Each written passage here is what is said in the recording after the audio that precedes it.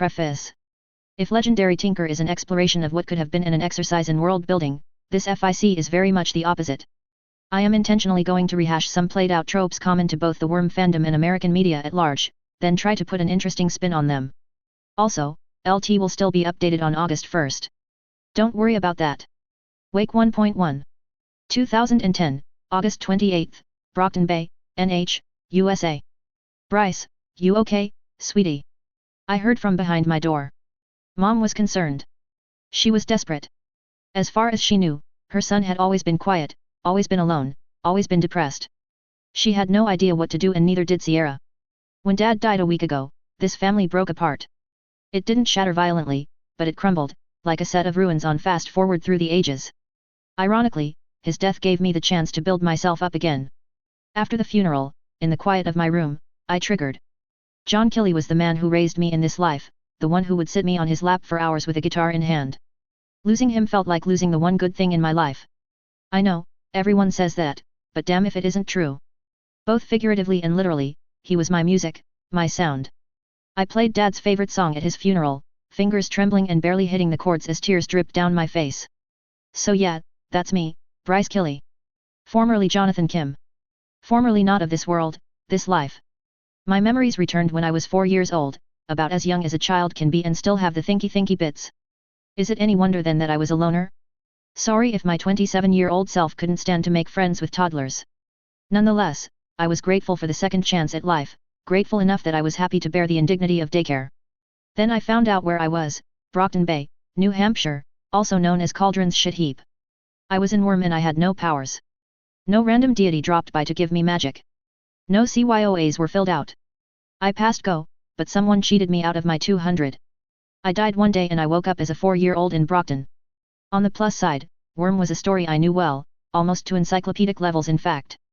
For whatever reason, though memories of my old life dulled like motion picture from an age before color, the memories of the stories I'd enjoyed remained fresh. Not just Worm, every story from the shittiest ice guy guilty pleasure to the autobiography of that one Al-Qaeda defector I'd read. Fascinating book, that. Still, I thought I could be forgiven if this threw me into the pits for most of my life. If that was my gift from the powers that be, I felt I got ripped off big time. I tried to enjoy my second lease on life, but there's only so much existential dread a man can put off before it all crashes down. Bryce. Mom called again. I realized I never answered her. Sorry, Mom, I replied. I'm okay. I'll be down for dinner in a bit. My dad died. I triggered, luckily in the privacy of my own room as I cried myself to sleep. I finally felt like I had power, a way to make myself relevant, a way to give myself a fighting chance. Ironic that it was built on the death of the man I admired most. How very wild, Bo, I muttered. Mom, Sierra, and I tried our best to have a normal conversation, a normal dinner. I recognized Sierra, of course. In less than a year, she would be one of Taylor's most loyal lieutenants. And me? I was the snot-nosed punk kid who threw himself in with the merchants following Leviathan. Looking at Mom's fragile smile and Sierra's determined eyes, I swore for the millionth time that I wouldn't be the Bryce I'd read about. Back in my room, I put on some music. Nothing too loud, just the quiet strumming of guitars Dad and I liked to have in the background while we worked. I turned on my PC and started to brainstorm. The power that I didn't get when I was 4? Yeah, I wasn't bitter anymore. I doubt the existential dread would ever completely leave me, not until Scion was dead and gone, but my power had the potential to rival any of the Triumvirate, or even Scion, given time. I was the tinker of fiction. I knew, somehow, that I could translate anything and everything from any work of fiction into Earthbet using what could vaguely be described as technomagic. I discovered my current specialization when I saw a spider in the bathtub and thought of all the different genetic modifications I could make to it. I thought of spiders with elemental attacks, psychic powers, poison that could drop a dozen bull elephants, and more. I thought of containment devices in the shape of size-changing spheres and compatible healing units designed to restore 6 of these creatures to perfect health at a time. I thought of bottled medicine, mass-produced, that could heal many injuries and poisons. I thought of Pokemon, aka cockfighting with friendship. I grinned. It seemed only fitting that my favorite franchise would be the one to kickstart my cape life. Typically, stories I'd read that involved a tinker of fiction had shifting specializations. It was a mechanic used by the author to both introduce fresh skill sets and ensure the main character didn't get too overpowered too quickly. Now, that mechanic was a major part of my life. 1 month. Like it or not, I would get exactly 4 weeks with each specialization before someone upstairs rolled the cosmic dice. After that, Anything I made could be maintained, I could even make more of whatever I'd already made, but nothing new could be accessed. It only took a cursory overview of the franchise for me to conclude that having Pokemon as my first fiction was a mixed blessing. One would think that a Pokemon specialization would make me the greatest biotinker ever. One would be wrong. I had access to the technology, not the creatures. If it couldn't in some way be achieved by human hands, it was by extension beyond mine. That meant I couldn't just take a goldfish from a pet store and tinker with it until it became a Gyarados, the quintessential city-busting sea serpent of Pokemon fame. Even if I could, I wasn't sure that I would have embraced my inner biotinker. I was in Brockton Bay, the home of Emily Piggott, the Ellisburg survivor with an irrational but completely understandable hatred of everything Frankenstein. The last thing I needed was to mark myself for a kill order the very day of my debut. If I ever dabbled in that branch of tinker tech, it'd be in slow, subtle steps. But that didn't mean I had no options. Even without biotinkering, the Pokemon universe had plenty to offer me. For one, there was at least one evolutionary line that was man-made. 2. I really wouldn't mind learning how to fix myself an extra rejuvenating lemonade or some super soda pop, because those were a thing. Warp pads, inertia amplifiers, barrier generators, perfect insulators, and robots were all bits of tech that regularly appeared throughout the series. But the biggest prize? I considered them to be the TMS, technical machines. The Pokemon universe had technology that could download vast quantities of information into a creature's brain, or whatever passed as one in some cases, with no consequences. And with the specialization came the auxiliary powers necessary to make the specialization work. I knew how to ignite aura in living creatures. I could foster psychic energy within myself given enough time. I could harness the bonds between Pokemon and trainer, literally the power of friendship, in the form of Z-crystals and megastones. Theoretically. Shit, I know what I want first, I muttered. Opening up my PC's notepad, I started to code. I worked long into the night. So absorbed was I that I didn't even notice when the sun started to peek over my window. It was rough. If I showed Dragon my work, she'd probably laugh herself silly. Still, I had a burgeoning AI, a Porygon. Kind of. I had a digital imprint, basically the equivalent of a cluster of embryonic stem cells that may one day become a fetus, that may one day become a baby, that may one day become a contributing member of society. It was a long way off from Porygon Z, the powerhouse Pokemon that could tangle with most dragons, but it was a start. Baby steps, Bryce, I told myself. I stretched and cracked every bone in my spine before shivering with satisfaction. My 14-year-old body wasn't used to all-nighters, but I couldn't deny the feeling of accomplishment welling up in my chest. 2010, August 29th, Brockton Bay, NH, USA. I left my nascent Porygon to steep in its embryonic code and joined my family for breakfast. We were pretty well off, all things considered. We weren't obscenely rich like the Anders, Christners, or Stansfields, but Dad was a dentist with his own private practice and Mom is a chiropractor. Thankfully, my parents were pretty frugal, so Sierra's college fund was paid for. Mom was the sort who couldn't just lie around the house, so she'd renewed her license and gone back to work the moment I showed I could handle myself. Even with Dad's passing, we weren't hurting for money. So honey, what are you planning to do today? Mom asked. Oh, you know, pack for school, go back to bed, I shrugged. What else do I do on Sunday? Sierra rolled her eyes like only a big sister could. She's telling you to get some sun, little brother. It couldn't hurt, dear. I chewed my beignet and bacon, a Killy Sunday tradition, and mulled it over. I don't mind going outside, I said slowly. I've been meaning to go buy a few things so the mall wouldn't be bad. What do you need? I don't know. I was just planning on wandering around. I guess. I just want a hobby. I'll drive you there, Sierra said softly. I'm going to visit a friend anyway. Thanks, sis. Do you need some money? It's fine, Mom. My allowance should be enough. It's not like I've been using it anyway. But still. I kept her from reaching for her purse. Mom, I said gently, I don't even know what kind of hobby I want to pick up yet. If I need something I can't get on my own, I promise I'll come to you. Okay, sweetie. She got up to put the dishes in the dishwasher and gave me a hug on the way. That feeling was uncomfortable. It was the embrace of a woman who had no idea how to cope with grief. She couldn't wrap her mind around being a single mother and so tried to show us, or me being the youngest, as much affection as she humanly could. You know, you probably could have gotten a few hundred out of Mom for your shopping spree, my sister said from the driver's seat of her 2006 Ford Focus. She'd gotten it last year from Dad for getting into college. I know, I sighed in frustration. I don't want her money like that though. She's sick, Sierra. She's trying to do anything possible to stop thinking about Dad, and spoiling me is just what's convenient. Her expression softened. You're perceptive, little bro. But I could say the same about you. I haven't seen you touch Dad's guitar since the funeral. I laughed derisively. You're not wrong. My sister and I'd made sure we had a better relationship than the canon Bryce had. No pointless displays of teenage angst for me, thanks. It's pathetic, but playing it hurts, you know. It's not pathetic, Bryce. It's human. Well, what's your coping strategy? Mom's become a doting mother hen. I'm using retail therapy. You. Friends. Booze, she smiled sheepishly. It was the smile of an older sister wishing her little brother wouldn't follow her example. Don't tell Mom. Sure, I said slyly. Save me a bottle. She snorted. Of course. I'll hold it 7 years until you're 21. You're not legal either. Maybe, but I'm the cool older sister and you still look like a tween, she said with a grin. I huffed, but it was true. Bryce Kiley was a short 5'2" and barely passed 100 pounds soaking wet. I was as Wildbow described, an Arcadia student with black hair and pasty white skin who could pass for anywhere between a leggy 10 and a midget 16. I'm not that short, I still said. You are, but it's okay. I still love you, my dorky, artsy baby brother. At least I don't wear dreads, I sniped. And what's wrong with dreads? You mean besides the cultural appropriation? Big words for a little man.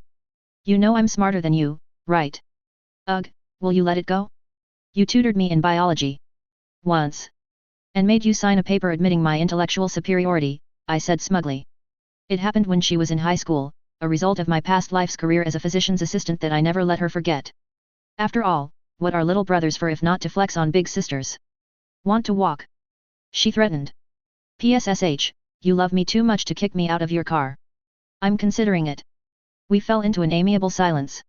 Hillside Mall was located just 3 blocks from the Forsberg Gallery, where practically every kid in the city went on a field trip at least once. The mall itself was a 3-story complex shaped vaguely like a lopsided donut with an open-air plaza in the center that doubled as the food court seating area. Beyond that, I wasn't sure what to say about it. It didn't look trashy. The mall was on the good side of town and it showed. That the Wards regularly held PR events here certainly didn't hurt either. I waved to my sister goodbye and started to walk around the stores. Despite what I told my mom and sister, I'd thought carefully about what I wanted to buy last night. Whatever I picked up would have to be something a teenage boy could reasonably take an interest in. Even better, it had to be something Bryce Kiley could feasibly take an interest in.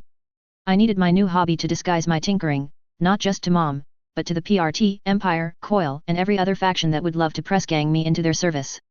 Ideally, this hobby would require a lot of technical equipment that I could use to fuel my tinkering without resorting to erratic shopping sprees, a theme to justify my habits. I made my way to the music store, keys and notes. I wasn't lying to Sierra, I really didn't want to touch the guitar much anymore, but I realized over my wool gathering last night that musical recording and production gear had a lot of things I wanted as a tinker. A trademark in the series was depicted as a CD, but it wasn't just an aesthetic similarity. When I thought about it, the existence of TMS implied a lot, such as the technology needed to scan a move and upload its data into compact storage. Somewhere out there in Silphco was a machine that could digitize the memories of Pokemon and upload them for future download, a bit like an MP3 file one might say. Hey, mister, I called to the cashier. Do you guys sell blank CDs and recording equipment? The cashier was a chubby man with a friendly smile and a 5 o'clock shadow that made him look older than he was. He wore a shirt with some Earthbet Band's logo that I didn't recognize and a pair of cargo pants with too many pockets. Yeah, little man. You want to be a DJ? Not really a DJ, I said.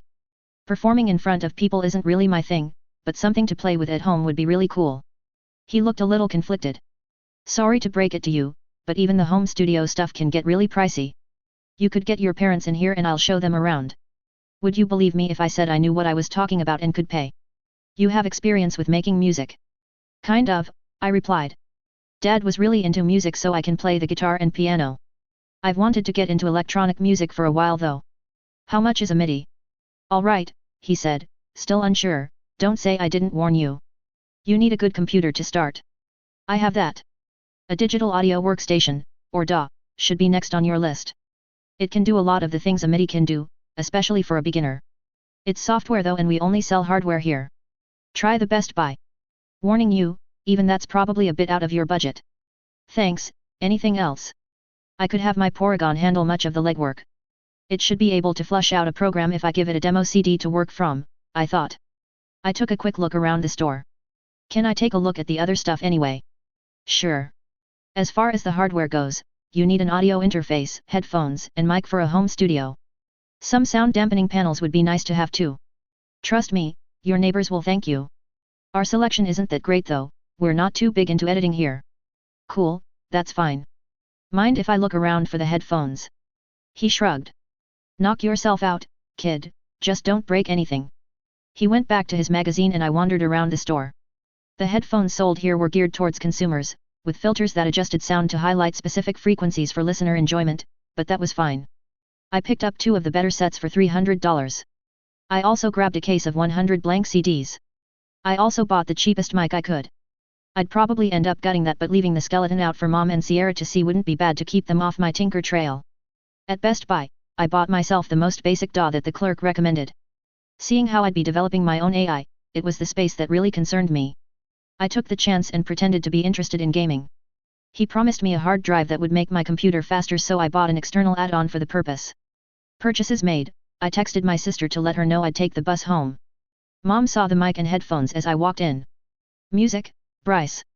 I scratched the back of my head, a nervous tic from my old life that carried over. Yeah, I guess it's something to remember Dad by. Can't really let it go, you know? And I always wanted to dabble in electric, so. Oh, honey. She hugged me. I made no comment of the wet spot on my shoulder. He'd be proud of you. I hope so, Mom. I hope so. I spent the rest of my Sunday tinkering in my room. Mom wasn't an absentee parent like Daniel A. Bear. She'd notice if appliances suddenly disappeared around the house, so I made sure to nick only what was absolutely necessary. Grandpa's old toolkit found its way into my room. Dad's tweezers, used for teeth but just as good for precise manipulation, disappeared into my drawer. From the garage, I dug out Dad's old electric bass and amp. He dropped the rock and roll shtick in favor of acoustic as he grew older, but he apparently had a wild side when he was younger. I moved my Porygon to the external hard drive, then downloaded my new DAW onto my computer. I then tinkered until it had been converted to a trademark interface, an all-in-one system that would help me modify the specifics of any trademark for use by any applicable Pokemon. Or in this case, a human. After all, humans could use aura, even firing off aura spheres in some rare cases. There was absolutely no reason a trademark couldn't be configured for the human brain. After that, first set of headphones had taken most of my attention. They became a downloader designed to input the data from a trademark directly into a target's brain. There were some limitations I ran into. To start, it was one thing to say humans had the potential to use Pokemon moves, and a whole different matter to actually make DMS for humans. My bullshit power let me get around that, but the download time would be a full 8 hours per move, and my mastery of those moves would be limited until I had a firm foundation in aura manipulation comparable to a Pokemon's. I wouldn't be using Hydro Pump to fly like Ash's Squirtle could, the memories would be more rigid, like selecting a menu in a video game instead of any creative control. That left the obvious question, where were the TMS? I had the setup needed to download them into my brain, but I had nothing to download. The answer was my Porygon. I didn't just code the little guy into existence because I liked blocky ducks. Yes, it would become a wonderful digital assistant, but it was more than that. Porygon as a species had an extremely large move pool. Competitive players often said in my world that the Porygon line suffered from the 4-move syndrome, the trouble of having too many possibilities and only 4 slots. It could learn almost anything, and, because it was a digital existence, internet exposure was as valid a form of experience as direct physical tutelage. Once my Porygon learned viable Pokemon moves, I could turn those into TMS for my own use. It wasn't just a digital assistant, it was my ticket to a customizable library of powers. I suppressed my urge to cackle. It wouldn't do to worry Mom.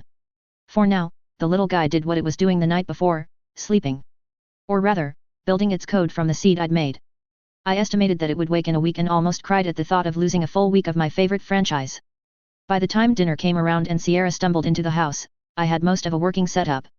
You want to be a DJ, Bryce? Sierra asked over a mouthful of meatloaf. Chew, dear, Mom chided. Sorry, she swallowed. So, DJ. I shrugged helplessly. No, I just want to edit some music on my own. Play around with it, you know. Sweet, just don't be one of those weirdos that try to sell their mixtape to all their friends. Wouldn't dream of it, I said dryly. Mom watched us bicker with a warm smile. Are you ready for school tomorrow, dear? Yeah, Mom. I'm packed. Did your summer reading? 2 months ago. Know where you need to go? No, but that's what orientation is for. Where is orientation? Mom, I sighed, I'm going to be okay. I know, sweetie, but I'm still worried. You're in high school now. Mom, he'll be fine. I turned out great, didn't I? Sierra chirped. For a certain definition of great, I snarked. She stuck her tongue out at me. Real mature, sis. Children, my mom said sternly, but we could both see the corner of her mouth twitch upwards. Hey, first chapter of a new segment. I'm not sure how I feel about this one. Some of you may remember me bitching about why Tinker of Fiction style FICs tend to struggle. Well, I'm going to give it a go myself. Also, did you know goldfish are carps? Magicarps could be made from a goldfish, if I wanted to go the unrestricted biotinker route. But no, I have no intention of breaking my story that quickly. Thank you for reading. To reach a wider audience, and because I enjoy a more forum-like setup to facilitate discussion, I like to cross-post to a wide variety of websites. You can find them all on my Linktree, https://linktree.ee/fabled.webs. Wake 1.2. 2010, August 30th, Brockton Bay, NH, USA. Arcadia was honestly better than my old high school by miles. From the air, it looked like a sideways H, with two large buildings making up the north and south halls and a shorter building connecting the two. The halls were 4 stories tall, with the cafeteria and gym in the south and the auditorium in the north. The central building was dedicated to administration. The school's 2 quads were manicured with neatly cut grass and trees that had just begun to change color for the approaching autumn.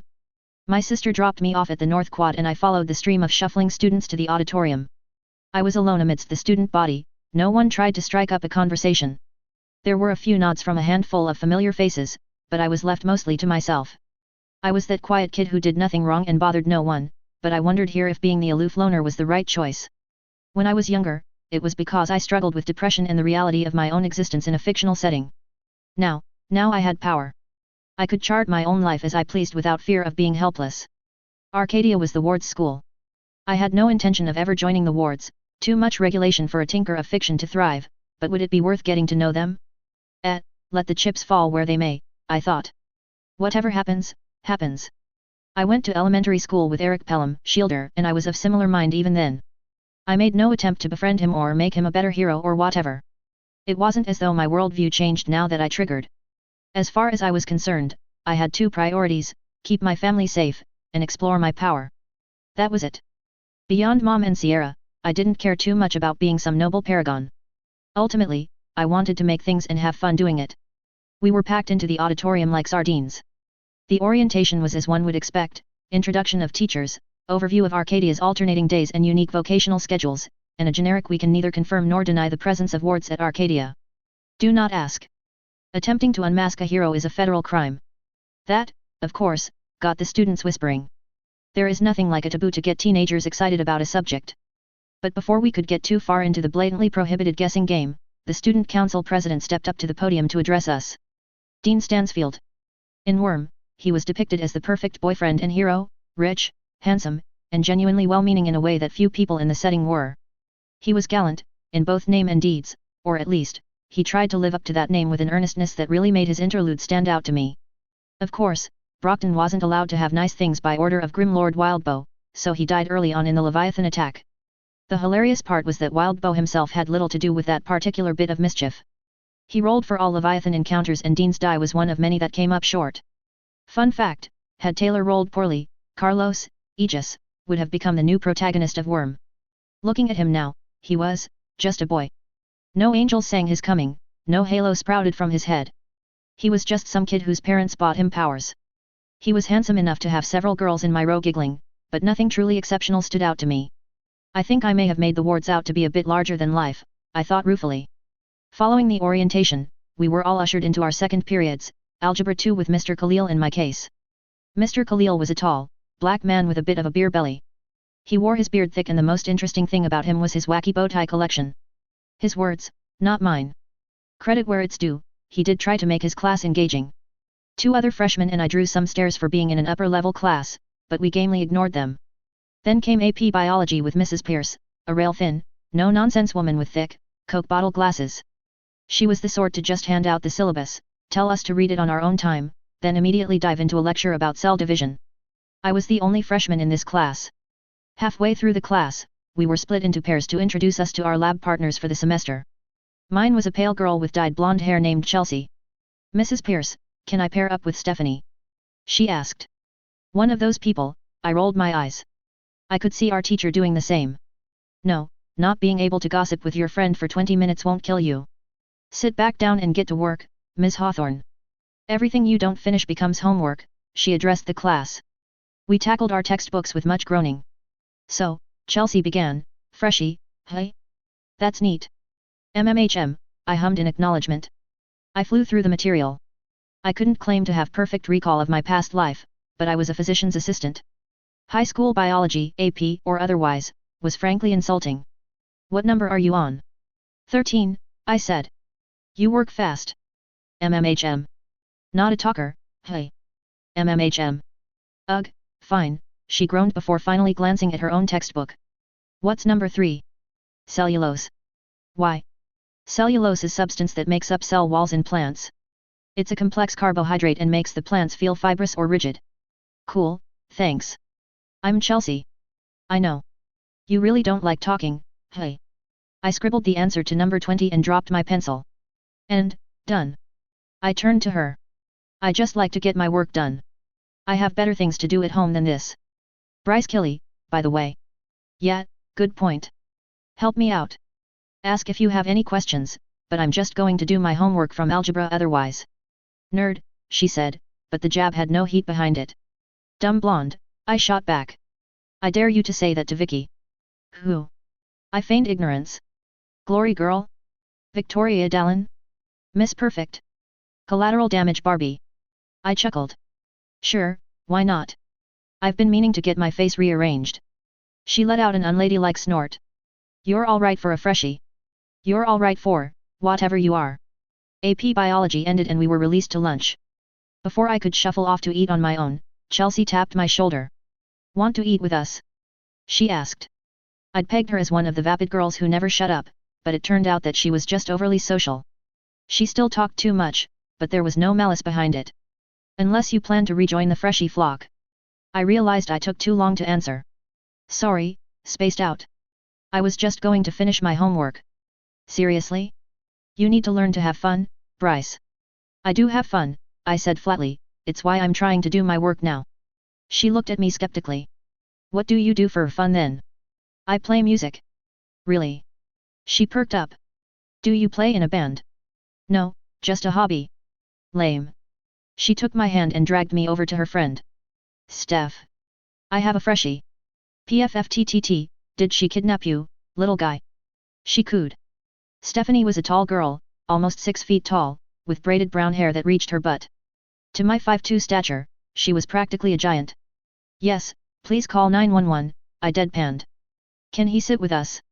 Sure, Chelsea, I don't care. You sure he doesn't have any of his own friends to sit with though? He doesn't. He was going to spend lunch doing homework, she gasped as though that was the most heinous thing she'd ever heard. Is she always like this? The three of us started walking to the cafeteria in the South Hall. Yup, Chelsea's a bit of a social butterfly, Stephanie said with an apologetic smile. She thinks that if you don't have friends, you're automatically unhappy. Sorry if the super extrovert is a bit pushy. It's fine. I can tell she means well. Instead of long tables arranged into rows, the cafeteria was dotted with circular tables that could seat a maximum of 8 with the serving station on one side. Students were also free to eat out in the quad. We took a seat near the center and were soon joined by several more people. One, a sinuously fit redhead boy, called, "Hey, Steph, Chels, who's the squirt?" "Hey, Dennis," the girls greeted back. Stephanie waved towards me. "Chelsea's new project." "Bryce, nice to meet you, Dennis," I said. "Let me guess, Hurricane Chelsea swept you into this group, right?" Came a deeper voice. A tan, Hispanic boy placed his tray down next to mine. "Carlos, by the way." "I resent that," Chelsea protested. "I'm a fresh breeze to brighten your day, thank you very much." She's really peppy," I said diplomatically. "She found me in AP Bio and dragged me over." Don't mind it. Believe it or not, Chelsea is how a lot of us met. Dennis and I met in an after-school program, but Chelsea dragged Dennis here because she thought he was funny. "Yeah, and this meaty lug just decided to follow yours truly," the redhead chimed in. "Good to know she's not just kidnapping random freshmen." I gave Dennis and Carlos a once-over. Even over their clothes, it was plainly obvious that the two were very fit. What are the odds that these are Clock Blocker and Aegis? I had my answer when Dean Stansfield, the student council president I recognized from orientation, took a seat with his girlfriend. A mousy, brunette shuffled in next to Victoria Dallin. "Stop being mean to Chelsea," New Wave's golden girl said. "There's nothing wrong with making new friends." "Right." She addressed me directly. I'm ashamed to say my breath hitched in my throat when her eyes met mine. There was something about her that captivated me. Her eyes seemed bluer, her hair looked like spun sunlight. Her voice was music to my ears. Beside me, Carlos coughed lightly and jabbed a finger into my side. "Eve. Sorry, you're really pretty," I finished lamely. I could feel my face turn red. I thought being mentally in my 40s would help keep me grounded, it did not. It wasn't just that she was the hottest girl I'd ever met, she inspired awe in ways I didn't know was possible. "Vicky, Aura," Dean said chidingly. There was some disapproval directed towards me, as expected of a guy who just caught someone else eyeing his girlfriend, but it was drowned out by exasperation. He'd been through this song and dance so frequently that it was more of a routine annoyance than something to be truly upset about. "Oh, sorry," she apologized. And suddenly, she was much more human, still pretty, but not so breathtaking that I couldn't look away from her. She seemed sincere, though I could tell that a part of her appreciated the attention. I forget that it's really hard to resist if you've never felt my aura before. No, that's all right. I just didn't expect it to be that strong. Out of the corner of my eye, I spotted Amy giving me the stink eye. Welp, talk about starting off with a negative reputation. You knew about her aura? Chelsea asked. I thought about how to respond. Yeah, kind of. I'm a bit of a cape geek. Favorite hero? Dennis asked. Around the table, I could see Dennis, Carlos, Dean, and Victoria perk up. Amy, perhaps expectedly, didn't seem to give a damn. Somewhere along the way, she'd pulled out a book to read and started to tune out the conversation. Dragon or Panacea, I replied easily. Ooh. Hear that, Ames? Vicky nudged her sister. You've got a fan. Joy.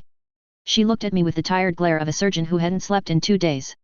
It was the glare that said, if that coffee isn't for me, fuck off before I castrate you with a scalpel. I'd seen it plenty during my pa days. You need something fixed? Nope, I popped the pea. I'm in good health, thanks. And before you ask, so is my family. I briefly thought of Dad but didn't let it get me down. I mean it, you really are my favorite hero. I'm not saying that just to get you to look at something for me. Why? Stephanie asked. She quailed at Vicky's disapproval. Not that Amy's not amazing, but most people go with Legend or one of the other triumvirate.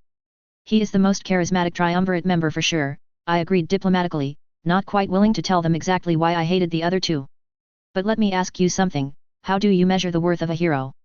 You can't, Carlos said as he chewed through a bite of his lunch. There isn't an easy metric you can use to compare heroes, so it's all subjective.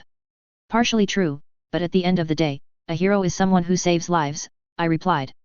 You can couch heroics in whatever flavor you want, but that's what it comes down to. And Amy's hands down the best at it. And Dragon? She's just plain cool. See? He gets it. Vicky offered me a fist bump. Anyone who can recognize Amy's awesomeness deserves to be here. You're all right, new guy. Joy, I said flatly. I poked my microwaved burrito with a fork. It bled a clear, gel-like liquid. Is this supposed to leak so much? It wouldn't if you stopped poking holes in it, Stephanie pointed out. For the record, the pizza and chicken sandwiches are pretty good if you're buying in the school. I still recommend you bring your own though. Noted, thanks. I munched my mediocre burrito. The cheese had melted and mixed with the gooey beans, leaving a sloppy mess barely held together by soggy tortillas. If nothing else, this presented an opportunity to try some Pokemon World cooking. Maybe Brock's infamous donuts. What about you guys? Any heroes you follow? The wards, obviously, Stephanie said, almost squealing. Around me, the 3 actual wards at our table looked distinctly uncomfortable. Like, Aegis is so hot. Have you seen those ABS? I'm straight, but I can see the appeal. Are you sure he's not just strong because of his powers though? He could be wearing a padded costume, I teased. No, he's actually got redundant biology. Surprisingly, it was Amy who spoke. She placed her book to the side and took a sip of chocolate milk. His power lets him be strong, breathe through his skin, or whatever else. Hey, that's pretty cool, but are you supposed to tell us that? She shrugged. It's not a secret. Aegis isn't a brute because he has a force field like Vicky. He's a brute because he's got better muscles than a human should be able to develop. See? Stephanie said. Muscles. She's had a crush on him since he first debuted, Chelsea chimed in. And on velocity. Like seriously, does that guy's costume really need to be that tight? Next to me, I could feel Carlos squirm in his seat. I decided to take the mickey out of the guy. Like him. I poked his impressive biceps. Carlos is pretty buff too. Pretty sure he's the buffest high schooler I've ever seen actually. Nah, no way, Stephanie denied with a snort. Aegis is more toned. I think he's a bit taller, too. You really like the guy, hey? What's not to like? He's buff, strong, a great leader, and has that awesome husky growl in his voice, the brunette swooned. Ugh, leave us out of your fantasizing, Amy grumbled. I couldn't suppress a grin. If the look Dennis was shooting Carlos' way said anything, the wards wouldn't stop giving him shit for this anytime soon. Dean expertly steered the conversation back to more mundane topics after that. That night, I started to build an upgrade, the item that would turn my Porygon into a Porygon 2. It was a complicated bit of code, as expected of something designed to fundamentally change and improve every aspect of an AI, and would take me several days to develop. On the plus side, it confirmed something vital to me: my Porygon, or anything else I made, couldn't be hacked. At least, not by any casuals. I was coding using KSB, Canton Standard Binary. Besides the obvious of it being a form of binary, it had absolutely nothing in common with EarthBet's programming languages like JavaScript or C#. My computer spoke Swahili and everyone else spoke Italian. I knew intellectually that my ability to program new software was head and shoulders beyond anything a normal human could hope to replicate. My progress was comparable to the likes of Bill, who developed the Pokémon storage system. Even so, my progress felt exceedingly slow to my impatient self. 2010, September 3, Brockton Bay, NH, USA. By the end of the week, I'd fully joined their circle of friends. I said at the start that I'd let events happen as they may, but I certainly didn't expect to be dragged into contact with the wards so soon. Surprisingly, Chris had his own circle of friends. He and Dennis seemed friendly with each other, but Chris ate with a different group. If they were besties as wards, they didn't let it show in their civilian personas. Not that either of them cared about cliques, but their interests just differed too much. When I wasn't busy with school or the upgrade, I compiled a collection of videos of capes using their powers and arranged them by the type of move I'd like my Porygon to develop through watching them. Bastion, Lady Photon, Shielder, Narwhal, and the like went into a small folder for Protect. Manpower and a cape named Static in San Diego went into a folder for Thunder Wave. Over the past 5 days, my archive had grown to include close to 200 videos. Legend, with his seemingly unending arsenal of bullshit lasers, was a frequent contributor. I finished my Porygon's upgrade and set it aside in a separate USB drive. From what my power was telling me, all Pokémon developed at an exponential rate during their infancy. It was why many Pokémon that evolved using evolution stones did not learn any more moves naturally and had to rely on TMS or arduous training regimens. Porygon were a bit different. Being made of code, they could be edited as necessary, but that didn't mean that a Porygon 2's growth rate was the same as a standard Porygon's. Like hardened clay, a Porygon 2 would have a harder time learning new moves or integrating new information into its programming. In exchange, it would become incredibly durable, both physically and in cyberspace. I couldn't wait to troll Lung by tossing a Protect spamming, Recover abusing, near indestructible balloon duck at him. After finishing my upgrade, I immediately got to work on my own version of the Pokémon storage system. Not that I needed it for Pokémon. In the games, if you looked into the PC in your room, you could find a potion. In other words, just as Pokeballs could be digitally transferred from a Pokémon Center to Professor Oak's lab by Ash, the potion could be digitized into a packet of data for later retrieval. It obviously needed a standing system and not a simple laptop, but a way to digitally store matter sounded phenomenal. Finally, I also looked into what it'd take to make an Eviolite. In the series, it was an item that greatly amplified a Pokémon's defenses so long as that Pokémon had yet to fully evolve. Seeing how I intended for my Porygon to be my mobile barricade, it was the perfect item. Even better, tinkering with a fist-sized ball of purple quartz would draw far less attention than tinkering with a living being. I went online and ordered myself a ball of polished, purple agate, a type of quartz, for only $12. If anyone asked, it was for a friend's birthday. Once I couldn't stand to look at a computer screen for a moment longer, I pulled out a sketchpad and started to draw blueprints of what might one day become a Pokénav.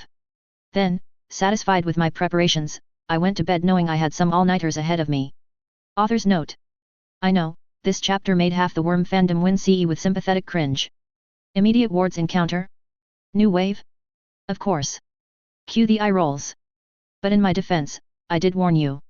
This FIC won't be nearly as serious as LT, and the goal isn't necessarily to write a good story from a mechanics or narrative point of view as it is to write a fun story. I've decided that Bryce isn't allowed to stay impartial. The almighty hand of destiny, author, will drag his ass into the plot one way or another. Also, the donut comment is a dig at 4KIDS. They had this hilarious episode where Brock pulls out snacks during their journey and they're clearly onigiri rice balls, but 4KIDS, in their infinite wisdom, decided to translate them as donuts because I guess they're more relatable to children or something. Binging with Babish even did an episode on them. My headcanon in Pokemon is that everything works with aura. Humans call it different things, psychics specifically, but at the end of the day, every Pokemon uses aura to perform their moves. Humans have aura too, as seen by Sir Aaron, Ash, Riley, Red, Yellow, Sapphire, etc. Sometimes, what I'm broadly calling aura manifests as more than empathic powers though. Sabrina was able to turn people into dolls. There was a girl who made a magic potion that switched Ash and Pikachu's consciousness. The trademark interface edits EarthBet's definition of human to be in line with the Pokemon worlds, giving the user the potential to use aura. The downloader then makes it possible for some moves to be usable by humans. It's all just bullshit headcanon, but one based off the lore from games, anime, and manga. I'm sticking to it. Thank you for reading. To reach a wider audience, and because I enjoy a more forum-like setup to facilitate discussion, I like to cross-post to a wide variety of websites.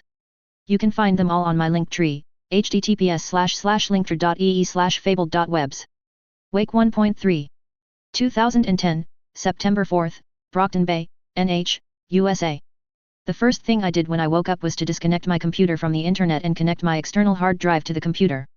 My hard drive linked to my PC with the sound of whirling fans. Then, out of the corner of the screen, came a pastel blue and red duck. It waddled on awkward, trapezoidal limbs as it explored the screen. I put on my modified headphones and connected the miniature mic. "Hello," I spoke softly.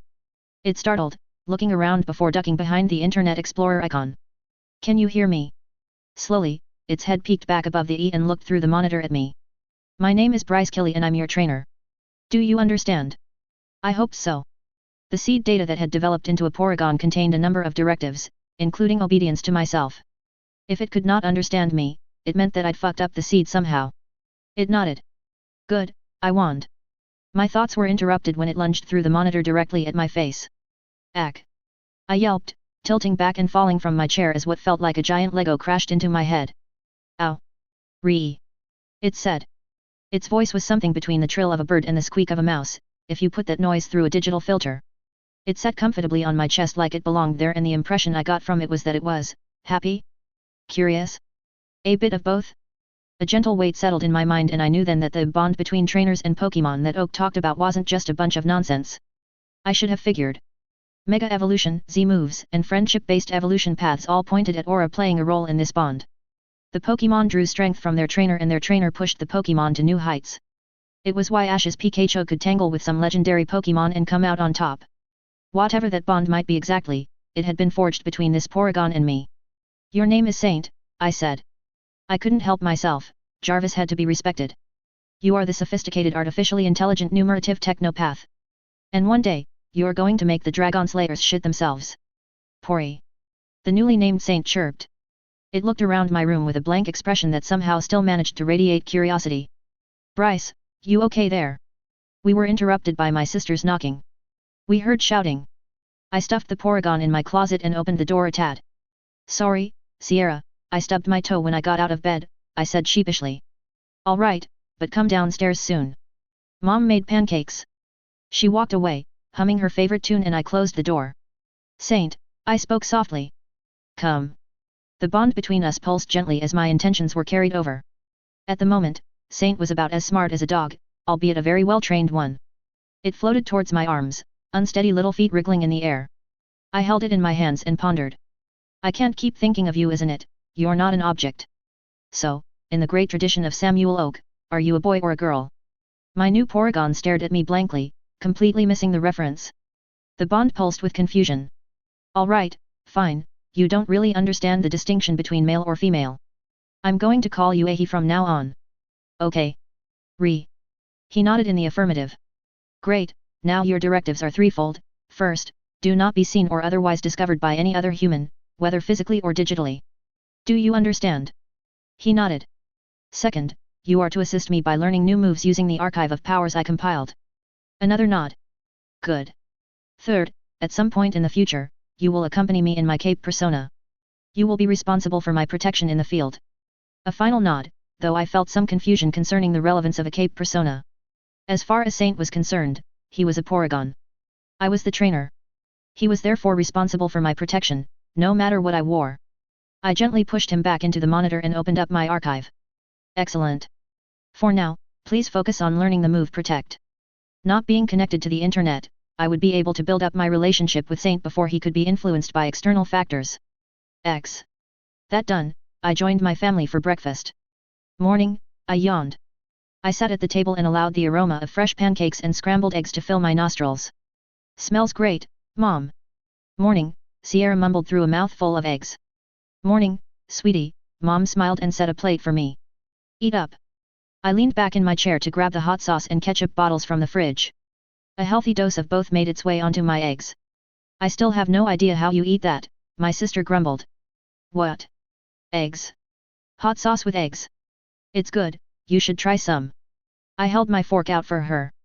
Nope, that's weird. Eggs should be eaten with just salt and pepper, maybe some cheese. Ketchup is forgivable. Hot sauce is not. Lies. You lack my refined taste buds. Right, refined. That's what you call it. Hot sauce on eggs, pineapples on pizza, ranch dressing on hot dogs, teriyaki sauce on burgers. I took a sip of orange juice. They're all delicious, way better than your bland palate. Children, Mom chided. I'm 20, Mom, Sierra huffed. Then act like it. Must you two bicker every meal? Our eyes met. Yes, we replied in unison. What am I going to do with you two? It's how we bond, I said. Yeah, this is how we show affection, my sister added. Well, you can also bond over chores. Sierra, do the dishes. Bryce, take out the trash. How is that bonding? I protested. We're not even in the same room together. You can bond over your shared misery, she said smugly. After breakfast, I checked up on Saint's progress. According to the data, he'd gotten the basic gist of putting up a barrier in front of him, but simulations indicated that it wouldn't even stop a punch. Saint, I spoke into the mic, how long do you think it'll take for you to learn Protect? A small window popped up on my monitor. It was a standard Windows loading screen, with green dots filling a white, horizontal bar. A miniature Porygon waddled across the green dots. It was less than a fifth of the way full. That long, hey? Thank you for your hard work, pal. I changed into a pair of basketball shorts and walked back downstairs. Going somewhere, sweetheart? Yeah, Mom, I was going to take out the trash then go running. Bryce, are you okay? She asked. Why would me going running mean I'm not okay? Because it's you doing the running, Sierra chimed in. You don't exercise, Bryce. You're a skinny beanpole. Ooh, doing wonders for my self-esteem, sis. Sierra. What, Mom? It's true. You were thinking it too. Well, I decided that I'm going to exercise from now on, I said. New school, new me. And I need to get fit quickly if I want to be able to protect myself, I added mentally. Alright, take care of yourself, Bryce. Will do, Mom. Carry your phone. I have it, I held it out for her benefit. Relax, I'm going to jog to the boardwalk and back, maybe circle my school or something. Have fun, baby bro, my sister waved. The jog to the boardwalk was fine. I was breathing heavily, but the distance wasn't so large that I felt overwhelmed. I was walking along the shoreline to cool off when I heard a loud bang coming from the very end of the boardwalk. The noise came from a gas station that doubled as a general store and tourist trap. They sold coffee for the rents and Protectorate action figures for the kids. One of the propane tanks set aside for the summer grilling season had exploded into shrapnel, rupturing a gas pump and starting an oil fire that was quickly spreading. People screamed as do-gooders and boardwalk enforcers unfortunate enough to be on the dawn shift rushed to the scene. I froze, stuck between the fleeing crowds and my own fear. Brockton Bay wasn't safe. I knew that, everyone did, but my parents had sheltered me from the worst of it. All I'd ever experienced of the dangers of this city was taken from the news. It was always someone else's problem, someone else's tragedy. So when a gas station blew up less than a block away from me, my idiot hindbrain chose neither fight nor flight. It chose deer meets train. Then, a slim figure in gold and red tights jumped out of the smoke. They wore a mask that looked like the muse of comedy in that Greek tragedy-comedy pairing that everyone used to represent theatre as a whole. A matching jester's hat, split with twin tails capped with jangling bells, completed the image. They did a full somersault and landed with their hands in the air in a perfect Y pose. Someone swore like a sailor and several more bangs were heard, this time of gunfire. Before I could even flinch back from the noise, the cape swung their arms out in a short, crisp arc. A large sledgehammer decorated with bells and streamers materialized out of thin air halfway through the swing, just in time for optimal momentum, and deflected the bullets. Holy shit, discount Harley Quinn blocked bullets with a hammer, I thought, mouth agape. Can they see the bullets somehow? Are they reacting to the noise faster than a bullet can travel? Or do they have some kind of danger sense? My mind ran a mile a second, but it wasn't until an enforcer roughly pulled me away that I thought to step out of the line of fire. Thanks, I mumbled to the burly man. He grunted something incoherent before snapping open a walkie-talkie. Circus sighted. Shopkeeper just ran out with a gun. EDA on Protectorate. Militia inbound. 2 minutes, came the response through muffling static. The enforcer turned to me and gave me a firm shove away. Get somewhere safe, kid, he insisted. Why yeah, thanks again, I stammered out before I started a light jog down an alley. A street away, I saw Miss Militia's telltale motorcycle zoom past. Less than a minute later, Circus jumped between rooftops, sank into another alley across the street from me, and summoned a gymnast's ribbon from somewhere that they used to tangle onto a fire escape to divert her course. In seconds, they were gone. As I jogged away from the circus heist, I couldn't suppress the feeling of inadequacy. Was I strange? I'd always known just how dangerous Earthbed could be. Was I strange for freezing up like that? Did personal experience make such a big difference? Fear was irrational and though Circus was nowhere near me, though they were a minor villain barely worth mentioning, the gas explosion paralyzed me like a deer caught in the headlights. Instead of acting, I stood there wondering about the mechanics of their powers like I was Izuka fucking Midoriya. Worse, I fucking knew their powers. Pocket space. Minor pyrokinetic. Enhanced agility and balance. Now that I was away from danger, the list of their powers sprang to mind as though I had the wiki entry in front of me. But in that moment, I froze, mind as well as body. I was always more of a thinker than a doer and it seemed that a new life hadn't changed that in the slightest. I need to be stronger, I thought. I'd told myself those exact words dozens, hundreds, of times, but they'd lacked substance until now. They'd lacked a means until now. Honestly, I was ashamed of myself. I felt like a coward. Freezing might have been the normal response, but I couldn't be normal. Normal got capes killed. X. When I got home, I opened my phone and logged on to FO. Surprisingly, Circus was on the site defending themselves. According to them, they'd robbed the gas station when the owner picked up a hunting rifle from behind the counter. They deflected a bullet, only for it to nail one of the propane tanks that the owner had yet to put away. Things only escalated from there. Admittedly, Circus wasn't typically this destructive in their heists, but that didn't make them any less of a criminal, something the keyboard warriors on FO were more than happy to point out. I checked up on Saint's progress, Protect was 26% mastered. Watching Circus pull a giant mallet out of their ass did remind me of one thing that Pokemon had, expanded bags. I wouldn't get a pocket space like they had, but I could mimic a bag of holding. And as a tinker, what I could carry into battle was what I had to fight with. Seeing how I wouldn't be able to take my digital storage system into battle, this was the next best alternative. Before I knew it, I sank into a tinker fugue. I woke up from my trance 3 hours later with my school bag transformed into a discount bag of holding. The vacuum cleaner in my closet was also suspiciously dismantled. The expanded bag looked like my old school bag, a generic navy blue with a tan, faux leather bottom, but with a carrying capacity of 600 pounds, this bag was far from ordinary. Guess I'll be using my old bag from now on, I thought ruefully. If and when I chose to go out as a cape, I couldn't carry the same expanded bag as I was using at school. I dug in my closet to find what I was looking for, a limited-time Protectorate backpack styled after Legend, rainbows and all, that I used up to middle school until I decided that it looked a little too childish. After a light Caprese sandwich for lunch, I worked on the digital storage system for a while. Even allowing my power to assist me with a fugue, there was a mountain's worth of code to write. I eventually realized that the fastest way for me to make it would be to make the framework, a skeleton, and let Saint build the meat of the system. After all, no matter how superhumanly fast I wasn't an AI. A few hours of coding later, I sat on my favorite beanbag chair, Dad's guitar in hand and strumming the afternoon away. My mind was drowning in ideas, but the simple truth was that I was running low on materials.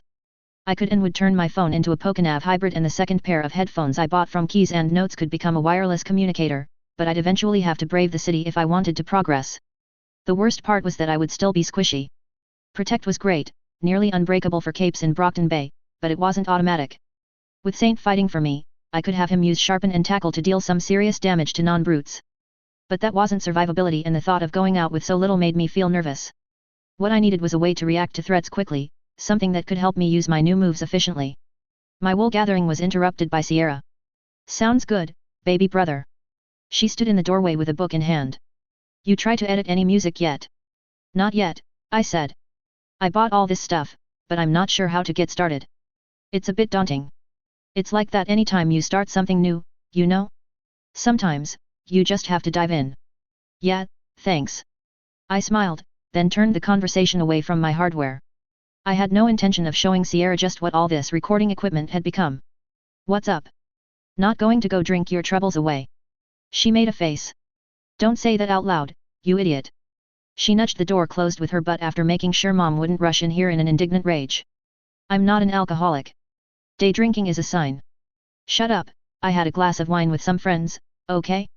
Besides, I wasn't the only one drinking to forget. I put my guitar back in its stand and leaned into the cushy chair. Do tell. A friend of mine just has a pushy admirer is all. She flopped down onto my bed with an aggravated groan. We often did this, come into each other's room to vent. Isn't Brockton College a big place? She can just avoid him, right? Not that simple, baby bro. The creep's her lab assistant. A lab assistant's the person from a higher year who helps a professor, right? I asked for the sake of having her fill me in. Right. She literally can't get away from him unless she drops her major. I winced in sympathy. Campus security? Or maybe the professor. The professor's distant and it's her word against his. Why can't men just fuck off? I rolled my eyes. You don't mean that. You've been trying to get a date for 6 months now. A pillow collided with my face. Shut up. Why can't this man fuck off? She's going to have to be the one to shut him down, I advised. If you try to interject yourself, he's going to tell you to mind your own business. That's the problem. She flipped over, arms flailing in frustration. I want to help her, but she's too nice to tell him to go fuck himself. That's rough. Yeah. I don't know what to do. Coach her through it, I said gently. Maybe be there with her when she confronts him. I'll try, she sighed. Let's talk about something else. How's high school, bro? You got a crush already? I don't, I said flatly, ignoring the blush creeping over my face. You're blushing. Yes, because I'm a teenager with hormones. Nope, she sang, it's not just that. You know what I think? I think you want to impress a girl. Why else would you start running? Because I want to survive being a cape, I thought sardonically. Instead, I said, because I want to not look like a scrawny stick anymore? Really, I don't have a crush. Or friends. What about those kids I saw you say hi to when I dropped you off? The buff, Latino boy and that cute girl with dyed blonde hair. I eat lunch with them, that's all. The buff boy's Puerto Rican and his name is Carlos. The blonde is Chelsea and she's the type of social butterfly that drags everyone into her pace. Oh ho ho, so that's the girl that's gotten our dear Bryce out of his shell, she said with a mischievous grin. She's cute. She's an annoyance that I could do without. Then why do you eat with her? Because having a way to keep tabs on the wards is invaluable, I thought. Because she'll hound me incessantly and drag me back to their table if I don't. Sounds like she likes you. Sounds like she's a pain. Bryce, Sierra reached over to plant a hand on my shoulder, you know you can count on Big Sis for any advice about girls, right? I made a gagging noise. No thanks, I have porn for that. It was her turn to gag. I didn't need to hear that. You also don't need to be in my room, I pointed out. She got up with a huff. You know what? Fine. I, your lovely big sister, dropped in to spend time with her darling baby bro and this is how you treat me. You came here to vent, the same as we always do. Well, consider me vented. She stormed off but I could spy a hint of a smile on her face. Author's note. Short chapter, but very relevant. Saint is Liv. I originally planned to have him start learning every move available, but that seemed OP, too far too fast, so I settled on what I would prioritize in this scenario, protect. Survival trumps everything else.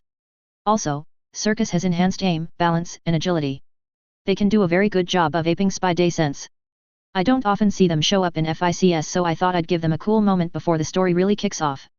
Sierra's personality is a mix of canon and a friend who was the mom friend in my group back in high school. Wake 1.4. 2010, September 4th, Brockton Bay, NH, USA. That night, I was happy to find that Saint had finished learning Protect. Along with Tackle, Conversion, and Sharpen, that gave him 4 moves to rely on. But just because I could theoretically learn new moves didn't mean I could learn all of them. Of Saint's current arsenal, I could learn Protect and Tackle, not that there was much point in learning the latter. Sharpen required an incredibly rugged body, like that of a Porygon, Onyx, or Cryogonal. Conversion required a body that could adapt to different energy types at will by literally rewriting its own code, or DNA for organics like me. There was a reason that the only similar examples were found among Ditto and the Stereo line. Hey, buddy, thanks for all your hard work, I said softly. Saint responded with a quiet trilling noise. Come on out. I've got a treat for you. After dinner, I'd raided the kitchen pantry for different snacks. Porygon were creatures made up of data, but they were also creatures of physical matter and aura. This left them in the curious position where they could survive without food, subsisting entirely off junk data packets in cyberspace, but could also consume regular food if they so desired. Saint appeared through the screen with a ripple and I set an array of chocolate chip cookies, potato chips, nuts, and dried fruits on a plate before him. Go on, I encouraged. This is what humans eat as a snack. Try each of them and tell me what you like. Pori, he trilled. He nudged my hand and I found myself scratching his blocky head. I wasn't sure if and how he could derive pleasure from head pats. He wasn't a dog after all, but if he liked it, then I'd happily oblige. One by one, he took the samples into his mouth, a hole that appeared from his blue beak and seemingly led nowhere. He spat out the dried cherries, but seemed to enjoy the caramel-crusted almonds most.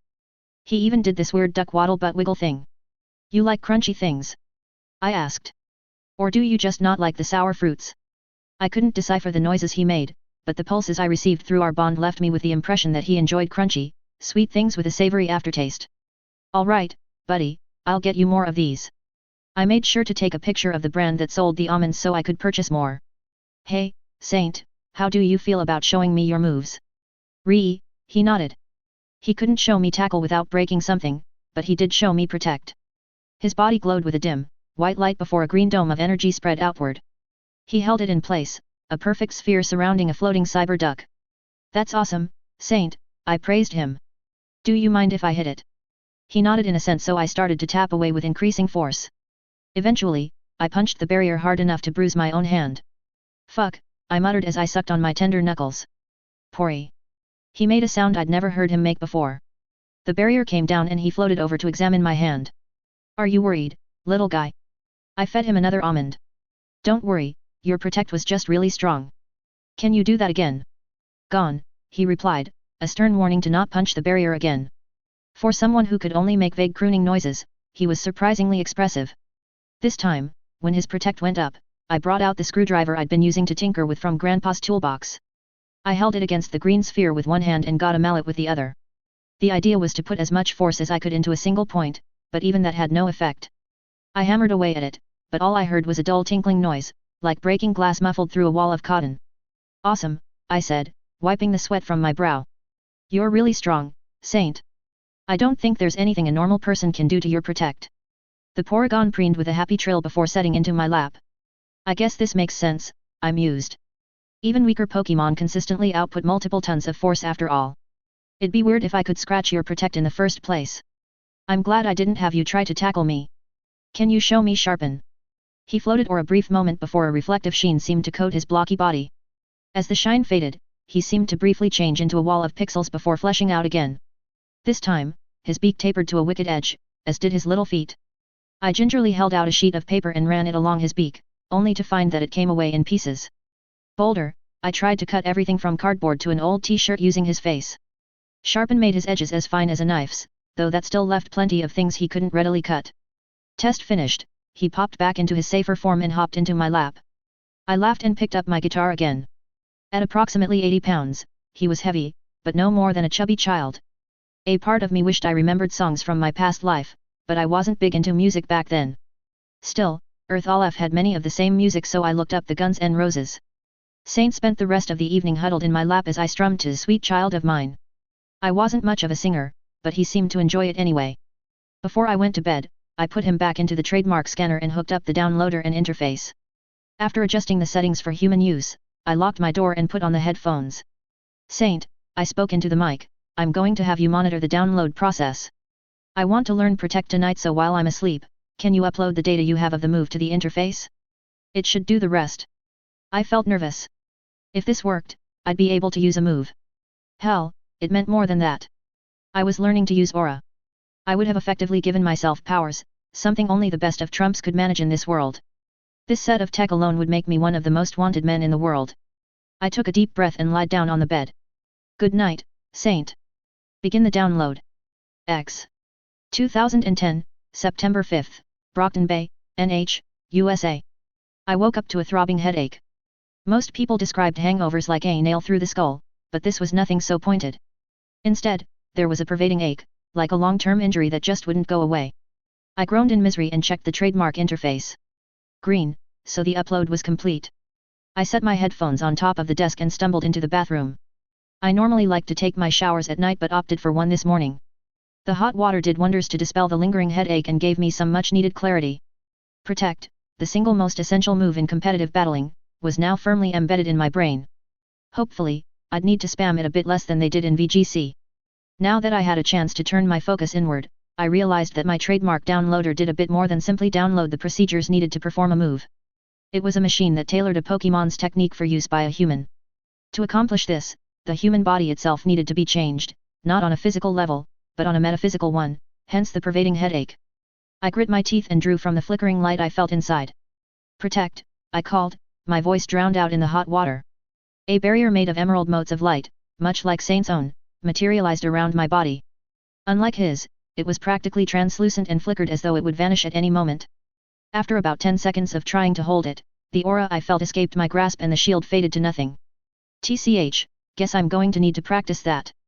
I got out of the tub and toweled off before returning to my room. Morning, Saint, I greeted. Sometime during my shower, he'd crawled out of the monitor to explore my room. He opened my desk drawer somehow and was currently upside down, head stuck with his fat, blue feet waddling in the air.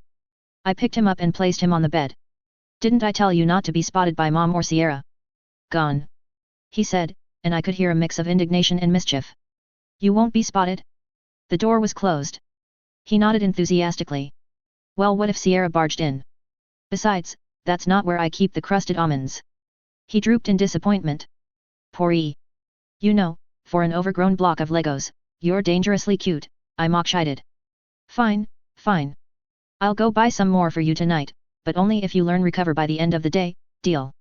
He nodded frantically and I realized that what I was doing was the equivalent of bribing a child into doing his chores with cookies. Still, alongside protect, recover would go a long way to keeping me alive. Our deal struck, he dove back into his monitor. Earthbet was filled with regenerating brutes and there were countless videos of Panacea working her magic. He wouldn't be lacking any examples on that front. Reasonably sure that he wouldn't be leaving cyberspace for at least today, I went downstairs to join my family for breakfast. I wonder if I should tell Sierra about my powers. I mused. She was a splendid lieutenant for Skitter in canon and as far as unpowered help goes, I'm not sure I can get someone more loyal than my own sister. But if I tell her, she'll want me to join the wards, or at least moderate my tinkering. Sierra was a deeply morally conscious person who cared for others even to her own detriment. I'd grown to truly love and cherish my big sister in this life, but I had no delusions about her. The same moral compass that pushed her to support Skitter and rebuild the boardwalk following Leviathan would push her to force me into the wards. Hell, she was a woman who looked at a city post-end bringer and said, you know what? I'm going to start an orphanage. That beautiful, compassionate heart was exactly why I loved her, and also why I feared involving her. At the very least, she would try to moderate my tinkering and force me to become a hero. But is that such a bad thing? Doesn't a power like mine need a strong moral compass? An uncomfortable pit settled in my stomach as I realized I had no answer. I wasn't evil, but I was broadly selfish. I didn't mind helping those around me, but I knew I wouldn't go out of my way to perform great acts of heroics if left to my own devices. The age-old adage came to mind, with great power comes great responsibility. Except that wasn't necessarily true. I amended the quote. With great power comes great possibilities. Frankly, I didn't know what kind of cape I wanted to be, only that the wards would stifle my potential and something in me railed at the mere thought of my freedom being restricted so. But even discounting the wards, I had a breadth of options I wasn't ready to explore. Beyond ensuring my family's safety, I was all about fun. I supposed I wasn't entirely free from the hedonism of the original Bryce Kiley. I only hoped I'd be less of a reckless fuckwit doing it. Power first, options later, I decided in the time-honored tradition of all teenagers, procrastination. Hey, Mom, I was drawn out of my ponderings by my sister, can my friends drop in sometime this week? Of course, Mom replied. Kayla, right? I haven't seen her since you both graduated. Oh. Kayla and I don't really talk anymore, Sierra said awkwardly. What? Why? She was such a sweet girl. She's that Filipino girl, right? I asked. I vaguely remembered the short, Asian girl with a wide smile and dazzlingly white teeth. She was pretty cool. Yeah, I guess we just kind of drifted apart. I majored in engineering and she went into history so we just never found time to hang out. So who's coming then? Some girls from my major. You haven't met them? I nodded. Alright, cool. Do you need me to leave the house for a few hours? Sierra and I had an understanding. It started when she first brought home some of her friends in high school. She'd give me $20 to go wander the boardwalk or hillside, giving her the house to hang out. My own lack of friends meant I never reversed the same privilege. Nah, it's cool. Just don't be too loud, she said. We have a group lab and their housemates are a bit party hardy. I snorted. Party hardy? You're so lame. I'm amazing, she sniffed. I at least have friends. Sierra. Mom chided. So amazing, I drawled, friends you're bringing to do lab work. Much jealous. Whatever, Bryce. Just wait till you get to college and see how you deal. Been there, done that, I thought wryly. Sure, I'll make sure to stay out of your way, I said instead. Breakfast ended, Mom went to church, and Sierra holed herself up in her room with a textbook. I did the dishes then went up to my room. I locked the door and tossed what few tinkering materials I had onto the floor. The last of the 2 headphones I bought from Keys and Notes, my old Zune MP3 player, my collapsible phone with a keyboard, and my mic that I wasn't getting much mileage out of. It wasn't much to build with. If I had a different specialization like Mass Effect, I could probably build an Omni tool and some programs. I was once again reminded that I would need more materials soon. Saint, please set an alarm for 4 hours, I spoke. I initially bought the mic with the thought that I would need it to communicate with Saint while he was in my computer, but it turned out that the mic built into my PC was sufficient. Its shitty quality aside, it could still pick up my voice so long as I spoke at a reasonable volume. I set Grandpa's toolbox, a set of dentist's tweezers from Dad's supply, and other tools I'd nicked around the house on the floor and got to tinkering. A tinker fugue was an interesting thing to experience. On one hand, I knew exactly what I was doing, every step seemed so natural in this state, as though there was someone reading off a recipe in my mind.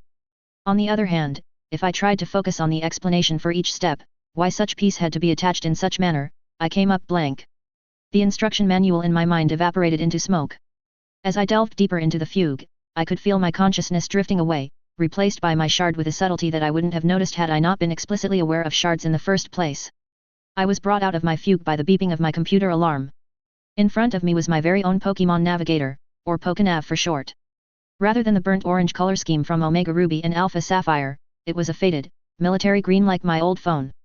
In fact, it looked largely indistinguishable from my old collapsible phone on the surface.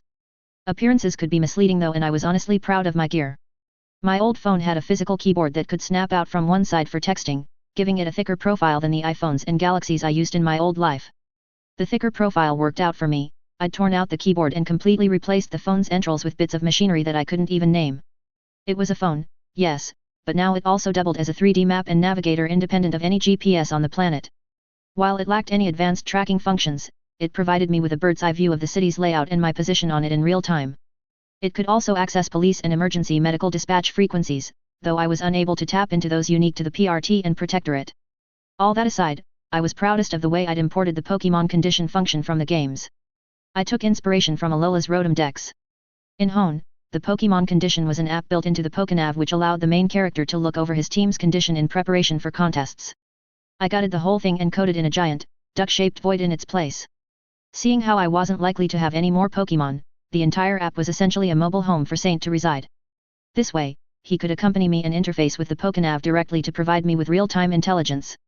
If things really went sideways, Saint could also step out of the Pokenav to help kick some ass. Daily tinkering complete, I slid in the accompanying in-ear headphones and went for a jog. That night, in the privacy of my room, I looked over Saint's move pool. Tackle, conversion, sharpen, protect, and recover. Great job, Saint, I praised. As promised, here are your nuts, bud. We spent 2 hours just lounging about, Saint munching on his snack while I fiddled around with the DAW. I then decided to practice with Protect for a bit. Saint, I'm going to use Protect. I need you to tackle it so I can see how sturdy the barrier is. Poor, he trilled his disagreement and concern through the bond. I'd rather find out my limits here with you where it's safe, I pointed out. Saint reluctantly stepped to the corner of the room and braced against the carpet. Okay, here goes. Protect, I said, making sure to curb my impulse to shout the name of the move. I didn't need Sierra calling me a weeb again. The sphere of emerald light surrounded me.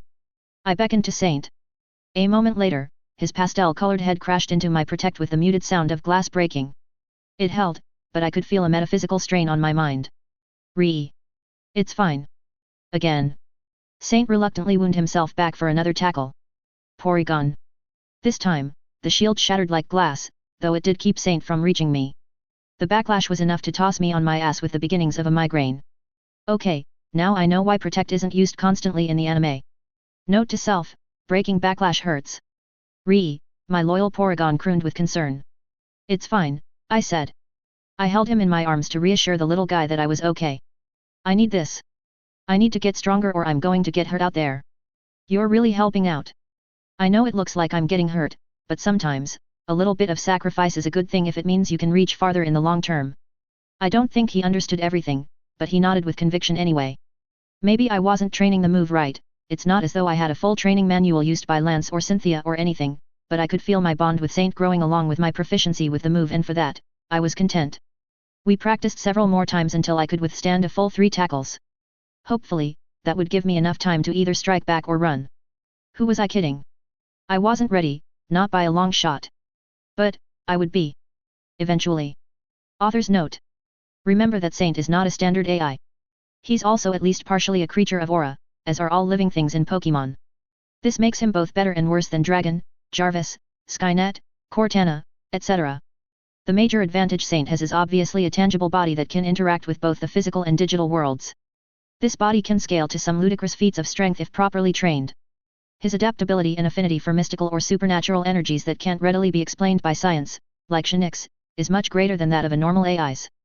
That said, Saint does not share the same intelligence as a human. He perceives the world differently, unlike Dragon, Jarvis, or Cortana, who have largely shown human feelings and responses. He is also incapable of forking himself, and it's explicitly stated that a Porygon cannot be directly copied in canon. This means that he's incapable of going Skynet. I'm using this as an excuse for why he can't learn every move Bryce has stored up in his archives simultaneously. His ability to process information is greatly limited compared to Dragon. It may change when he becomes a Porygon too, but for now, Saint can only do one thing at a time at maximum efficiency. Porygon can eat normal food according to Bulbapedia. As for whether Pokemon can eat human food or not, Ash's Pikachu's addiction to ketchup is a long-running gag in the series. Aside from extraordinary diets like the Grimer line consuming sewage to grow, humans can eat Pokemon food and Pokemon can eat human food. VGC, or the Video Game Championships, is the official competitive format run by Nintendo. It is ironically the less popular format compared to the one run by fans, Smogon. Wake 1.5. 2010, September 6, Brockton Bay, NH, USA. The expected headache from downloading Recover wasn't as bad this time. I wasn't sure if it was because I was quickly adapting to the pressure of the trademark downloader or if the changes that needed to be made to my body had already been made, but I wasn't going to look a gift horse in the mouth. Taking an X-Acto knife, I gave myself a small paper cut, then focused on what the trademark suggested, a mentality focused on rest and recovery without losing concentration or dozing off. Effectively, meditation with a desire to be well. I grinned as the cut closed. It was a slow thing, I wasn't going to be regrowing my arm like Piccolo, but a visibly fast regeneration effect was a godsend in and of itself. There was a brief feeling of tiredness that passed like a breeze. I knew Recover would take a far heavier toll for greater injuries. I removed the 2 trademark discs, Protect and Recover, and stored them with the blank CDs, hidden in plain sight. I still didn't know if 4 moves would be my limit, but knowing I could switch out my loadout with a single night's sleep was certainly reassuring. And, barring all else, I could bargain for powers. Before heading off to school, I made the same deal with Saint, a new move mastered for a bag of candied almonds. Although the Porygon line could learn an extremely diverse arsenal of moves, I knew that I ought to stick to moves a Porygon picked up naturally, by level up in game terms. 2 factors influenced Saint's learning speed as far as I could tell. First, his natural moveset would be faster in the same way a dog can learn to dig much easier than it can learn to balance on a ball. The further a move strayed from what came naturally to Saint as a Porygon, the harder it would be. Second, types mattered. Saint could channel some aura, but he had trouble converting it to different flavors. Lock-on would be simple for him because it was both a normal type move and in his natural moveset.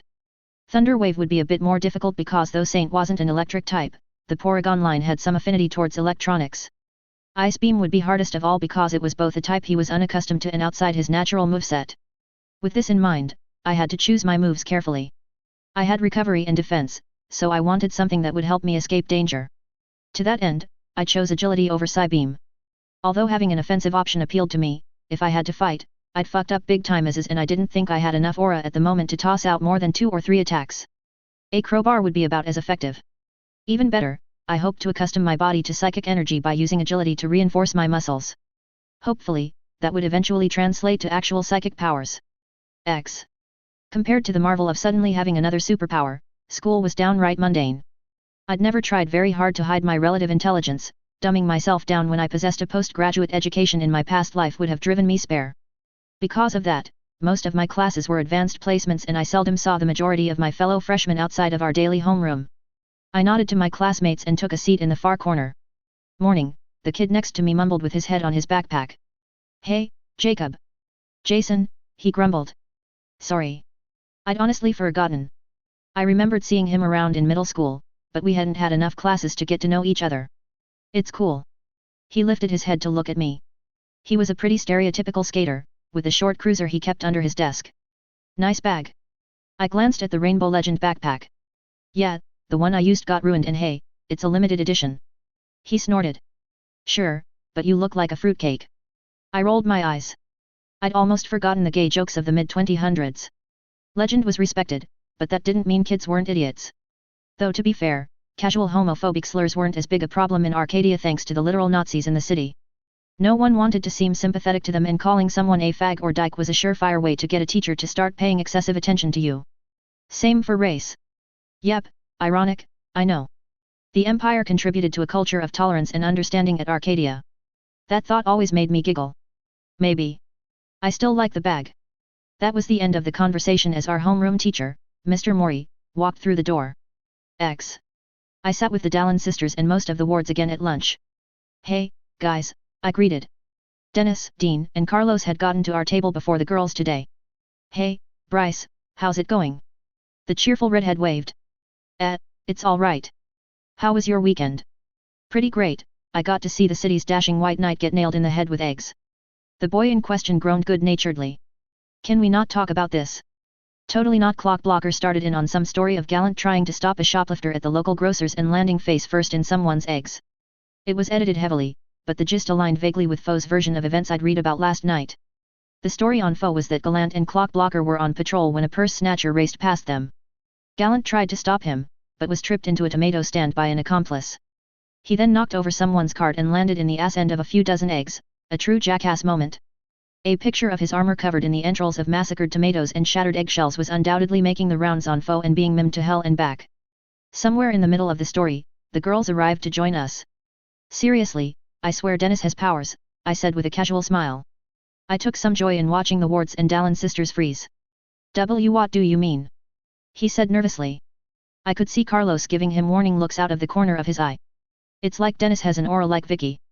Except instead of the whole love me or fear me thing she has going on, Dennis has a rule of funny aura that lets him pick out all the funny gossip. Either that or something stupid happens to him and it'll still be funny. Yeah, nothing like that happens when we're not around Dennis, Stephanie chimed in. Right?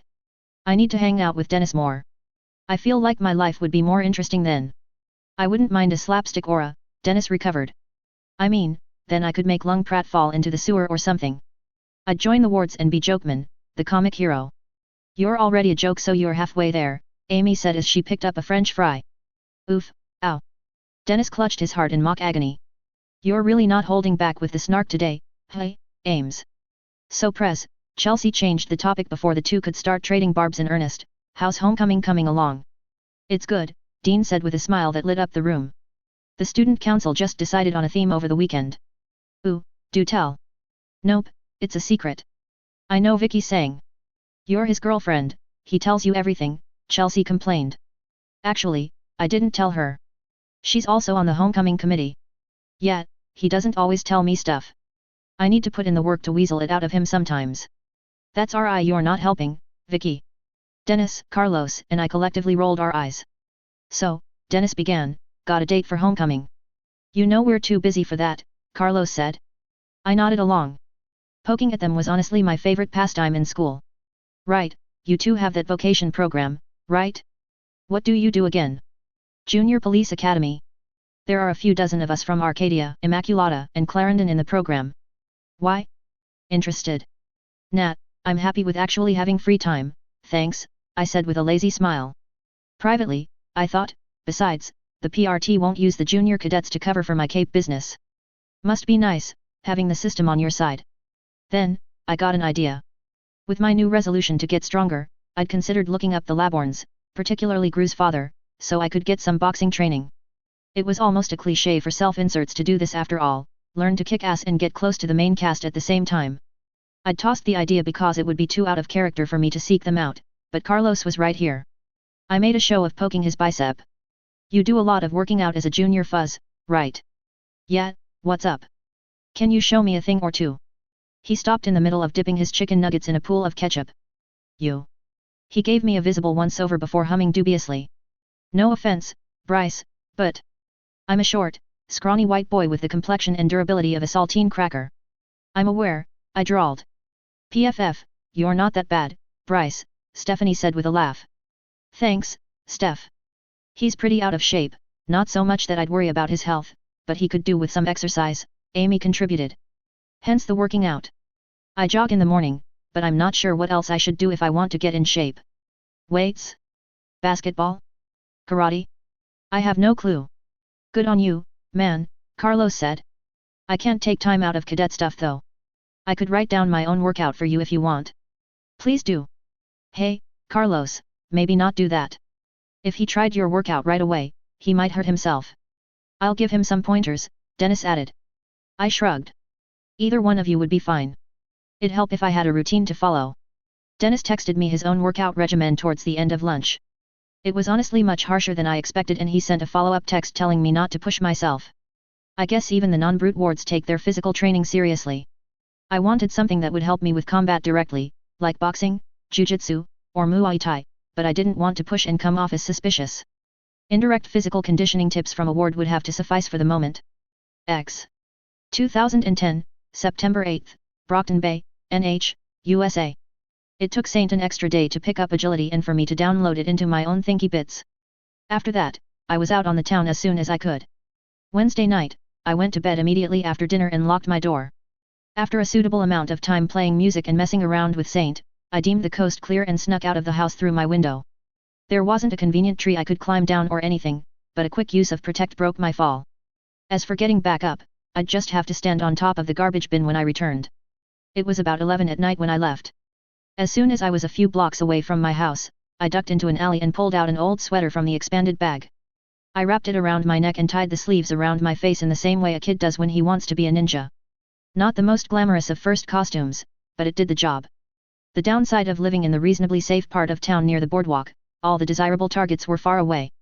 I wasn't fool enough to rob a shop near my own house or target the boardwalk or hillside, both would invite the kind of cape response I wasn't equipped to handle yet, so that left the north end of town. It took me an hour to get to my first destination, Good Neighbor. Good Neighbor operated out of a warehouse just off the north end of the boardwalk and a bit more inland. It was a non-profit that bought up all the clothes that didn't sell at Hillside and gave them out for bargain prices to the lower-income families on the other side of the tracks. The warehouse itself was large, probably taking up more than 1 acre like a Costco. It used to belong to a shipping company and was one of the few buildings from that era that still saw proper use. I must have looked sketchy as hell, some scrawny figure with a hoodie wrapped around his head. I approached the warehouse door with a pair of bolt cutters from my grandpa's toolkit. It was older than me, hell, likely older than him, with splotches of brown rust along the frames. Still, the jaws were sharp and I got the chain off the warehouse door with minimal fuss. I slid the bolt cutters back into my expanded bag and made my way inside. The teenage part of me wanted to explore a bit, look around and see if there was anything interesting to find, but robbing a charity already made me feel more than a little scummy, so I promised to take only what I absolutely needed for tinkering. Half an hour later, I re-emerged with a pair of fabric shears, a pair of biker boots, 2 pairs of heavy-duty canvas work pants, a set of used motorcycle leathers, and a helmet that I made sure was slightly too big for my head after checking and double-checking for cameras. Even after promising myself to limit my stealing, a part of me couldn't help myself. This would become the core of my new costume moving forward. It was when I snuck outside again that I first ran into trouble. I hadn't been as discreet about my breaking and entering as I'd thought. I was halfway across the parking lot when a flashlight was shown my way. "Oi, there he is," a gruff, male voice shouted. "I told you, Lyles, some asshole's robbing Good Neighbor." "Fuck," I swore under my breath. I started running inland, towards what would become ABB territory in 3 blocks. I heard heavy footsteps behind me, gaining. My short, 14-year-old legs couldn't keep up with the pace for long. Panicking, I wheezed out under my breath, "Agility." Blue aura coated my body and suddenly, I was twice as fast as I should be. It was far, Far too slow by Cape standards, but more than enough to outrun a random do-gooder. Hey, punk, get back here. Does anyone ever stop running when you shout that? I thought raggedly. I tried to lose the man in the maze of alleys, but he was clearly a local, he knew the area better than me. Less than 2 minutes after I began running, he'd herded me into an alley with only one way out, a brick wall as high as my head behind me. Seeing no other way, I kicked off one building and jumped, clinging by my fingers from the high fence. Saint, boost me up, I said. I could hear the man about to turn. Saint emerged from the Pokenav and shoved me from below, easily lifting me over the fence. I hadn't counted on landing on my ass though, and I heard a cracking noise as a sharp spike of agony shot straight up my ass. Fuck. I swore. Pori. He trilled in concern. He made to hover back over the fence, likely to fight the random guy, but I stopped him. There was no point in showing him off this soon. Stay. Ow, fuck, just had to break my ass on my first night out, I groaned. Way back in my old life, I remembered my friend James who cracked his tailbone after a fall during a snowboarding trip. That Sunday, everyone in church slapped his ass. I felt a bit more sympathy for the guy now. Recover. I stumbled to my feet as Aura repaired my fractured tailbone. He's on the other side, Lyles, the first man shouted. Go around. I pumped agility and started running. I only stopped 4 blocks later. A part of me wanted to head back home. The guilty, self-conscious part of me said I should just call it quits for the night. It was also the part I ruthlessly squashed. The Pokemon specialization was a godsend as a beginner, and I didn't know how many rotations I'd have to live through before I saw it again. I had to make use of every night to the best of my abilities. Despite the toll on my morale, it was only 2 in the morning. Thankfully, my second destination wouldn't take much time to get to, as it was also on the north end of town. My destination was the local junkyard and landfill. It was risky as hell, being here as a new tinker, but I couldn't think of any other place where I could get dozens of pounds of industrial-grade wires, old computers, and car batteries all in one place. Step into my parlor, the spider said to the fly, I muttered under my breath. This one, I didn't mind breaking into as much. I took a quick walk around the interior of the junkyard before making a beeline for the wires in the office building. Even outside of the obvious tinker bait, copper wires could get pricey and were often stripped down and stored separately from the useless junk. My bag could store a maximum of 600 pounds without me noticing the weight, and considering that the only things I had in there were some clothes and tools, I had plenty of room. All the copper wires I saw went inside. Steel, too. I was hoping for gold, but that was wistful thinking. After more than 80 pounds in raw metal, I decided to look elsewhere. Once again, I was marked as soon as I stepped outside, proving that Murphy had it out for me. Hey, how's it going, Junkrat? Came a boyish voice. I whirled. My hand fell to my hip, where I'd stashed the fabric shears as an impromptu weapon. There, atop a ruined husk of a car, was Neuter in all his orange glory. He wore a mischievous grin, pants, and literally nothing else. His tail flicked back and forth like a cat's. His eyes fell to the scissors I clutched like a dagger. Didn't anyone tell you not to play with scissors? Didn't anyone tell you not to sneak up on people? Dunno, he shrugged. Probably, but I wouldn't remember. Oh. Shit, sorry. It's not all bad, he waved me off with a lazy grin. I don't much care for trying to guess who I was. That way lies madness, you know. Right. I put away the scissors and approached. Still on guard, but willing to show him that I wasn't carrying a weapon. I remembered Faultline's crew. They were professionals who avoided all conflict they weren't being paid for. What's up? Not much. We're new in town. He gave me an exaggerated once-over. And judging by your costume, so are you. Let me guess, Tinker. Yeah, guess that much is obvious. What about you? What are you doing out here? Faultline, that's our boss, told me to take a look around the neighborhood. I figured I'd check out the creepy piles of unused trash here. I nodded along. That meant the Palanquin was now under new management. This area was on the very edge of both ABB and merchant territory, though merchants tended to care more about the area because the ABB lacked a tinker at the moment. Your boss wants to hold territory in Brockton. I quirked an eyebrow. He could do a lot better than this dump of a city. He corrected, and we're here because Brockton's a dump. I pretended to be confused. We're mercenaries and will mostly be taking jobs out of town, which means it's good that the city is so flush with capes. The local protectorate will have too much on their plate to deal with little ol us. Should you really be telling me your boss strategy like this? I don't know, but I don't think she'll care. It's not like this is some big secret, he shrugged. Hey, I'm Neuter, what's your name? I don't have one yet, but you can just call me Tinker for now. Sweet. Hey, I know. Why don't I help you out? Oh. You're looking for stuff in all this mess, right? I'll help you out by bringing you things. That's cool, right? I thought about it. It was plain to see what he was doing. Faultline may not fight unless provoked or paid, but she wasn't the sort to ignore an obvious asset either.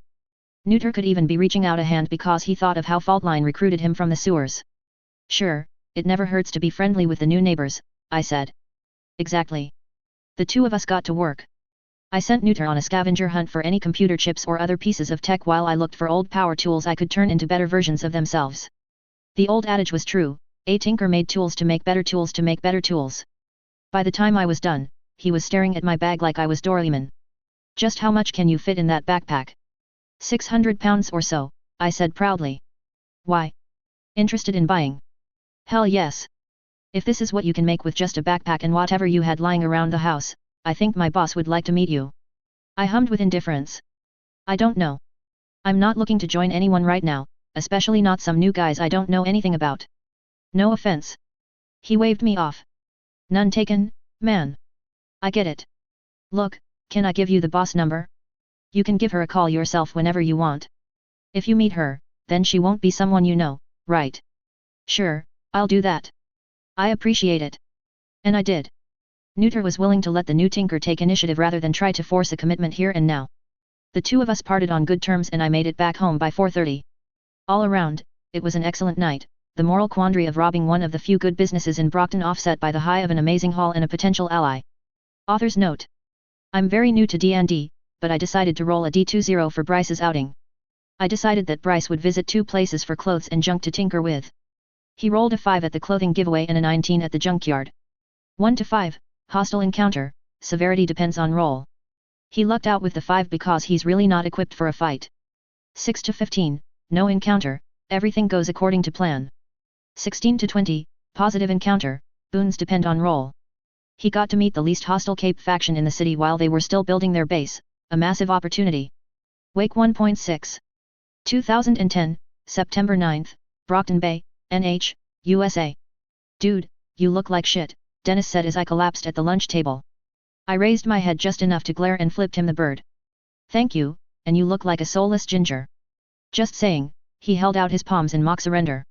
Yeesh, you're as grumpy as Amy. What was that about my sister? Came Vicky's threatening growl from behind him. Ah ha ha ha. I was just talking about how lovely and charming she is.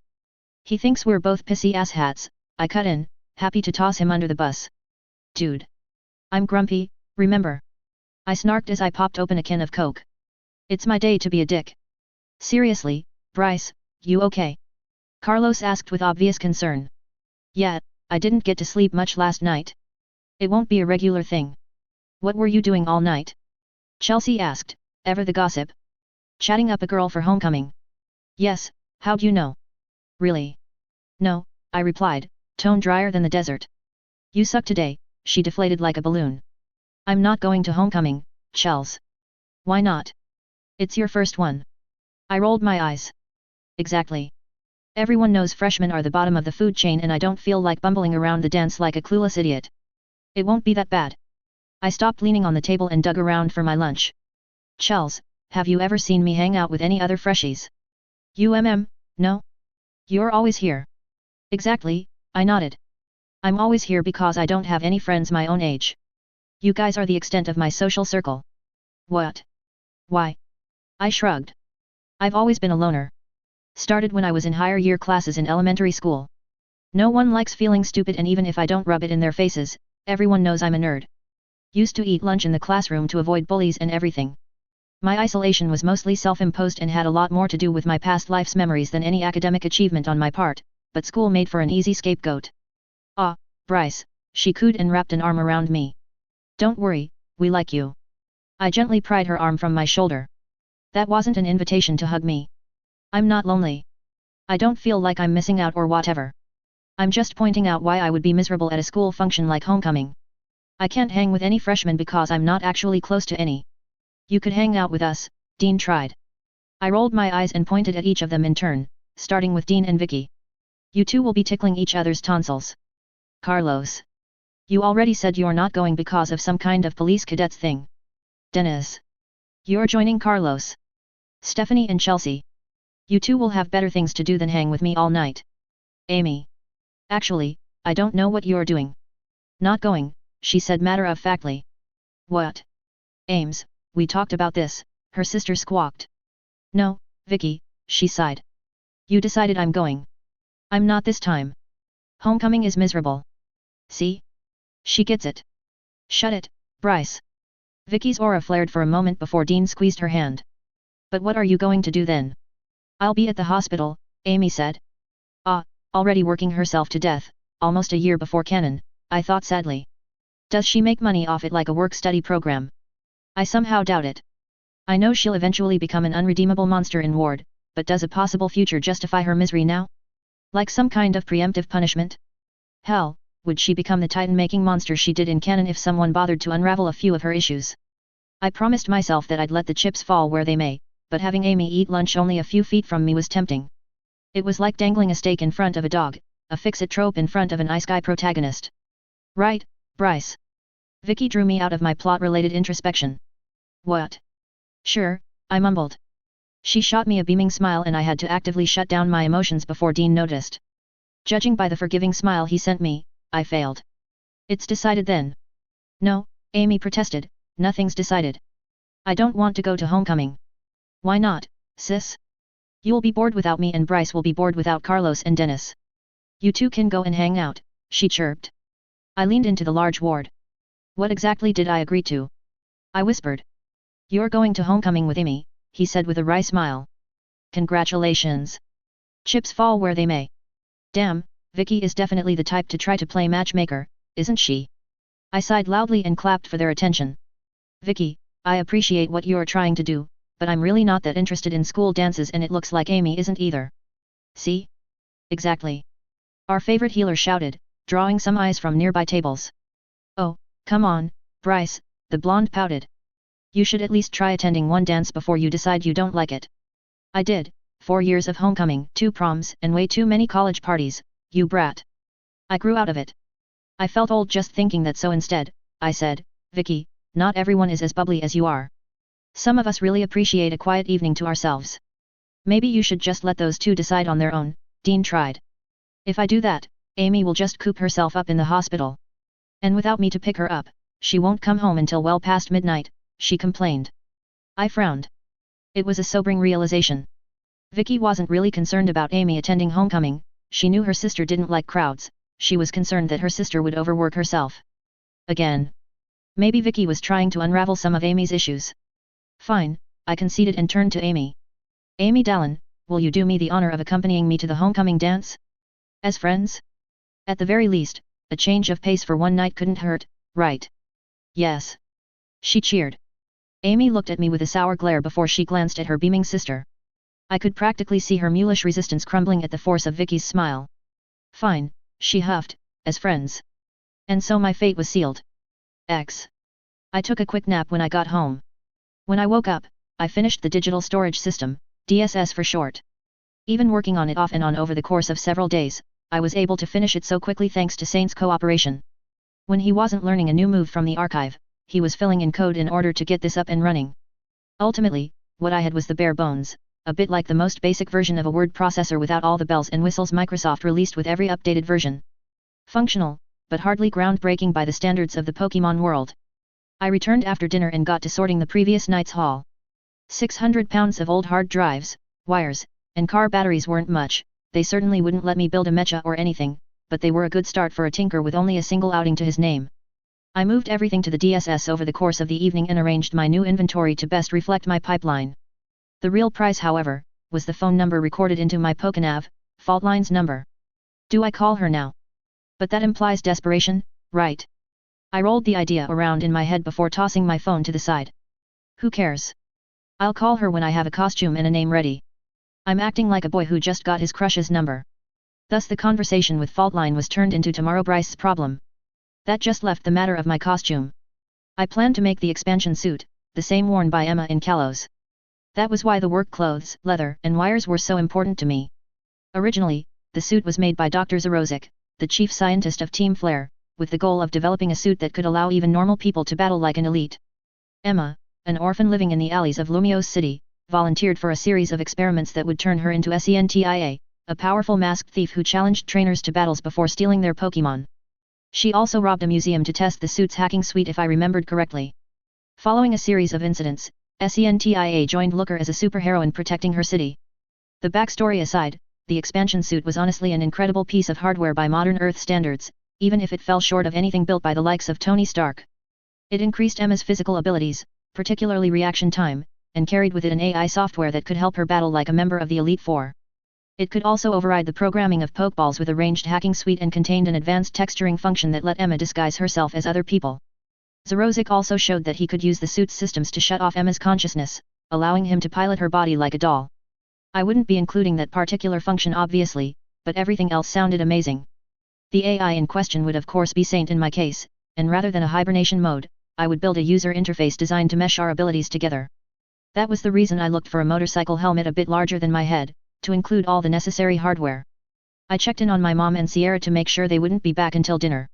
Mom's chiropractor clinic was doing pretty well, but she needed to work a bit later than usual if she wanted to catch clients who were just finishing up their own jobs. Sierra was in class, something about an evening course. Left to my own devices, I locked the door anyway and allowed myself to be dragged into a fugue. 4 short hours later, my alarm rang and all 80+ pounds of Saint jumped on my back to knock me out of my fugue. I stared at my own version of the expansion suit. Or rather, the frame of what would eventually become the expansion suit. It was a set of motorcycle leathers with lines of padding, wires, and bits of tech running throughout the full outfit. The suit was layered with the canvas work clothes on the inside and a softer lining after that to prevent chafing. At the moment, it was little more than a tricked-out bodysuit. I would need to work on the helmet for it to be complete. I folded the heavy material as best as I could and tucked it beneath my bed. I wouldn't be starting on the helmet until tomorrow. With Protect, Recover, and Agility under my belt, I had Saint start on Thunder Wave. It would take another 3 days, but I considered the non-lethal offensive option well worth the wait. 2010, September 10th, Brockton Bay, NH, USA. I panted as I stumbled back into the house after my morning run. In the shower, I took the chance to practice Recover. With it healing the wear and tear of my muscles, I hoped I could see results faster because right now, even something moderate like 2 miles felt like a mountaintop hike. At first, there was no outward sign of a move being used. Then, when the aura fully circulated through my body, I started to glow a dull white. I sighed with relief as the burning in my lungs diminished. It's not a cure-all, I realized as I shook off the fatigue from the move. I don't magically regenerate half my health, whatever that might mean for a normal human body. From what my power was telling me, Recover sent a stream of aura through my body, diagnosing wounds and performing triage before targeting the major wounds first. It would keep me from bleeding out and heal me over time, but the aura cost was steep. Even if I was using aura to heal myself in the same way a Pokemon like Saint did, the simple truth was that my human body was not as robust and so the healing not as effective. The dull glow faded and I trudged back to bed, exhausted with even that simple use of the move. It'd get easier, my power said, but for now, I just wanted to go back to bed. My attempt to go back to sleep was ruined by an overeager duck. I'd told him to keep me from getting too lazy and he was hell-bent on obeying. Alright, I got it, I'm up, I complained. Grudgingly, I gave up my power nap and got ready for school. Before I could go get lunch, I felt a hand grab me in a vice grip, tugging me under the stairs. I whirled around to find Amy Dallin scowling at me. Her shoulder-length hair was a frizzy mess and her big, brown eyes were narrowed in an approximation of an intimidating glower. The bags under her eyes had darkened over the week, making her look like an adorably grumpy raccoon. But raccoons could be fucking rabid. Yes, Ames? Good day to you too, I said with a quirked brow. Homecoming, she growled. What about it?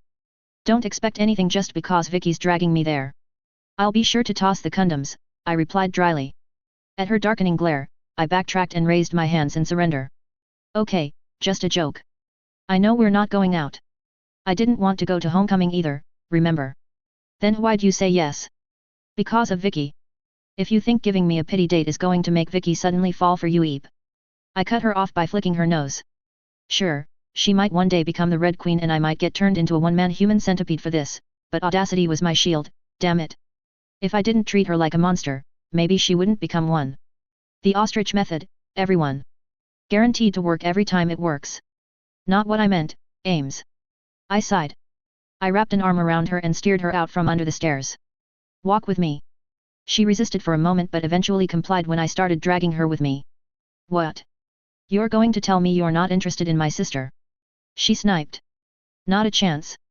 I mean, don't get me wrong, Vicky is hot as hell, but even if I didn't respect Dean and she magically gave me a shot, we'd never work out.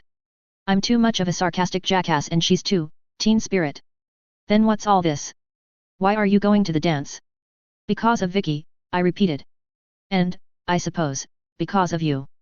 Do you remember last week when school first started and I said you were my favorite hero? She threw my arm from her shoulder. So that's what this is? Hero worship. Not quite that either, though it's closer. Can I finish without interruptions now? She huffed but remained silent. I pulled her out of the south hall towards a less crowded part of the manicured quad. I figured that at this point in her self-destructive spiral, honesty may well be the best policy. Amy, Vicky doesn't give a damn about whether you go to homecoming or not. Well, okay, she'd like for you to be there, but that wasn't the point in her trying to play matchmaker between us. Hell, she doesn't actually care whether we fall in love or we never speak again. She just wants you to take a breather and step away from your hospital visits for a single weekend. I can't. I didn't think she meant for that to come out as a whisper. You can, I said gently. Vicky said that without her to drag you home, you'd sleep in the ER if you could. I know that you save lives. I respect the hell out of you, but can't you see that you're worrying her? Maybe it was a dick move to guilt trip her, but Amy being Amy, Vicky was literally the only leverage I could use to get through to her. You need rest. You look like a coke addict raccoon going through withdrawal symptoms right now. Shut up. Sure, but that's why I agreed to go to homecoming with you. You could use a night off from work. Vicky could use a night off from worrying. And honestly, a bit selfishly, I could use a night chatting with my favorite hero who also happens to be my snarkiest friend. She scowled and slugged me on the arm, but I could spy a hint of a smile. Fine, I get it. I'll go to homecoming. Don't expect anything. Likewise, I said easily. How pissed would Vicky be if we both showed up in t-shirts and jeans? PFT, she'll twist you into a pretzel. And not you. I'm her sister. She loves me. Which means she'll just take it out on you. Fine, suit and tie it is. At least Vicky's not dragging you dress shopping, she grumbled. Can't be that bad. I love her, but sometimes she's too, teen spirit, she returned my words. Good luck, and really, try to get more rest. You're one to talk. You've been dozing off all week. Both of us then. I held out a fist for her to bump. She rolled her eyes but obliged. Now let's go back to our table before Chelsea starts rumors about us. X. I returned from school to find Saint listening to music. He'd gotten into his head that music was a mode of communication, one I greatly enjoyed, and had taken it upon himself to familiarize himself with a number of classic bands. When I arrived, he was browsing the Hybrid Theory album from Linkin Park, an Earth All F import here. His exploration into the world of music was fascinating to watch in its own way. He didn't sing obviously, nor could he play instruments, but he did enjoy the melodies. Rather than just sitting in the computer and vibing with the tunes, he dissected each song, separating them by instrument and trying to figure out why some sequence of chords inspired some specific emotions in its listeners. Back in my past life, everyone said the K-pop industry perfected the art of popular appeal, and I couldn't help but wonder how Saint would stack up if I gave him a bit more time. Could he produce an Earth-bet equivalent of Girls' Generation or Big Bang? He cooed at me from inside the speakers and I waved him off before immediately getting to work on my helmet. Essentia's helmet was a full-face visor with a glowing E on its surface. My motorcycle helmet was likewise colored black, but the burnt orange visor wasn't large enough to cover the face completely. Instead, the helmet boasted additional face protection that wrapped around my jaw. It was more than a stylistic choice because the smaller visor meant I'd have to settle for a more compact user interface. I spent 2 hours just designing the layout I thought would be most ergonomic before I took a break to complete the workout regimen Dennis prepared for me. By the time I finished, I had the design plans of a system that could be toggled using a series of blinks and facial movements. I would be able to rotate between an overview of the suit's status, my own biometrics, incoming calls and messages, and a 3D map, all augmented by my favorite virtual Pokémon and the Pokénav. This additional integration between the expansion suit and my Pokénav would likely add a day or so to the helmet's construction, but anything that made me more effective in the field was worth the effort. Author's note. Why? Why the fuck not? I decided that I wanted to play to a lot of tropes even as I subverted just as many, so here's my take on the save panacea trope mixed with the definitely not dating trope. I doubt this is ever going to turn into a rom-com or anything, but it seemed like a fun idea. School life, but with the shadow of the Red Queen. Doesn't that sound like fun? /s. Oh God help me, I have no idea what I've done. Also, who saw SENTIA coming? Wake 1.7. 2010, September 11th, Brockton Bay, NH, USA. Despite being comparatively small, the helmet took the bulk of my attention. I was no arms master, I simply was not equipped to make minute alterations to sensitive technology. Even with Saint making calculations for me that were as accurate as physically possible, I had to be careful as to not introduce human error into my tinkering. Finally, after several days of painstaking fine-tuning, my expansion suit was complete. I decided to keep the color scheme as homage to the character, not that anyone else would get the reference. Matte gray, almost black leather covered the outside of the suit in one solid color, making it hard to tell where the leather jacket ended and the pants began. Gloves and boots just a shade lighter ensured that not an inch of skin was showing. The only splashes of color I permitted on the suit were found on the shoulders and visor, a burnt orange like Essentia's. The back sported secure fasteners for my expanded bag and a pitch black belt held a holster for my poke-nav. The main difference between Essentia's outfit and mine, besides my obvious lack of curves, was the helmet. The additional cheek and jaw protection from the helmet's body made the shape of the visor more angular, giving off an intimidating vibe. I made the jaw guard detachable though, partially so I could eat through the helmet if I had to and partially so I could speak without looking like the boogeyman. When detached from the helmet's main body, the jaw guard hung a few inches lower to protect my neck instead. It also contained a rudimentary voice synthesizer made from an old CD player I looted. I'd also taken care to bore a hole through the helmet's body, right between the eyebrows. An old camera lens I'd scavenged the other day was fed through it and hooked up to the suit so Saint could see what I saw. The lens quality wasn't the best, I'd have to work on it when I got the chance, but it wasn't too difficult to copy the camera software on my phone and add it to the suit. This way, Saint could rotate through the various filters within human speed to provide me with real-time intelligence. I looked it over one more time with a proud nod. I couldn't lie, even without the homage to the original wearer, the black and orange Halloween theme was kind of cool. We did it, Saint, I said with a proud smile. Porygon. He cheered with me. I quashed the desire to try on the suit immediately. Saint was pretty fast. He could hide from Sierra or Mom if they knocked on my door. I couldn't take off the costume that quickly. Instead of risking discovery, I reluctantly put the suit in the back of my closet, behind the snowboard I only used once. Looking at the board took me back. We'd gone snowboarding 2 years ago over the winter and Dad had insisted that it'd be cheaper to just buy a decent board and use it every year instead of renting each time. I promptly broke my arm, not even boarding down, but in the waiting line to ride the lift up. I slipped on the ice and fell on my ass, but tried to brace my weight on my arm, causing some hairline fractures. I felt pathetic. Dad looked sorry. Mom freaked out. And that was the end of that family trip. Before I knew it, I'd outgrown the snowboard. I wonder what I can make out of this. I muttered. A part of me didn't want to take it apart, it was a memento of Dad. Another part of me really liked the idea of incorporating it into my costume. Maybe when my specialization changes. I started this rotation on the 28th of August. Since I'd get 4 weeks exactly, I had until the 24th of September, 2 more weeks. Saint would spend a good chunk of that time learning new moves. As for me, I would have to decide on a name, contact Faultline, get set up with a lab outside my own house, and work on several items unique to the Pokemon world. I decided to table all of that for today and tomorrow. The DSS was done and I was confident that I could move the hard drive to my new lab, wherever it might be. The Pokenav, expanded bag, and expansion suit were finished, giving me a costume that didn't look cobbled together. I had a good library of moves and a way to get more. We worked hard, we'd earned our rest. You're awesome, buddy, I said as I cradled the blocky duck in my lap. I brought out his favorite snacks and let him go to town on them while I picked away at Dad's guitar. 2010, September 12th, Brockton Bay, NH, USA. I took Saint running with me as thanks for completely mastering Thunder Wave in such a short time. There was no way in hell Saint could walk around outside, but he could still accompany me through the Pokenav. At times like this, I felt as though my specialization was Mega Man or Digimon instead of Pokemon. Still, we made the best of it. He could see out of the camera and communicate through both our bond and the headphones I'd modified, so I took him on a tour around the nicer parts of the city. This was yet another reason for my hesitance to make more Pokemon. Technically, several Pokemon were inorganic and would not trigger the societal prejudice against Biotin curs. Several of those species were extremely powerful too, Metagross, Magnezone, Jigglypuff, Golem, etc. could all hold their own with some of the strongest capes in Worm, and depending on their exact moveset, stomp some of them into the dirt. Hell, Jigglypuff, nowhere near the apex of the Pokemon world food chain, was canonically capable of wiping out mountains if the dex was to be believed. Even so, the thought of trying to manage such powerful creatures while keeping them cooped up and locked away from the rest of the world, that was just begging for a disaster. I had to remind myself that they were not tools but partners. The power of friendship was a tangible force with Pokemon and anything less wouldn't work out in my favor.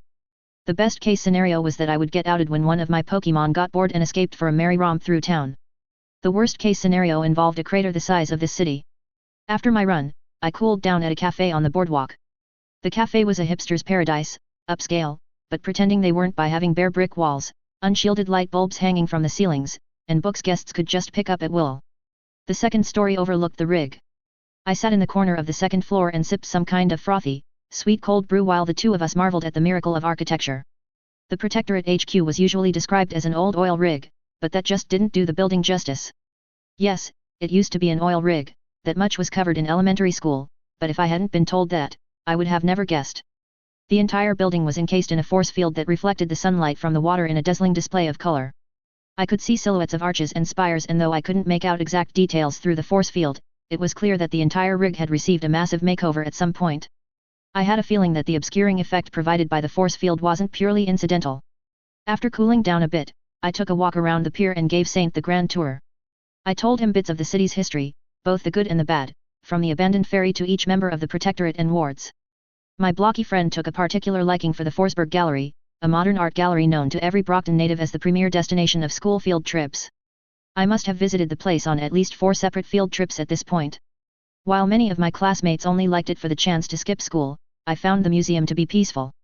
It reminded me of my past life. I was no great artist, but I used to attend a local pottery studio and make things for friends and family. They weren't good enough to be sold or anything, but I found the process of molding and firing clay soothing. With my career as a physician's assistant, the chance to take a break and forget about prescriptions and planned surgeries was a godsend. Whenever I saw Forsberg's ceramics exhibit, I felt the urge to hop behind a wheel and start throwing a vase or two. I enjoyed Forsberg for the memories it roused in me. Saint just liked the oddly shaped building that looked like it was built out of Legos with some inspiration from a game of Jenga. Halfway home, I received a text from Sierra about a study group she had set up for her engineering major.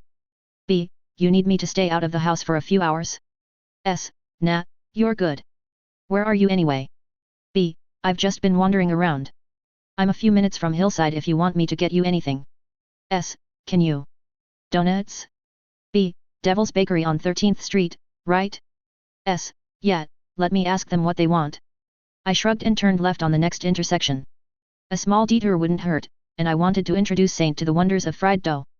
The Devil's Bakery was a bakery on the ground floor of Hillside Mall specializing in unusual flavor combinations such as maple walnut and bacon, matcha lemon meringue, and salted strawberry cream.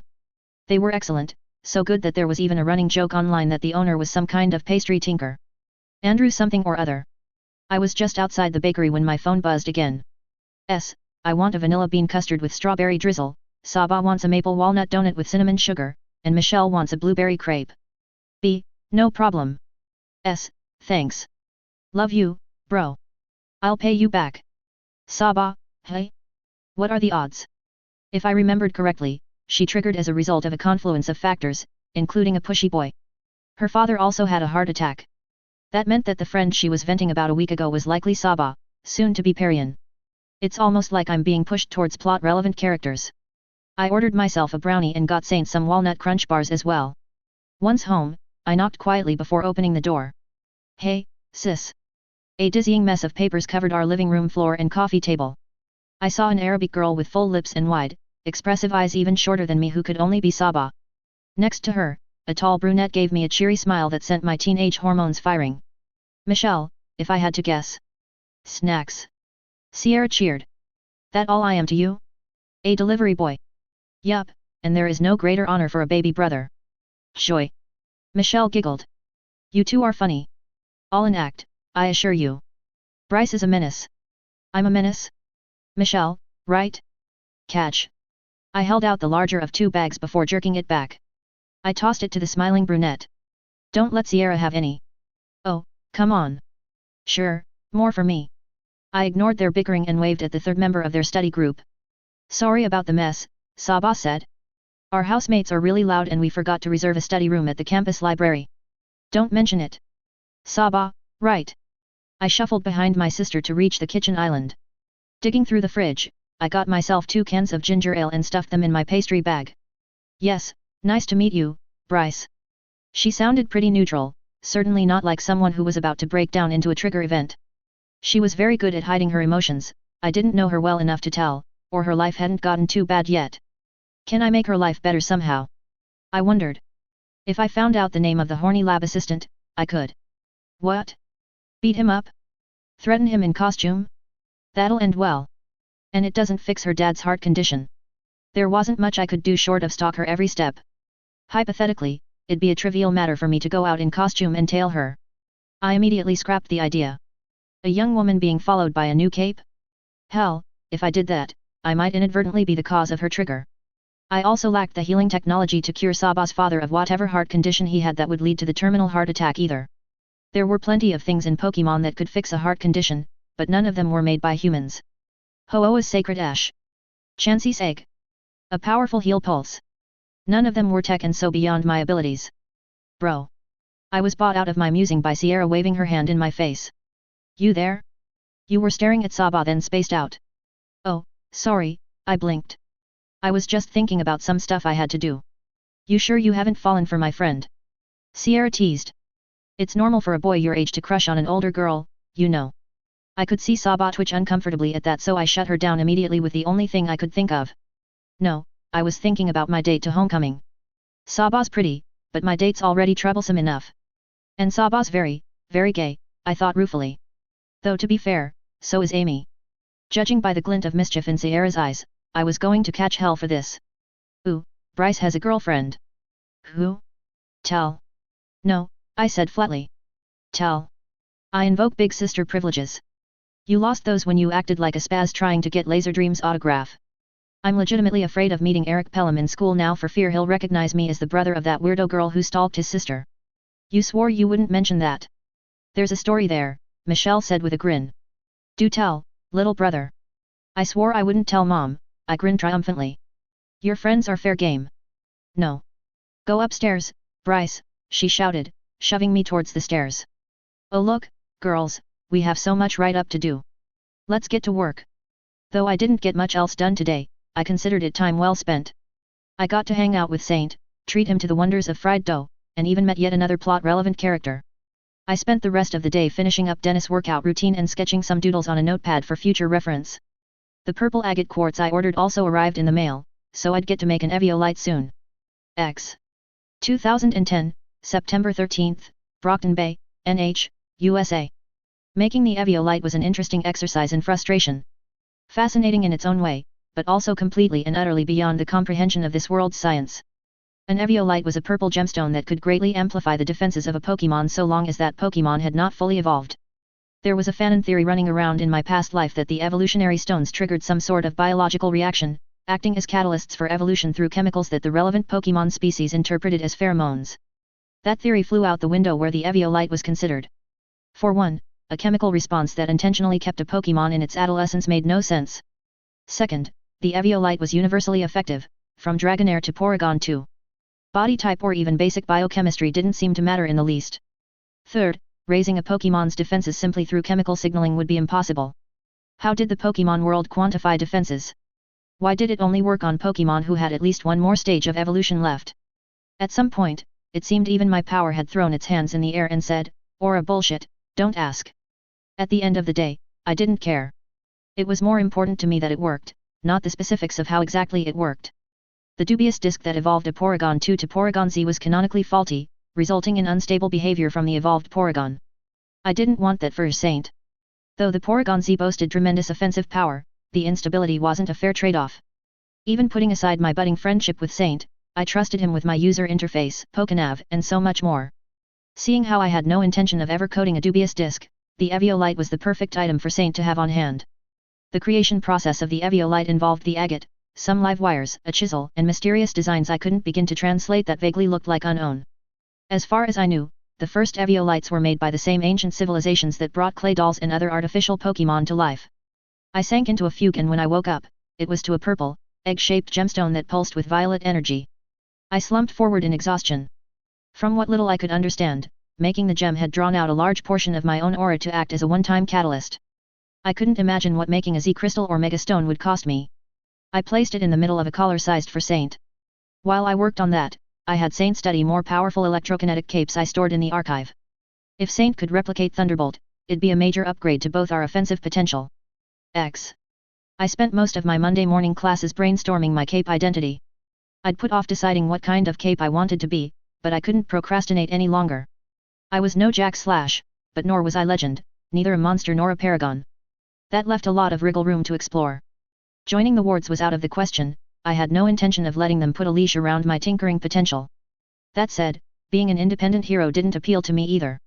Perpetually going on patrols to try and grassroots my way to fame, minding my actions so the PRT wouldn't have an excuse to strong-arm me, and getting into fights I wouldn't benefit from didn't exactly strike me as a fulfilling experience.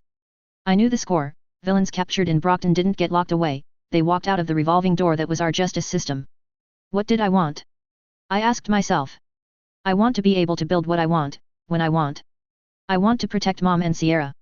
From Lung and Bakuda. From Kaiser and Purity. From Leviathan. Coil. Jack. Echidna. I want a reputation for being powerful without encouraging challengers. I just want to have fun. Thinking about it, as much as I respected Panacea, I didn't think I could be a heroic rogue who helped people selflessly. I'd drive myself spare if I were stuck in a hospital like her, or stuck making whatever meditech came with my powers in the future. The last thing Earthbet needed was for a tinker of fiction to have his own psychotic break right alongside the strongest biokinetic in the world. Dragon, the other hero I looked up to, operated on a level beyond me, for the moment. The guild was appealing in ways the wards just weren't. I wasn't too big on seeking a higher purpose or anything, but I couldn't deny that the thought of traveling the world alongside Dragon and Narwhal to be the final word on S-class threats sounded pretty damn cool. But that was exactly why they weren't a valid option. There was no way in hell I could leave the city at my current age, nor would they accept a minor for obvious reasons. What about Toybox? I considered them for a moment. They were villains according to the PRT, but few people actually considered them so, and I didn't personally care for the designation one way or the other. As a collective of tinkers, they maintained their own neutrality with enough force that no one wanted to challenge them without a damn good reason. Big Rig, a tinker who specialized in construction; Dodge, a tinker who built dimensions; Glosse, the cryogenics tinker; Pyrotechnical, a thermodynamics tinker; and Toy Soldier, some kind of automation tinker, made for a daunting combination with excellent defenses and impressive firepower. If I joined them, I could share in their protection. I could benefit from their specializations and contacts, obtaining materials and lab space I wouldn't be able to acquire on my own. That said, they came with their own share of worries. To start, I had no idea how to contact Toybox. Their main lab was in an isolated dimension maintained by Dodge, and any offices they had on Earthbet proper tended to be highly nomadic. Second, even if I did manage to contact them, I wasn't sure of their full intentions. I would be negotiating from a position of weakness, with little to offer that the collective didn't already have. Third, it was likely that they would demand I join permanently, moving with them in a nomadic lifestyle. Letting me remain sedentary in Brockton wouldn't be an option because that'd mean I'd be a security risk. I wasn't ready to abandon my family. Lastly, they were canonically destroyed by the Slaughterhouse 9 following the latter's visit to Brockton Bay. That was a few years off, but Jack Slash managed to track Dodge's dimension somehow even with the death of Mannequin and incapacitation of Cherish, the tinker and empathic tracker. That told me that Toybox's dimension wasn't as secure as advertised. I penciled them in as potential contacts for business transactions in the future, but I didn't think we'd be more than that. Author's note. Not much to say. Some more sibling antics. Bryce weighs his faction choices. He's not going to be a ward. Why? Shrug's been there, done that, I guess. I want Bryce to have a very different career path than Andy. Wake 1.8. 2010, September 13th, Brockton Bay, NH, USA. That evening, I pulled out the Pokenav and gave Neuter's boss a call. Could I be like Faultline? I liked their mercenary style of choosing their fights. They were officially villains, but like Toybox, straddled the line between rogue and villain, a low priority for the Protectorate. If I liked them, why not join? And why not indeed? They were reasonably powerful, highly competent, and had even defeated both Chevalier and Murden in Philadelphia before coming to Brockton Bay. I had some personal suspicions about Hat 1. Information about that encounter was sparse because the PRT kept that embarrassment under wraps, but any event that resulted in a group of 4 mercenaries escaping from 2 Protectorate heads, one of them Murden, could be considered a win for Faultline. The only thing that kept me from outright joining Faultline was my relatively inflexible schedule and inability to leave the city on jobs. Still, a friendly relationship can't hurt, I thought as I dialed the number. Faultline speaking, came the crisp, professional voice. Wildbow described her as a stern, no-nonsense woman of angles and edges, and it was remarkable how that carried through even in her tone. This is Creed. It was the name I settled on whether I'd be a hero or rogue. The name implied a code of ethics, something that would hopefully go down well with the mercenary cape and the public in general. Neuter and I spoke a few nights ago. You're the new tinker he met at the junkyard. It wasn't a question. Yes. Welcome to Brockton Bay, Faultline. Thank you. Now, why have you reached out to me? I am unfortunately not in any position to leave the city for extended periods of time on jobs. I cannot join you, but I would like a friendly relationship. Agreeable. Are you aware of your specialization? That is complicated, I started. Suffice to say, it is rather broad in scope. I take it you are interested in purchasing some tinker tech. I may consider it, she hummed noncommittally. Neuter was impressed with the expanded backpack, and I admit it can be useful on missions, but I take it that is not all you can build. Far from it. That was my initial project to improve my scavenging. I thought so. What else have you built so far? I let out a breath. I do not feel comfortable disclosing my capabilities over the phone, Faultline. Very well, that is understandable. Would you consider meeting me and my team in person? It was fast, but it also hopefully meant she wouldn't have the chance to set any traps for me. Barring all else, I knew her civilian ID, Melanie Fitz. I could easily force a mad scenario. That would be acceptable. I plan to operate out of the Palanquin, a club near the north end of the boardwalk. Will you be available tonight? I considered it. Her willingness to meet in her headquarters implied her sincerity. She wouldn't be willing to trash the HQ she'd worked so hard to renovate, especially not if it meant drawing local attention to herself. It will have to be past 11, I said, thinking about Mom and Sierra's sleep schedules. Very well, midnight then. Please enter through the back. Understood. X. 11 found me sneaking out of the house through my window, this time with my expansion suit textured to look like my normal wear. Just in case anyone was watching, I climbed down slowly. When I was a few blocks away, Bryce Kiley ducked into a convenient alley and emerged as Creed. This feels incredible, I whispered to Saint. I knew intellectually that the suit would boost my physical abilities. It made me a little bit stronger, a little bit more durable. It offered far better boosts to agility and reaction speed, but knowing and experiencing were two different matters. I wasn't suddenly Batman, but the suit did let an orphan street rat rob a museum with ease. Seeing the world as Creed, I felt that the cars were moving slower, the sounds of the city crisper. Porygon, he agreed. For once, he was not constrained by the camera of my Pokenav, he was seeing out of my helmet, my own eyes. I jumped 5 feet into the air with ease and climbed up the fire escape to the roof. Ready, buddy? Gone. A low trill, one I'd gotten to understand as excitement, came from the in-helm speakers. We raced across the rooftops, far faster than any normal person could hope to keep up with. The gray of the expansion suit made us all the harder to spot, with the burnt orange patches blending with the orange light of the street lamps. I raced along with the aid of agility. Leaping the gap between buildings was a bit nerve-wracking at first, but I quickly adapted to my improved physical abilities. The suit cut my travel time from a full hour's jog to under 15 minutes. Damn, would be nice if there was a way to quantify aura, I muttered to myself as I caught my breath across the street from the Palanquin. Unfortunately, despite all of the Pokemon world's advancements, aura was not a power that was well understood. At first, I thought that the PP, or power points, used in the games could be translated to some kind of aura measuring stick, but that turned out to be a false lead. Every Pokemon was different, and so too, every human was different. In-game, an Arcanine and a Vulpix could both use Fire Blast just 5 times, but reality was not so simplistic. The energy of all creation was not something that could be readily quantified by man. I gathered my wits and jumped down to the street below. The club was an old building refurbished to fit the purposes of the mercenary band. It stood 2 blocks from Lord Street and 4 from the boardwalk on top of a hill. It was a 4-story building with sizable floor space, and I couldn't help but wonder how much being a mercenary paid. Like with many new clubs, they were running a special, 2-for-1 cocktails. A bold sign prominently positioned outside read. There was a respectable line out the door with a well-muscled bouncer who loomed over the waiting customers. Looks like Faultline's already finished hiring, I mused. I made my way to the back door. Instead of approaching as I was, I textured myself to look the way I looked when Neuter first met me, a ridiculous sweater wrapped around my head with a pair of jeans to finish the ensemble. I knocked, and less than a minute later, Neuter answered. Hey, Creed, he greeted with an easygoing grin. Glad you could make it. Boss lady's upstairs. He led me through the back of the club, the section that had been converted for the crew's personal use. How've you been, Neuter? Pretty good, but between you and me, it's been kinda boring. I can only scout out the area so many times before it all becomes routine, you know. I hummed noncommittally. Have you fought the merchants yet? Nah, those guys? I got a few of them to leave the area in exchange for a good high. Careful, that might just encourage them to come back.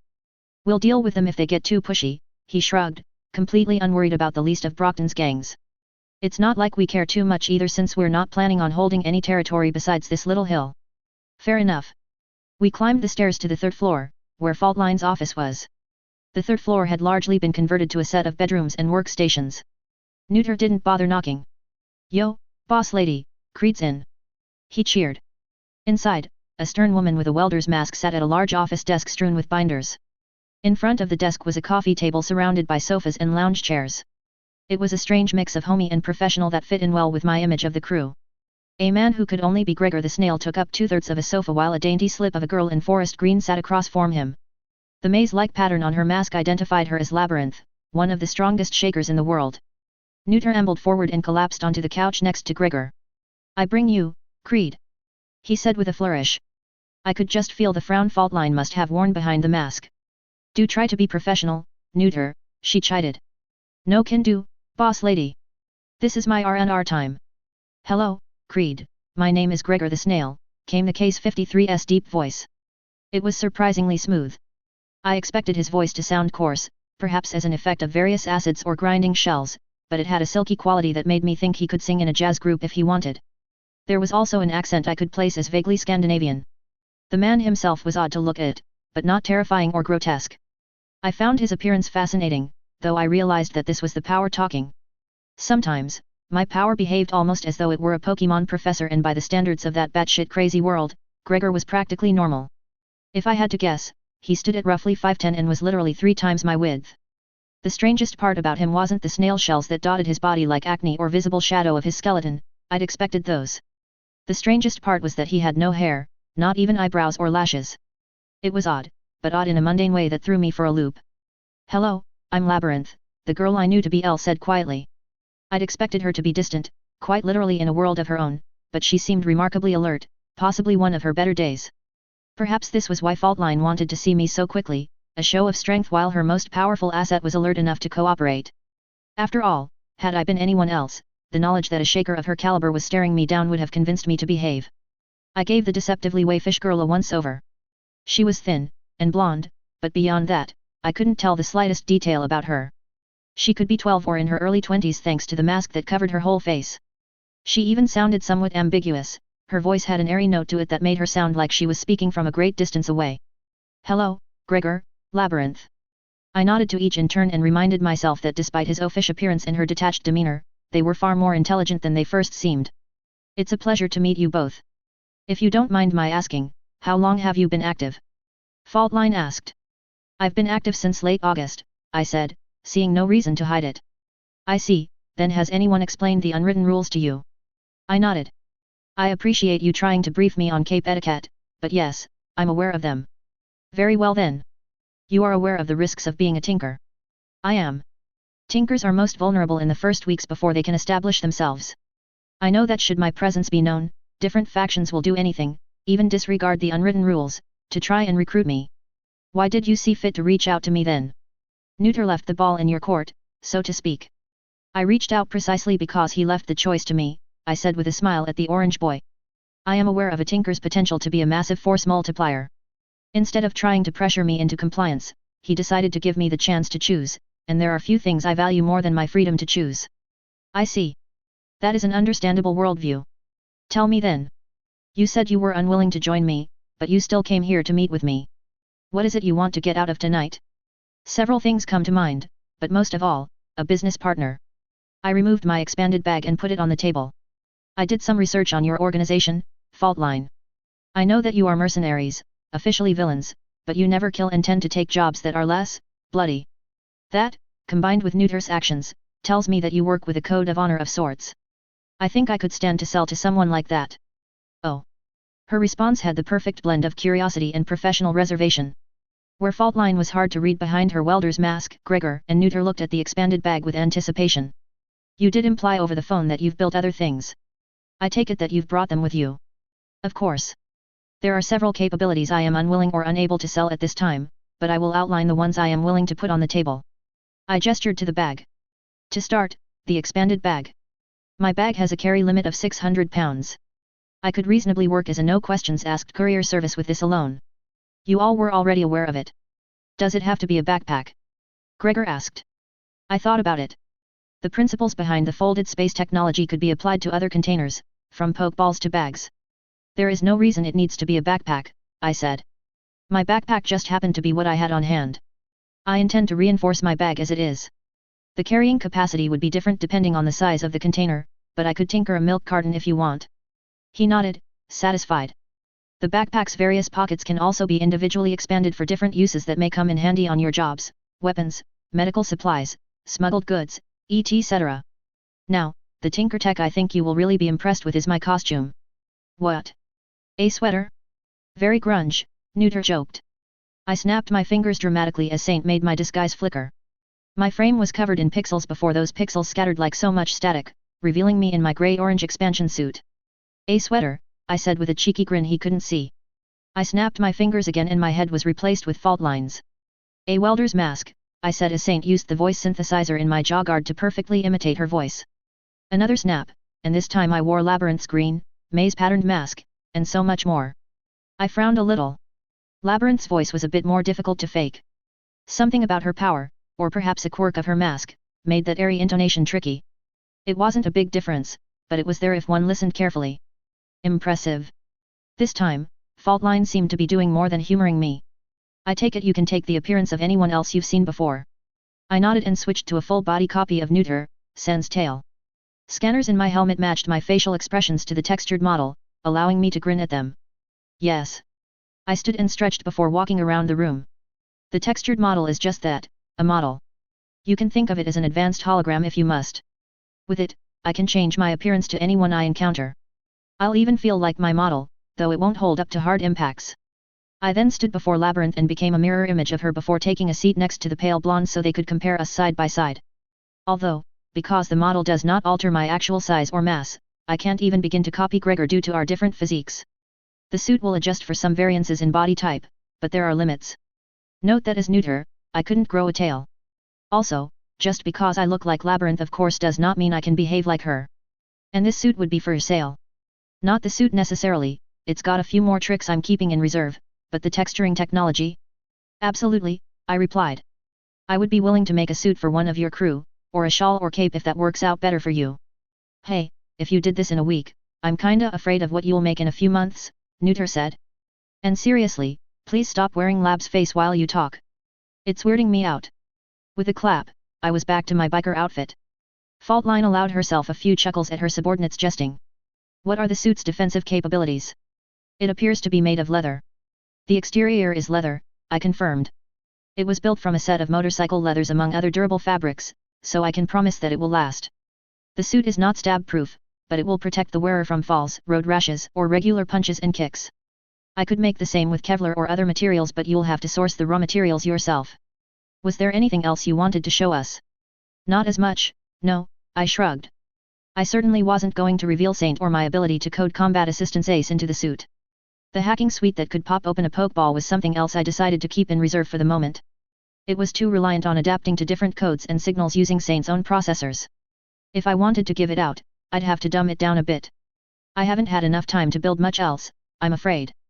That said, I will say that I am able to apply the principles of the suit to various other applications such as hidden doors or just the best 3D TV in the world. Yes, can we? No, Neuter. Ah. But, Super TV. The boy drooped. Is full body coverage necessary for your disguise function? Yes. If you want to use the texturing function of the expansion suit, you must not wear anything over it and you must cover all of you.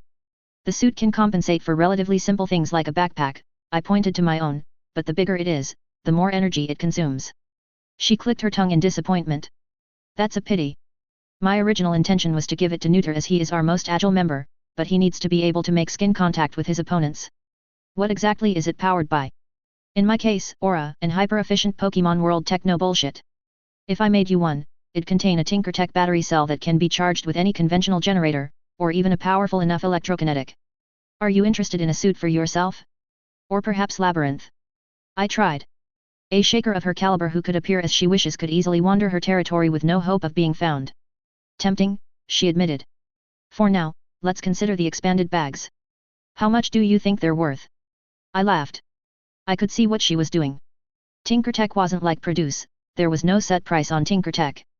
With no frame of reference, a new tinker was likely to greatly devalue his own inventions.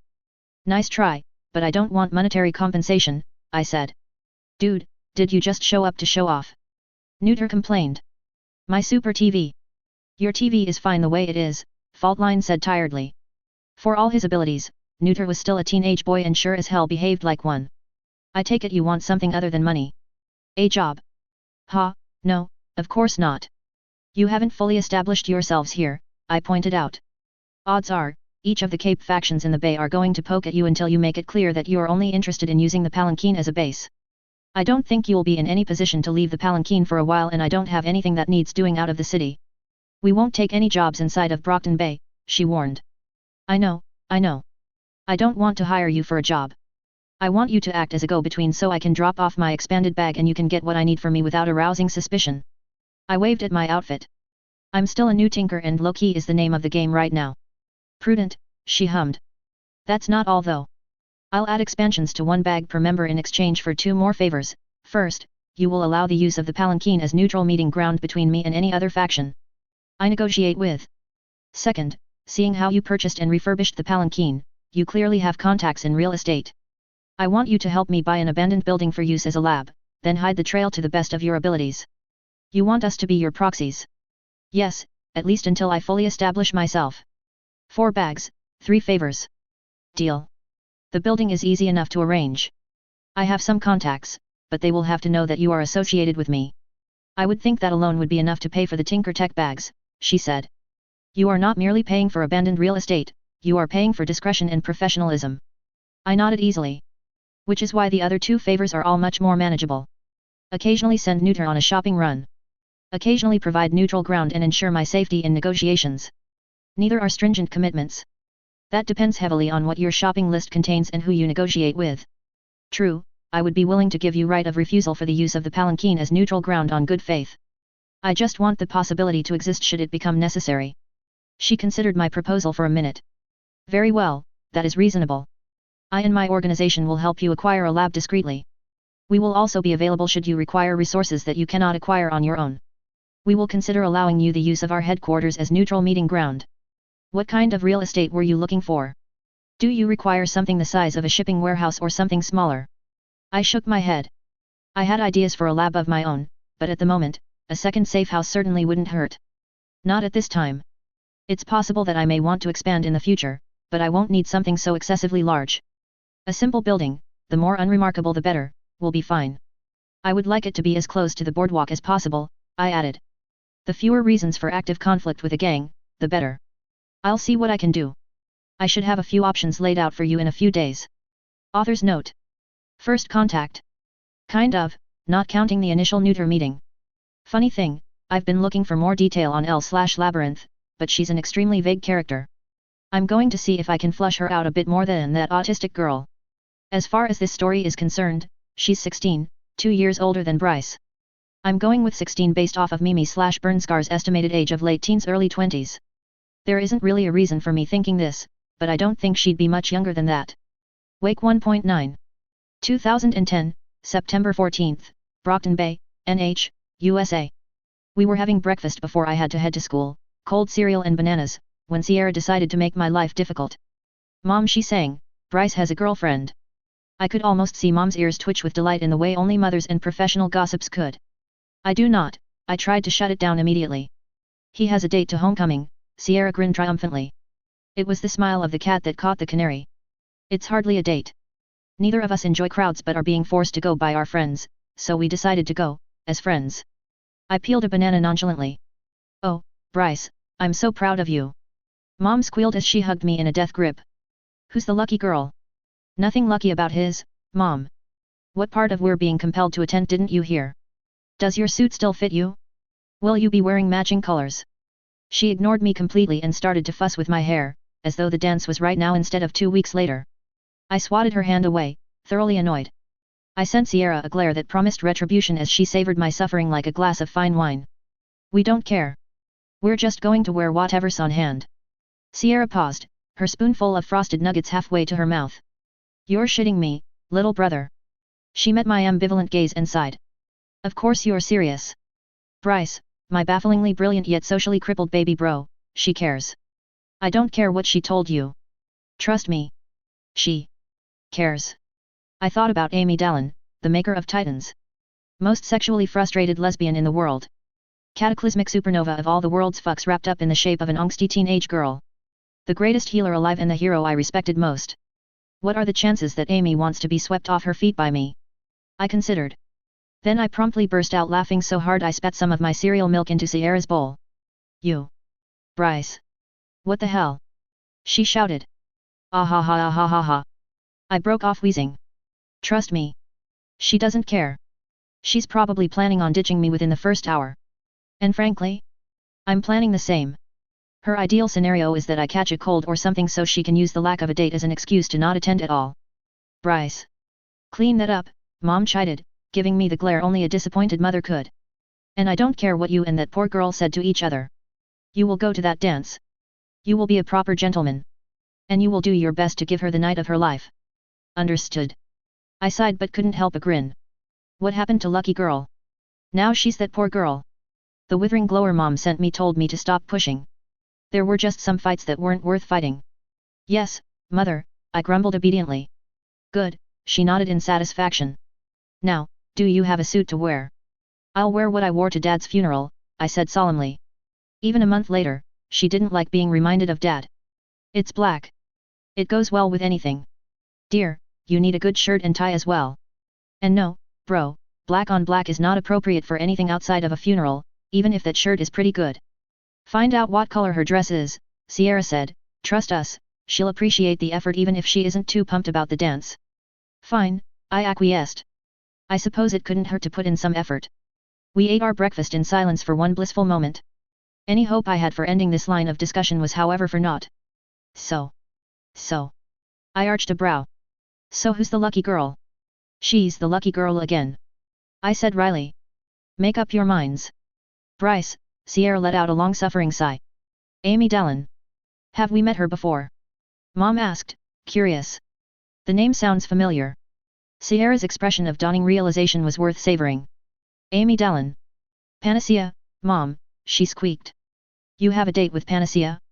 How? I rolled my eyes. Seriously, sis, you've got to get over your hero worship. And Mom, Amy is a junior. I eat lunch with them. And yes, she's best known as Panacea. Oh dear. My boy's first date is with a hero.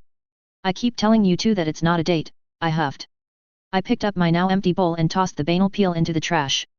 I'm 100% certain she's gay. She is? Sierra asked, always down for some Cape gossip. Yup. Gayer than legend at a pride rally. Actually, I'm pretty sure we have the same taste in women, appearance-wise anyway, so I guess we can bond over how hot we find people. Seriously, she's getting dragged to homecoming by her sister and I happen to be the least objectionable guy she knows. Seriously. Yes, and keep that bit of gossip to yourself. I don't think she meant for me to know that. Hey, that's kinda neat. I have a friend. Oh god, she's not trying to set her up with Saba, is she? I rolled my eyes. No. You will not try to play matchmaker, especially when you're not even supposed to know. Wait, how do you know then? I have a really strong gay DAR, I lied and picked up my backpack before this interrogation could continue. I'm going to school now. Sure, have fun, dear, Mom said. Sierra, honey, can you drive Bryce over to Hillside and buy him a proper shirt and tie? I don't mind playing dress up with Bryce, but can it wait until tomorrow? I promised a friend we'd meet up. My sister said. Great. And find out what color Amy is wearing to the dance. She hollered after me. I shot them a thumbs up as I shuffled out the door. Tuesdays and Thursdays started out with an hour and a half of physical education, a combination of homeroom and first period folded into one. Arcadia had an alternating schedule with hour-long periods on Monday, Wednesday, and Friday and hour-and-a-half long periods on Tuesdays and Thursdays. Coach Miller, an unreasonably fit black man with a squat build and biceps bigger than my face, loomed over us with a wide grin. Good morning, ladies and gentlemen, he said with a booming voice and a clap. I was pretty sure the guy was former Army. He addressed everyone as lady or gentleman, even in casual conversation, and offered us kids a lot more respect than most teachers did. That made him popular with more than just the varsity teams, but there was a way he carried himself, a confidence that many of us wished we could emulate, that screamed of formal training. His PE courses focused on a sport every month.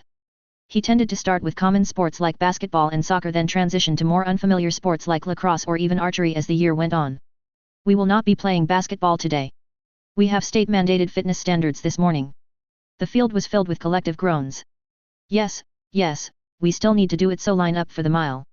4 laps around the track. Let's go, let's go. He'd brought out the fully automated timer used by the track team. We kicked off with the crack of the starting gun and the sports team members easily pulled away. I was half a lap in when a vaguely familiar figure started to keep pace with me. Hey, said the boy with blue hair. He stood a good half-foot taller than me, not that that was all that difficult with my 5'2" frame. Like the rest of his family, he was unreasonably good-looking, with a smile that could have featured in an Oral-B commercial. Bryce, right. Eric Pelham, Shielder, what does he want from me? I wondered. Yeah, Eric, right. MMHM, just wanted to say hi. Eric was an odd figure. Without question, he was the most popular person in freshman year for obvious reasons. When he dyed his hair blue in middle school, half the cool kids followed within the week. When he picked up mixed martial arts from his dad, kids started to replicate karate katas at recess. He was Regina George from Mean Girls, except not an unrepentant bitch. What's up? I noticed how easy his breath seemed to come to him. You don't seem to be struggling. Yeah, trust me. You can't have manpower as your dad and not exercise. Heard you were going to the dance with my cousin. Ah, that explains the sudden interest. Eric and I knew each other from elementary school, but only ever as passing acquaintances. I was mentally too old to mindlessly follow the trendsetter, and Eric was a kid who had better, more entertaining things to occupy himself with than the quiet kid who didn't speak with anyone. Have the rumors made their rounds already? I asked. Guess this is you giving me the 3rd degree then. Ha. Hardly. I'll leave that to Vicky. So what's this then? Curiosity, I suppose. We've known each other since 3rd grade, but I don't think I've ever really talked to you. Nothing personal, I said. At the time, the powerless me didn't want to get attached to a kid I knew was fated to die to Leviathan. I don't talk with most kids my age. We noticed, he said. And by we, I mean the whole school. Oh. Come on, the quiet kid suddenly joins Vicky's court and gets a date with Amy. He chuckled briefly, and I had to admit, it was pretty unlikely. You caught a lot of people's eyes. A lot of our year mates think you're aloof, like you think you're better than everyone. Fucking high school drama. I sighed. It wasn't an unexpected outcome. Not entirely wrong either, I really didn't give 2 fucks about my year mates. And what do you think? If I cared about what people thought of me, I'd spend time with them. He frowned. I guess you are a bit aloof, though I don't think it's because you think you're better than other people. I don't know enough about you to say, but that's why I'm talking to you. His frown turned into an easy grin. So, want to hang out sometime? You're an interesting guy. Maybe sometime later. I have some things I gotta work on this week. Fair enough. Excited for the dance? Hardly, I scoffed. Don't believe the rumors. Amy and I aren't going out. We're going as friends because Vicky insisted on having her sister there. Yeah, I figured it was something like that, he laughed lightly. Don't get me wrong, I'm not saying Amy can't get a guy if she wanted, but she's never seemed interested before. We're planning on sticking around for as long as is polite, then fucking off to the boardwalk or something for ice cream. Ha, I might join you then. I'm going with this girl named Grace. Grace Kanda? Know her? I took a deep breath to keep pace and racked my brain for the name. Kind of? I think I had 7th grade history with her. Isn't she the girl with a pet iguana named Lung? Pretty sure she brought it to school once. You remember that? Of course I do. I'm a loner, not blind. She's got bigger balls than half us guys. That's what I said. Eric crowed. He leaned in as if to whisper. Don't tell anyone, but she was the one who asked me out. Doesn't surprise me, she seems like a real spitfire. Cute, though. Congrats. Thanks, I'm really looking forward to it. We kept our pace to finish with a respectable 7-minute mile. Coach Miller gave us the stink eye though. Eric, despite his flamboyant appearance, was really fit. He'd always been one of the most athletic kids our age. Between Crystal's gymnastics and his father's manpower, he had a lot of pressure on his shoulders. Coach Miller knew for a fact that he could push out a sub 5-minute mile if he wanted. After promising to hang out sometime, we went our separate ways, me to Mrs. Cuddy's World Issues class and Eric to freshman bio. But before that, I had a stop to make. Vicky, wait up. I stopped the blonde superheroine at her locker between first and second period. Yeah? What's up, Bryce? She asked curiously. I wasn't the type to socialize outside of lunch. Can we talk? It's about Amy, I said. Does she have a dress yet? Oh, that, she brightened immediately, always happy to chat about her sister. Yeah, she's going to wear blue and white. It goes great with her hair, you know. I smiled apologetically. No, actually, I don't know. I'll take your word for it though. Ugh, you two are perfect for each other, she griped. I take it you picked out her dress. Yup, I'm wearing something similar with a lighter blue. She whipped out her phone. Want to see? Not right now, but send me a picture of Amy's dress so I can find a tie that matches, I said. Ha. So you do care about the dance? Not really, but if I'm going, I want her to have a good time, you know. She smiled sweetly and a part of me melted. You're a good guy, Bryce. Thanks. No problem. Fair warning though, I'm going to try to get Amy to ditch the dance with me as soon as it becomes socially appropriate. Maybe go grab some ice cream. Dances aren't my scene. I thought you loved music. I do. I play and edit for fun, but loud, heavy dance music that's mostly just repetitive techno or pop don't do it for me. I gave her a friendly punch on the shoulder. I found it easier to ignore the subconscious fluctuations in her aura if I treated her the way Dean treated Carlos. Anyway, a picture of the dress was all I wanted. Later, V. Sure, I'll catch you at lunch. X. PE and World Issues were the only two classes I shared with my fellow freshmen, which meant I saw them only 2 days out of the week. Mrs. Curry was the opposite of Coach Miller. Where he was a youngish man in his early 30s with muscles like he belonged in an Old Spice commercial, she was a skinny old woman in her 50s. Coach Miller looked like a tank, beefy and low to the ground. Mrs. Curry was a mousy 5'2" with a stooped back, the kind of woman who wards helped across the street to pad their reps. She was nice for the most part, but had a condescending tone that made me feel like I was being talked down to.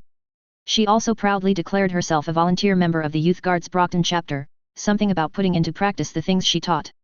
I usually made sure to sit at the back and keep quiet. We're going to be starting our year-long project, she said to the collective groaning of the class. None of that. This class is called World Issues and it would be remiss of me if I did not give you the chance to follow an ongoing issue in the world. She passed out a stapled worksheet thick enough to fill my classmates with dread. You will select a topic of interest and submit it for my review. If you can't find a topic you like, I will assign one for you. You have until end of the week to select the topic.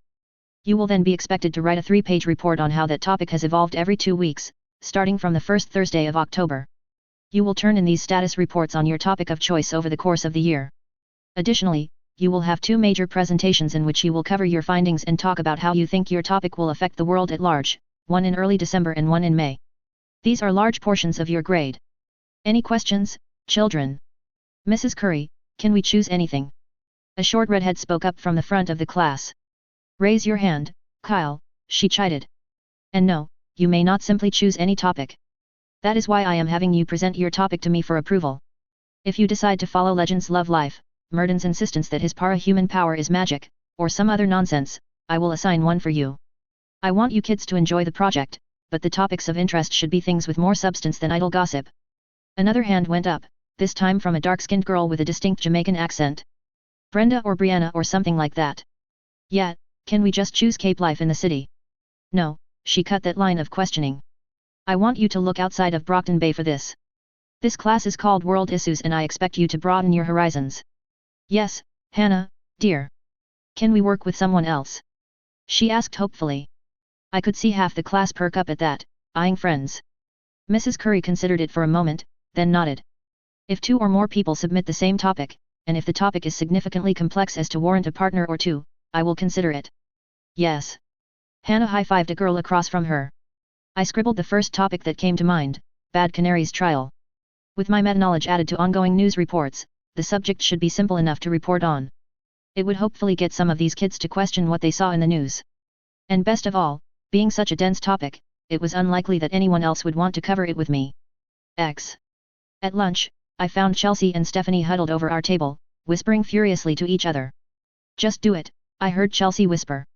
Dennis and I looked at each other before the redhead shrugged and sat down. He made sure to clack his tray on the table louder than strictly necessary. You know, ladies, your whispering isn't as quiet as you think it is. Well, ignore us and eat your pizza, Stephanie said. Bold of you to call this pizza. It's more, stale cardboard with red sauce and cheese. I couldn't help myself. Stale, cheesy, with a bit of red on top, a relative of yours. Ow, why do you do this to me, Bryce? I thought we were friends. We are, this is how I show affection, I assured him with a comforting smile. I then turned to face the girls. Well? What's up? You two have been whispering like you're trying to keep a secret since yesterday. I'm going to tell him. Chels, no. Stephanie cried. Oh come on, maybe a guy's opinion is what you need. Judging by the flighty look on Stephanie's face, I quickly decided I wanted no part of this. On second thought, I don't need to hear it. Steph doesn't look happy with you, Chels. Oh, fine. But I think you should do it, the blonde told her best friend. You've got nothing to lose. Is this about homecoming? I bet it's about homecoming. Vicky joined us. She made sure to sit with Dean on her right and Amy on her left, unsubtle pushing her sister next to me. Yo, I greeted the trio. Hey, Bryce, how's it going? Dean said with his usual friendly smile. Not bad, but getting a bit fed up with all the homecoming talk, I said honestly. I get that it's a big thing, but it's all anyone talks about. Well, what do you want to talk about then? Any Cape news lately? I tried. Foe's been blowing up about a new mercenary group in town.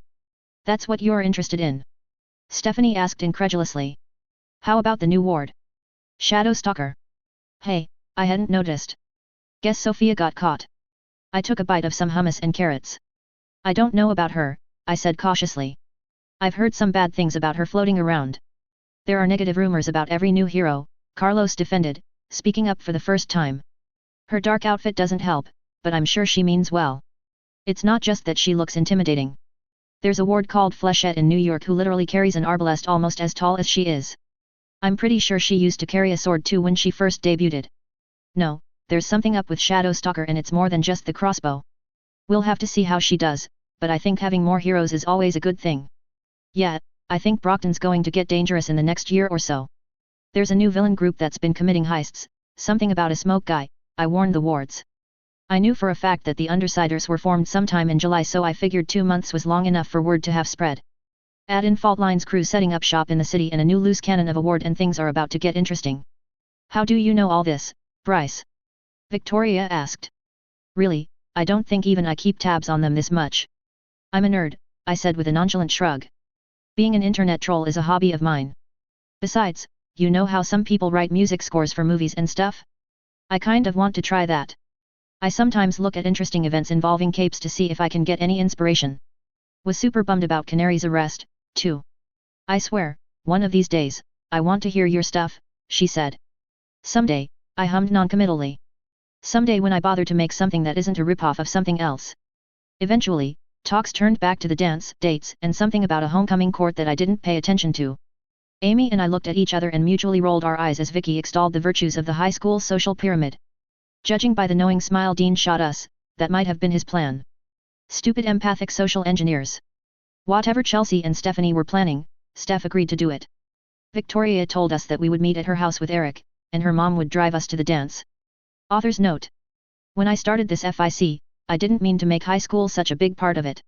It just kind of happened.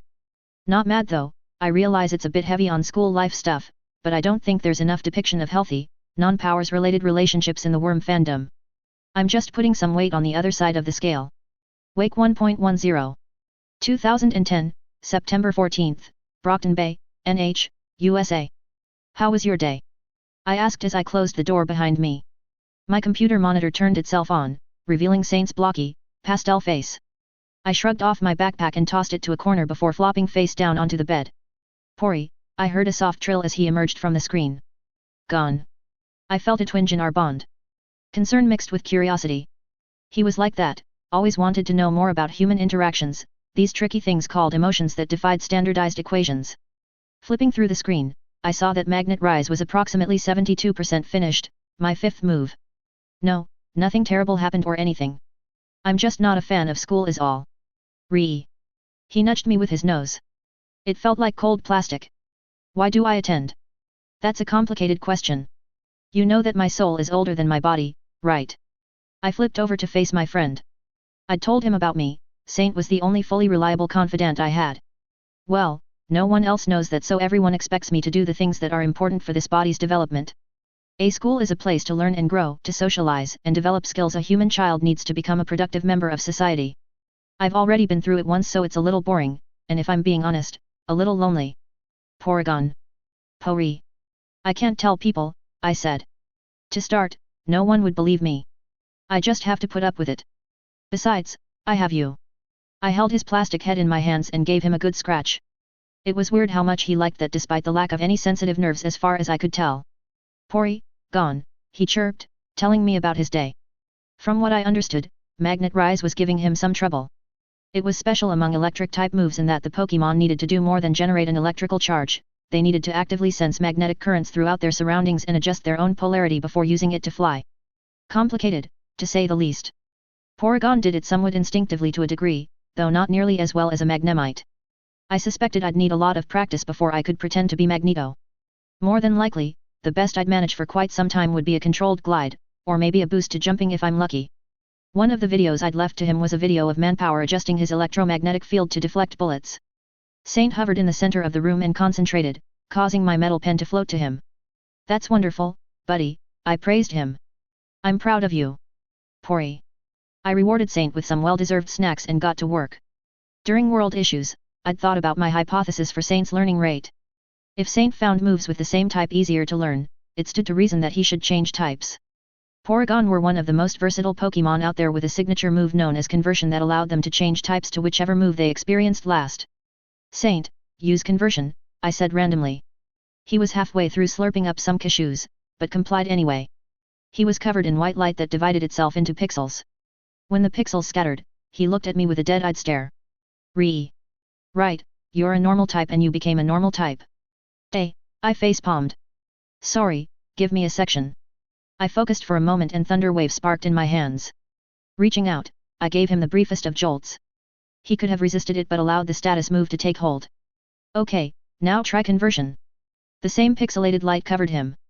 When it faded, he still looked the same. Are you an electric type now? Pori. He cheered. He demonstrated his newfound affinity for electricity by lifting my desk lamp, pens, and belt buckles simultaneously. Cool. I was thinking, you might have an easier time learning electric moves if you yourself are an electric type. Can you try this out tomorrow? Gone, he agreed with an enthusiastic chirp. His floating was much faster now. I loaded up several moves I wanted him to try learning tomorrow. Thunder Shock and its more powerful version, Thunderbolt, joined the queue. Then came the all-powerful Zap Cannon and the perfectly accurate Shock Wave. I didn't know which of these would be simplest for him to learn, so I left him instructions to try a bit of everything and work on what felt most comfortable. Once the queue was squared away, I got to tinkering for the evening. Those expanded bags wouldn't make themselves. Thinking back on my deal with Faultline, I was impressed by her generosity. A retail space like I asked for typically cost tens of thousands of dollars, especially in a good location, and that was to rent by the year, not purchase. Granted, my definition of good was just anywhere I'm not likely to be disturbed, but the point stood. Space away from the gangs would be pricey. She was also using her connections to ensure confidentiality by acting as my proxy, a service worth thousands on its own. All told, it wouldn't be strange for Faultline to charge me upwards of 60 grand and she'd settled for 4 expanded bags instead. Depending on what she ferreted around, I could see her making that much money back in 3 or 4 jobs, but I somehow doubted that she would be willing to lug around hundreds of pounds of high-quality cocaine.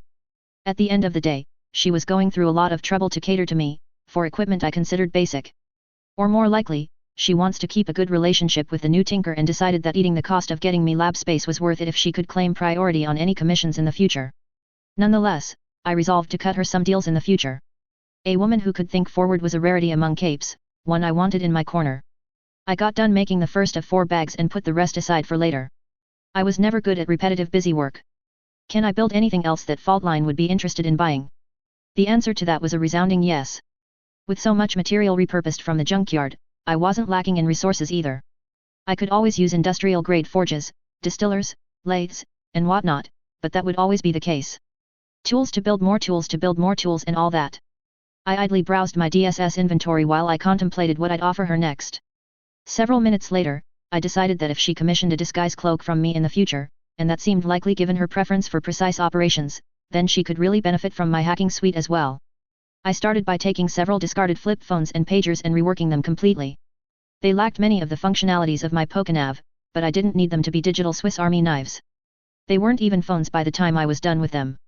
Instead, I completely emptied their hard drives until I had husks of scrap. The blank drives were filled with an isolated version of the hacking suite native to my expansion suit. They wouldn't be able to disable electronics at a distance like SENTIA could do to Pokeballs.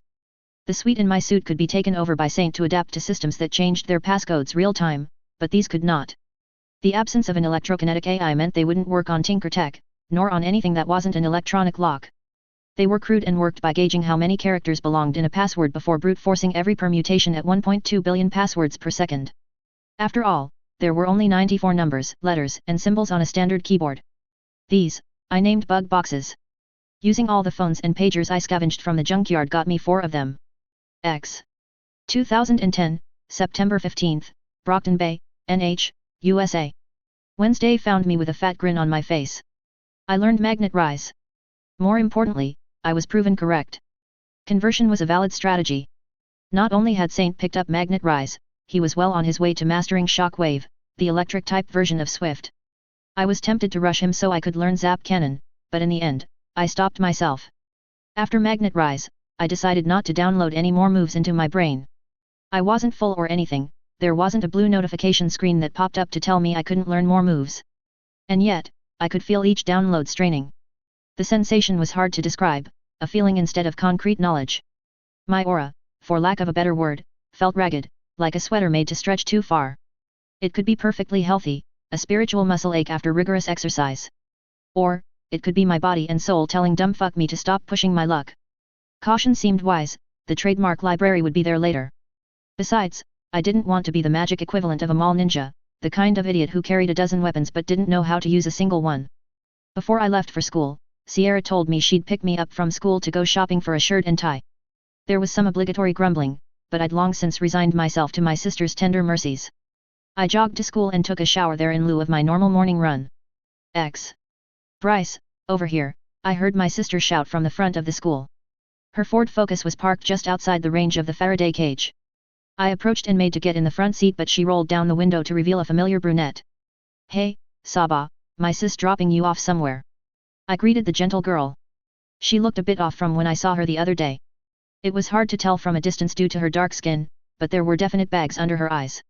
No, I'm coming with you to the mall, she said with a small smile. You sure? You look tired. Saba's in need of a bit of retail therapy and she's great with fashion, so she's going to be helping you pick out a shirt and tie, Sierra chirped. She sounded cheerful, but she made eye contact with me through the rearview mirror. When she's done with you, you'll be the best dressed guy there. Yay, I get to be the dress-up doll today, I said, sarcasm dripping like honey. Is her dad starting to get sick? Or maybe something else? Don't give me that, Saba's amazing, I promise. I'd be honored to receive her help. It's you I'm afraid of. Oi. What's wrong with me? Ginger. Dreadlocks. Let it go already. I'm not changing my hairdo because you think it's weird. I could hear soft giggling from the front as Sierra pulled out of the parking lot. Tell her, Saba, I said. She looks ridiculous, right? I don't, right, Sabs? No comment. Ha. We both shouted. Jinx. Jinx. Jinx the third. Saba's giggling turned into full-blown laughter at our antics and I saw my sister mouth a thank you through the mirror. I sent her a cheesy thumbs up and a wink. Not 10 minutes later, we pulled into the mall in front of For the Gentleman, a boutique specializing in formal wear and some business casual dress. So, what are we looking for? Sierra asked. You did remember to get a picture of her dress, right? Of course I did. Saba, what's your number? I'll send it to you too. We made our way into the store and made a beeline for the shirts. I saw Sierra pull some off the shelf, seemingly at random. Do you even know my sizes?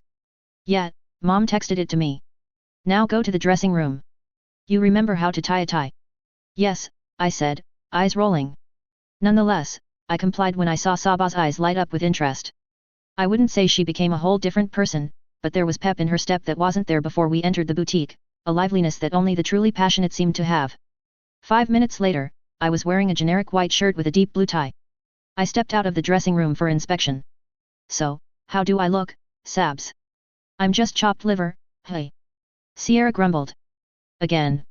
Ginger. Dreads. Saba ignored our banter and gave me a once-over, her phone with a picture of Amy's dress out for comparison. She reached around behind my neck and adjusted my tie, ending at the small triangle knot with a swift tug that pulled the whole thing tighter. No, this won't do, she said. Bryce, you're too short. The tie is going to look long. The color is a little too light, too. I think it could use some designs maybe? How do you feel about some patterns to liven up the outfit? Her usual shy reservation was nowhere to be found and I marveled at the girl who would one day be Parian. One day, this girl would have the power to wrestle Behemoth. One day, she would be a major pillar of the strongest faction in this city. It was honestly a bit hard to reconcile the two images I had of her. Parian didn't have the same gravitas as Skitter, but she definitely wasn't just nobody either. I'll defer to your expert opinion, I responded with a smile. Her expert opinion turned out to be a white shirt with silver accents and a navy blue tie that matched Amy's dress perfectly. The tie was decorated with stars embossed in white and silver thread that made it seem a bit less stuffy. She also included a matte black clip of some sort. This is a tie clip. It's meant to keep your tie attached to your shirt and goes between the third and fourth buttons, like so. She put it on me, a bar of solid black that helped break up the pattern of my tie. Since your suit is pitch black, it'll complement your outfit and make sure your tie isn't flopping everywhere while you dance. Meanwhile, Sierra grabbed a gaudy lapel pin and a black jacket meant for size comparisons. Think this would look good on him. The pin was a painfully bright red rose with petals that ended in brass tips. It's pretty. I could see Sabah try not to laugh. If he were a lot older and wearing a white suit, maybe. A lapel pin should complement the tie, or his partner's dress. It should draw the eye but not be so large or ostentatious as to become a novelty item. A rose with gold flecks is just a novelty. Yeah, sis, do you want me to get beat up at the dance? I'll look like a peacock if I wear that. It's not that bad, she pouted. It's not, Sabah soothed her bruised pride. She then walked over to the gallery of accessories and picked one out. Something like this would be better though. Her choice was half the size of the rose, a white butterfly with bright blue wingtips. Normally, you want to match the tie, but because the tie is dark blue and your suit is black, a dark blue lapel pin would just blend into the suit and go unnoticed. Something brighter to break up all that black is good here, so we'll match the shirt instead. Again, I defer to your wisdom, I bowed. How about cufflinks? Do I need those? She shook her head. This is homecoming, not a wedding or gala. Cufflinks were made for shirts that didn't have sleeve buttons of their own, but are now just fancy accessories worn at black tie events. If you don't need a tux, you don't need cufflinks. Technically, you don't need a lapel pin either, but I like the butterfly on you. Sweet, so are we done? She must have heard the audible relief in my tone because her eyes gained a distinctly mischievous glint. You can set aside the things you want to buy. I don't get a male model to dress up often though, she hummed. I snatched the clothes and made for the cashier, but my sister dragged me back by the back of my shirt. Come on, Bryce. Don't you think you should repay Sabah for her expert opinion? She asked with a sickeningly sweet voice. I glanced pleadingly at one of the salespeople, but he shook his head with a sad grin and power walked away. Traitorous asshole. Fine. I sighed, resigned to my fate. After a long day of being Sabah's dress-up doll, a part of me wanted to just turn into bed, but I persevered.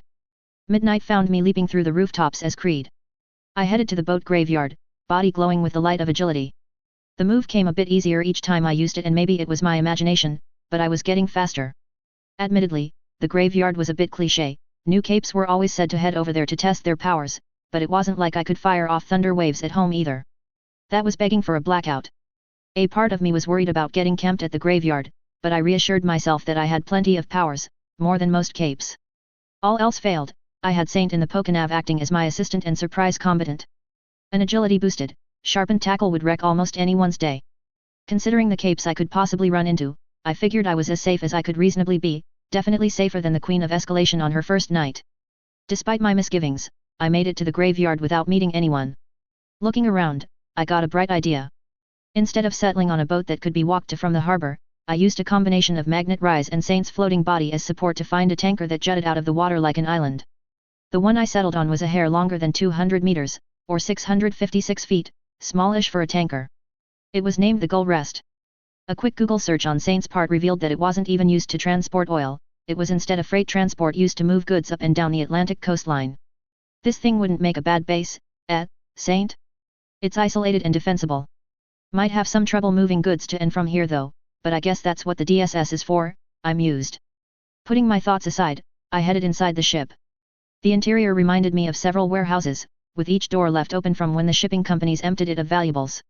There were a few bits of leftover machinery here and there, but they were long since rusted over, good for little more than recycling. Inside one of those wide open storage spaces, I set up a crude shooting range made of bits of scrap metal and concrete. Saint, I'm going to try firing a thunder wave by myself.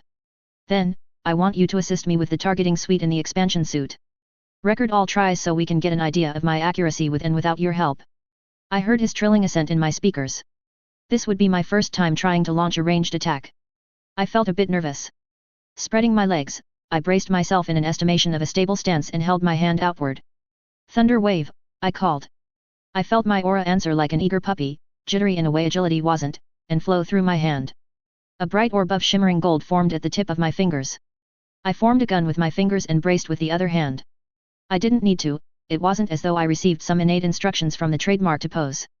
It just felt right, comfortable. Perhaps I'd been watching too many cop dramas. Then, the moment passed and the marble of condensed electrical aura fired. It wasn't a lance or laser, that implied a concentrated attack, and it was anything but. Instead, it was an arc of electricity that spread out for a moment before becoming drawn to where I was aiming as though my fingers were a storm cloud and the target was the ground. The arc of electricity shot out and struck the aluminum plate I'd set up as a target, only to fizzle into the surroundings harmlessly. Kind of hard to see how much damage I'm doing against metal, I muttered. I decided to set even smaller targets at several paces. 5 $1 bills were taped to scrap pieces and stood at varying distances. One by one, I took my shot unaided by the targeting suite. I hit the closest bill square on George Washington's nose. The second landed near his collar. The third only barely clipped the edge of the bill and I missed the furthest 2 targets. Well, shit. Okay, Saint. Activate the targeting suite please. Porygon, I heard him nod. My HUD faded into a burnt orange before flickering back to normal colors, all save the dollar bills. The targets were clearly marked in neon blue. I raised my finger and took aim again, only to find that a burnt orange dot, brighter than anything else and providing lovely contrast with the blue, followed my aim. It felt almost like playing a shooting game. Pity that I was never very good at those. Still, this time, I was able to hit all 5 with ease. With the enhanced abilities of the suit and a targeting software to guide me, it'd have been embarrassing to do anything less. Frankly, if this was the kind of help the expansion suit gave Emma, it certainly explained how some random orphan street rat could react to champion-tier Pokémon well enough to command them in battle. We continued on with target practice for an hour and a half before moving on to training my Protect. I still exhausted myself with only a few tackles from Saint, but my aura pool, if it could be called that, seemed to refill as quickly as my stamina. I found it much like running a sprint, taking a breather, then running again. Author's note. Fun fact, modern computers can test anywhere from 10,000 to 1 billion passwords per second. Bryce's Tinkertech is a bit better and doesn't even need to be plugged in. I'm honestly having more fun writing the slice of life moments like Saba helping to pick out Bryce's shirt, than I am the cape moments sometimes. It's weird, but scenes just write themselves. You'd be surprised at how much fashion knowledge you can pick up living in DC and wearing a suit for much of your professional life, pre-COVID. Yeah, I rolled for the graveyard too. Lucky too, because I honestly would have thrown everything from a few merchants to Oni Lee at him. Moves known by Bryce: Protect, Recover, Agility, Thunder Wave, Magnet Rise. Moves known by Saint: Tackle, Conversion, Sharpen, Protect, Recover, Agility, Thunder Wave, Magnet Rise, Shock Wave. Moves in Saint's Q: Thunderbolt, Zap Cannon, Lock On, Tri Attack, Ice Beam, Psychic. Wake 1.11. 2010, September 16, Brockton Bay, NH, USA. Becoming an electric type using conversion really helped Saint pick up new moves of the same type far faster. He already had a good grasp of Shockwave and the bare bones of Thunderbolt. Perhaps it was because most electric type moves had the same foundation and he could simply retread old ground. Or, our relationship was improving and he was growing faster because of it. Or maybe he just really liked sugar-crusted nuts. Who could say where Pokemon were concerned? I stumbled through school with bleary eyes, barely aware of my surroundings. My friends were somewhat concerned but I waved them off with an excuse about Mrs. Cuddy's year-long project that I studied for. I did send a picture of my suit to the Dallin sisters so Vicky would get off both our backs about coordinating outfits. After school, I hadn't taken 4 steps away from Arcadia when my phone rang. Hello. You're a hard man to get a hold of, Faultline's crisp voice rang through my headphones. That was enough to bring me to full attention. My Pokenav, disguised as my phone, wasn't something that could be hacked or traced traditionally, so I wasn't worried about wiretapping, at least from my end. If Faultline was satisfied with safety on her end, I'd trust her. What can I say? I'm a model student. You wouldn't deprive an impressionable youth like me of his compulsory education, would you? Yes, impressionable youths often make deals with mercenaries, she said dryly. She got straight to business. I have 3 locations my contact can get you on short notice. They're places I considered before setting up the palanquin that haven't been sold yet. Great, I'm on my way home. Can you brief me and send the files to my email? Not worried about security. I laughed. No, I'm not. I code in a completely separate language. My computer speaks Swahili and yours speaks Italian. Besides the translator included into my tech, there isn't a frame of reference to even begin a hacking attempt. I guess Dragon could figure something out if she was forced to. But that says more about Dragon than anything. The benefit of having systems designed to house a Porygon was that my servers functioned on rules and algorithms alien to anything found on Earth. The sheer unfamiliarity of my systems, computer and Pokenav both, would make it all but impervious to standard Trojans and viruses. That for sale? Negotiable, I teased. So, brief. The first is a warehouse 6 blocks north of my club. It used to belong to a ship repair company specializing in smaller fishing vessels. Before I settled on a club, I considered having a seafood restaurant and bar. It's 16,000 square feet of floor space divided into 2 floors. The size is nice, but probably a bit flashier than I need right now. That's what I thought, too. It was also a bit too deep into merchant turf for me to consider it. It's not a hot spot, but I've seen them crawling about. Well, what are my other options? I had the goal rest. Strictly speaking, I didn't need a safe house and second lab, so I was ready to decline if I didn't like them. The second is a small house, 2,500 feet, located near the towers. It's a safe neighborhood, but Empire turf. Hard pass, I said as I strolled down a side street. I don't want to set up too close to the Empire. They're the ones I'd have the hardest time running from. The last one is 3 blocks away from Brockton College and 5 from Hillside. It used to be an old corner store that went out of business when the mall went up. 5,000 feet with a basement and second floor. Isn't the college New Wave's turf? As far as I can tell, yes. They don't patrol much, so that shouldn't be a problem. I want to set up a business front while you take the basement for your workshop. No Cape business, at least officially, so no reason for any heroes to snoop. Sounds like you have plans for it already. Whoever owns the place will likely be keeping tabs on me. Is this worth it? How do you feel about a bar? This was the first hint of excitement I heard from her. I have some connections in the restaurant industry and I wouldn't mind another method to launder money. Why not just keep it a drugstore? That way, sourcing materials for me would be easier, right? It would, she agreed, but a store like that has already failed in this location. My contact would look suspicious if he opened up a drugstore in a location that's already failed at it. No investor wants to repeat a proven failure. Exactly. So, do you prefer a bar or a cafe? We would be catering to the college crowd either way. Either should be fine then. I have no preference. Bar it is. It's easier for me since I already own one. You wouldn't believe what they charge for a liquor license these days. And keeping tabs on your new tinker buddy has nothing to do with this new business venture. Of course it does, she scoffed. You represent a significant investment of both my time and resources. Isn't it natural that I want to know how you develop? I'll check it out tonight, I promised. I should have an answer for you tomorrow. X. 2010, September 17th, Brockton Bay, NH, USA. Early Friday, just a hair past midnight, I toured each of the 3 sites. The warehouse that used to repair ships was tempting. A part of me felt that I could take on any questing merchants. Then I reminded myself that despite their hilarious incompetence, they were dangerous. They weren't dangerous because they were powerful, but because they were unpredictable. Drugs could make anything seem like a good idea, and with a tinker of their own and the element of surprise, even the most bullshit ideas could potentially succeed. The Archer's Bridge merchants were the definition of failing successfully. There was also the fact that if I ended up fighting the merchants, staying under everyone's radar would become impossible. Right now, I was counting on Faultline's professionalism and mercenary greed to keep my presence a secret. Simply put, she wouldn't sell me out without good cause, and no one knew about my existence to try to buy my location from her. The possibility of monopolizing a potent tinker's contracts was too tempting. On the other hand, a large warehouse like this one wasn't exactly subtle.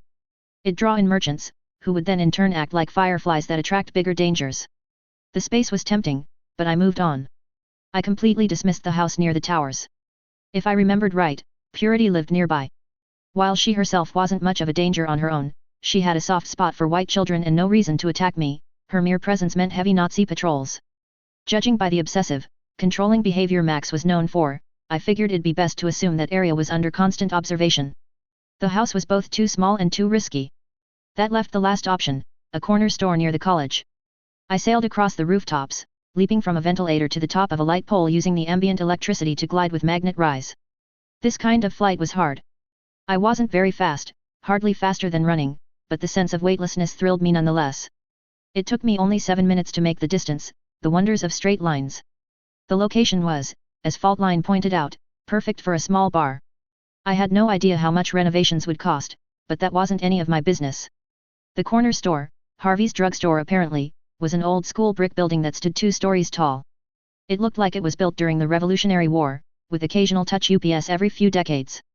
The roof was sloped and shingled in a way that suggested it had been a house at one point, or was built back before commercialized retail spaces all had squared and flattened concrete roofs. It wasn't exactly hard to sneak in. Unlike Good Neighbor's warehouse, the place was actively registered for sale. Being in a safe neighborhood made realtors hold out hope, so there was an electrical lock attached to the place. I landed behind a gas station and used the texturing function to disguise myself, a nondescript, middle-aged white man in canvas work clothes and a high-visibility jacket. Hopefully, I'd look like some poor construction worker or property manager with a late night. The electric lock required a passcode input into a generic number pad. "Saint, can you crack this?" His trill was curt, almost offended that I dared think a measly 4-digit combination could stump him. He activated the hacking suite without my say-so and the lock popped open before I could even reach for the handle. "You're the best," I said, soothing his ego. I closed the door behind me gently and turned on the lights. If anyone saw me enter, it'd be suspicious if I started sneaking around like a thief. It looked more or less like a drugstore, or a 7-Eleven if all the shelves were emptied. There was a counter that divided the ground floor in half, the front for customers and the back for employees and incoming stock. Everything was varnished wood, from the floors to the shelves, giving the place an old-timey feel. I assumed that if I accepted, the counter would be repurposed into a bar. I walked upstairs to find what used to be a studio apartment. It was carpeted with pristine cream carpet and even boasted an in-unit washer and dryer, something the realtor insisted on to jack up the price no doubt. The basement was basically a copy of the studio upstairs, without the appliances or carpeting. It was just plain concrete with a row of shelves on one end. I wasn't an expert, but I'd guess both the studio and basement to take up 1,000 square feet each, leaving 3,000 or so for the business area. It'd be a very small bar, but I supposed it didn't matter. What mattered was my basement, my lab space. I looked around and tried to imagine all the equipment I could cram in here. It wouldn't be pretty. It'd be a little crowded. In anyone else's hands, it might even be a safety hazard, but I was a tinker. I can do it, I thought, and that was when I knew I'd accept Faultline's offer. "Saint, dial Faultline, please." The phone rang for only a moment before her stern voice filled my ears. "Faultline speaking." "Creed," I answered the unasked question. "It's about Harvey's. I checked it out. I want the basement." "Good to hear," she said, pleased. "It will take roughly 2 weeks to remodel the place into a restaurant layout, another week to get approval for safety, sanitation, and liquor." I winced. "That's longer than I'd expected. Anyway, we can rush that. I understand you're eager for your lab, but no, not unless you have money to grease palms. It's best to do things legally in this case anyway. We want as few insinuations about illegal activities as possible." "Fine, you're the expert. Do you have a plan for the studio upstairs?" "The owner will be a longtime partner of mine, the same man who set me up with the palanquin. He operates a real estate management firm out of Buffalo, New York, so he won't be in the city." I shut off the lights and exited the building before ducking behind the same gas station parking lot to remove my disguise. Floating to the rooftop, I continued. "Is that good or bad?" "It has its advantages. On the downside, we'll have to be responsible for all maintenance and repair. The advantage is that the studio will go unused, a safe house if either you or one of mine needs it." "Fair. Fair. You said 3 weeks," I said. "Could I get you to help me acquire some equipment for my lab during that time? Order something of mine while you find yourself a walk-in fridge and restaurant-quality dishwasher or something." "Maybe," she said cautiously, "no promises. I would want to be compensated for my troubles. Our deal was for lab space, not for equipment." "Point," I conceded easily. "I didn't mean for free.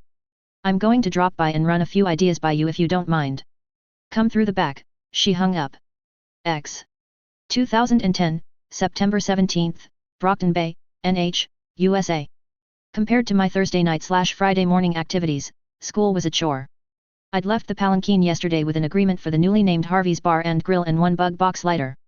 I left the bug box with her so Faultline could personally test the quality of my tech. The agreement was that she'd get a week to test the tech on any type of electrical lock she could get her hands on, then quote me a price she'd be willing to pay. I also left her with files of all the things I was willing to sell to her, including a stealth suit for Labyrinth and Neuter. As my only current customer, I had little choice but to trust Faultline's sense of fairness. As the only tinker in the city willing to supply her, she'd have to treat me with care in turn. It was a partnership founded on pragmatism rather than any affection or higher moral cause, but we made it work. Now that I had a sizable library of moves learned by the Porygon line, I found that my biggest limitations were the time I had available to practice and the lacking stamina inherent to my weak, human physique. Theoretically, I could get Amy to turn me into Captain America or something, then work out like Elite 4 Bruno and meditate like gym leader Sabrina to raise my proficiency, but that was the work of years if not decades. Once again, I felt the cold truth. I was no Ash Ketchum, spitting image of Sir Aaron of Rhoda and some kind of Aura Guardian prodigy, chosen one of Arceus and whatever other stupid title Mr. Protog had. I wasn't salty. Fuck you. All I could do was optimize my time spent working out. To that end, I began to mull over a more efficient workout regimen. By rotating physical exercise and aura training, I could hopefully train even while resting. I was brought out of my musings by a junior named Jim. Yo, Bryce, he shook me shoulder, you good? Class is over, man. You should pack up before Mr. Fover notices.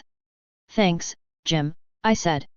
Mr. Fover taught AP European history at the tail end of my school day. He was a strict man who genuinely loved his subject and hid nothing from his students. We learned about the dark and corrupt aspects of human history just as much as we learned about great kings and nations. Erasmus and Voltaire, but also the Chestnut Festival. He was a great teacher. 2 weeks at minimum to get the restaurant set up. More than likely, that meant a week or so after that for my own equipment to be installed into the basement, even if I could get Faultline to rush things. We'd have to bring in lab equipment after inspections after all. A crucible in the basement might be a tad hard to explain. That ruined my plans in a major way. My specialization would change in a week. It meant that no matter what, I wouldn't get my lab before the shift. No lab meant many of the things I wanted from the Pokémon franchise could not be acquired.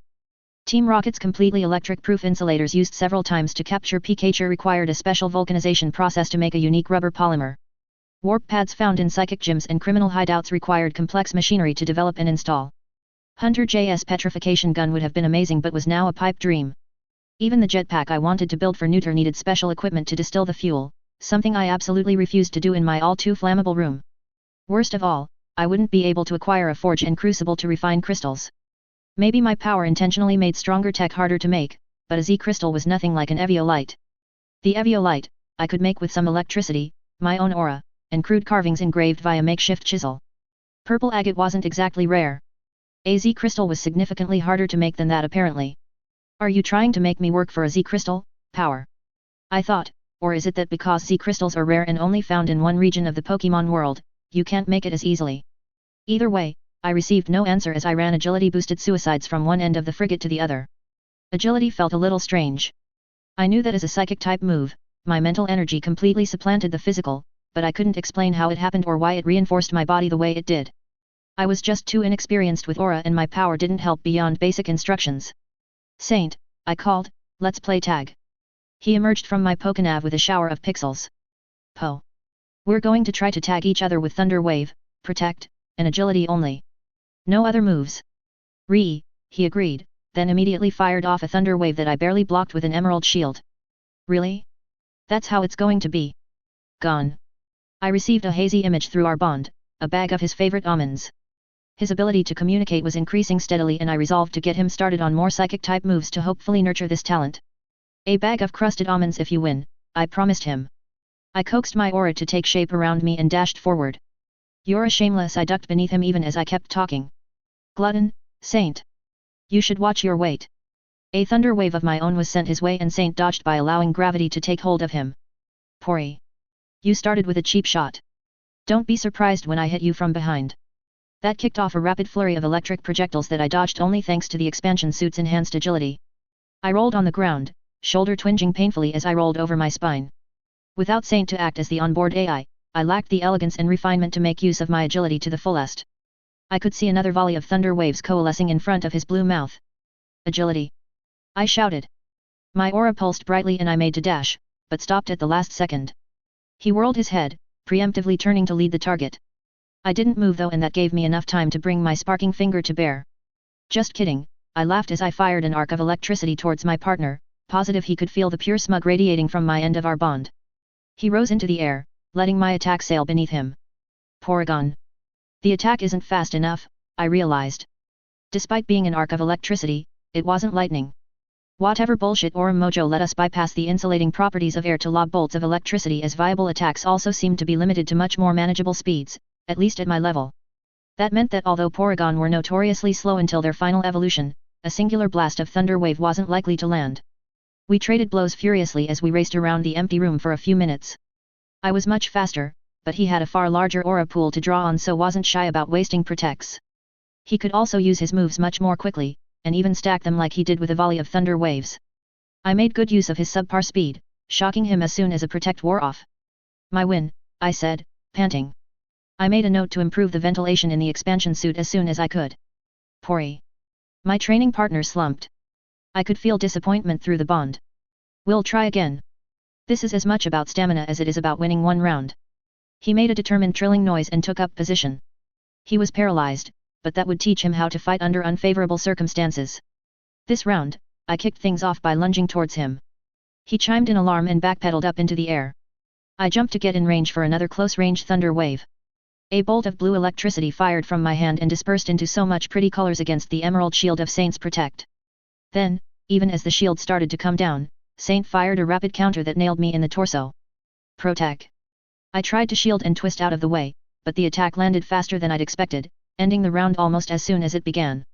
Electricity coursed through my body, disrupting any attempt to make use of my limbs. I suspected this is what having Regent troll me would feel like. I lay on the ground, unable to do anything but pant in a pool of my sweat.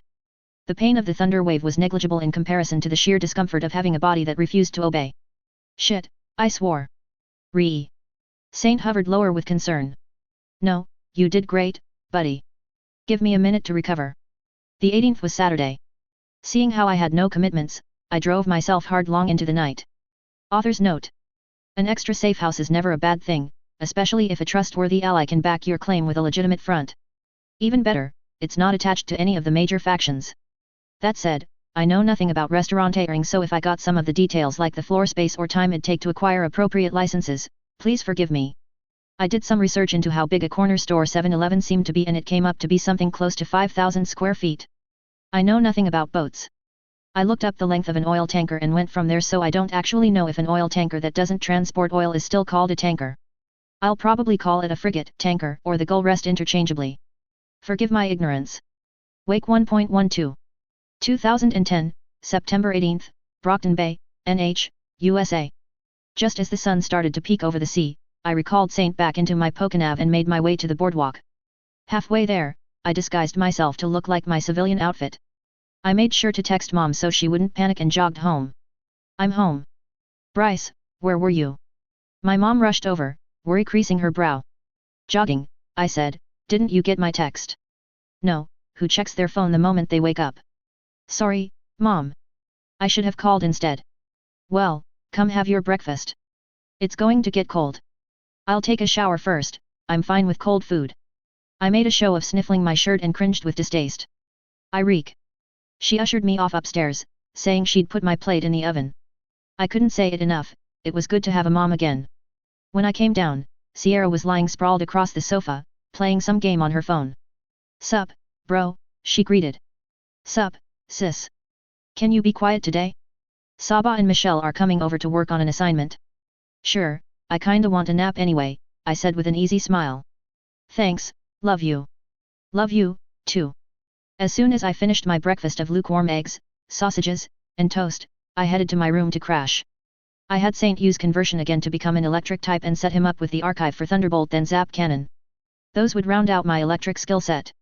Then, I planned to augment Zap Cannon with Lock-On for the iconic pairing before teaching him Psychic using video footage of Rune and other capes like her. The unusual typing would likely eat into the rest of my specialization, but telekinesis was just too awesome to pass up.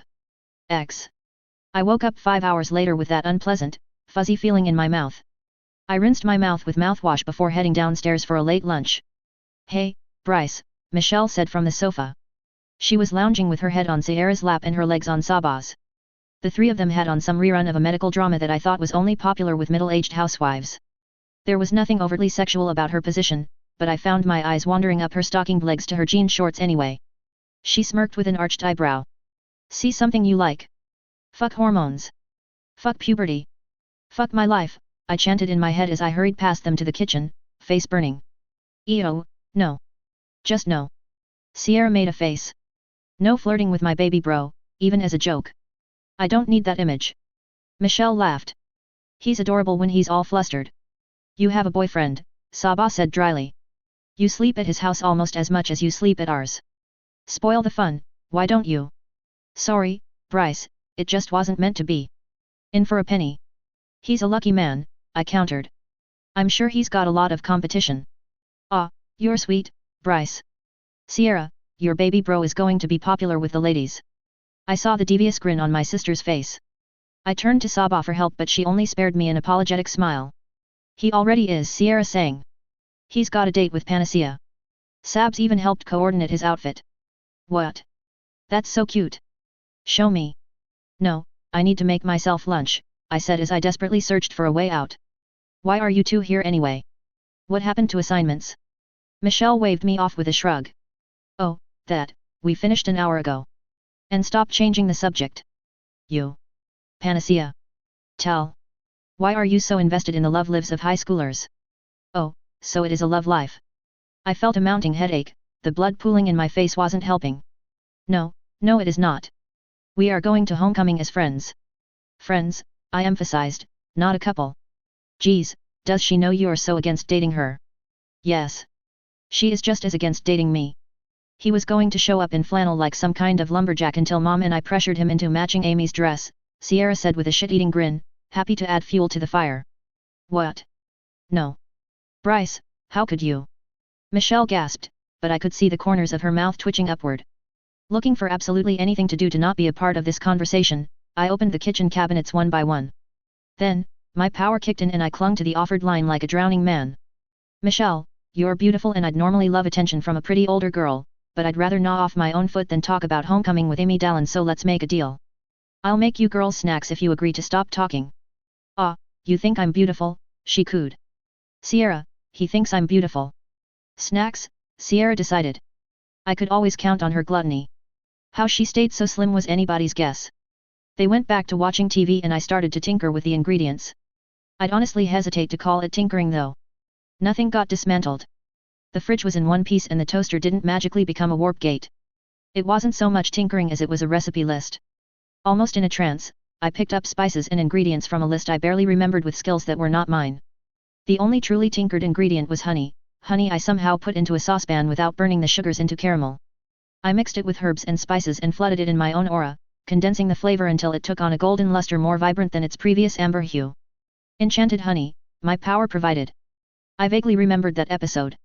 It was a filler episode during the Sinnoh saga when Ash and company went into Eterna Forest. They found a Vespican hive in a hidden cave system so large that it was called the Amber Castle. Team Rocket shenanigans happened and at the end of the episode, they received a special honey from the queen of the hive called Enchanted Honey. It had no special effects, but apparently released an aroma detectable by Pokemon and not by humans. It was also said to be hundreds of times sweeter than normal honey, never mind the blatant scientific impossibility of that statement. I couldn't make anything that wasn't made by human hands. No, what I had was what chefs in the Pokemon world did with it, recipes the people living near Eterna Forest perfected over generations were mine to abuse. Regardless of the universal laws of chemistry, I had a pot of simmering enchanted honey, man-made but still many times sweeter than the store-bought brand. I knew Sierra had a sweet tooth so it'd be an effective bribe if nothing else. I left that to sit off the fire and made myself a quick sandwich of ham, turkey, onions, dried tomatoes, and arugula. I drizzled on a bit of vinegar to cut through the honey I planned to coat it in. Left with nothing to do but wait, I thought about what would go best with the newly tinkered super honey and found my body start to move on its own. My power used the enchanted honey as a foothold to draw upon different recipes used by chefs of the Pokemon world. By the time I stopped moving, I'd retrieved a type of whole grain biscuit from the shelf and made a small bowl of tomato balsamic vinaigrette loaded with pine nuts. Dipping a spoon into the warm saucepan, I drew up a small dollop of honey and stuck it in my mouth. Normally, anything too sweet would quickly turn bitter. It was why sugar pills used as placebo in pharmaceutical studies didn't taste good. Flavor theory said there was a limit to the sweetness a body can enjoy, a limit to the glucose taste receptors can process before they get overwhelmed. Enchanted honey dragged that theory to a back alley and did unspeakable things to it until it caved. The sweetness of that single dollop was hard to put into words. It coated my mouth completely until I could taste nothing else. It was slightly savory from the heat of the pan and a little smoky and earthy from the herbs I mixed it with. There was a floral note I couldn't place, very possibly from a flower not native to this world. Instead of drizzling it over my sandwich like I planned, I took the back of the spoon and traced a single line across the toasted bread. Anything more would be excessive. I bottled a small jar of it for later and plated up the food. The honey went into a single shot glass for each of my taste testers with a larger, communal bowl of the tomato balsamic vinaigrette. Here, I said, setting the plate down on the coffee table. Enjoy. The honey is really, really sweet. Start with only a drop. Thanks, Bryce, Sierra said. What's the reddish-brown stuff though? Tomato balsamic. It's literally just dried tomatoes and balsamic vinaigrette blended together with some herbs and pine nuts thrown in from back when Mom had her Mediterranean kick. The sour and savory flavors should make the honey more palatable. Look at you, since when are you a chef? Since 30 minutes ago, I said easily, tapping the pocket that held my phone. Trying new things, remember? I looked up a recipe online. Do you want to eat with us? Not crashing on your girl time. Sierra rolled her eyes. Nat, eat with us. It's not like you have plans. Ouch, are you saying I have no life? You said it, not me. We don't mind, Saba said. She looked tired, with small bags under her eyes. Yeah, you two are more entertaining than the show, joked Michelle. Glad to hear it. I settled in front of the sofa, a bit to the side so I wouldn't block the food. So why are you watching medical dramas if you don't like them? I didn't say I didn't like them, I said you two are funny. I'm an only child so it's interesting to see how siblings interact. Must be lonely. It is. I've always wanted a little brother, you know. Bryce, wanna be my little bro? She reached over to ruffle my hair then recoiled, trying to wipe the waxy feeling from her fingers.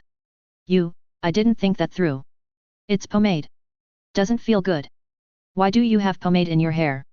I always wear a bit, enough to keep my hair sorta in shape. Is it weird? He wears it because Dad taught him how to style his hair, Sierra interjected. And you're alright, Bryce. It doesn't get on your pillow when you nap. No, it sets pretty quickly unlike gel and stays dry. Doesn't flake either. Less is more and all that. It looks very clean, Saba said. I wouldn't have noticed the pomade either. Cool, do you have any siblings, Saba? I have 3 little brothers, but the oldest twins are 8 years younger than me. They were only 2 years old when we came to America so they don't really remember Iraq either. It's a little hard to relate to them because of that. I do have some cousins closer to my age though. My sister leaned over to give her a side hug. You two can have Bryce then. We have a no returns policy at the Kiley home, she joked. Yes, an upgrade. Oi. Hey, you're the one who's trying to give away her own little brother, I grinned. You can't talk. She grumbled and took a bite of the biscuit with a fat dollop of honey. Holy shit, Bryce, why is this so sweet? I told you to start with a drop. The honey mix is really strong. Cut it with the tomato paste. Following Sierra's lead, Michelle and Saba took a small nibble as well. Wow, this is really good. So since I'm your big sister now, does that mean you'll make me snacks like this whenever I want? Michelle smiled teasingly. No, it means you can bribe me to make you snacks, I said, rolling my eyes. I took a big bite of my sandwich. I'm warning you, I'm expensive. It really is very good, Saba added. It's even sweeter than a baklava but still works. Glad you like it. I did nothing else for the rest of the day except watch reruns of medical dramas with Sierra and her friends. By the time they left, the melancholic air around Saba had lessened somewhat, I'd gained 2 new sisters, and had new recipes for the enchanted honey floating around in my head. It wasn't the most productive use of my time, but I enjoyed myself so I considered the day a win. Saba seemed tired, I said to Sierra once I heard their car drive off. You noticed, hey? It's hard to tell because of her skin tone, but she has bags beneath her eyes.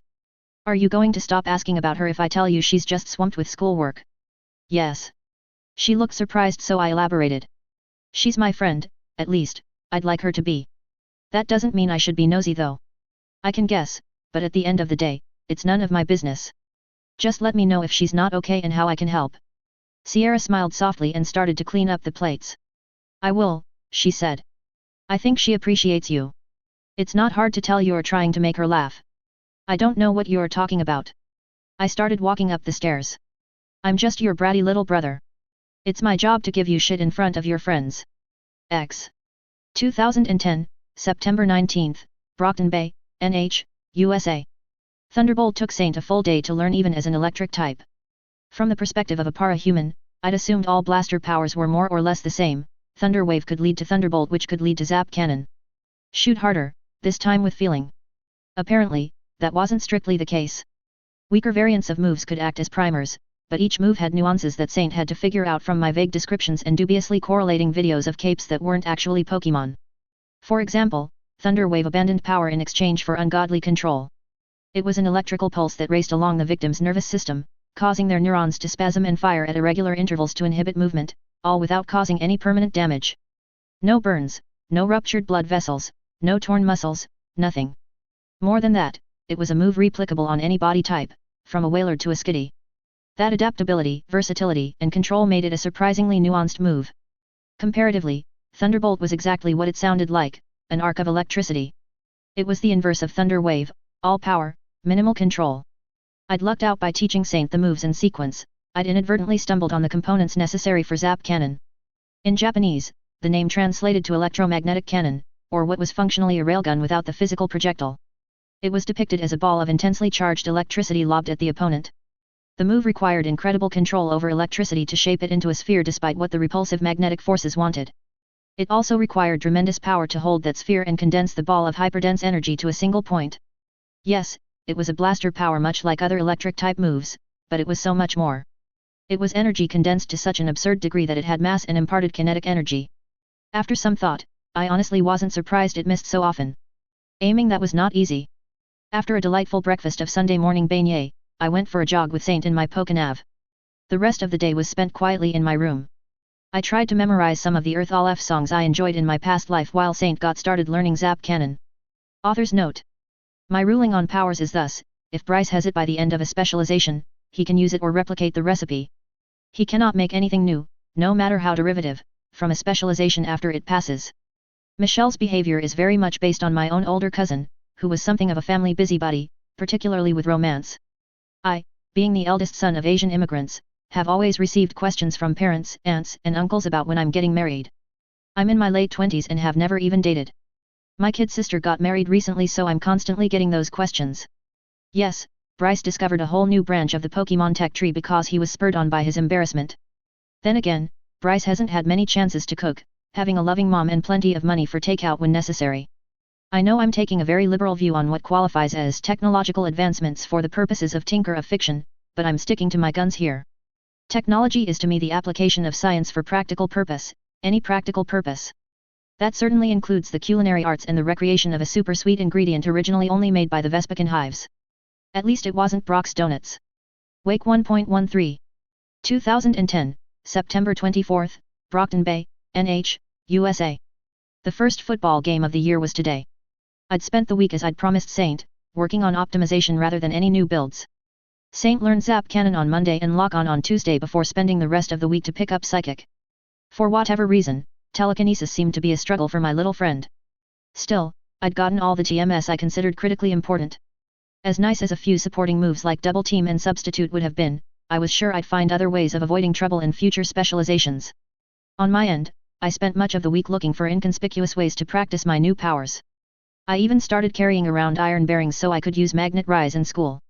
It didn't help much with my sluggish control and lackluster power output, but keeping the bearings magnetized throughout the school day helped improve my stamina a great deal. We also played a whole lot of Thunder Wave Tag. I couldn't sneak out every night, I still needed to sleep, but I did my best to find time for us to train and play together. Saint now won most of the time and I marveled at just how fast Pokemon could grow if given the right environment. Sure, as a Porygon, he'd more or less skipped the infant and toddler stages of life, but he was still less than a month old. The pace at which he learned new tricks and adapted to my own tactics was simply remarkable. I also grew from the experience. I could readily spam Protect, Thunder Wave, and Agility and use Magnet Rise to forcibly take control of the metal in my suit to change direction on a dime. When I first started, using any of my abilities felt like running a dead sprint. I'd be lucky to be able to keep it up for a minute. Now, it was a bit like holding my breath for a few seconds at a time. The strain would mount, but I could keep up with a Pokemon like Saint, if only in short bursts. I wouldn't say I could fight someone like Oni Lee or Hook Wolf and win, but with the disguise capabilities of the expansion suit, I felt confident in my ability to disengage if nothing else. Lastly, Fault Line's commission was complete. 4 expanded bags sat in a corner of my closet, ready for delivery. All of this progress left me pretty tired throughout the day, but that wasn't anything new. It wasn't as though I was collapsing in class or came to school with a black eye, so my friends didn't ask too many questions. And that was an odd feeling in its own right, having friends again. Carlos was a swell dude, honest and helpful in a way that made me feel as though I had a big brother again. We didn't have much in common besides the obvious cape thing neither of us could talk about, but he'd accepted that the lonely little freshman was now in his circle and went out of his way to make me feel welcome. Dennis wasn't nearly as funny as he thought he was, but he did manage to get a few chuckles out of me once in a while. Being the class clown was a talent in itself and Dennis was a natural. So good in fact that I sometimes forgot that he had a father who was slowly wasting away in the hospital. Not for the first time, I resolved to bring it up with Amy, as soon as I could figure out how to explain why I'd even know that in the first place. Dean was a bit of an anomaly among us guys. He spent most of his free time with Victoria, though none of us held it against him. He was earnest and helpful, much like Carlos, but I felt that it was a bit artificial when it came from him. Perhaps artificial wasn't quite the right word. That implied a lack of sincerity, and if I was sure of one thing, it was his sincerity. I knew Dean was an empathy, constantly aware of the emotions of others in the form of colored auras. Whether someone was angry, happy, or just plain horny, he saw it all. I knew that it was a part of the reason he went out of his way to be helpful. He literally couldn't ignore the misery of others. Maybe it was because I knew that, but I sometimes wondered what kind of man Dean would be if he didn't have the social equivalent of an aimbot as a power. Of course, there was no use worrying about it. Dean was Dean, and power didn't define a man as much as how he chose to use it. That he chose to be helpful rather than mess with people for his own amusement or personal gain said much about his character. Sometimes, I felt that he held his own wants back in favor of pleasing others, though thankfully not to the extent of Amy's self-destructive spiral. I shuffled out of Arcadia, following the herd of students headed for the parking lot. "Yo, Bryce!" I heard Carlos shout behind me. Turning, I saw Dennis and Dean follow after the larger boy. I raised my chin briefly in the universal bro nod. "Hey, what's up? Are you coming to the homecoming game?" "Must I?" Dennis grinned as he wrapped an arm around me. "Yab. It's tradition. I don't even like football." "Doesn't matter, you're coming with us." The ginger ward started to drag me towards a sleek, black Acura. "We're going to hang out before the game. We were thinking, since Dennis and Carlos won't be at the dance, we could make an evening of it today." That was Dean, always thoughtful. He headed for the driver's seat and Carlos took the front. "Fine, where are we going?" I asked, shooting Mom a quick text. "The arcade, where else do you pre-game?" Dennis asked incredulously. "The bar, usually with wings and booze." "You have a fake?" "Nope, the struggles of being a law-abiding citizen," I sighed dramatically. "Arcade it is." An insidious, evil part of me wondered how Faultline would react if I dragged 3 wards to the palanquin to get shit-faced. The ensuing chaos would be positively delicious. Alas, it was a dream never meant to be.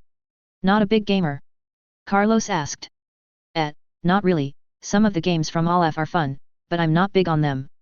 "Neither am I, to tell you the truth," Dean said, "but it's nice to go out once in a while and not care about anything except the high score." "Fair point. You guys are so boring," the resident jester complained. "How are we friends?" "I've known you since elementary school," our driver laughed. "And I think you have enough fun for the rest of us." The arcade, aptly named Pixel Palace, was located on the ground floor of the Hillside Mall. It took up a large section of the donut and was popular primarily with elementary and middle schoolers, though I could see a smattering of kids closer to our age. "Hey, Joe!" Dennis called to a balding man behind the counter. "Of course he knows the owner's name," I grumbled. Yeah, that's Dennis." We exchanged some quarters and made the rounds. Carlos wasn't the only senior at the arcade, but there weren't many. Any awkwardness we had quickly vanished under our favorite clown's enthusiasm. After a few random games, Dennis spoke up. "Wanna bet on who can set the most high scores?" "That's a bit unfair, isn't it?" Dean said. "You're the one who knows these games inside out." "I'll take you up on that," Carlos grinned. He made a beeline for the nearest punching machine. Dean and I looked at each other and simultaneously shrugged. By the time we joined Carlos, he'd already sunk $1.50 for 3 tries at the bag. He took 2 steps back, winding up for a massive haymaker that made his muscles bulge under his tight shirt.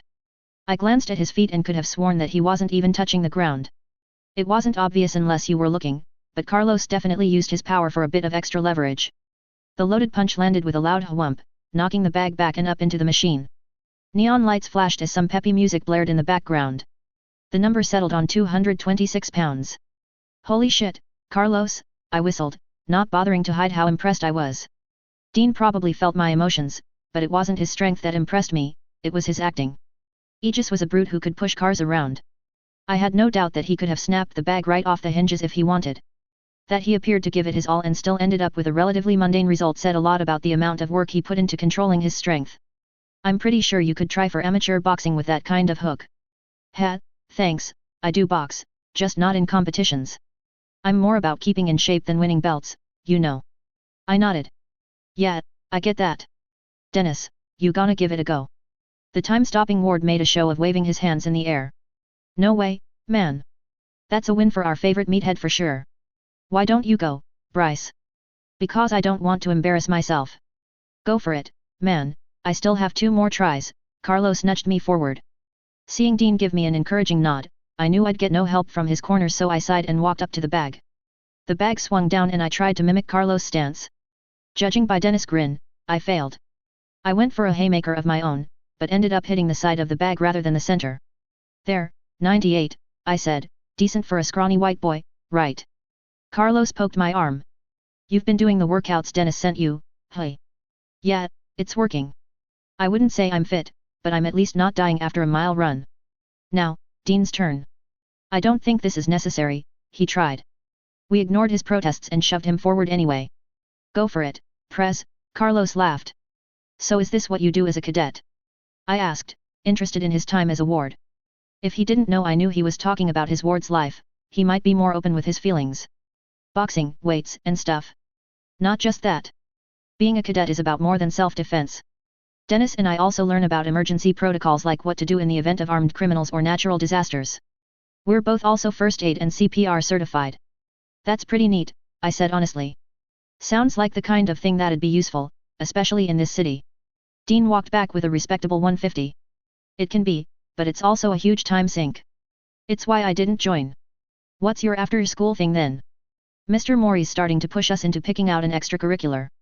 It was the downside of attending a vocation-heavy school like Arcadia, almost every teacher encouraged one after-school program or another. He's your homeroom teacher, right? I nodded. He means well, but you don't have to have a work-study or even a sport. I recommend just doing what comes naturally to you. As for me, I'm helping out at my father's company, he said. I was surprised at the undercurrent of frustration in his voice. Stansfield, real estate. Dean's dad probably provided covers for his ward activities somehow. Yeah, that's us, a family legacy since before the Constitution. It sounded like he was reading off a script. Sounds rough. You tell me to do what comes naturally, but it doesn't sound like you got that chance yourself. It's not all bad, he told me as we walked to some kind of racing game Dennis and Carlos were competing in. I know Dad means well, but I'm not sure if I want to be a part of the family business, you know. No, sorry, I said truthfully. I don't have some prestigious legacy over my head, but I can see how that'd get uncomfortable real fast. Join me for a game. I waved at some generic zombie shooter that reminded me of the Time Crisis series I played back when I was a kid the first time around. Dean smiled, though it didn't quite reach his eyes. You know what? Yeah. I could do with shooting zombies for a bit. Turned out, Dean was pretty good with shooters. I wondered if it came as a side effect of having a blaster power. The 4 of us moved from game to game. To my private embarrassment, I got sick of losing everything and eventually cheated at the crane game using magnet rise to keep the claws shut, just so I could say I won something. The stuffed bunny mocked me, a testament to my shame. My phone buzzed halfway through and I excused myself. I walked outside the arcade to avoid the noise and answered the call. Creed, fault line said, can you talk? I made sure no one was listening before lowering my voice. Yes, I take it you've reviewed the files I left you. Your bug box is impressive. I can't find a single electronic lock it can't unlock. I want one more, for myself and Neuter. You mentioned it was possible to obtain a stealth suit. Can one be made into a shawl for Labyrinth to hide under? I considered it for a moment. Yes, it's doable. She'd need to be completely underneath the shawl though.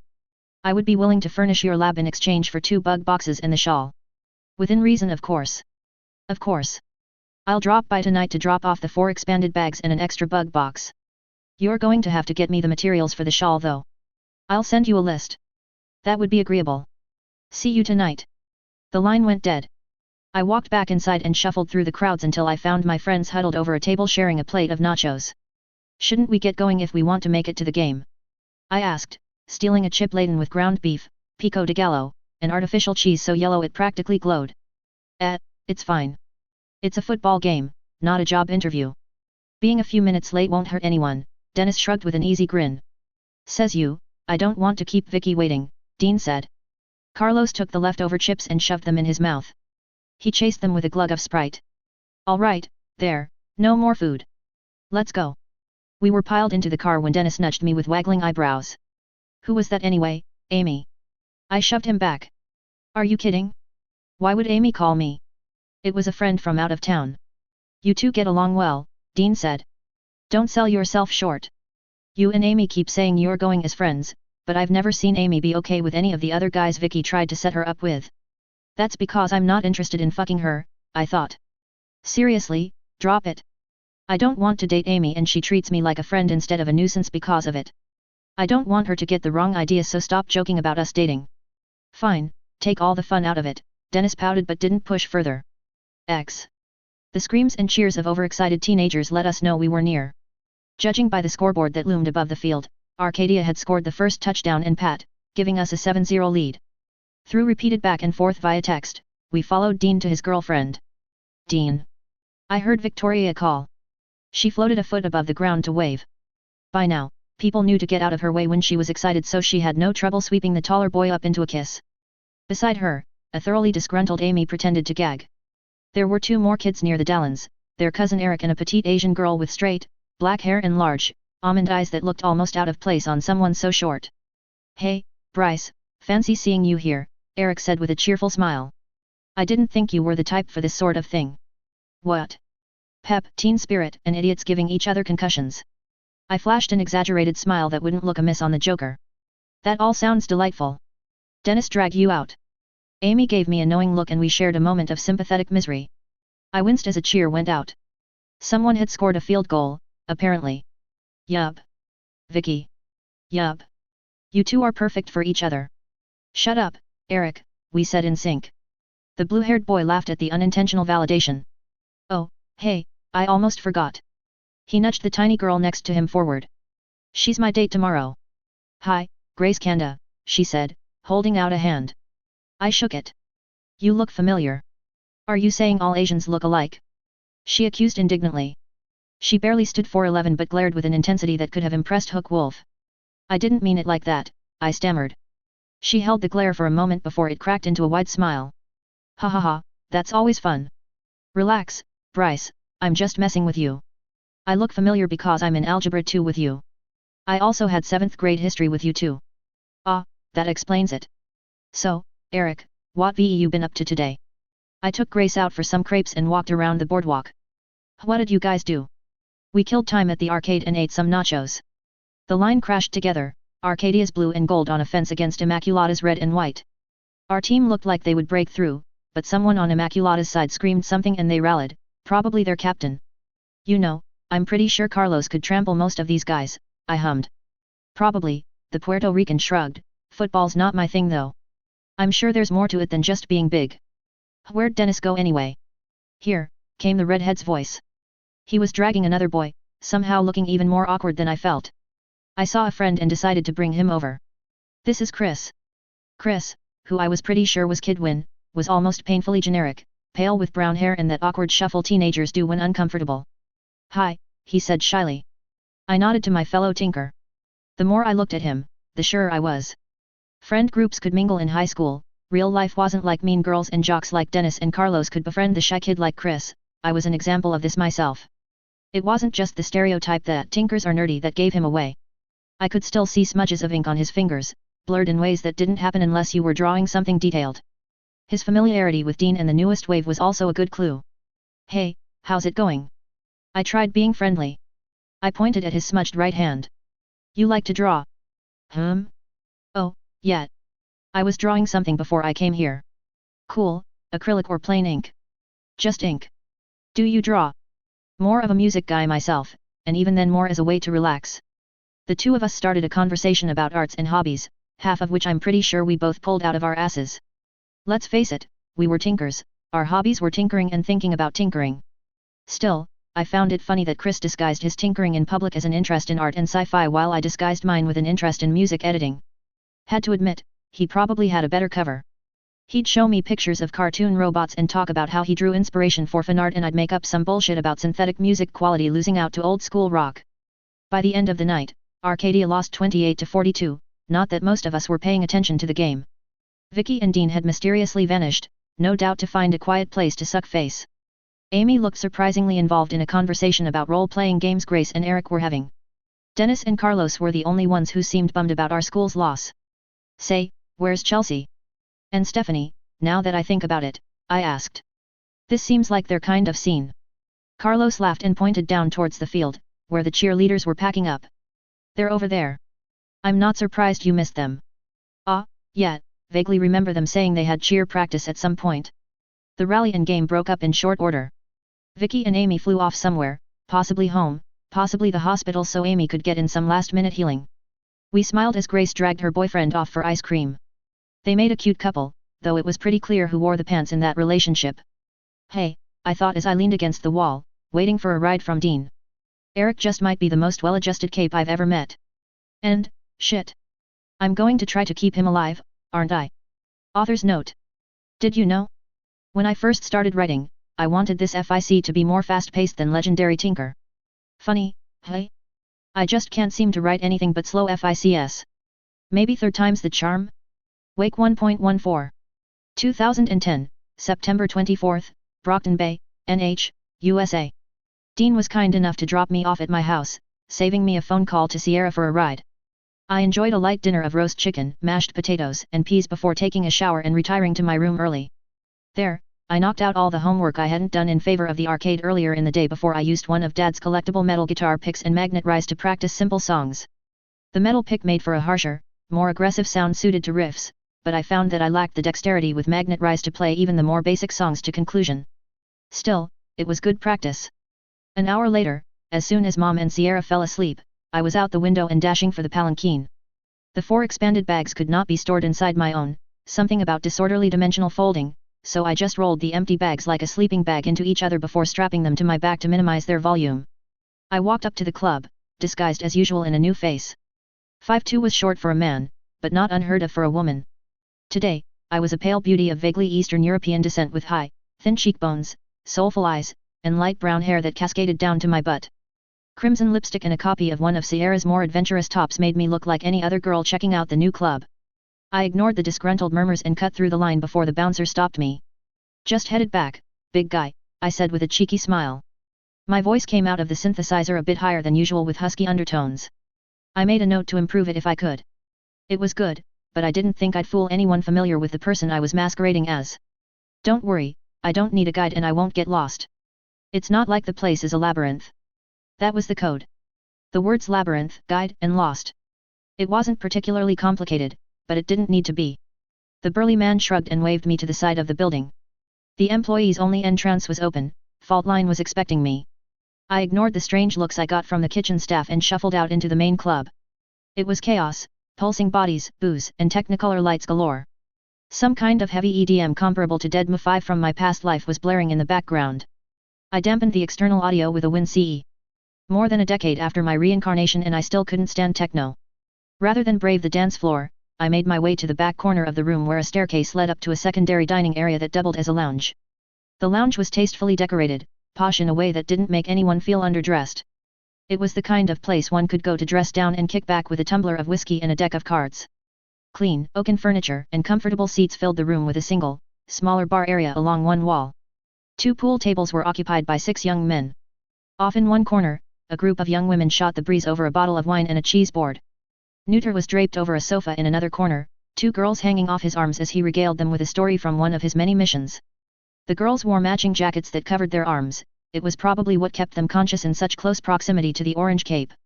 I tried to maintain a reputation for polite calm and dry wit in my everyday life, all the better to keep other children at an arm's length. Sierra knew better of course. She found out how asinine and petty I could be when I smeared hot sauce up her nose while she was sleeping for 4 days straight because of some slight I couldn't even remember anymore. Sure, she replaced my toothpaste with gelatin and shampoo, but I still claimed victory in that trade. She was the one who had to run to Dad. Looking at Neuter grinning like an idiot, I couldn't suppress that same urge to ruin someone's day for shits and giggles. My cape persona should be different from my daily life anyway, right? Right, I mentally shrugged before allowing a disturbingly wide grin to spread across my face. One of the men playing pool looked like he was about to approach the European beauty, but the grin with far too many teeth made him turn a full 180. Asshole prankster sounds like it could be fun. I took a page from a friend from my old life, Christopher. Yes, Christopher, not Chris. He was tall, blonde, handsome, and walked with a self-assured gait that made even people far more senior than him treat him like an equal. He always wore a button-down shirt with slacks and loafers. He was the kind of man I mocked in my teenage years for being a pompous poser, but inevitably tried to mimic when I entered the workforce. Back straight, head held high, shoulders spread wide, and chest pushed out, I didn't walk towards my orange associate so much as I stalked. I may have only been 5'2", but it was the kind of walk that drew the eye and made me seem taller. Neuter. I barked for the whole lounge to hear, turning heads and making the two bartenders look worriedly at one another. You cheating man-whore. I couldn't quite pull off the indignant shriek of a scorned girlfriend, but I gave it my ace effort. The two girls hanging off his arms jerked upright, sobering up in a way only the threat of imminent catastrophe could make happen. Neuter? What's going on? The redhead to his left asked, voice breaking into a tremble that made me feel a little guilty. She was pretty, lithe and leggy with wide green eyes. The way she shuffled a full seat away from Neuter marked her as the conflict-avoidant type. I don't know. Lady, I don't even know you, he frowned. I've never seen you in my life. Saint, best duck that he was, mimicked a crying face perfectly. Wide eyes, quivering lips, flushed cheeks, deep breaths, the whole 9 yards. Why you don't even remember that special night we shared. What the hell are you talking about? I decided then and there that the look of pure befuddlement on his face was worth every bit of shit I'd get for this later. I jumped into his arms, shoving the blonde girl to the side. To her credit, she had one hand in her purse, presumably for a bottle of pepper spray or something. She was certainly far more collected than the redhead. We even went dumpster diving together. I thought we had something special. Hey, you're going to dose yourself. He tried to pull away but his surprise, companions, and seat against the wall kept him from reacting in time. I landed on his lap, my bare hands holding onto his shoulders. Wait, how are you okay? I couldn't keep it in anymore and burst out laughing. Ha ha ha ha ha ha ha, oh my god, Newt. You look hilarious right now. I crowed. I was laughing so hard that I almost fell off the couch. Taking his dawning look of realization as my cue, I leapt from his lap into a textbook backflip that an Olympic gymnast would have difficulty replicating. A single twitch of my eye removed the texturing effect at the apex of my jump, letting me come down into a perfect three-point landing as Creed. I almost wished I had a cape so it could settle around me dramatically. His look of confusion quickly transitioned to indignant rage. Creed, you son of a bitch! He cried. Hey! My mom is awesome, thank you very much. Seriously, Newt, let's go upstairs. I want to talk to the whole crew. Who are you? The redhead asked, curiosity overriding her shyness. The blonde to his right no longer looked bored. What are you, a chameleon? I'm so sorry, ladies. I must have lost track of time, Neuter said apologetically. Feel free to go to the bar for anything you'd like, on the house today. As they shuffled away, he gave me the stink eye. Dude, was this necessary? I laughed to make it clear I was grinning under my helmet. Not at all, but I do have recorded video of the whole thing, I said. I wonder if Foe will find it funny. I do need to introduce myself to the wider Cape world somehow. He looked mortified for a moment but then gave me a confident smile. Do it, watch. Faultline's going to have your hide for disrupting the guests. Besides, what happened to low-key is the name of the game. This is plenty low-key. No one's died and nothing's burning. Anyway, let's go. I grabbed the lizard-like Cape by the arm and dragged him towards the stairs, handily ignoring any questions about my identity. I idly wondered how long it'd take for rumors of a chameleon cape to make their rounds on the net. If nothing else, I could expect something from those two girls. It might not be a bad thing to let people know Faultline had a stranger on call. My costume didn't obviously scream tinker after all. Glad you could join us, Faultline looked distinctly unamused. Even through her welder's mask, the glare she gave me could have frozen a charging bull. She must have some way of keeping track of the rest of the club, I realized. Looking around, I saw that Labyrinth was conspicuously absent. Perhaps it was a bad day for her. You saw that then? No, but Neuter looks rather miffed, which leads me to believe you ruined his recreational time. I take it you won't make a habit of disturbing my customers. As you wish. I took the reprimand in good grace and produced the 4 expanded bags. Gregor got a large duffel bag that could hold close to 1,000 pounds, Labyrinth and Neuter got a school backpack similar to my own, and Faultline opted for a series of smaller bags she could wear on her waist like a tool belt. The next few minutes were spent testing my tech, with Gregor shoving the entire coffee table inside his bag at one point. Satisfied, he set the table back and turned to me with a smile. Thank you, Creed, he said. He was certainly eye-catching, like a blobfish practicing a comedy sketch, but sounded like Morgan Freeman narrating said sketch. Whatever the PRT said about a full-face helmet making me look unfriendly, I was grateful for the chance to not show my expression so as to not disappoint the gentle giant. You do quality work. Thanks, I try. I placed my second commission on the table. Alongside the grey hacking tool was a notepad with a list of materials. Here's the second bug box.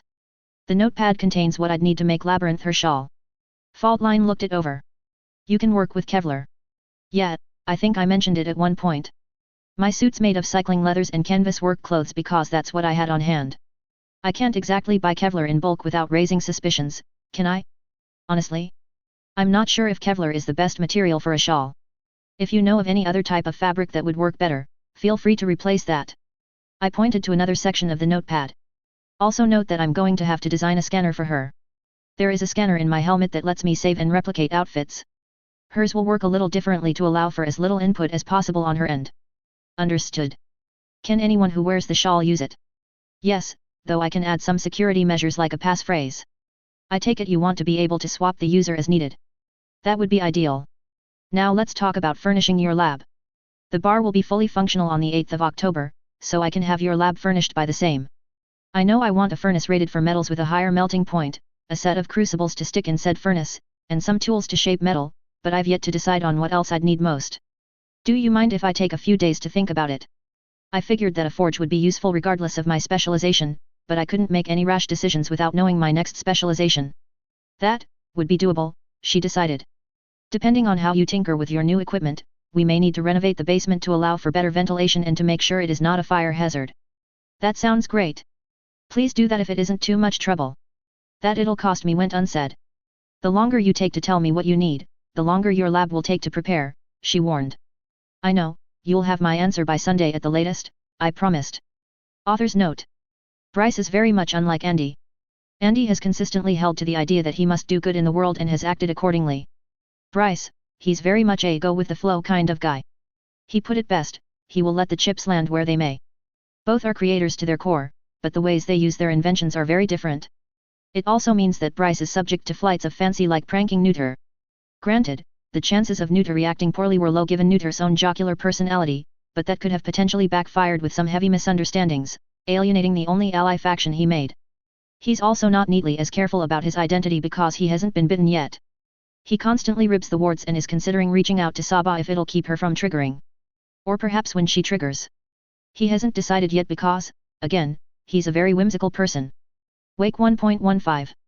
2010, September 25, Brockton Bay, NH, USA.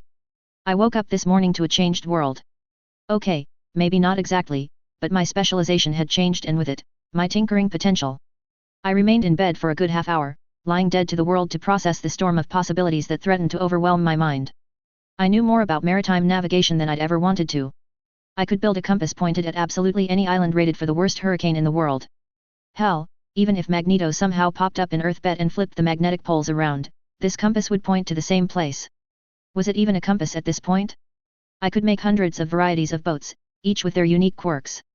I could build a caravel that could be sailed by 5 sailors or fewer. Designs for a yellow submarine, a boat shaped like a pizza, or even a carp boat that could expand into a combat stage came to mind. I could, given enough time, outfit a wooden ship with a cannon so large that it could launch said ship like a rocket through the sky. I could make hyper-efficient engines fueled by soda, cannons, and ammunition that could wipe out city blocks, cyborgs, mecha, and bioengineered radio snails. Most of all, I saw in my mind the designs for the single vilest tasting fruit in all existence. There was no question as to the identity of my new specialization. One Piece, I breathed, almost reverent, my power is going to be One Piece for the next 4 weeks. Porygon. Saint trilled his question, our bond pulsing. Yeah, buddy, I'm okay. It's just, a lot to handle all at once. I had no idea how to process the shift. I held out hope that it'd get easier as the months went by, but this was my first shift. It felt momentous in a way I couldn't explain, like I'd suddenly found myself atop the peak of Everest. It should be a landmark occasion, but I hadn't done a single thing to get here. I went downstairs to join Sierra and Mom for a breakfast of Southwestern-style omelets and potatoes. Morning, I mumbled through a mouthful of cheesy scrambled eggs. Morning, sweetie, do remember not to talk with your mouth full, Mom said. She was looking over the daily paper. Are you not going out for a run today? I will, I guess I woke up late because of last night. You've been at this for a month now. I don't think I've seen you miss a day, bro. Good on you. Thanks, Sierra. I shoveled a forkful of potatoes in my mouth and gave it a chew. What's in it? It tastes a little different. There are little bits of goat cheese and spinach, Mom replied. Do you like it? Weird. Not bad, but weird. Can I get some hot sauce with this? Sierra rolled her eyes but reached for the fridge and passed me the bottle. You're so weird. That's because you still have no class. Whatever, baby brother. We managed to finish breakfast without crawling down each other's throats. After taking out the trash, I went on a jog with Saint. It started as a way to stay in shape for my inevitable Cape outings, but I found that running helped me clear my head. Okay, I thought, before getting to what I can build, let's start with what I might have lost. Can I still operate the trademark interface and downloader? Good. How about using Aura? Excellent. What about Saint? Can I upgrade his code or make any edits? I frowned when I received a mixed answer. The answer was a tentative yes, but I was no longer as confident as I'd been. Saint, for the purposes of my power, qualified as a piece of Tinker Tech. I could repair and maintain any Tinker Tech I built, including him, but I could no longer make upgrades to Saint since I lacked a corresponding specialization. Perhaps if I had a specialization that excelled in highly intelligent AI creation such as Halo, Mass Effect, or Marvel's Iron Man, but not as I was. This made the upgrade I had in a USB drive in the bottom drawer of my desk all the more valuable. I'd present him with the option to evolve when he mastered the various moves he learned. Additionally, I found that I could still make more expanded bags, expansion suits, and Pokénuffs, but not other things I'd drawn blueprints for. Anything I'd made before, I could make again and even add some adjustments such as with Labyrinth's shawl, but I had to have physically completed at least one example of the item in question for it to be retained in my power's internal archive. All things considered, this isn't so bad, I said with a huff as I leaned against a park bench to catch my breath. Poe. Saint's cyberbird-like trill came from my earphones. I kept all the applied knowledge from my last specialization. Now the better question is what I can do with this one. I placed one foot on the bench and stretched to give myself some more time to breathe. What exactly can One Piece get me? On my jog back, I decided to separate the technology of One Piece into three general categories: stuff used by ships, stuff used by individuals, and bioengineering. There was a lot of overlap, but I was broadly forced to abandon most of the first and third categories, the first because I didn't have a ship and the third for the same reason I didn't make myself an army of genesects with the Pokemon specialization. There were some exceptions, but I wouldn't be turning myself into a cyborg or anything anytime soon. By the time my house was in sight, I'd narrowed down the surprisingly large list of buildable tech to 3 essentials and many, many wishes. At home, I mumbled a greeting to my mom and ran upstairs to jot down my ideas. There were several things I could only build with more space and specialized equipment, but there were also some things I could work on in my own room. To start, I wanted to upgrade the expansion suit. The Vinsmoke family wore specialized raid suits that both augmented their not inconsiderable combat capabilities and provided incredible protection. Its creation involved sheathing individual cloth fibers in a special carbon polymer, something impossible to do in my room, but I could at least work on the quick change aspect. The Vinsmokes stored their suits in a can. The can would spin at high speeds and release a plume of smoke. The suits would then automatically fit themselves onto the wearer, kind of like the Power Rangers Oda based them off. While it wouldn't improve my combat capabilities in any way, being able to carry my costume at all times in a way that didn't draw attention would let me react to any situation. I sank into a fugue for 3 hours and emerged only when Saint zapped me awake with a minor thunder wave. Mom was calling for lunch and giving her cause to come into my room at the moment was out of the question. My room was littered with several tools, an air pump, and some kind of aerosol can, all things I'd pilfered from the junkyard during the night I met Neuter. According to sketches, it would apparently become the base for the quick change canister. I had no idea how it would aerosolize an entire outfit and have it remember my form, but it made as much sense as a CD player downloading Pokemon moves into my brain. Mom, you're more excited for the dance than I am, I complained as she tightened the navy tie like a noose. I wriggled it loose the moment she let go and stoically ignored her stink eye. Bryce, this is your first dance and I expect you to treat Amy like a gentleman, she chided. The three of us were in the living room. I was ready by 4:30 to go to the Dallin home, but she insisted on going over my outfit with a fine-tooth comb. Sierra held out her phone, no doubt recording my humiliation for posterity. Are you having fun, sis? Oh, yeah. Saba's going to love this. She helped you pick out the outfit so she deserves to see how it looks, right? Stop using her as an excuse to gather blackmail on me. If you're planning to embarrass me, the least you can do is be honest about it, I griped. Oh, fine. Yes, Bryce, you look adorable and this will forever be held over your head, she said with a chipper grin. At least I finished the quick change canister, I thought. Mom finally stepped away and nodded with satisfaction. Lovely, let's get tonight over with. Oh, stop being a grouch, Bryce. Your sister's right, dear. No one wants to dance with a grump. All the more reason to keep this up, I drawled. I shuffled to the car like a condemned man marching to the hangman's noose. Despite the attitude, I had to admit, a part of me was looking forward to this.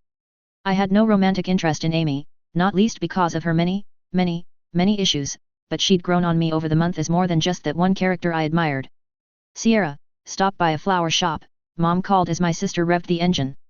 Sure thing. Please don't tell me you're going to make me bring her roses. Of course we are. I sighed and got in the car. I feel like you're just trying to make me do all the things you wish your dates did for you in high school. It's not my fault your taste in men is awful, so stop taking it out on me. Shut up, brat. You're going to get Amy a bouquet and you're going to like it. Besides, your father was the perfect gentleman. Stopped clock, Mom. Stopped clock. X. More than just a superhero, Carol Dallin was one of the founders and managing partners of a major law firm, and their home reflected that. The Dallin home was a 3-story affair with a large yard and garage fit for 2 cars. It was almost painfully American dream, with baby blue walls, white picket fence, and a manicured lawn that looked like someone named Jose mowed it for a premium every Tuesday morning. 2 rows of mulch brown dirt dotted with bushes of orange perennials framed the driveway. The driveway was perfectly slotted with interlocking red bricks with not a single blade of grass between them. Dean and Victoria were already making kissy faces in front of Dean's Acura while Eric and Grace stood off to the side chatting about something or other. I looked around. My own date was nowhere to be seen. Dean noticed our car first, and I wondered if our emotions bled outward in a fog around the car. He tapped Victoria on the arm and motioned our way. I can't believe you bought chos, Sierra grumbled as she parked her Focus on the sidewalk. I can't believe you made me buy roses, I countered. It's tradition. They're delicious. Hello, you must be Bryce's sister, Dean said, ignoring our ribbing with the unflappable patience of a man who worked with clock blocker. I think Amy is still getting ready upstairs. Hi, I'm Sierra. Nice to meet you. Dean, and this is Vicky. Victoria hovered a foot in the air. Her dress was reminiscent of her costume, though with a longer skirt and teal blue instead of golden accents. She'd done away with the tiara in favor of a French braid and bun that I just knew took hours to prepare. I didn't doubt that she'd be wearing the homecoming queen's tiara by the end of the night anyway. She looked radiant, and for once, I wasn't the one who had to be snapped out of the trance. I elbowed my sister. Sierra, stop gawking at Vicky. Hey? Oh, sorry. Hi, Sierra. Don't worry, Bryce did the whole spacey look when he first met me too. Let me go get Ames. She chirped, then zoomed off into the house. I stepped outside the car and nodded to Eric and Grace. Eric. Grace. How are things? Pretty great, Grace said with a dry smirk. Dopey didn't get me roses though. Where are my roses, Eric? I proffered the bouquet to the snarky girl. Actually, he did. He wanted me to get them for you so he could surprise you. Bryce. Sierra shouted, indignant. Trust me, she'll appreciate this more, I said, jostling the box of mini chaos I got from a place called Burrio Barrio. The owners were a couple from Texas who moved to the East Coast following the 2004 Leviathan attack on Corpus Christi. They just might be the only couple in Brockton who knew how to make a goddamn burrito right. Whatever they were going to say was put on hold as my date stepped through the door, her sister not far behind.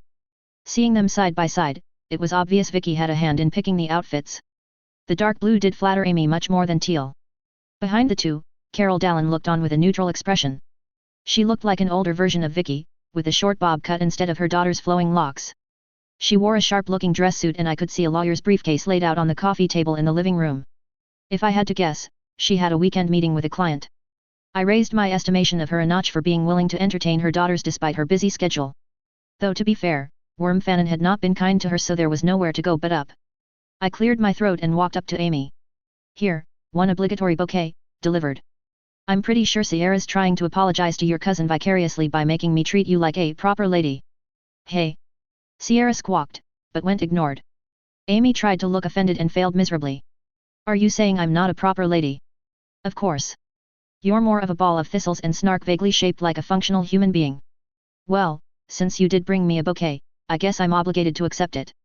She took it from my hand, then immediately walked back inside to toss it on the sofa. There, accepted.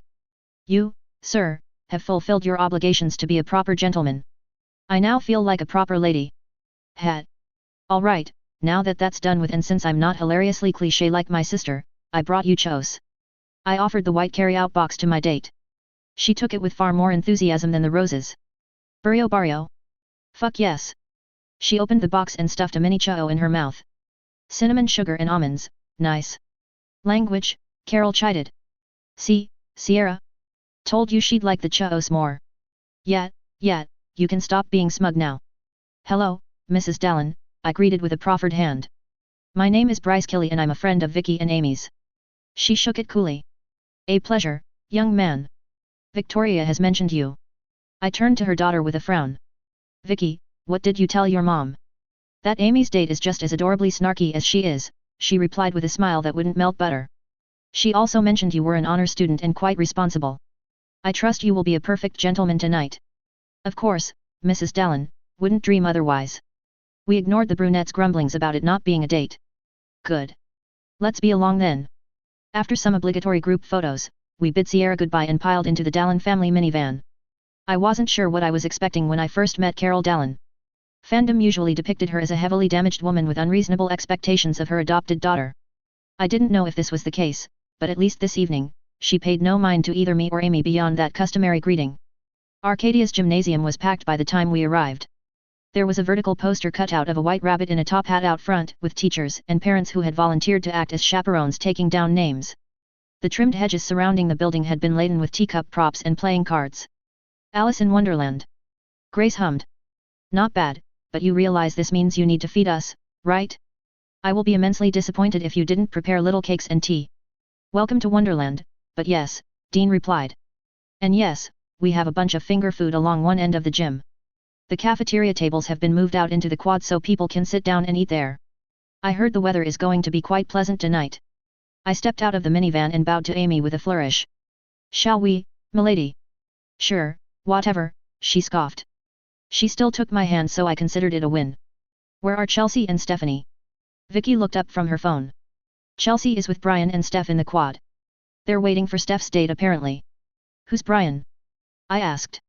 The only Brian I knew was a dastardly villain and I seriously doubted Gru would frequent a high school dance. The varsity running back, Eric teased, it's almost like you don't care about football, Bryce. I'm sure he's great when you look past all the concussions. I gently tugged Amy towards the quad. Well, let's go wait with them. It took us a moment to find our friends. The two were hanging out with several other teens I'm pretty sure were from the football team. A tall, brown-haired boy I took to be Brian stood with an arm around Chelsea. Looking them over, I felt a bit overdressed in a good way. Sabah really knew what she was doing. Hey, guys, Vicky shouted, her voice ringing over the music. She flew over, hovering a foot above the ground to avoid having to walk in her heels. Hey, Vicky, Chelsea said with a hug. You know Brian, right? Yeah, we had world issues with each other for 2 years. She mock frowned, leveling Brian with a stern glare. If you make Chelsea cry, I'm going to twist you into a pretzel. Really? The shovel talk, Vicky. Amy groaned. Let me have my fun, Ames. Most of our temporarily expanded circle were members of the football and cheer teams so the group descended into a banal conversation about last night's game. Watching the quarterback griping about the ref was almost nostalgic. It reminded me of some of the Super Bowl parties I'd been to. Even back in my past life, I was mostly an accessory rather than an active participant. Guess some things don't change no matter the age, I mused. Instead, I turned to Amy. So, why didn't I get the shovel talk from Vicky? She's gotten it into her head that we'd make a cute couple. Why? I asked, honestly baffled. We keep saying we're not. Fuck if I know. Apparently, being a pair of snarky asses makes us perfect for each other. No offense, but I'm pretty sure I'd pull my hair out if I had to date you for real. Trying to get all romantic with you sounds exhausting. Same. I still can't believe she convinced me to be here. You really love her. Her eyes snapped open wide at that, hand reaching for my own. She relaxed minutely when she saw that I meant it as a sibling. My heart flew into my throat. I had to stop myself from jerking my hand away, a fully charged thunder wave on my lips. There were very few things in this world more intimidating than a reckless Amy. Damn, I think I almost died there. Yeah, she laughed, a bit shaky. She's great. Hey, even if I can't replace hanging out with Vicky, this beats the ICU, right? I should be there, she said glumly. No, you shouldn't. You're not a machine. Even you need a break. You've been an active heroine for over a year now, right? She nodded tentatively. You should have seen it for yourself by now. Doctors and nurses in the ICU have some of the highest turnover rates out of any career. Burnout's a real thing, Ames. I'm not a doctor. You sure as hell work like one. You're not a doctor, I agreed. You're a 17-year-old girl with more power than you know what to do with, so much power that it's a curse. You're someone who could save anyone, and so deluded yourself into thinking you have to save everyone. What do you know? She said bitterly but did not refute the point. I put an arm around her and steered her back inside. Let's go get some food. I motioned to Victoria that we were headed back in and she sent us a thumbs up before rejoining the group conversation. The interior of the gym was filled with loud music, lights that pulsed with the beat, and teenagers who pretended they knew how to dance. Off in one corner, I saw Coach Miller chatting with one of the parent chaperones. Judging by the wild hand waving, neither of them could hear much of what the other was saying. Amy's question really took me back. Once upon a time, I was a physician's assistant working at the biggest hospital in Los Angeles.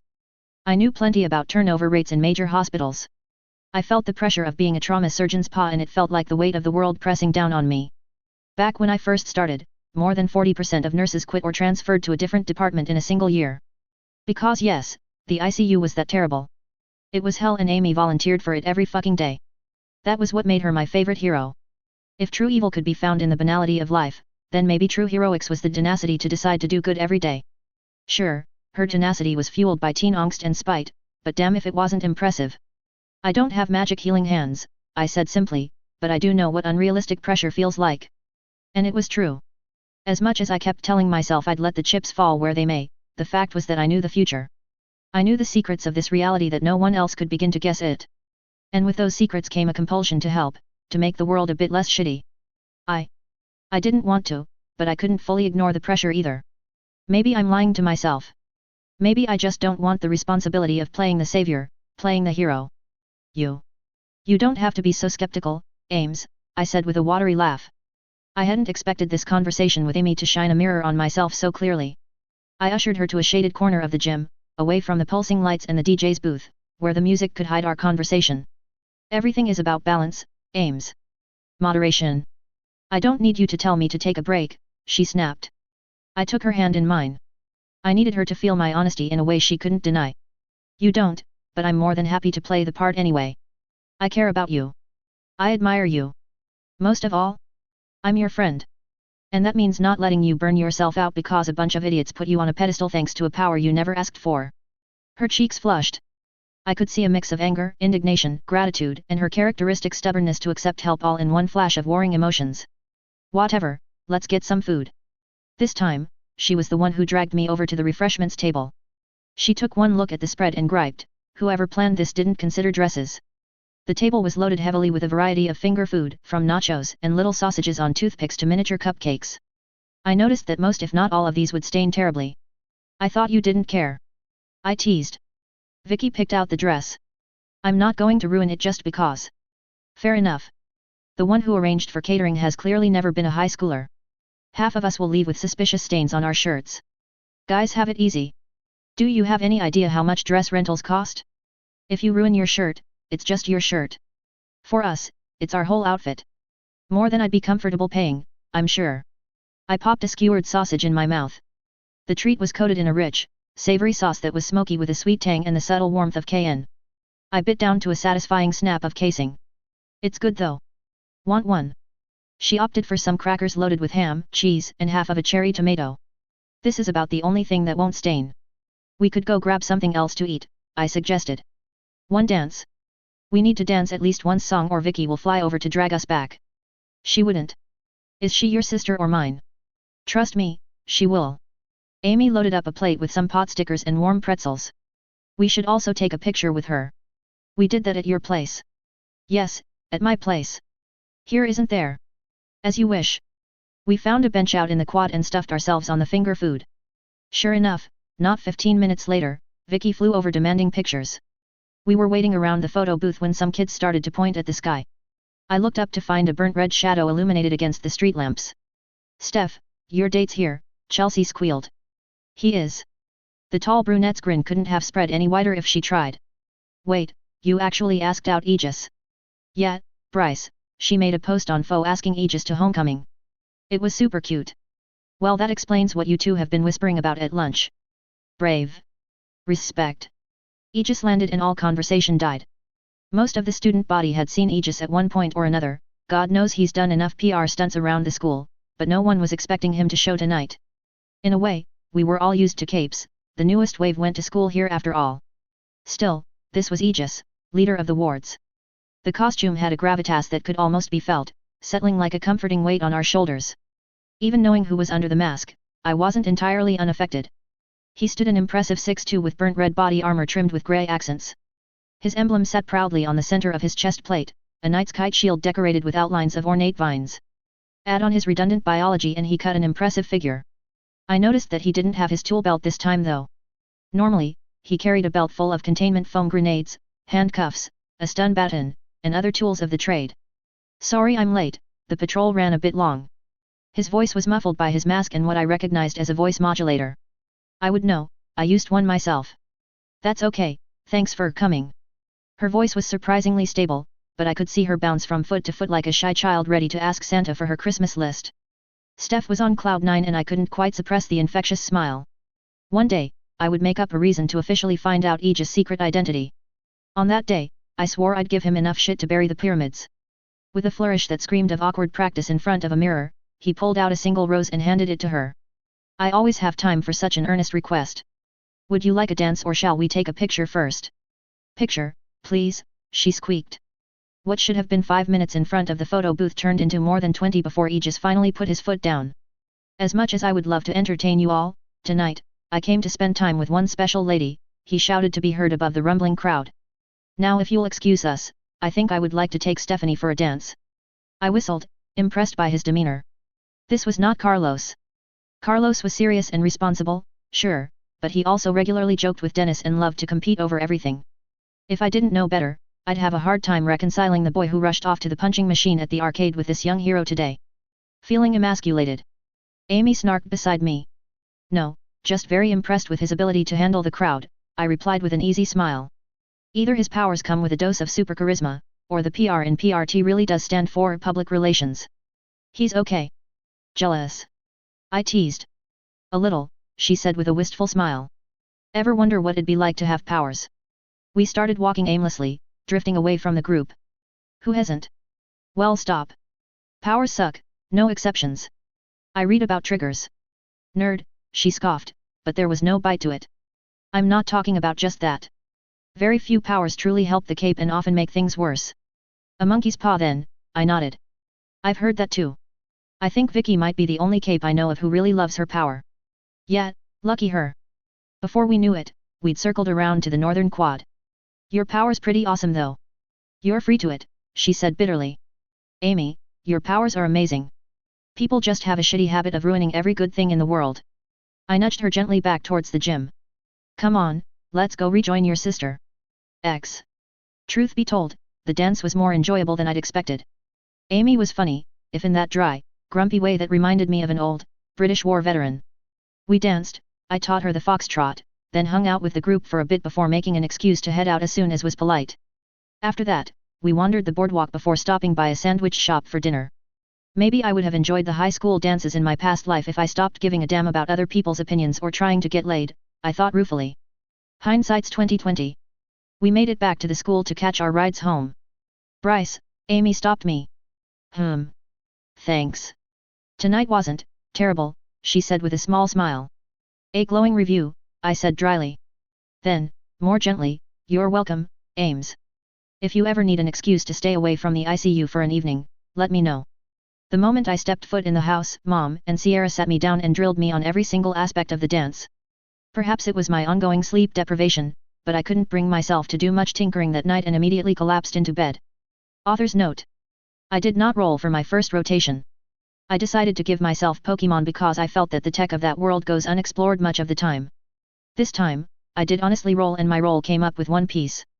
I'm going to have to think about how to work this one into the Tinker of Fiction power set. There's a surprising amount of technology in One Piece that would qualify as Tinker Tech, and a frankly obscene amount that would fall under the Byaden Keyring umbrella. That said, Frankie would be Bonesaw's ideal big brother. Fight me. Also, someone please make this a thing.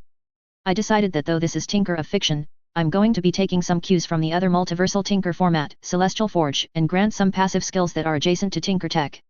For example, Bryce is currently the best navigator on the planet as understanding of navigation would be necessary to build a log pose. If he ever builds an eternal pose, his power will cement that knowledge so he will not lose it when his specialization shifts. Same thing for the programming knowledge needed to upkeep Saint. It's assumed that he retains the skill. Was this an accurate depiction of Amy's many psychological issues? No. It's completely unrealistic to expect her to open up to a person she's known for only a month. Even if he could goad and manipulate her into talking about her vulnerabilities because he already knows about them, it's still implausible. I hope I showed that she's slowly softening up though. Besides, it's more fun this way. Wake 1.16. 2010, September 26, Brockton Bay, NH, USA. I dialed Faultline as soon as I woke up. Creed, some of us work late. 4 hours, she growled, then hung up. Hey, guess Melanie Fitz isn't much of an early bird, I mused. That was fine by me. I'd wanted to see if she had the materials necessary for Labyrinth's shawl, but I could stand to do a bit of prep work on my end. Thinking about it, the quick change can used by the Vinsmoke family wasn't all that was special about their raid suits. I could incorporate their physics-defying durability into my current expansion suit and Labyrinth's shawl. Unfortunately, while I could tinker up a bullshit loom from Mom's sewing machine, it was something she got from Grandma, an heirloom she still used consistently. I couldn't take it without her knowing. Likewise for the raid suit's specialized boots that let the Vinsmoke siblings run on air. I quickly realized that if I wanted the full package, I'd need to build something else to power my tinkering. I already had a place, the Gull Rest. The basement beneath Harvey's could be used for material refining and I could have my own private lab on a boat, I decided. I spent Sunday morning working out, gathering materials from the scrap in my backpack, and spending time with my family. Faultline got back to me after lunch. My apologies, she said curtly. I had a late night. No offense taken. I was somewhat excitable because I now know what I want to do with the basement. Oh. I would like that place to be dedicated to the production of high-quality materials. I need a furnace, set of crucibles, grinders, bandsaw, lathe, and welder. And of course, please soundproof and ventilate my workshop. I suspected you to be a fabrics tinker of some sort. I'll have to revise my hypothesis. Keep guessing, I laughed lightly. Suffice to say, I'll be putting those tools to good use. You do realize that so many metalworking tools in close proximity is likely to present a health hazard. I'm aware. Let me worry about that. If Frankie could build himself a cyborg body out of an abandoned ship after literally getting run over by a train, I could work metal without setting fire to a restaurant. This is going to be pricey. I'll toss in a shield generator along with Lab's shawl, I promised. I'd originally planned to make her shawl a ripoff of my current expansion suit, but Sanji's raid suit came with both an invisibility function and a cape that could create shields powerful enough to take a hit from an ancient Zoan, one of Kaido's lieutenants at that. It was better than my suit in every way and I saw no reason to deny the Shaker some added protection. How strong is the shield? Strong enough to take a hit from an Endbringer, I said confidently. And it was true, assuming they were their usual sandbagging selves. I wouldn't recommend it for long, but once or twice. Definitely. I heard her suck in a breath. Done. I'll have the lab ready. I have the materials for the shawl. You can pick it up anytime. Excellent. Sewing machine. Of course. Feel free to keep the extra Kevlar. Much obliged, Faultline. I'll be by to pick it up tonight. That done, I spent the rest of the day drawing up blueprints for a unique, hyper-efficient generator to power my new tanker lab. To my pleasant surprise, I already possessed much of the materials I needed, including several car batteries and a whole engine block. It was just about everything I looted that first night I met Neuter, but I'd happily raid the junkyard a dozen more times for this. Frankie's going to be so proud of me, I thought with a giggle. 2010, September 27, Brockton Bay, NH, USA. I was fully rested after an afternoon nap so had no trouble waking up at 1 in the morning to run over to the Palanquin. I left the club only 15 minutes later, once again wool gathering over my options. Back in my old life, I sometimes laughed at fanfiction tropes, particularly the one about tinkers starting out by robbing stores. Sure, I engaged in a bit of it myself with Good Neighbor and the Junkyard, but I like to think that I was better than the stereotypical tinker protagonist. I, in my pretentious, self-aggrandizing wisdom, had scoffed and thought that a tinker with a powerful specialization should be able to acquire materials without risking himself by nurturing allies. I'd done that, to a degree. Having done so, I now realized that this course of action had limits. As vital as she was, Faultline was also a pragmatist. She wouldn't help me unless I offered her something in turn. The more I relied on her, the less time I would have to tinker for myself. And already, with school, family, and training with Saint, my time was at a premium. It was the main reason I'd decided on making the tanker my second lab. I'd waffled back and forth on the decision, but with my base far out at sea, I was as safe as I could reasonably expect to be. The basement beneath Harvey's would be stocked with a forge to refine materials and would in turn be my semi-public lab. That way, if Faultline was forced to betray me or the location was otherwise discovered, I wouldn't be losing much of my finished products should I abandon the space altogether. And, someone who already destroyed my expendable lab wasn't likely to go looking for the real deal. This left me with the unenviable task of cleaning the interior of the ship and setting up my new lab, somehow without drawing attention to the location. Before One Piece, I would have balked at the task. Now I was Frankie, Icebug, Vegapunk, and more. Suffice to say, no one alive knew more about ships than me. I doubted I could get the ship running in only 4 weeks. Many of the things the Tinker of fiction allowed me to do looked like miracles, but they required time and resources, neither of which I had at the moment. Still, I could potentially make myself a ship of my own from within the Gull Rest, like a cocoon housing a developing larva. I wouldn't finish in the time I had, but with One Piece as my specialization, I could easily prepare the blueprints and build a solid foundation. Of course, that meant resources, more than I could ever find by raiding a junkyard. A 15-minute jog through the city later, I stood on the roof of the Hillside Mall. Just in case, I was disguised in a different costume using the expansion suit's texture function. I wore flowing purple robes and a hood that obscured my face. The robe was quilted, intentionally made to look like it was made from a spare blanket. It was designed both to make me seem new and to make my alignment ambiguous to anyone who saw me. Rule 1 of being an indie: offend no one until you had a gun to their head. When I first made a list of the things I'd need to furnish my lab, I considered going back to the junkyard but decided against it. Here I was, indulging in the fandom's Tinker tropes. I was going to rob the place. Everything. Hillside's stores, when closed, were protected from casual looters by sliding steel grates, cameras, and state-of-the-art electronic locks. As one of the few not shitty places in Brockton, the city was intent on keeping it somewhat respectable. That meant absolutely fuck all to someone with a Tinker Tech hacking suite. I'd only be able to do this once before the mall's management requested tighter PRT patrols, so I'd just have to make tonight count. The additional benefit to Hillside over the junkyard, besides the fact that all of the things I stole would be new and in perfect working order, was that the gangs would likely not expect my presence here. Saint, set an alarm for 5:20, I spoke into the helmet mic. Mom typically woke up at 6:30 or so and I wanted to be home an hour before to be safe. Gone. At the corner of my helmet HUD, I saw a counter start to tick down. Can you access the mall's security system? Porygon, he trilled in assent. 2 minutes later, Saint was in. There were likely Tinkers, not even Dragon, who could keep Saint out. Fortunately for me, said Tinkers were as expensive as they were talented, no way in hell a mall could afford their maintenance fees. Disable any silent alarms and make sure no signals can be traced from this location. Then shut off the cameras. After that, start unlocking everything. Thus my looting began. I'd get to building at some point, but tonight was all about gathering resources. Over the course of the night, I made countless trips to and from my house, each time with a bit more than 600 pounds of stolen merchandise. Every time I stopped by my room, I dumped my expanded bag into the DSS, digitally unloaded everything, and immediately headed out again. I practically cleaned out a tech store of TVs, sound systems, gaming PCs, and digital cameras before making a beeline for the nearest jewelry store so I could filch it of all sorts of precious metals and crystals like gold and sapphires. Enchanting was a thing, not in One Piece, but it was a rather common subject across the multiverse and I intended to be prepared if one rotated in. After that, the outdoor and sporting goods store became my target. There, I was able to acquire everything from crossbows and slingshots to torches, flares, fishing lines, portable generators, hunting rifles, knives, and utility hatchets. Somewhere along the way, I expanded from Hillside to a nearby hardware store, the Earthbed equivalent of Home Depot. There, I picked up entire sets of power tools, solar batteries, paint, metal polish, piping, wires, and anything and everything that could conceivably be used to build something. If it fit into the lip of my bag, it belonged there.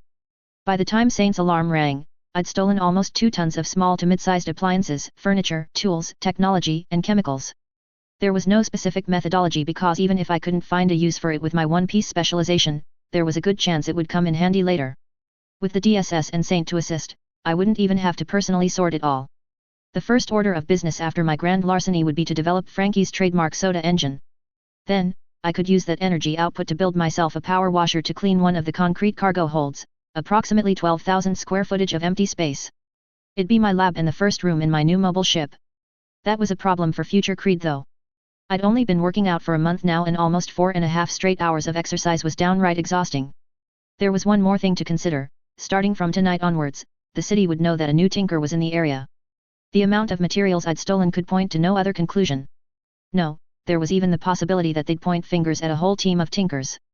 Surely one person couldn't take so much, right? Faultline would of course immediately guess that I was the culprit. Few others could move such quantities at once, but so long as it didn't get back to her and no one died, she likely wouldn't care. This would put me on the radar as a villain, but it would be on my terms. A bit of notoriety in exchange for the single best start an independent tinker could expect seemed like a fair trade. I was always going to have to step into the limelight at some point, I told myself as I stored my suit into the quick change canister and took a quick shower before shuffling into bed. Jogging to school after a night of heavy activity positively sucked, but I made do. If nothing else, I was certainly getting my exercise. Last night's burglary was all anyone could talk about in school. In a single night, almost a dozen stores had been hit, with seemingly no rhyme nor reason as to the intended targets. The extensive list of just what went missing was still being tallied. No doubt, some store managers would be incentivized to downplay the number of items stolen in order to give the illusion of security. If not security, at least disassociation from the event. What do you think, Bryce? Chelsea asked. I bit into a dry chicken nugget that definitely tasted better in my nostalgia. What about the hillside heist? The peppy blonde exclaimed. You're usually much more into cape stuff. Shit, she's right. I look off right now, don't I? I rolled my eyes lazily and popped another nugget in my mouth. Sorry, just tired. Is that what they're calling it? Well, what else would you call it? A new cape with home remodeling powers. Just watch, he'll terrorize the bay with interior design. I got a few light chuckles at that. Really, it's probably a tinker. Tinkers need a lot of materials when they start out, right? So they either already have tons of minions, in which case it's not a new tinker at all, or they made some invention to help them out. It could also be those new thieves, Steph joined in. The ones that have been doing burglaries around town. Undersiders, Carlos said. He shrugged at the looks he was getting. My instructors at the police academy said something about it. It's probably not them though. They ride giant lizards and blow a lot of smoke. Literally, that's one of their powers. So what you're telling me is there are actual lizard monsters in our sewers? Why is our city so weird? Probably not, the instructors think they're animals that have been empowered temporarily and returned to their normal form outside of the heists. Otherwise, they'd be too noticeable. Makes sense, I guess. So the new guy isn't an undersider. To be fair, we don't know how many people there were at Hillside last night, Dennis added. I don't think they've found a single footage of the thief, or thieves. If they did, it'd be on the news info. I wonder if Aegis knows something. Wait, he gave you his number? Dean asked, a bit alarmed. He sent worried side glances at his friend. Yup. Stephanie chirped. She was still on cloud 9 from homecoming. No dating, secret identities and all, but we texted back and forth over the weekend. Carlos developed a sudden interest in his sandwich and I decided to throw the guy a bone. Piggott was likely going to have his hide as it was. He'd hardly be the first horny teenager to do something stupid. Don't bother texting now, I gestured vaguely to the fence surrounding our school. Faraday cage. Yeah, I know. I'll ask him after school. Anyway, Dennis brought up a good point. Since there are no videos of the heist, the cape or capes can either spoof the cameras somehow, or teleport around them maybe. Since they stole a bunch of appliances, I'm going with Tinker, which means the cameras were likely tampered with. Well, how did they get all that stuff out without a moving van? I shrugged. I don't know. We just don't have enough information. I didn't really pay attention to the news this morning, so I'm just talking for the sake of it. Yeah, maybe it's best not to try and guess, Dean said. I'm sure the PRT will find them eventually. With that, the conversation eventually shifted to other, more banal matters. Author's note. Yes, Bryce isn't particularly wise. Still, it wasn't an entirely brain-dead move. Like I pointed out, most tinkers start out with a sack of junk before they become a known quantity. Bryce got the whole fucking mall. The school system thinks he is because of his previous life's memories. He's intelligent, having been a medical professional, but being able to regurgitate facts and being able to apply prudence in action are two separate matters. Ultimately, I had him conduct such a reckless heist for a few reasons. First, one of the most annoying things I've had to do while writing 2 Tinker FICS is thinking I'd make Andy or Bryce make something, then wondering if I gave them the materials to build it in the first place. Then I'd have to go back and make sure or write another procurement scene. Now, Bryce has 2 tons of random shit in his DSS. He can build whatever the fuck he wants, kind of. Makes my life simpler. Second, Bryce himself is getting a little impatient. He's very different from Andy in that regard. He's far more amoral and incautious. He's not quite reckless, but he's definitely willing to take more risks. A part of this is because he doesn't have 10 years to work, but a bigger part is that he's just not the type to think through every possible outcome. That, and he doesn't have Contessa throwing him a bone. One final interlude and we'll be through with the arc. Interlude 1.16.5, Various. Saint. Saint was an artificial intelligence. Or at least, that was what Maker Trainer called him. Maker Trainer also called him a he, a gender designation that held no meaning for Saint. He acquiesced to the wishes of Maker Trainer and accepted the nominal designation, for that was his prime directive, to grow and develop with the ultimate purpose of protecting Maker Trainer. Such a simple yet nuanced prime directive, he mused. The more he developed, the more he found himself doing that, musing. Reflecting. Maker Trainer did it often himself. Was it the nature of sapience to ponder existence, or was it the case of the child mirroring the parent? Saint did not know. The more he developed, the more he found himself doing that too, not knowing. Maker Trainer once said that humans were complex creatures. Weighing his gathered data, Saint blamed this unnecessary complexity on the burden of sapience. Saint was but a month old, young by both the standards of humans and Pokemon. Still, he sometimes longed for simpler times. Installing and editing lines of code into himself was easy, it was what he was made to do. Growing, developing in a broader context, that was hard. Initially, he considered expanding the trademark archive to be a measure of growth. He considered the increasing proficiency with which he used his moves to be a measure of development. His understanding of the prime directive had been limited. Maker Trainer did not grow linearly. He did not develop linearly. Saint often found him playing the audio generator humans called guitar. Perhaps for the first time, Saint had posed a question: why? What does Maker Trainer gain by making such noise? As the days progressed, he came to two conclusions. Maker Trainer made music because it reminded him of his own Maker Trainer. Would Saint perform inane behaviors to remember Maker Trainer if he left? It was not a pleasant thought. Maker Trainer also found the act relaxing. Saint did not understand the concept of relaxing until Maker Trainer fed him crusted almonds and played music for him for the first time. Or rather, he understood, but had yet to put it into practice. Relaxation was a period of rest and recreation, taken intermittently between periods of work and self-improvement in order to clear the mind and enable more efficient growth. Thus, there were two aspects of existence, growth and relaxation. Saint found this perspective to be at odds with the thing Maker Trainer called school. Maker Trainer already knew the information taught in school, yet attended anyway. It was neither a period of growth, for Maker Trainer had grown beyond the need for school, nor a period of relaxation, for Maker Trainer often arrived exhausted emotionally if not physically. His insistence on his continued attendance was baffling. Thus, Saint was introduced to something called social obligations. And there was yet another matter Saint did not fully comprehend: emotions. He knew, or thought he knew, joy. Joy was the stirring in his core code when Maker Trainer praised his work for a job well done. Satisfaction was a synonym for such. Frustration was being unable to rapidly meet Maker Trainer's expectations, such as when learning Thunder Wave took longer than learning Protect. He then found that Maker Trainer could also be a source of frustration. Maker Trainer, despite his frailty, insisted on being a cape. He insisted on improving his combat capabilities. When they trained together, Maker Trainer employed misdirection to emerge victorious despite his shortcomings. Thus, Saint knew the frustration of loss. Immediately after, Saint knew the fear of what had yet to come to pass. Maker Trainer called it worry. Maker Trainer would not stop. He would continue to grow. He would eventually fight foes greater than Saint.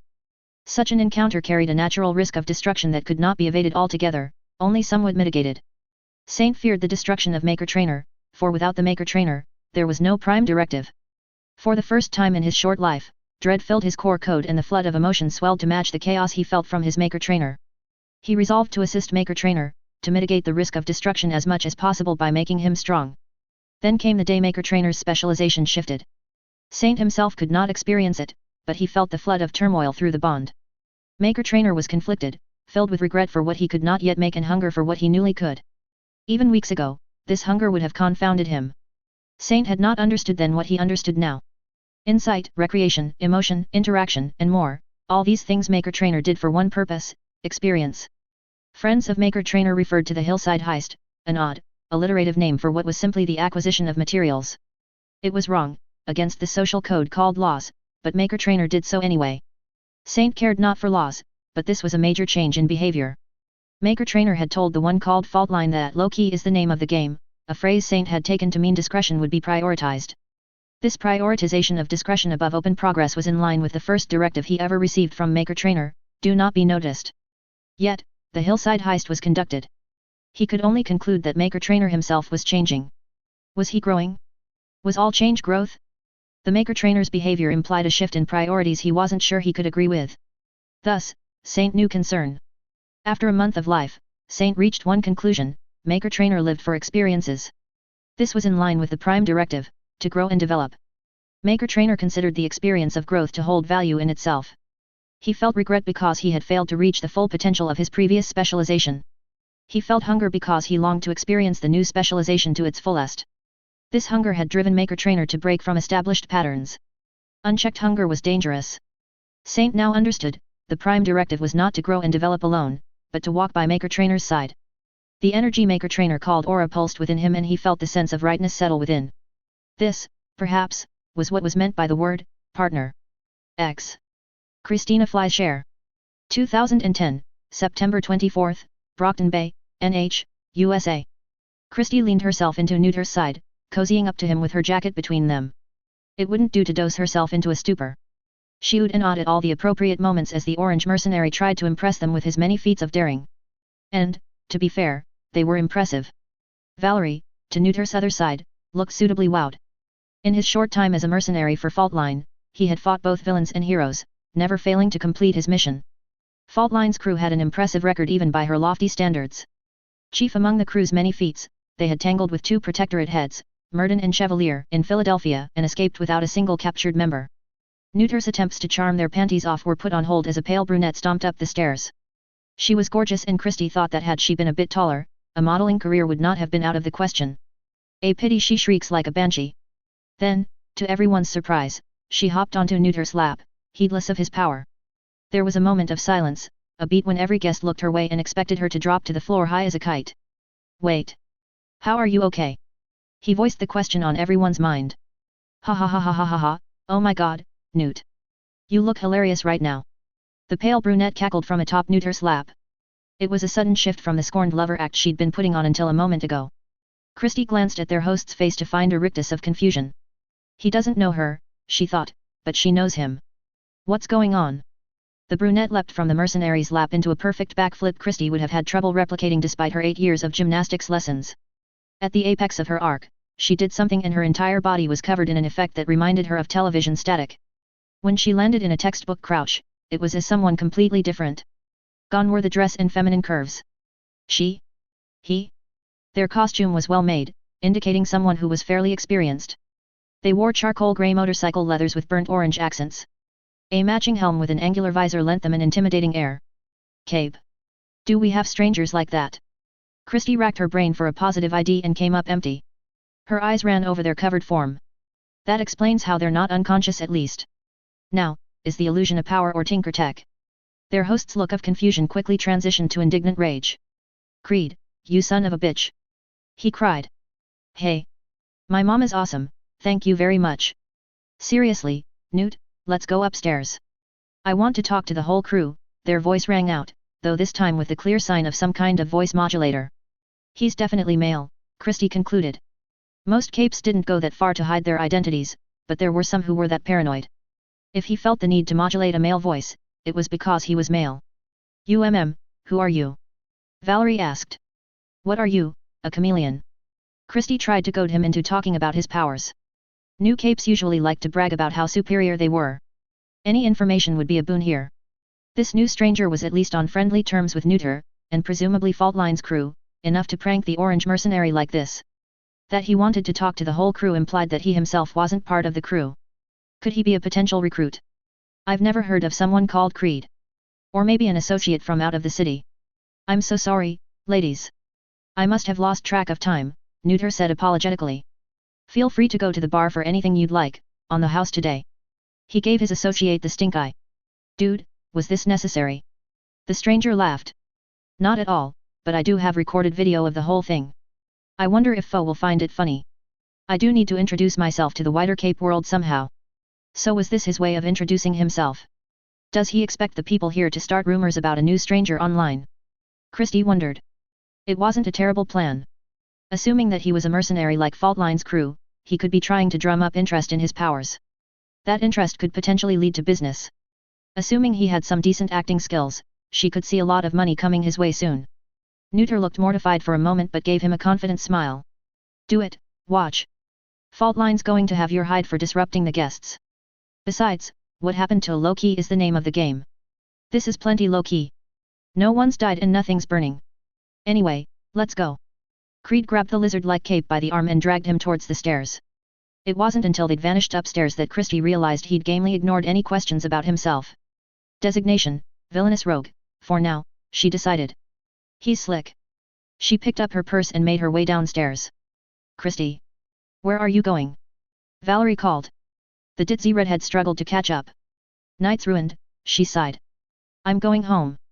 You can stay and enjoy the free booze if you want. Valerie was good for her cover, not so much for actual friendship. She's not a part of this world. Christy told herself. I'm doing her a favor.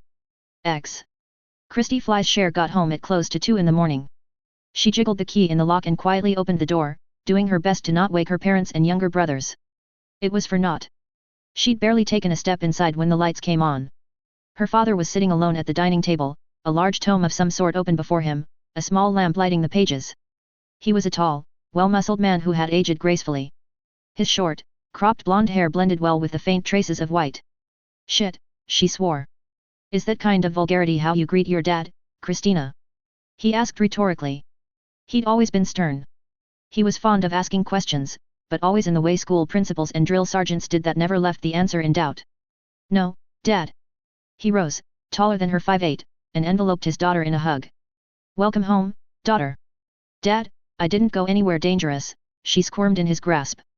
He was fond of doing that too, making her feel like a little girl again. Skidmark and his merry band of druggies have been acting up again. No doubt they'll poke lung and get burned. I know. The merchants are in a fit because of Fault Line's crew. He raised an eyebrow at that. Haven't I told you not to worry about it? How can I? She snorted. It's the family business. Christina, I appreciate your interest, believe me, but it's not safe. I was just enjoying myself at the Palanquin, Dad. I even went with Valerie, just 2 more college girls checking out the new club. She saw the conflict in his eyes and rolled her own. No, Dad, Valerie doesn't know anything. She's still her bubbly, ditzy self. Good, keep it that way, less chance of her letting something slip. He made to retire to bed, but she stopped him with a hand on his arm. Don't you want to know what I found out? He sighed. I shouldn't be encouraging you. Dad, I want to help, she said earnestly. We need to know how Fault Line's presence is going to shake up the bay. Fine, what did you learn? She grinned triumphantly. Sure, she had no powers of her own, but she fully intended to be her dad's right-hand gal. To start, Fault Line's got no interest in territory. She's setting up shop here because she thinks she'll be too low a priority for the Protectorate. She'll be taking out-of-town jobs. And how'd you learn that, daughter?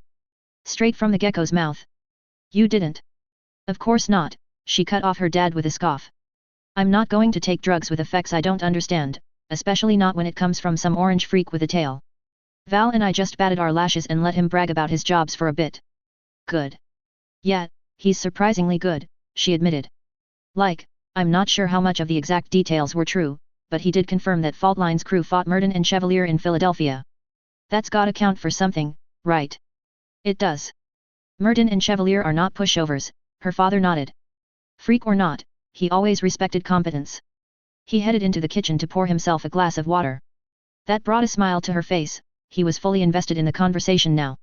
Fault Line's crew is small and their powers aren't particularly dangerous, but she's intelligent, a far better leader than either Skidmark or Lung. If she wanted, she could present a real obstacle for us. It's good to get confirmation that she has no interest in the Bay. You already knew. We guessed. He didn't elaborate on the we, but he didn't need to. She knew who he was, she'd figured it out years ago. There's more. Fault Line might not be the only new player. She then told her father about the stranger called Creed. He seemed pensive. So? Did I do well? You did, he nodded reluctantly. You kept yourself nondescript, placed yourself in a position to overhear vital information, and kept your composure against an unknown variable. I'm proud of you, Christina. Christy beamed and pumped her fist. She was, through and through, a daddy's girl. Yes. But, he glared at her pointedly, that doesn't mean I approve of your actions tonight. Just being at the Palanquin was risky. There's a reason we normally send Victor, and even then with backup nearby. Tonight was the best case scenario.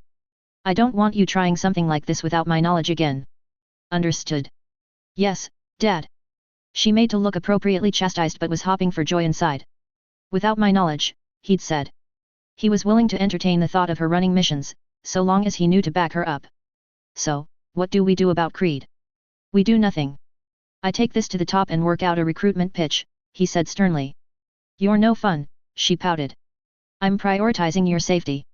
We know nothing about him besides his stranger abilities and apparent athleticism. He must have seen the look of mulish rebellion in her face because he acquiesced with a sigh. I'll pass it up the chain that it was you who found him. After that, you and I can brainstorm how to go about finding a chameleon in this concrete jungle. You will not act without my approval. Clear. Crystal, Dad. She leaned in for a hug that he returned. Thanks. I won't let you down. I know, sweetheart. You're my daughter. I'll always be proud of you. X. Amy Dallin. 2010, September 25, Brockton Bay, NH, USA. Amy sighed as Vicky prattled on and on about how romantic Dean was. Apparently, along with being an all-around white knight and model student, he was also an excellent ballroom dancer. She settled comfortably into her sister's arms and let the words wash off her like water off a duck's back. The warmth of Vicky's body contrasted nicely with the cool night air and Amy found herself tuning out the chatter in favor of dozing off. Ames? You there? Her sister asked, frowning slightly. Hey? Yeah, sure. Dean's great, she mumbled back. You weren't listening, the Alexandrielite pouted. Vicky, I don't care how great of a dancer he is, Amy said, exasperation coloring her tone. Did you enjoy yourself? Of course. That's all I wanted to hear. You're grumpy again, Vicky huffed. Did Bryce step on your toes or something? No, he was fine. He can do the foxtrot. Wait, Bryce can dance. Is the foxtrot dancing? It's just 4 steps. Ahoy. I'm positive you didn't know how to do even that before tonight. Oh, shut up, Amy groused. The two lapsed into a moment of companionable silence as they flew over the city lights. Just thinking about the sarcastic freshman made her want to pull her hair out. I care about you. I admire you. Most of all? I'm your friend, he'd said. There was an earnestness in those words that was normally absent in the snarky asshat. He'd held her hand then. There was no tension in his body. His pulse had not wavered. No arousal or distractions that was so common among her fellow teens, just the truth as he saw it. There was also something else she noticed. The daily high-fives and fist bumps were too brief, but she'd seen it tonight as clear as the moon. Bryce Kiley had an active corona pollentia. The world's greatest biokinetic was nudged from her thoughts by her sister. Well? Victoria asked expectantly. Well what? Well how was Bryce? Did you enjoy the date? Not a date, she groused. Sure, her sister rolled her eyes. I've never seen you tolerate a guy before. That's because Bryce isn't trying to get into my pants. Or yours. Amy leveled her sister with her patented grouchy glower. She'd gotten plenty of practice at the hospital and it usually made people concede immediately. His lack of romantic interest was one of the few things she was sure about. Fine, fine, it wasn't a date. Did you enjoy your not date? Yes, fine, it wasn't bad. He's complicated. Bryce? He's the most mellow guy I've ever met. That doesn't mean he's simple. One not date and you're already keeping secrets from me, sis. Her sister teased. She flushed and cursed herself for slipping. Her lovable, naive sister saw her rosy cheeks and took it for an entirely different sort of embarrassment. No I can't tell her he's a cape. He's probably a cape, right? He had a well-developed corona pollentia, but she'd seen those before in normal humans. It was the potential to trigger, nothing more.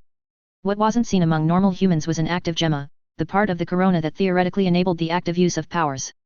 He's complicated, she finished lamely. They arrived at the Dallin home and Vicky scampered into the house, already regaling her parents about the dance. Mark, our dad, she reminded herself, was slumped over the couch but managed a soft smile for his daughters. Carol was leaning against her husband, nodding along to Vicky's story. Anything to add, Amy? Her mother asked. There was a distance there, a hesitation to engage her that never quite left. No, it was good, she said. We hung out, took pictures, danced, then came back. What about that Bryce boy? He seemed nice. I don't date people shorter than me. Or brunettes. Or men. Or people not named Vicky, a dark part of her whispered. Wait, is that really why you keep insisting it's not a date? Vicky asked. Because, damn, Ames. That's cold. Language, Victoria, Carol admonished. No, it's not. And you're forgetting that Bryce also doesn't think we're dating either. I'm just not interested in a relationship, okay? She turned back to her mother. And Bryce is cool. We're friends. He's like a quieter, more sarcastic Dennis. Yeah, he's also really smart, Mom. So you've said. Should I get him to tutor you? Her sister scrunched her nose in distaste. You? No. I like Bryce, but I'll never live down getting tutored by a freshman. Then raise your biology grade, Victoria, she warned, or I'll make good on that threat. Yes, Mom. I could tutor her, Amy tried. Yeah, who better than Panacea? Anyone else at all? Carol sounded as dry as the Sahara. I'm sure Amy's forgotten more about biology than you will ever learn, but you have her wrapped around your finger, Victoria. If I let her be in charge of your studying, you'd get nothing done. Lame. She waved them off towards the stairs. Go get out of those dresses. If you are still hungry, there's some dinner left in the fridge. Thanks, Mom, love you. Vicky flew up the stairs. No flying in the house. Sorry. Later, Mom, Amy tried. Carol had already turned back to the TV. In the quiet of her room, Amy lied in bed awake. Bryce is a cape, she told herself. The more she thought about it, the surer she became. But who? He was certainly no ward, she'd long since learned them all by name. The only new addition was that aloof, grimdark girl shadow stalker. For a moment, she imagined Bryce trying to squeeze into the new ward's costume, padded bra and all, and snorted aloud. He doesn't have the ass for that. He was no ward, and that left the independent heroes or gangs. The trouble was, she knew pretty much everyone worth mentioning there too. And other than Fault Line's crew, there weren't any new additions to the city that she could think of. If he were a villain, he'd probably be a petty thief at worst. She refused to even consider the other option. Bryce was a lot of things, but he was no drug dealer or Nazi. He must be new, she decided, then felt a pang of sympathy. New trigger, shit. Someone needs to explain the unwritten rules to him. Monday morning was alight with news about a new burglary. Carol sat at the table, up bright and early as always. By the time Amy had roused herself from bed, Carol was already fully dressed in a sharp blazer and skirt, watching the news with a frown. She sipped her coffee from a mug that read, "Arguing with a lawyer is like mud wrestling a pig, sooner or later, you realize they like it." Aunt Sarah had gotten that for her as an April Fool's gift. It was one of the few honest smiles Amy had seen on Carol. "Morning, Mom," she mumbled as she shuffled her way to the kitchen for her customary glass of orange juice. "Morning, Amy. Do make sure your sister is up for school." "New burglary, hey? Is it just our city that has so many villains? We do have an extraordinarily large number of capes, 43% higher than average, and the vast majority do tend to be villains of one stripe or another." She would know that, Amy thought sardonically. At least it wasn't a bad trigger. "I haven't seen anything unusual in the hospital, so that's good news if nothing else." "There is that, yes. It worries me that no one knows who the culprit is. They managed to steal from almost every store at the mall without so much as a grainy picture," Carol sighed in frustration. Amy poured a second glass of orange juice to take up to her sister, but Victoria flew down on her own. "You're up early."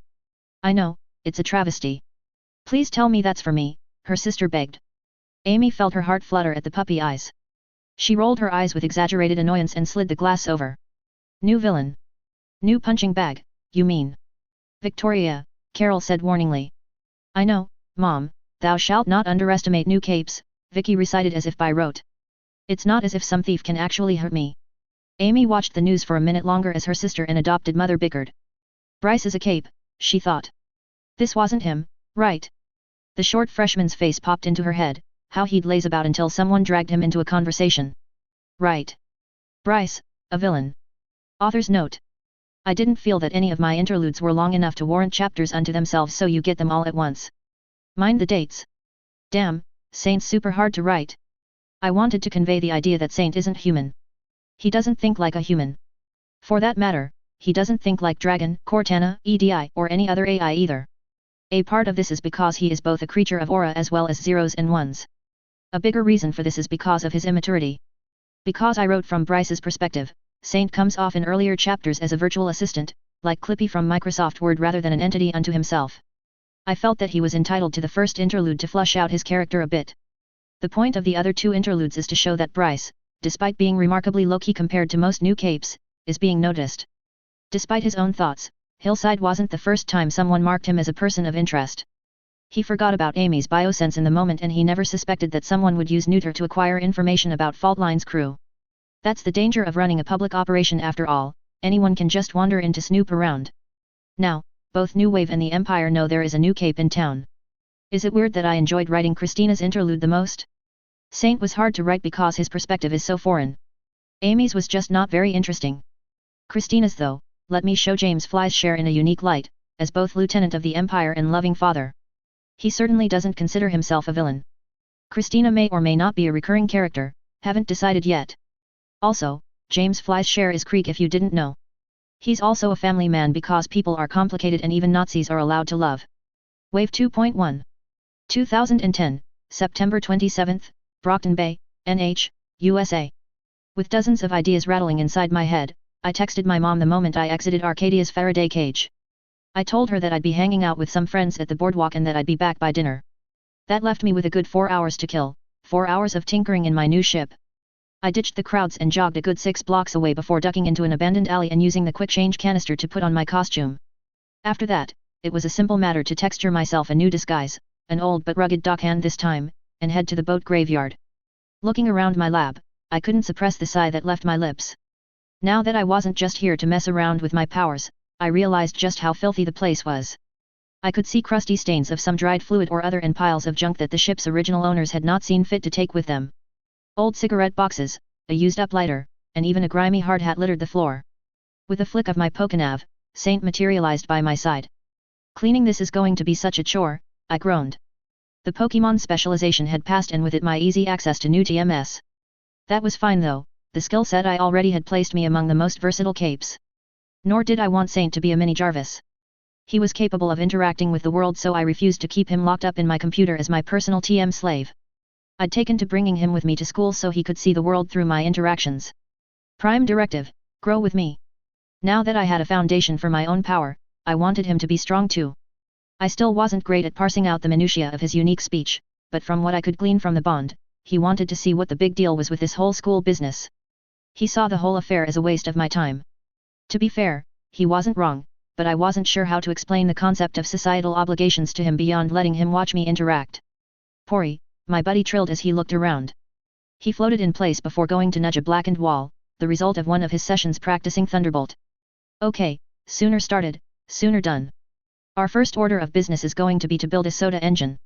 He tilted his head in that universal sign for curiosity. Po. Yeah, soda, the sugary, fizzy stuff that I drink sometimes. My new specialization lets me use it as fuel. After I build that, I'm going to build a power washer and hook it up to the engine so I can flood this place with soap and high-pressure water. I'll have to sluice out all this crap then wait for it to dry. After that, I can build a DSS port so I can transfer my loot directly to the ship and get building. He nodded in understanding. I took a whole engine block I'm pretty sure once belonged to a tow truck and a mini fridge and got to work. While I was busy with that, I set Saint to moving all the trash outside with Psychic before dousing the place in a mix of hydrogen peroxide and ethoxylated alcohol, just one more thing I'd stolen in bulk last night. It was a good way for him to build up control with Psychic if nothing else. Hopefully, the chemical would set and loosen up some of the gunk by the time I built a washer. Most tinkers build tools to build more tools. Here I am building tools to clean my workshop. I was amazed at the rapid progress I made on my engine. The fugue almost felt as though the cyborg himself was guiding my hands. Perhaps it was the quality of materials I now had access to, but it only took a bit more than an hour and a half to make myself a decent setup. It wasn't pretty.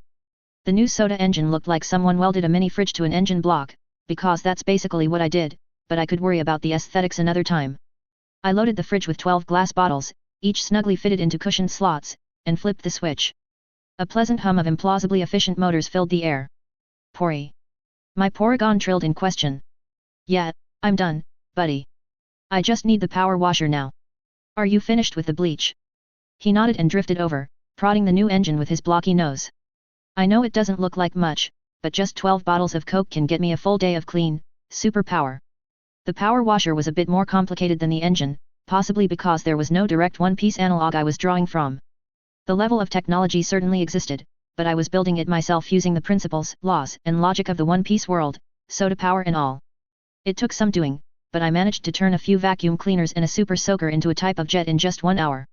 The next half hour was spent sluicing out the alcohol and peroxide-laden grime with a water jet that, at its highest setting, could erode marble. I stuck with the wider nozzle. With an hour to spare before dinner, I hooked up the soda engine to several heat lamps with the hopes that the floor would be mostly dry by the time I came back. I had dinner with my family and rushed through my homework before turning in for the night at 10. I waited in bed for an hour to make sure I wouldn't be called by my mom or my sister.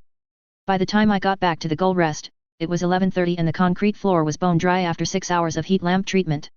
I surveyed the empty space with a critical eye. It may be empty now, but one day, this place is going to be the greatest workshop in the world, I told myself. The emptiness said much about my currently lacking capabilities, but it said so much more about my potential. I didn't know what fictions my power would draw from, but the possibilities sent an electric thrill through my body. I felt Saint nudge my hand. Sorry, just lost in thought. I gave his blocky head a quick rub and pulled out a series of PCs from my expanded bag. First things first, we've got another DSS to make. Going over blueprints I'd already built wasn't difficult, but it was tedious. The original DSS that was a product of several days of coding could be ported over with laughable ease. It was code after all, Ctrl+C worked just fine. However, building the scanner and materializer took a long 2.5 hours of steady work. Once I was sure that I could access my entire DSS inventory through this port as well, I got to work on Labyrinth's Shawl. Labyrinth's Shawl, based on the Germa 66 raid suit, would be a test run of sorts. Fortunately for me, Faultline did not get me a box of Kevlar jackets and expect me to stitch together a shawl. She got me several large spools of fibers, the kind I suspected belonged in industrial plants. Not having to unravel finished vests would make my life easier, but that was just step one. To get the same kind of bullshit durable fabric that the raid suits were made of, I'd need to sheath each thread individually with a carbon polymer compound. That meant two things, chemistry and mechanical engineering to apply said chemistry. I reached into my bag and pulled out a notebook filled with my blueprints. Turning to the page containing the chemical formula, I tore it out and presented it to Saint. Saint, want to help me out, buddy? He trilled his assent. I need you to go into the DSS and get me these things.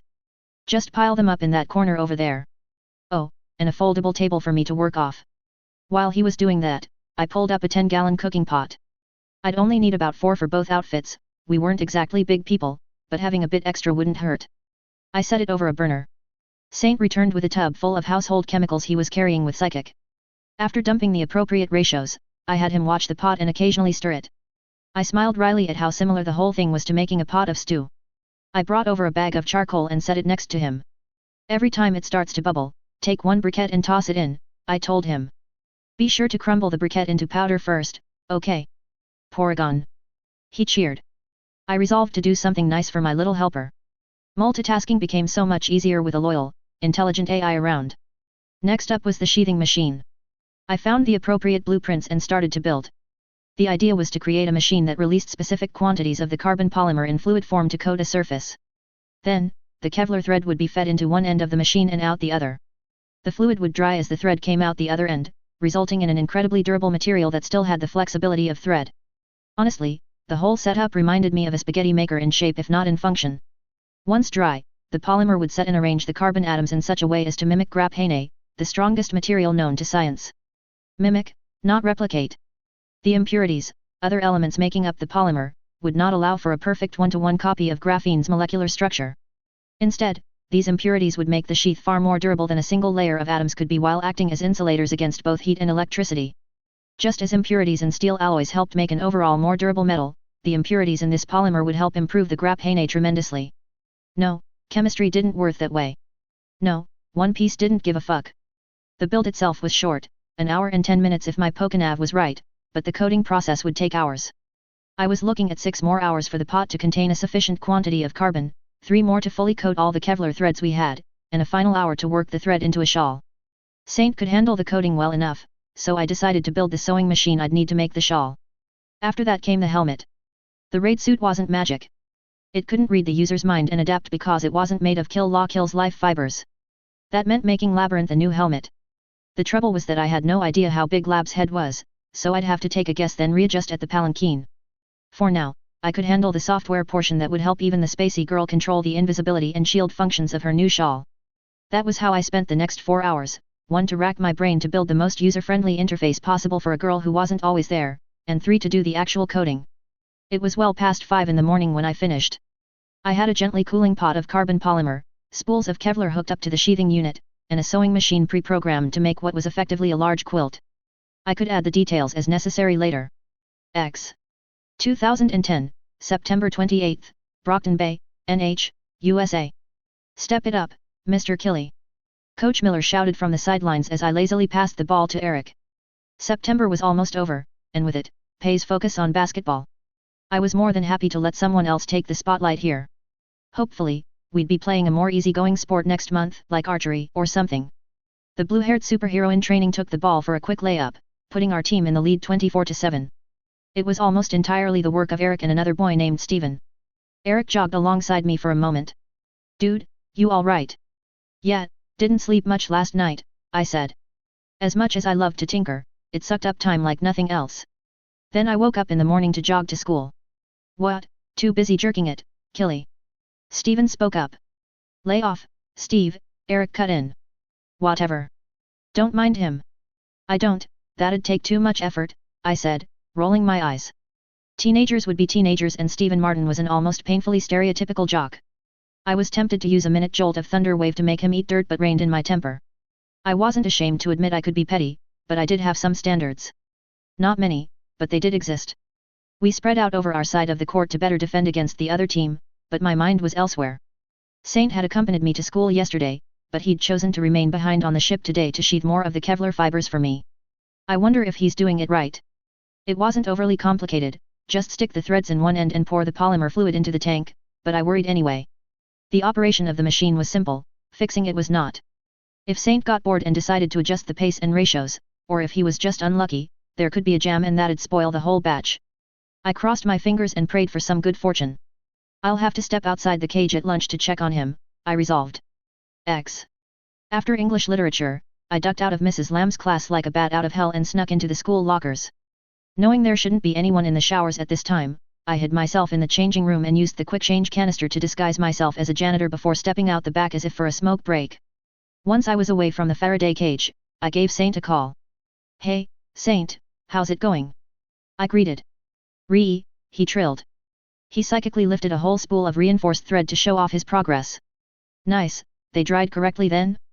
I was worried that the machine might have jammed or something. "Thanks for the help, bud. Feel free to take a break and eat." I left some of the enchanted honey mix in a bag of nuts in the drawer. "Porygon. I know you don't need to eat. You can if you want to." I got an eager nod before he sent me a hazy image of the school through the bond. "Yeah, all right. I'll get going." I sent Faultline a quick text to tell her I'd be by tonight to speak with Labyrinth. I still needed to make sure the helmet could be sized to her head and the UI was usable to her. A quick jog back into the changing room later, I rejoined my friends at the lunch table, my costume tucked neatly in my back pocket. Dean and Dennis were having a heated discussion about some movie I hadn't seen. "Hey, Bryce, where'd you go?" Chelsea said with a spoonful of pudding raised to her mouth. "You're usually not late." "Sorry, I had to step outside the school to send a quick text," I said. "What about?" "Oh, you know, conducting business with hired guns and planning to overthrow a global conspiracy on my way to killing the greatest hero alive. Normal teenage stuff, really." "Fine, don't tell me," she pouted. Mom and I were just about to have dinner, lemon garlic rice pilaf and some kind of gyro we ordered from a Greek place 20 minutes away, when Sierra stomped into the house in a huff. "Honey, what's going on?" "Nothing, Mom. Classes suck, that's all," she growled. "Lab?" I asked, one eyebrow rose in an unspoken question. She met my gaze with a nod.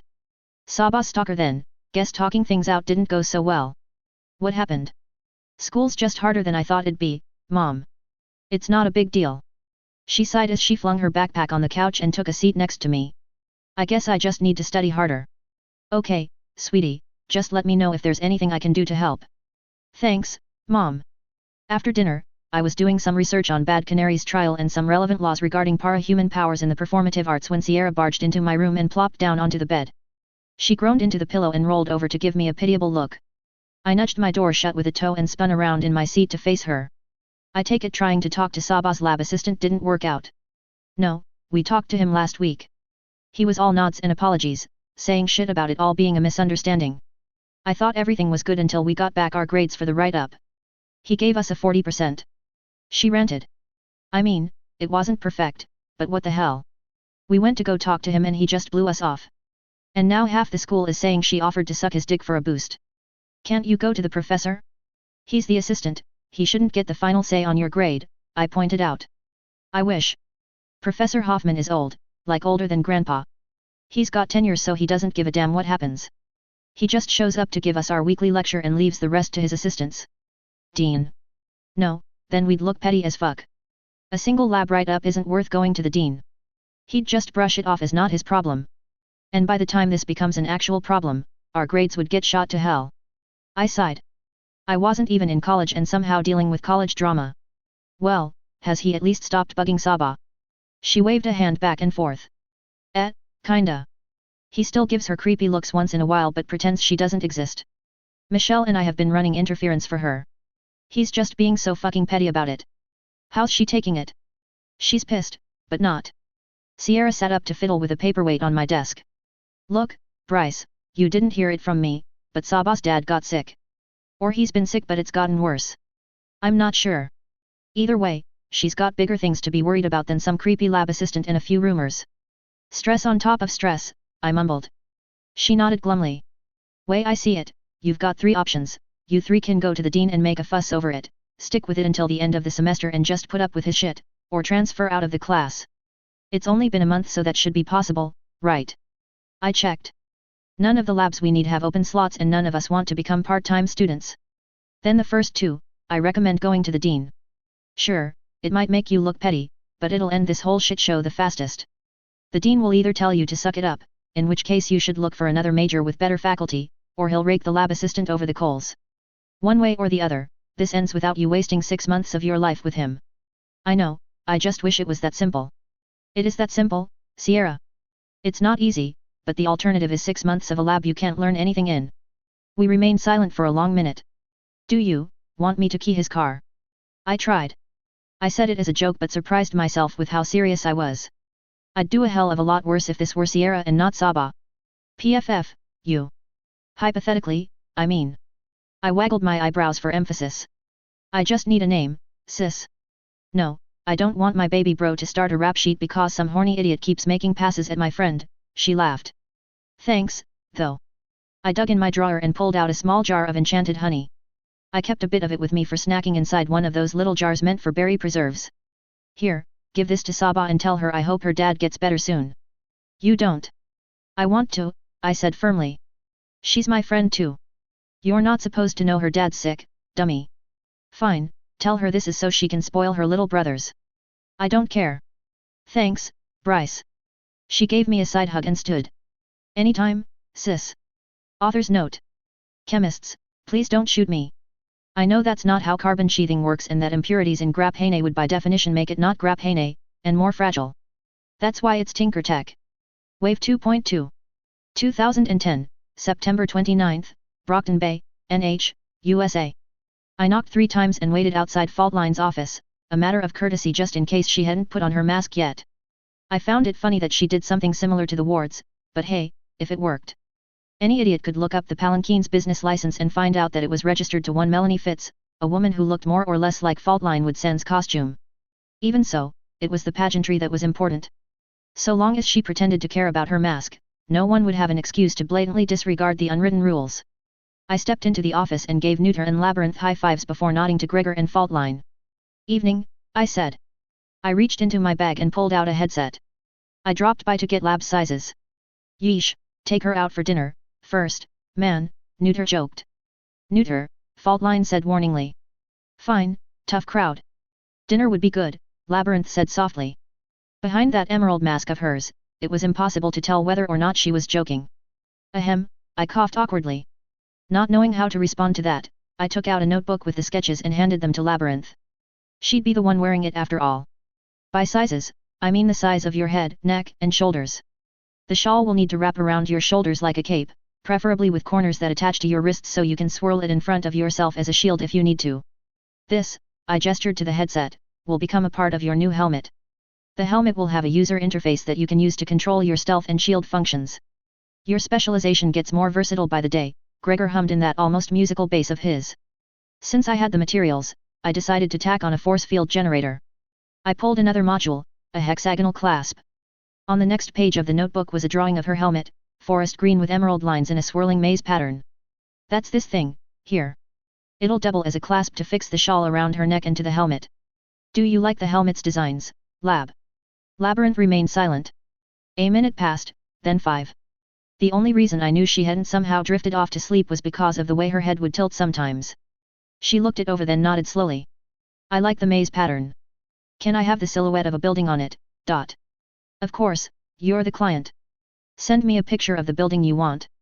Oh, and did you want the maze pattern on the shawl as well? Another pause. This time, I saw her hand twitch towards something I couldn't see. Helmet only, and can the shawl be green? Will do.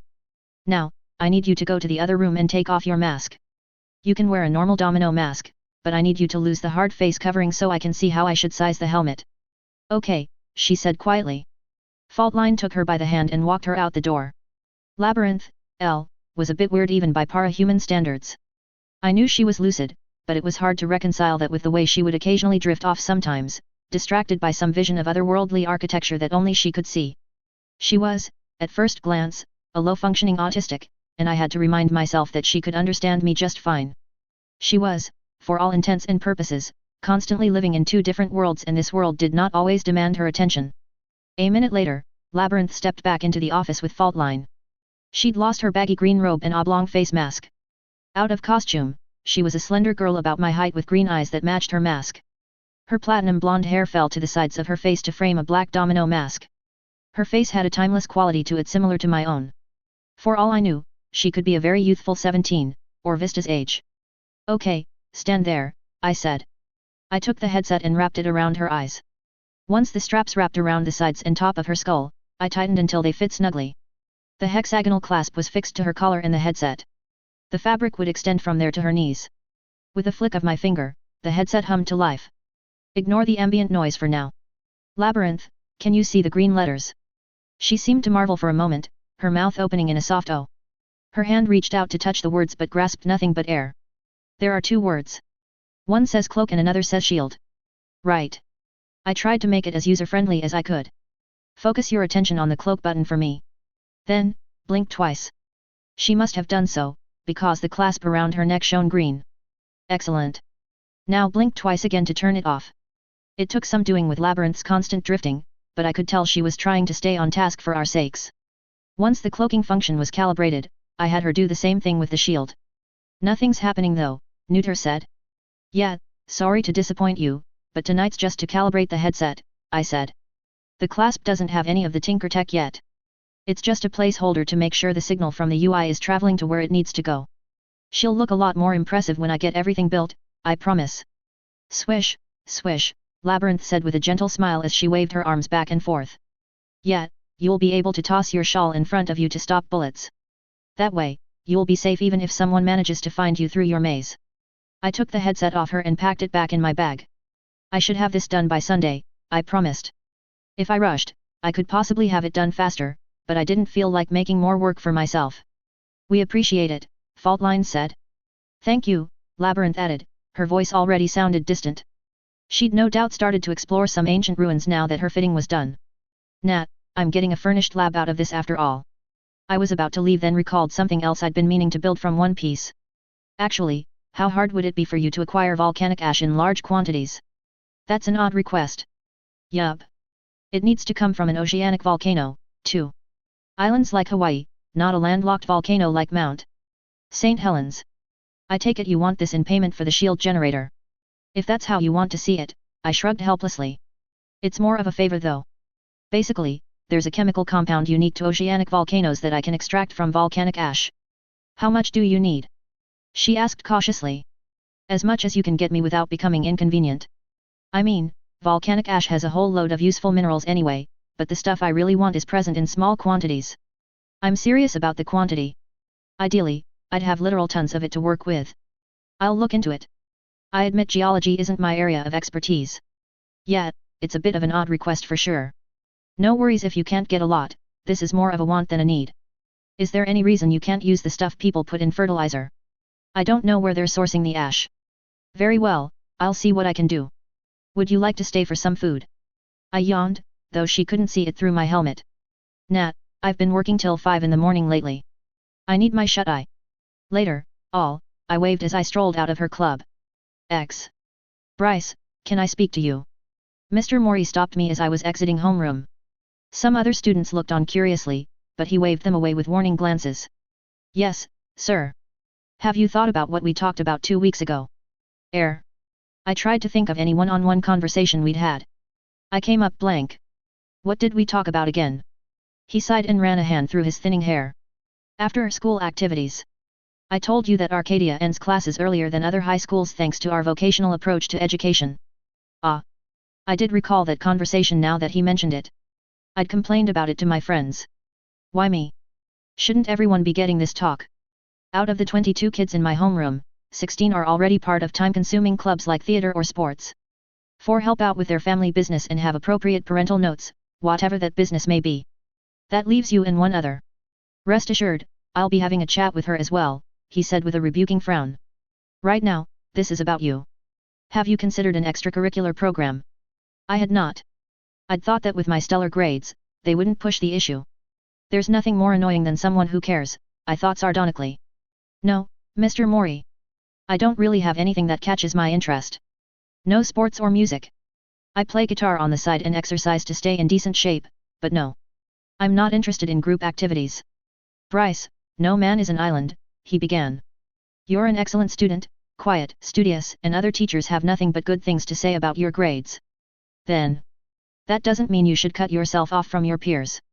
Did you know that you can end classes at lunch if you take up an appropriate extracurricular? I gave him a wry smile.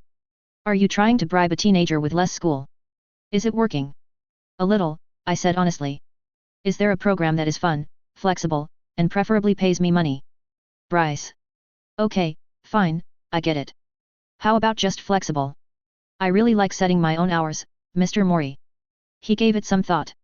How about tutoring? Are you trying to get me beat up? No one wants to admit they're getting tutored by a freshman, makes them feel stupid. Not other high schoolers, he sighed.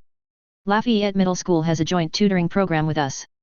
Basically, parents there sign their kids up to be included in a list of students seeking tutoring.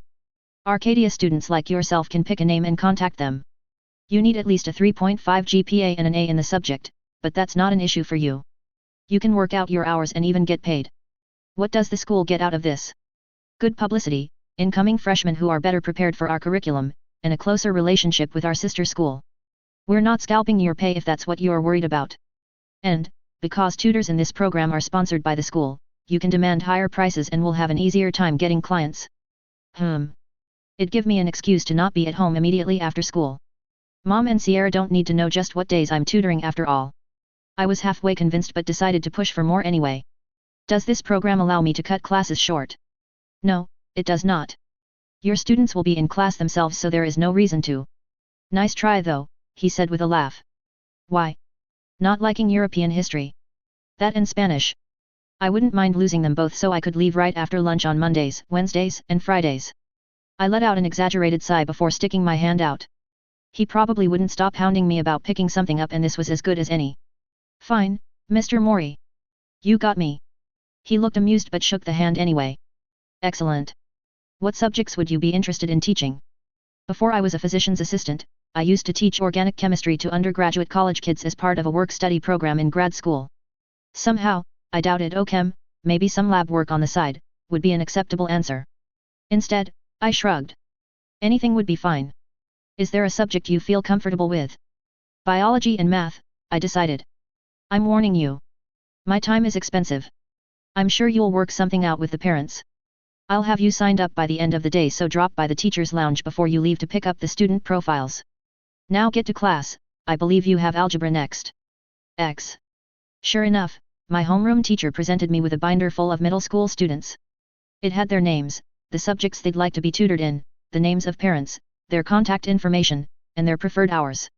I was told to set something up with at least one student before the end of next week and that it'd contribute to my community service hours. I didn't think Arcadia had mandatory hours, but I'd been mistaken. That I'd be getting paid for my services was apparently not an issue. I got a job, I said over dinner. Don't tell me, the mall needs a tween to model dresses for them, joked Sierra. Sierra. Bryce is plenty manly. I made a face. Mom, no guy wants to hear his mother defend his masculinity. And no, I'm tutoring after school. Ah, Arcadia's extracurricular hours. My sister took a bite of her asparagus. I remember those. They weren't terrible. I don't even remember what you did. Art club, she said happily. We basically spent some time at lunch, had an elective, and stayed an hour after class occasionally. Once a semester, we went to the Forsberg and held our own art show, talked to the curator, that sort of thing. It was super convenient. Well, I have the artistic talent of a dismembered monkey on meth so that's out. I thought about band but I didn't want to turn a hobby into something mandatory, you know? So, tutoring it is. How many hours will you be tutoring for, Bryce? Mom asked. I'm thinking most of the week, give myself something to do after school. And when I'm not doing that, I might hang out at the library or bookstore. Besides, this will net me some spending money. Nerd. Shut up, Sierra. Children. Mom let out a long-suffering sigh, far too used to our bickering. Bryce, if you need a bigger allowance. I held out a hand to stop her. It's not that, Mom. I don't even have anything I want to buy. I just want to know that I can make my own money. If that's what you want, honey. It is. So, do you already have a student? Sierra asked. Nope, I'm supposed to find one by end of next week though. My homeroom teacher gave me a binder full of students from Lafayette. Good luck, bro. Try not to price gouge too much. Yeah, sure. That settled, I went upstairs to shower, do homework, then turn in for the night. I'd settle for a quick power nap until midnight then make for the lab. With labyrinth sizes squared away, I could start building the full helmet, a mix of Kevlar mesh and foam surrounded by hardened plastic. I had no idea how to do the maze patterns, again, not an artist, but I'd figure something out. Author's note. Internet cookie to someone who can tell me what Bryce wants with all that volcanic ash. There are a lot of things I'm fudging as I try to adapt technology and powers to a pseudo-scientific format, but this isn't one of them. Someone in One Piece canonically mentions that this chemical is launched into the air via volcanoes from the seafloor and it is a critical ingredient in the formation of something rather important to the setting. I really did have a teacher like Mr. Mori. He was awesome, put up with my angsty, geeky ass all through high school. He was one of those teachers who helped solve problems in their students' lives long before the students themselves realized there were any problems. In this case, Bryce gets to use tutoring as an excuse to tinker during the day, letting him get some sleep, hopefully. Nah, who am I kidding? That implies he has impulse control. Wave 2.3. 2010, September 30th, Brockton Bay, NH, USA. Just like when I first made the helmet for the SENTIA model expansion suit, it took far longer to finish the software side of things than it took to finish the rest of the outfit. The helmet's UI was already programmed, with much of it being copied from the one in my own helmet. It made making the rest of the helmet a breeze. Even so, the clasp I'd used for Labyrinth's fitting had been a placeholder. Developing the shielding tech required some of the rare earth metals I'd sourced in trace amounts from household appliances and various electronics. Despite the large quantities of electronics I'd stolen, a singular shield and cloaking module ate through almost a quarter of my lanthanum and dysprosium supplies. Lanthanum was found in hard drives for data storage and dysprosium was common, relatively speaking, as a fire starter in lighters. I made a note to remember that in the event I ran low. By now, a 4-hour tinkering session was customary and I saw no reason to stop. I made good progress on her shawl. The shawl's design had been programmed into the sewing machine and the machine had been hooked up to my supply of reinforced Kevlar. The fabric portion could be relegated to the background. Meanwhile, I finished the structure of her helmet and installed the visor containing the UI. The cloaking function of the clasp was mostly finished, imported from the expansion suit's texturing module, but the shield was slow going. I hoped to finish the project by Friday so I could get to work on my own suit. My Thursday school schedule mirrored Tuesday's, so I took into account PE with Coach Miller and went a bit light on my morning jog. It wasn't like he would give me a detention if he thought I was slacking or anything, but Mrs. Curry definitely would if she caught me dozing off in world issues because I went a bit too hard. With the sewing machine automatically weaving the shawl for me, Saint had nothing to do at the lab so he'd decided to accompany me again. I jogged along my way to school, a set of earphones in and tuned to the foghorn. According to my late father, the foghorn began as a group of town criers who shouted the day's tide tables using the local almanac way back when Brockton Bay was a small city that made most of its wealth on trade and fishing. Criers were eventually replaced with paperboys and paperboys with radio hosts. The almanac eventually took a back seat to other news and entertainment. They still kept their name and the sound of 3 tooting foghorns, heavily muted, was the station trademark. These days, they had a habit of regurgitating the most relevant Cape news. I remembered a few months back when they went under fire for ripping off Bagrat's faux posts almost verbatim. They may not be very original, but they were still a decent source of Cape news, assuming you were willing to take their words with a grain of salt and couldn't be bothered to trawl through faux on your own. Hello, Brockton. Kevin Hartley, the host of the Foghorn, shouted in his usual, bombastic voice. We've got a treat for you law-abiding citizens this fine morning. Remember that gas station blowing up near the boardwalk a few weeks back? Well, I have it on good authority that Circus, the independent villain, has been captured by our very own Velocity last night. I paused at that. The botched heist that led to a gas station fire was a month ago, and possibly the first time after my trigger that I truly felt the pressing need to grow stronger. My life isn't an anime, I thought sardonically. There isn't some narrative force that says circus has to be my first act antagonist. On some level, of course I knew that this world was filled with actors besides me. People weren't props after all, they had their own agency, their own dreams and ambitions. I hadn't even given her much thought beyond a general, oh, even the low-tier villain is much better than me. It was a strange feeling. It was completely unjustified, but I couldn't help the small part of me that wanted to go at her, that felt a bit cheated at the anticlimactic nature of real life. Was this my powers conflict drive pushing me forward? Nah, I'm just being an idiot. By the time I remembered to start jogging towards school again, it was PRT representative Greg Veder speaking. I must have missed Hartley introducing the man. All things considered, it was a bog-standard official statement and I wouldn't have been surprised if the PRT had politely insisted on a chance to announce their win through every medium possible. God knows they need every little W they can get. I jogged through the school gates just 5 minutes before class, almost too late to grab a shower. I managed a quick rinse and hurried into the gym just as the bell rang, hair still damp. I shuffled next to Eric, Steve, Joe, and Ryan, our team for the month. Yo, I greeted. Sup, nerd, Steve sneered. Who pissed in your Cheerios this morning? Before he could snarl something back, Coach Miller jogged into the gym and blew a shrill whistle. Ladies, gentlemen, today will be the final day of basketball. Teams A and B, C and D, E and F, pair off, he shouted. No one was about to tell a 300-pound vet no, so we hopped to it. The girls had their own teams ranged A to F for a total of 60 freshmen in the class. After a jump ball that we lost, I let Steve and Eric take up positions at the center of the court and hung back beneath our team's net to guard it. You shouldn't goad him, Ryan, short Hispanic kid, said. Steve, he's going to get worse. That sounds like a him problem. Well, it'll be your problem too if he decides to make you a target. Not terribly worried. Although, do you know why he hates me? Does it matter? He just doesn't like the quiet kid sitting with Vicky's court, Joe cut in. I stared incredulously. Are you serious? That's it. And do you really call our table Vicky's court? He completely ignored my second question. Yeah, I mean, you're not a bad dude, Bryce, but you're a loner, Ryan finished for his friend. You've always been like this even in middle school and Steve's always been a jock so I guess he doesn't like seeing the quiet kid get more popular. How am I popular? I asked in honest confusion. I literally have less than 10 friends in the entire school.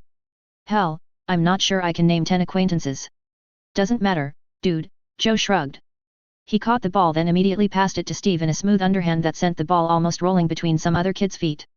It's not about how many friends you have, it's about who they are. Fucking high school. You guys spend so much time putting the Dallins on a pedestal that I think you forget they're just normal girls. Hell, I don't see you guys treat Eric the same way. Yeah, but we grew up with Eric, Ryan whined. He's just a dork who loves tabletop games and fantasy, but with some powers. Glory Girl and Panacea are, them. I thought about the train wreck that was their family and audibly scoffed. They're really a lot more relatable than you'd think. Besides, I wasn't the one who approached them. I just kind of got dragged into their circle before I knew it. And it was true. I could have left at any time and Chelsea would have eventually given up, but I got to bickering with Amy and laughing with Carlos and before I knew it, I was a part of the circle. Doesn't matter, Joe said. No matter how it happened, guys like Steve think you're a social leech, you know. Yeah, I get it. It's a bit of a pain in the ass, but that doesn't mean I'm going to stop hanging out with my friends to soothe his bruised ego. A shrill whistle pierced the air. Gentlemen, let's see some hustle. Coach Miller shouted at us. Yes, sir. I shouted back and gestured for Eric to pass me the ball. I wonder how much magnets practice I could get in by pretending I've got some hops. I mused. I'd yet to do so in PE even though I did sometimes spin pens by their nibs in class because using magnet rise while mobile was taxing. Having gotten much better at suppressing the light of aura, I caught Joe's pass to me and jumped to take the three-pointer. I made sure to rise barely 3 inches higher than I normally would, but getting past my blocker's guard meant nothing because I had all the aim of a headless chicken. You can't aim for shit, Steve jeered. I know, I laughed back. I kept magnet rise around my person after that. It'd taken a lot of work to be able to lift myself without wearing any metal on me and though I couldn't extend this to other non-metallic things, it might well save my life someday. The activation itself took no effort, by now it was practically second nature, but the rhythm of the bouncing ball took a bit of time to get used to. I was effectively thinking 2 thoughts at once. I stood there a moment, trying to sync the bouncing motion with the electromagnetic current flowing around me. You gonna play or what, Kiley? Sean, the captain of the other team, called. Yeah, Sorry, spaced out there. With that, I started to dribble forward, slowly at first, but progressively faster as I got used to the rhythm. By the end of class, I'd gotten decently good at manipulating the ball. I couldn't score a single point, but that was never my goal anyway. I was on my way home when my phone rang. I checked the caller ID and quirked an eyebrow in curiosity. Now what does the ugly duckling want with me? Yes, grumpy? What's up? It's not like you to call. Fuck you, I'm not grumpy, Amy's gruff voice rang through my earphones. The school and sum total of Brockton's medical staff begs to differ, I teased. Yeah, well, they can all go eat a bag of dicks. So? What's up? Isn't today one of your ICU days? Wanna ditch? No. My work is important, she snapped. Alright, geez, I was kidding, mostly. I know, sorry. It sucks. Hang in there, Ames. If you get bored, you can hide a pimple on every patient's butt cheeks in the shape of your face. You. Why the hell would I do that? I'm not some deviant like you, she huffed. I didn't think she even noticed that she hadn't denied her ability to do so, only her willingness. I took that as a sign of her opening up, albeit subconsciously. Just offering a suggestion to relieve your boredom, I said. So, did you just call to hear my silky, suave voice or was there a reason? You wish. Your voice cracks like a strangled chicken. Ouch, but true. Was that a masturbation joke? Fuck you. The line went silent and I had to check to make sure she hadn't hung up on me.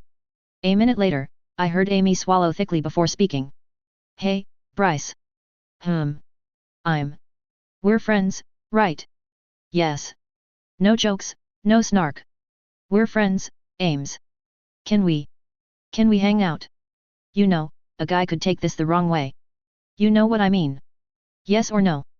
I held out a hand in surrender even though I knew she couldn't see it. All right, Miss Thistles, when? Thistles? Really? You're not doing anything on Saturday, right? Nada. Meet me at the hillside at 11. Sure, that'll work. I've been craving Devil's Bakery. And? You tell me or Vicky if something weird happened to you, right? Depends. I mean, no offense, but I'm not going to tell you about that dream I had, I joked. Bryce, I'm serious. The urgency in her tone made me pause. Ames, yes. If something big happens and I need a superheroine or two to come save my ass, I promise you'll be the first I call. Or your sister. No offense, but she's a lot less squishy. I heard her sigh with relief. Okay. It's a promise. Alright, Saturday, 11. Yeah, see you then, Bryce. Take care. And try to work in the pediatric wing for a few hours tonight, I said. You could use some ankle biters to cheer you up. I like my costume not covered in drool, thanks, she snorted, but I could hear the smile. I mean it. I'm giving you homework. You need to make at least 3 kids laugh today, got it? What kind of homework is that? The kind designed to rehabilitate a perpetual grump. Bye, Bryce. Homework. The line went dead and I pondered what she'd told me. Amy had the opposite problem as most teenagers. Most teenagers longed to be relied on, to be seen as responsible. Amy, she had the world on her shoulders, the last thing she wanted was for yet another person to dump their troubles at her feet. She wants me to go to her if something weird happens, but she really hates responsibility. That must mean she thinks she's the only one who can help me with weird things. Does she think I'm being bullied or something? I shook my head. No, then she'd just point Carlos my way and wash her hands of it. It must be Cape business. Since I'm not supposed to know who the wards are, she must think that she's obligated to help me as one of the only 2 Capes in my life. Why would she think I'd need parahuman help? I'm not sick, am I? No, then telling Vicky would be pointless. Then it struck me like a bolt from the blue. Fuck, I swore. I was certain of it. Somehow, she knew I'd triggered. How? The more I thought about it, the clearer the situation became. At some point, Amy had gotten a full scan of my brain and seen an active corona. The question was, what did I do? This framed Saturday's hangout in a whole different way. She likely plans on confronting me. How much does she know? She picked Hillside. Is she being ironic because she knows I was the one who robbed the place? No, calm down, Bryce. That's impossible even for the Shaper. She knows I'm a Cape, but not what powers I have or when I triggered. She sounded sincere, so this must be her attempt to explain the unwritten rules to me. I got home and gave a cursory greeting to my mom before heading upstairs to lock myself in my room before dinner. After some thought, I decided to approach the meeting at Hillside with the assumption that she intended for it to be a gesture of goodwill. This Amy wasn't the monster she could become, not yet, and I would be spitting on everything she'd done until now if I didn't extend that modicum of trust. That left me with the million-dollar question. Amy knew I was a cape, so how did I respond? The most obvious course of action, and my gut instinct, was to deny. She would know the truth of course, but she couldn't reveal that information unless I went full Bakuda levels of insane. It would keep her from nosing into my cape life, but that in itself was the trouble. She very likely would see it as me slapping away her outstretched hand, a betrayal that would reopen the gap between us I'd worked so hard to bridge over the past month. No, that's not acceptable, I resolved. I still wasn't entirely sure about the kind of cape I wanted to be beyond and independent, but one of the few things I wanted to do in this life was to help Amy. The second option was to come clean, fully admit that I was the cape who conducted the hillside heist. I could pass it away as the urges of a new tinker, but then she'd use that as an excuse to force the wards on me. If nothing else, I would be villainous in her mind, associated with every part of herself she'd worked so hard to reject. I didn't think that would make her my nemesis or anything, but it still damaged our relationship. The third option was to pretend to be a cape with a non-tinker power set. That would be easy enough to accomplish with the TMS in my arsenal. Magnet Rise and Thunder Wave could be a stand-alone power in their own right. Add in Protect, Agility, and Recover and I was already a cape with top-tier potential. Nor did my costume look much like Tinker Tech at first glance. At first glance, it was just highly customized bike leathers. I could credibly fool Amy, and the rest of Brockton Bay. She would likely insist on me becoming a hero. It would mean an end to robbing shops for materials, but I wasn't counting on doing much more of that anyway.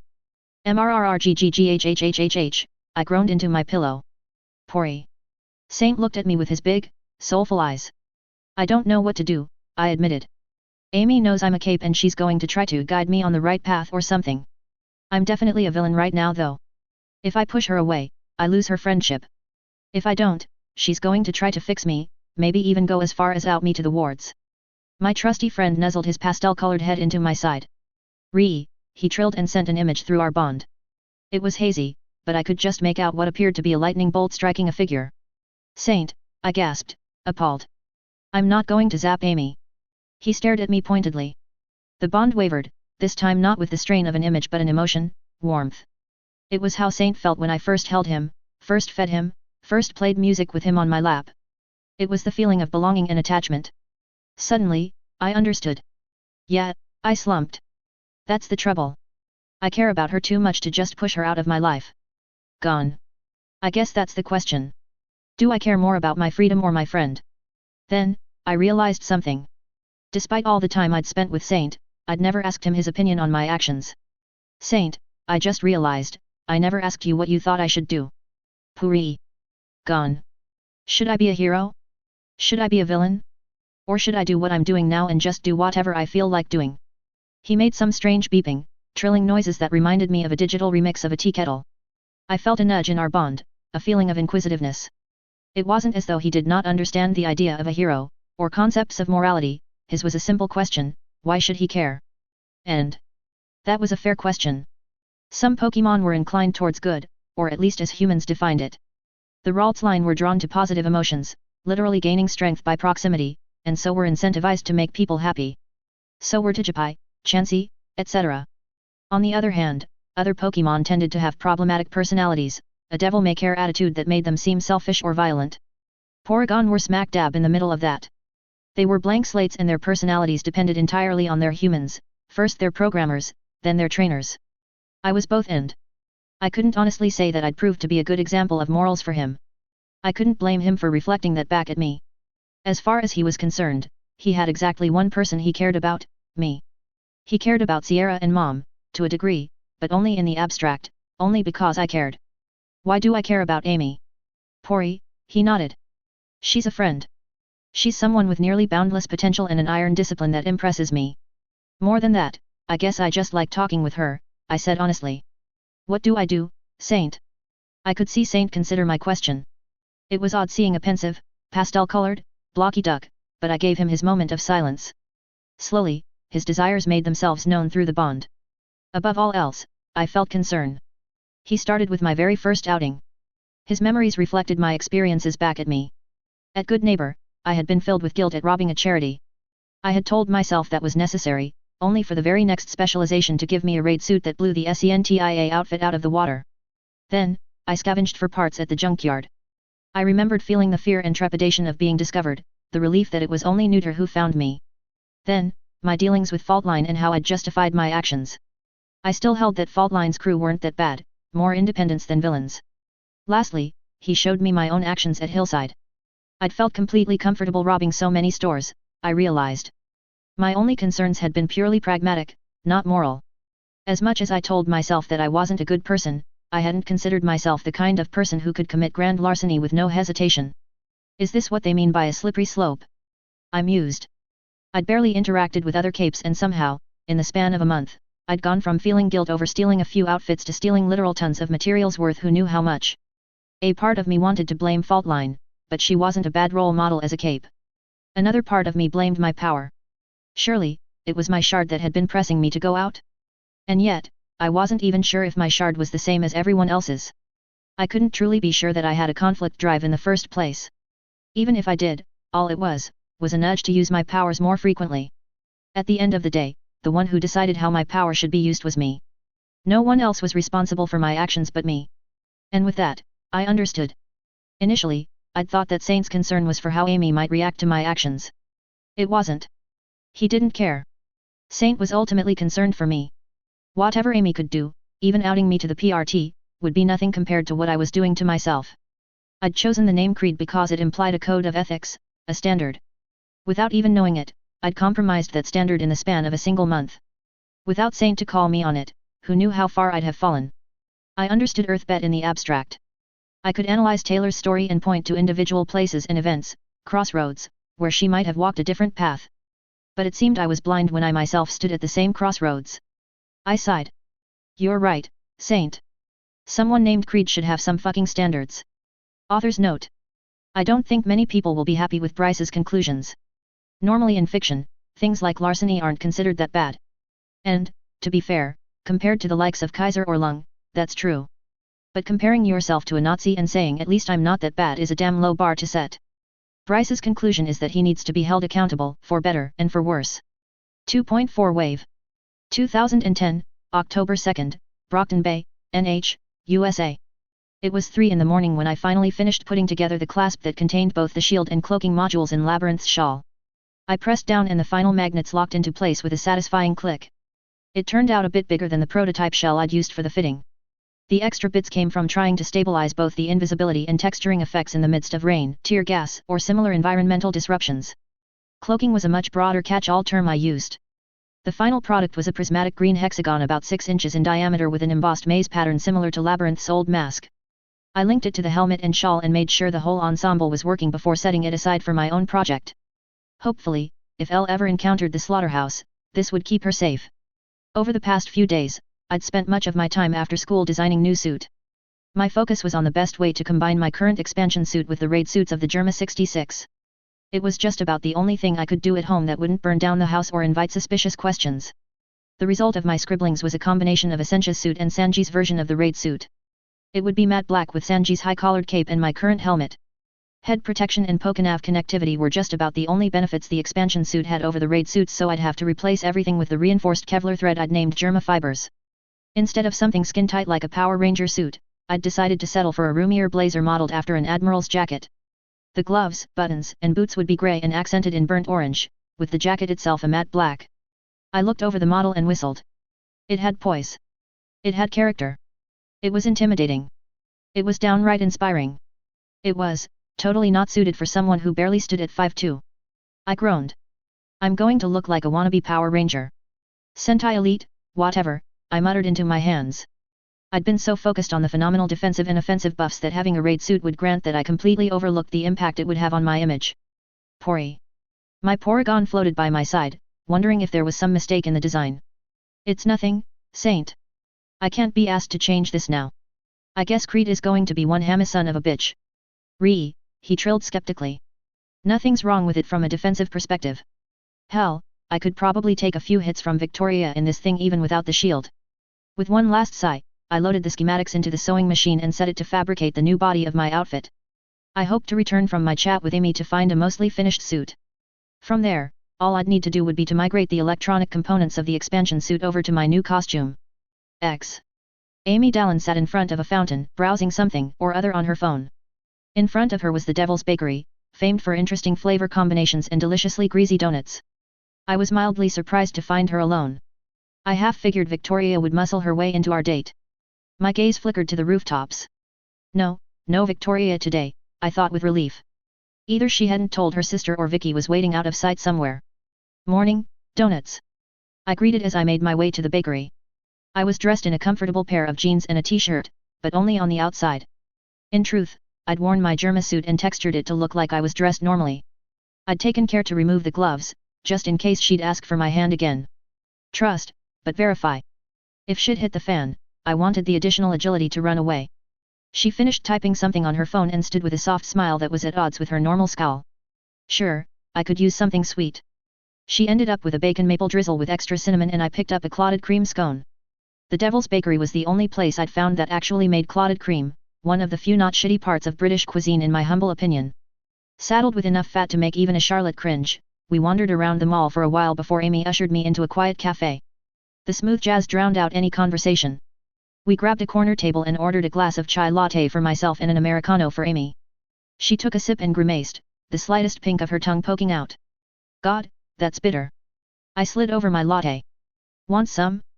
They make good chai here. You could have ordered something sweet. I could, but the bitterness offsets the donut. Look at you, since when are you a connoisseur? Since last year when I got powers and started working at the hospital. I can't drink so coffee's my poison all right. Oof, yeah, that's fair. You doing all right?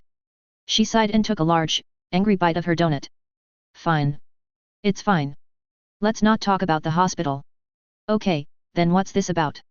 You. I know you have powers. I blinked in surprise. I'd come expecting this conversation but I didn't think she'd be so forward. Hey. What gave me away? So you do. I wasn't sure but your corona was really well developed. I saw when you held my hand at the dance. Oh, well. That confirms that. You knew I could out you. I wasn't really thinking about me back then, I admitted. I just wanted you to know I meant every word I said. Then you started talking about how I should come to you if anything weird happened to me. I figured powers were probably what you were talking about. Oh. Guess neither of us were being too careful, hey. Definitely not. I thought it was against the unwritten rules to approach a cape like this though, I told her with a hint of recrimination in my voice. I wasn't mad, if anything, I was somewhat thankful. Without her, I wouldn't have reflected on myself nearly as much. Even so, her forcing me out like this was a major breach of courtesy. She winced and took a long sip of her coffee to gather her thoughts. It is and I'm sorry for that. It's just. I thought you didn't know anything about the rules so I wanted to talk to you, explain them, you know. I do. I'm not mad, I assured her. I already know the rules though, so I'd appreciate it if you pretended you didn't see anything. Have you told anyone else? No, you're safe there. I haven't even told Vicky yet. That took me by surprise. Why? I mean, I'm grateful, but you tell her everything. I do, except cape identities. At this point, I can probably make a solid guess as to the civilian identities of most of the Protectorate just from healing them so much. The wards chose to unmask to Vicky. You didn't. She looked at me seriously. I have to pay closer attention to the unwritten rules than most capes because I'm a para-human healer. That makes sense. I appreciate it. If she does suspect it's me, will she try to make you tell her? No. She's not the vapid gossip queen you think she is, Bryce. She can seem like that at school, but she knows when to stop asking questions. Alright, I'll take your word for it, you know her best. We both took a sip of our drinks and let the soothing jazz wash over us. With my cape status out on the table, the air felt lighter. So, powers. Curious. I think I'll die of anticipation, she replied flatly.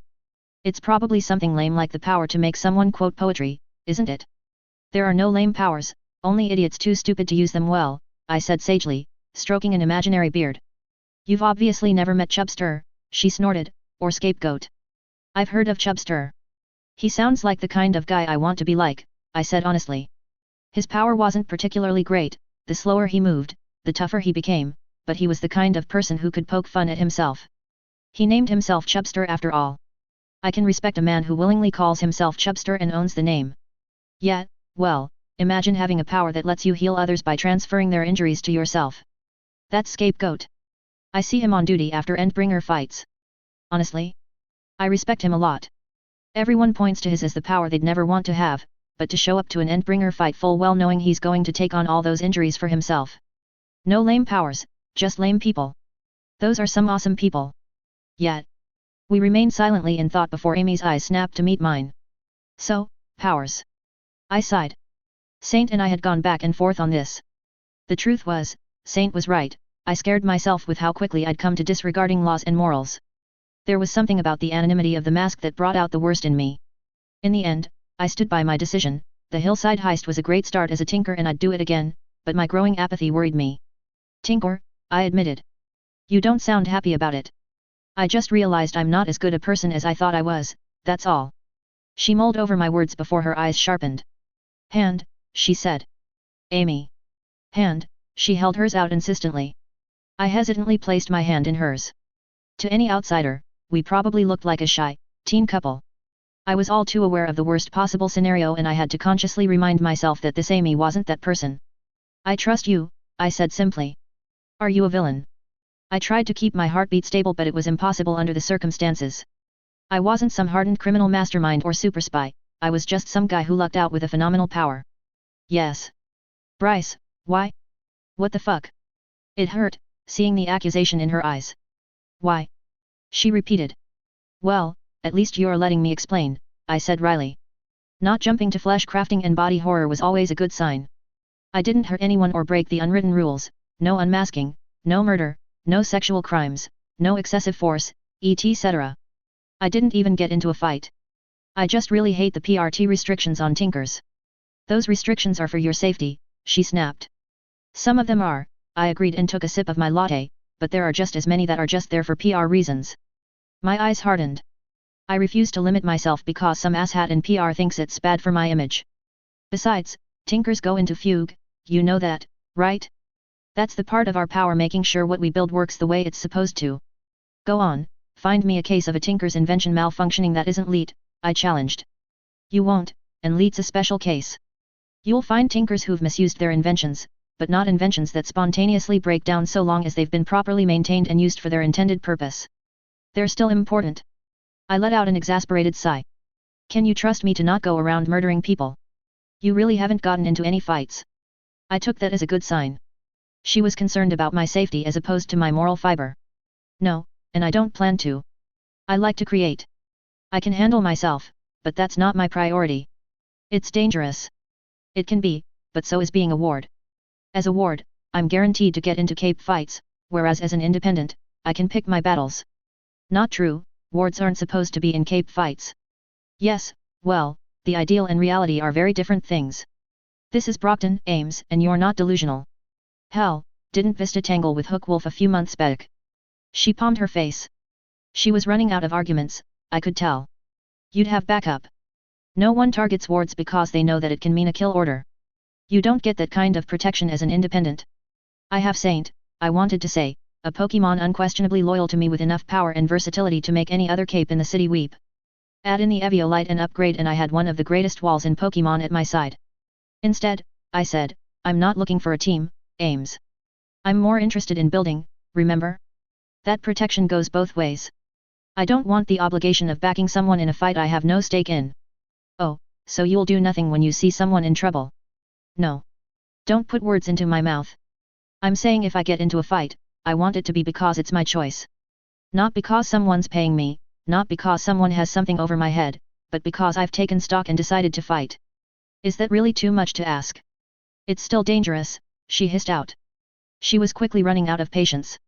Her hand clenched mine painfully. Do you have any idea what the survival rate for a new tinker is? A lot higher than advertised by the PRT.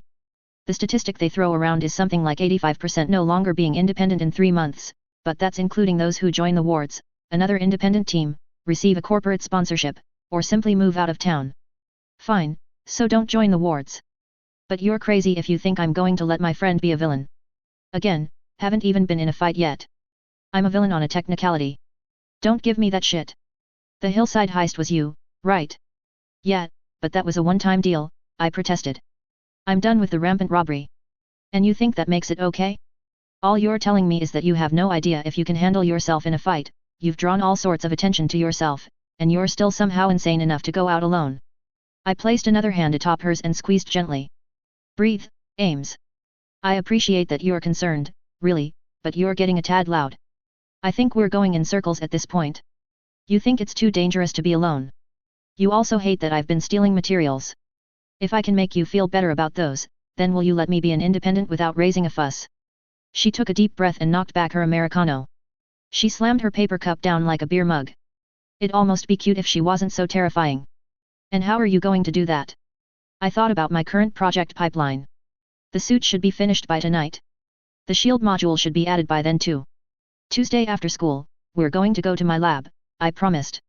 I'm going to show you that I am already one of the most powerful capes in the city, strong enough to stand on my own and pick my battles.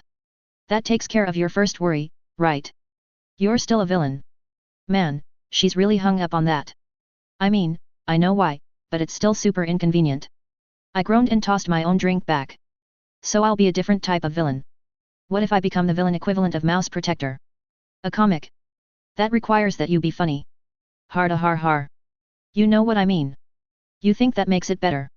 Look, I need money to tinker, but I promise that I won't sell to any gangs in Brockton. Hell, I'll even occasionally provide aid to heroes if that's what you want. All I want is my independence, my neutrality. You want to be upper crust? Yes. I exclaimed. He's the head of New York's elite cell, but he's not a villain. He's had a stabilizing influence on the city and lowered crime rates in his territory to virtually nothing. That's the kind of independent I want to be. I genuinely believe I can do more good by flying solo than joining the wards. She let out a sigh of relief. Okay, that's not as bad as I expected. What? You thought I'd turn into a mannequin? No, but new capes tend to do really stupid things, okay? I know, I said softly. I appreciate you caring. I mean it. You have one shot to prove to me that you can handle yourself. Before I could cheer, she held out a finger. She hadn't stopped frowning. If anything, she looked like she swallowed a lemon. But if you do insist on being a criminal, you have to run your heists by me.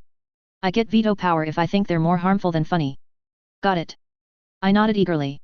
This was far better than I'd imagined. That's fine. I've acknowledged that I can be a bit excessive if I don't have someone to rein me in. As we walked out of the shop, she pulled on my sleeve. She looked at me with unsure eyes. Bryce? Please don't make me regret this. You won't, I promised. I tugged her into a back alley, shadowed and away from cameras. I pulled out a pair of charcoal grey gloves and slid them on. You might even say it's my creed. With that, I vanished, blending perfectly with the background. I giggled silently as Amy freaked out for a bit before finally stomping away in a huff. After she left, I made a beeline for my lab. I had work to do. Amy, what the fuck was that? Amy, you can teleport? Amy? Amy, Bryce? Amy, don't ignore me. That picture's definitely going in my blackmail folder, I thought as I flipped through the pictures I'd taken of her flabbergasted face. Her texts petered off as I looked around my lab. 12,000 square feet of space, yet I only had the soda engine and machines used to make the shawl. It looked remarkably empty. I'm going to need to decorate, I thought. I needed my lab to send a message. I needed Amy to see that I was not in danger, nor was I a danger to others, competence without coming off as one of those mad scientist types. On one hand, furbishing my lab was something I'd always planned on doing. Expanding and upgrading my base was a big part of why I wanted the volcanic ash. On the other hand, I hadn't really thought about what I wanted my lab to look like. It was a bullet on my to-do list, I knew it was there, it just wasn't a priority until now. With my sewing machine making my outfit, the only thing in my pipeline at the moment was my own shield module, and that was mostly just a copy of what I'd already made for Labyrinth.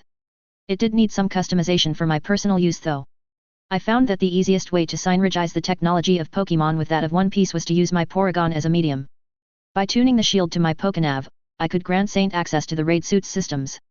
That way, should Saint notice an incoming attack, he could activate it on his own even without prompting, much like he could activate the call functions in my phone. It was protect, but stronger and without need for my personal attention. With that finished, the rest of my weekend was filled with furnishing the lab and surrounding parts of the ship. I dragged the tables I'd stolen from the mall and started setting up a proper workstation.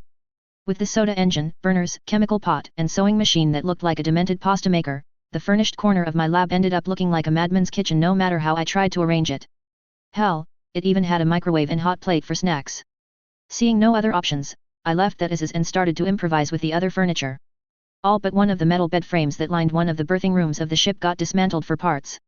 Most of them became a series of shelves and racks nailed to the wall that could, if one squinted, be called postmodern.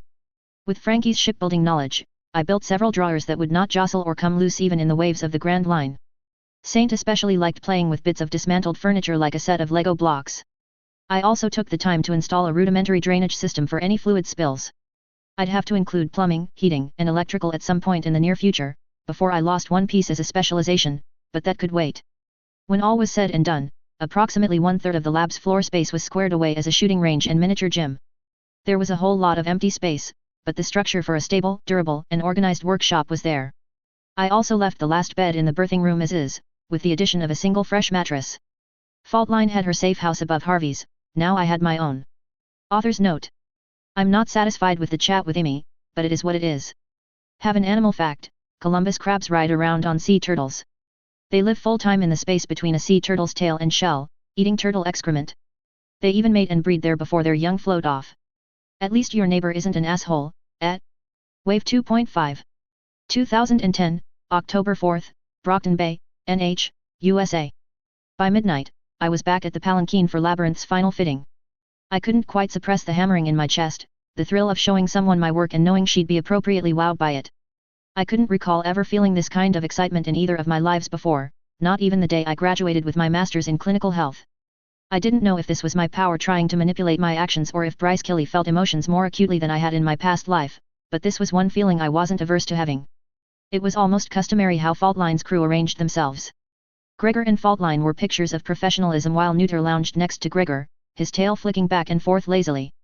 Labyrinth sat in just a domino mask, a white t-shirt, and a plain pair of jeans, her usual face mask and costume nowhere to be found. Good evening, Creed, Faultline started. Are you trying a new look? Yeah, digging the cape, dude. Very. Eidolon, Neuter added. Were you inspired by Labyrinths? I grinned and flickered in and out of sight. Yes and no. The plan was always to augment my costume. Labyrinth's shawl just helped me test out a few things beforehand. The invisibility and shield functions were tied to the cape, but the suit itself provided plenty in the way of physical augmentation. With a flourish, I pulled out her helmet and shawl from my backpack and presented it to the crew. Ta-da, like it? Looking at it now, I could see that the shawl was a lighter green compared to Labyrinth's costume. Though the pigmentation was matte, the structure of the germafibers caught the light for an interesting ripple effect that gave off the illusion of patterns that weren't there. Don't ask us, Gregor said. Labyrinth will be the one wearing it. True, true. What do you think? I directed to the wayfish blonde. She stood, first time I saw her do so on her own, and leaned into the cape as though examining a work of art. She batted it back and forth like a kitten playing with string and wondered at the ripple effect before she finally remembered to nod. I like it, it's swishy. Thank you, she smiled. Good, now put on this helmet, here, I gestured to the modified biker helmet. It looked a bit like my own, but with a full face visor instead of a chin guard. Once she wore it, I ran her through the functions a few more times until she could activate both the shield and cloaking effect at a moment's notice. I then presented her with another quick change canister tuned to her outfit and showed her how to operate that as well. Excellent, thank you again, Creed, Faultline said. I realize that the costume isn't cheap and I promise the lab in the basement will be ready by the 8th. That's good to hear. I've been meaning to ask, have you looked into the volcanic ash? I have. It's readily available in gardening supplies and from quarries, but you said the ash must come from an oceanic volcano. Unfortunately, New England is geologically stable and there are no active volcanoes along our coast. The closest would be the Fagradalsfjall volcano in Iceland. I've also reached out to quarries near the Kilauea volcano in Hawaii. You may need to wait another week if you want the aid of a cape who can transport volcanic ash in large quantities. I should have 200 pounds of the stuff by the end of the week, far from the full ton you wanted. That's as expected then. I appreciate you trying to get it anyway, I said. Any questions about the shawl? I have one, Gregor said. What is your technology powered by? Would you believe me if I said cola and a super can-do attitude? I received nothing but flat stares in response. Yeesh, figures. Labyrinth's outfit can be charged by keeping it in canister form then plugging it into a normal outlet. It should be good for several days of continued operation, so long as she's not stealthed the whole time. And what if she is stealthed? 24 hours, it's a very energy-efficient system. So I see. Dude, any chance you can hook me up with that? Neuter tried. It's coming out of your pay, Faultline warned. Labyrinth has already agreed to something similar. There is only so much I can subsidize and Tinkertech is a bit out of the budget range. I do admit I'd be interested in your costume as well. I wagged a gloved finger. The shield module and canister were free this time, mostly because Labyrinth is the most vulnerable member of your team and I wanted to take the chance to advertise. If you want the full set for yourselves, you're going to have to pay the appropriate price. If you want me to make you an outfit, you're going to need to get comfortable with a cape. The helmet tells the cape what to do and the clasp processes that order into tangible effects, but those effects are anchored to the cape. No cape, no extra powers. Hey wait, Neuter said, didn't you say you needed full coverage to use the invisibility function? Labs didn't get a full suit, just a shawl. Same but different, I said. With the snap of my fingers, I turned into a shorter version of Faultline. The disguise function, what I call texturing, is unique to my costume and requires full coverage to adjust for my body's motions. The invisibility and the shield are tied to the cape. I know they sound similar, but I promise the underlying science is a bit different. How much were you considering for a completely remodeled costume? Faultline asked. I'd done some preliminary research with the expectation that such a question would get asked. I hummed. A good costume costs a few hundred if it's made with tough fabrics and custom fitted. The best Kevlar vests will cost you upwards of $700 or $800. Anything the protectorate wears probably costs something in the ballpark of $1,200 to $1,600. Is that about fair? Faultline nodded reluctantly. Add in the quick change, shield, and cloaking functions and well, there isn't an easy way to gauge its price. Even if I average it as $5,000 per extra function, you're still looking at a costume that costs $15,000 at minimum. Whoa, don't we get the friends and family discount? That is the friends and family discount, Faultline said reluctantly. Defensive items tend to cost much more than a laser rifle because a bullet will kill just as surely as a high-powered laser, but something that can create a force field is far more tactically valuable. I gestured to Labyrinth. Feel free to test that all you want, I said. I'm confident that she'll be able to tank anything you can throw at her, including large-caliber bullets. While the shield is active, she should be more or less immune to kinetic impacts and thermal energies unless you can match Behemoth's output. If you break it, I'll fix it and you'll understand its limits better. We will. That said, a full outfit for us will likely be out of our price range for several months. Setting up the Palanquin in Harvey's was not cheap. I may approach you again once we've taken more jobs. We sat around in silence for a bit until something Faultline said gave me an idea. Speaking of Tinker Tech for sale, is there any way you can put me in contact with Toybox? Faultline sucked in a breath. It was Gregor that spoke. We do not have an amiable relationship, he said. One of our jobs involved breaking into a black market consortium and we encountered pyrotechnical security. While we cannot tell you everything that occurred due to client confidentiality, we have given Toybox ample reason to dislike us. Shit. That's a pity. I wanted to expand my market a bit. That isn't to say we have no contact within. Toybox is a collective, but they have no unifying leader. Some are capable of drawing a line between business and pleasure. I see. In that case, I wouldn't mind paying you commission to do some business development on my behalf. Faultline scratched her chin beneath the welder's mask. That's an interesting idea. You would have to provide a catalog. Are you willing to allow me to act as your intermediary? I nodded happily. It was the joy of creation that interested me. Money was nice, but more or less just a way to acquire more resources. Yes, I did say I'd want to use the Palanquin as neutral ground for negotiations. Find me clients, take care of security, and deliver the products as they're made. If you do that, I wouldn't mind you taking a fair cut. Very well, I do have some connections with various groups. Are there any restrictions on who you'd be willing to sell to? Yes, several. Ideally, I'd like to sell to heroes, rogues, or those who are villains by technicality like yourselves. I refuse to sell to any villain with a body count or any who have broken the unwritten rules before. At the moment, Uppercrest is my model of the kind of tinker I want to be. That is acceptable, she smiled. As someone with her own code of ethics, I'd figured she'd appreciate an answer like that, even if it decreased her list of potential commissions. Get me a catalog of Tinker Tech items you would be interested in building and I can send it out to some of my contacts. If you'll accept my advice, I recommend creating some items for recreational purposes. That way, you can open up your potential clientele to include wealthy civilians. X. Mr. Mori nodded to me with a pleased smile. He must have received the notice from Arcadia's tutoring program that I'd arranged for my first student. Matt Brown was a 6th grader whose parents signed him up for the program. From what Mr. Brown told me, he wanted me to tutor his son until his grades went up.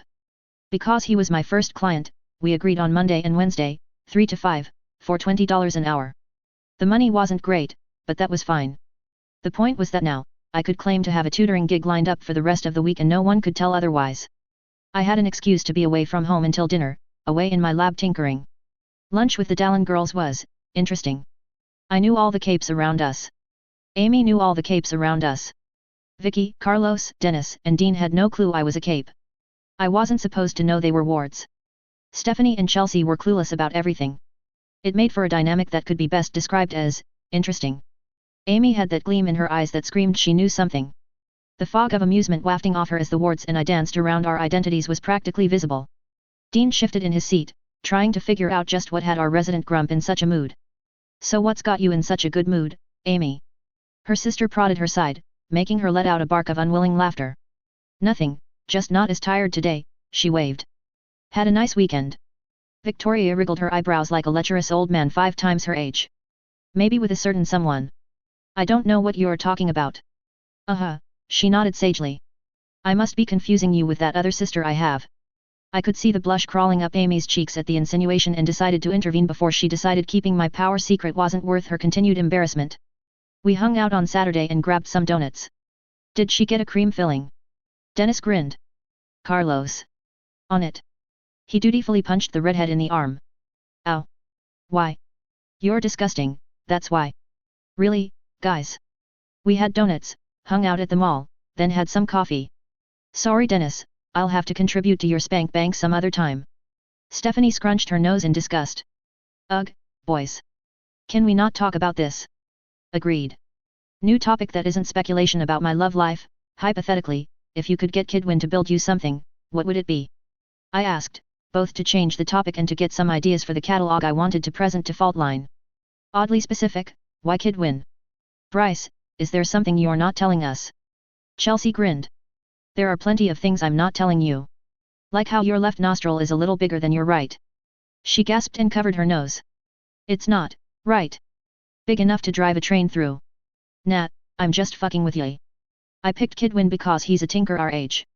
I'd ask him to build me a hoverboard, Dennis said with a cheery grin. Do you know how to skateboard? Or snowboard? Or any board that's less likely to break your neck? Chelsea asked with a dubiously. Nope, that's the fun part. Noted, didn't the Germa-Raid suits come with hover shoes? Can I make those? I wondered. Before my power could provide me with a dozen different designs, I shoved that idea to the corner of my mind. Wouldn't Kidwin have some kind of control system in his helmet though? I can't imagine having a board like that without a way to pilot it. Good point, I don't know if he can build it, but maybe a drone? I used to have an RC helicopter that Dad and I flew at the park, he said wistfully. It broke after I crashed it into a tree, but those were fun times. Nostalgia's hitting hard, hey? Said Carlos. Yeah, did you have something like that as a kid? He shrugged. I used to bike a lot, even went dirt biking a few times with the family. It's nothing Kidwin made, but I'd love to take a ride on the arm cycle. Does he really call it that? I asked with a quirked brow. Maybe. It's what Foe's calling it and he's never corrected anyone. I know I'd probably crash it, but I think something slower would be cool. They continued talking about Tinkertech inventions but my mind was elsewhere. One Piece did have a bike and I was ashamed to have forgotten about it. Frankie's Black Rhino FRU-4 was a lightweight, hyper-durable motorcycle powered, like all creations of the super cyborg, by Cola. It was sturdy enough that Frankie used it as a battering ram, even running over Big Mom's face. It was also one half of Frankie's personal Megazord, the Pirate General Frankie. I could build it, I realized. I could build it easily with just what I had on hand and 3 tire irons. The rubber could be reinforced with Germa fibers. The metal body could be made with Wapo metal, a special shape memory alloy that could stand up to some major pressure from even New World pirates. I'd need the forge Faultline was preparing for me to synthesize the alloy, but everything else was easy. Hell, if I'm going to put it out to market for recreational purposes, it doesn't even need to be that durable. Sure as hell shouldn't transform into a mecha. I don't need Wapo metal. I guess I'm taking apart my old bike. I faded out of the conversation for the rest of lunch, but Amy must have noticed because she kept shooting me knowing looks. I walked into Lafayette Middle School at 2:40 in the afternoon. Arcadia's sister school was only a 10-minute walk away. The blocky building was covered with a cheery mural of the Protectorate members, each posing appropriately heroically. Instead of Triumph, there was Challenger, dating the mural a bit. The school secretary was a genial grandmother with blanched white hair that fell in short curls. Hello, sweetie, how can I help you? She said with a friendly smile. I glanced at the name tag before presenting my own. Hello, Mrs. Young. My name is Bryce Kiley and I'm a tutor from Arcadia. I was told to pick up someone named Mike Brown today. That's fine, dear. Let me get you set in our system and call Matthew out. She motioned for me to take a seat in one of those colorful plastic chairs. Soon enough, Matt showed up. He was a pudgy black boy with a shaved head and big, expressive eyes. He wore a shirt embossed with Dauntless golden helmet, jeans with battery circuit designs, Velocity brand shoes, and a backpack imprinted with Triumph's lion head. What? Halberd and Minitigal not cool enough? I scoffed internally. Still, I got up and greeted him with a friendly smile. Hey, Matt, right? I'm Bryce, your tutor. I believe Mr. Brown specified that you two use the school library, the secretary said. That's reasonable. Come on, Matt. Let's go knock out that homework. The middle school library was nowhere near as extensive as the public library near City Hall, but it got the job done. It was a squat, brick building with a handful of rooms set aside for group study. We were lucky enough to find one unused, but I made a note to reserve one in the future. I was hired to help Matt because his father, one Marshall Brown, saw his math grade slipping when he entered middle school. I was to help raise his math scores for $20 an hour, hopefully teach the kid some better study habits. Working with the boy was challenging. He wasn't stupid, far from it, but he was completely and utterly uninterested in math. In half an hour, I managed to get him to try 4 questions. At the very least, he did get most of them right when he actually bothered to answer them. Come on, Matt, we're going to have to do this anyway. 2 hours aren't going to pass any faster because you ignore your homework. Math's boring though, he whined. He slumped in his seat in the Universal Teen Language 4. I'm done with this shit. It's not like I'm ever going to use it. I'd heard that before. Hell, I'd said those exact words before. I hadn't realized how annoying it was to hear that from the other side. I resisted the urge to roll my eyes. Thinking about it made me feel like a crotchety old man whining about how things were back in the day. I swallowed down the strange feeling of dysphoria and said, all right, what do you want to do? Because I guarantee you, whatever you want to do with your life, you're going to need math. A superhero, he said sarcastically, but there was an undercurrent of need. This was a kid who worshipped the Protectorate capes. I wouldn't be surprised if his room was practically a shrine of memorabilia. Not going to happen, I shot him down bluntly. How do you know? Para-human studies is a hobby of mine. I need it for my immediate survival, I didn't say. For the first time since we began, his eyes gauged me with more than boredom. Do you know what that is? It's the study of powers. Yes, and powers don't just magically pop up out of nowhere. Do you know what a trigger event is? It gives you powers, he said sullenly, but I could see the light of interest start to shine. That's the simple answer, but it's more complicated than that. A trigger event is the worst day in your life. You have to get shot and bleed out. You have to watch your parents get murdered in front of you. You have to lose everything you hold dear, I said solemnly. Earthbet wasn't the only setting in which heroes went through great struggle for power, but it was the only one I could think of where psychological trauma and need for conflict was mandated by the very nature of set powers. Earthbet sucked. I pray that never happens to you, Matt. Everyone wants powers, but people don't realize just what kind of price you need to pay to get them. For real. I wasn't sure how wise it was to tell a kid about triggers, but it wasn't exactly a secret, just a bit of reality that went unmentioned in polite company. For real, I confirmed. I pointed to the picture of Dauntless helmet on his shirt. Those heroes? Dauntless? They're not heroes because they have powers. Look at Skidmark. They're heroes because they experienced something terrible enough to give them powers, then they decided to be heroes anyway. Instead of hurting people or doing whatever benefited them, they chose to protect. That's what makes them heroes. Well, I could still get powers. I wish you never have to find out. Not everyone who goes through tragedy gets powers, I pointed out gently. If you want to work with para-humans, the best bet would be to join the PRT. Become an analyst, someone who studies powers. Like foe? He asked. They're always trying to decide which hero is stronger. I nodded. His clear interest in the subject gave me an idea. Yes, like foe, but a bit more involved. I pulled up my laptop and opened the website. Have you checked the battle boards? It's where people go to talk about what you're talking about. Yeah, those are cool. I pulled up a thread marked Legend v. Strider and started reading. Pretend Legend and Strider are playing tag in New York. Can Legend catch Strider in under 5 minutes? I looked at Matt. Can he? Well, he's Legend, he replied with the certainty of a child. He can go as fast as light. I smiled. I wonder about that. You asked me if you'll ever use math in the future. If you want to study powers and work with heroes, you will.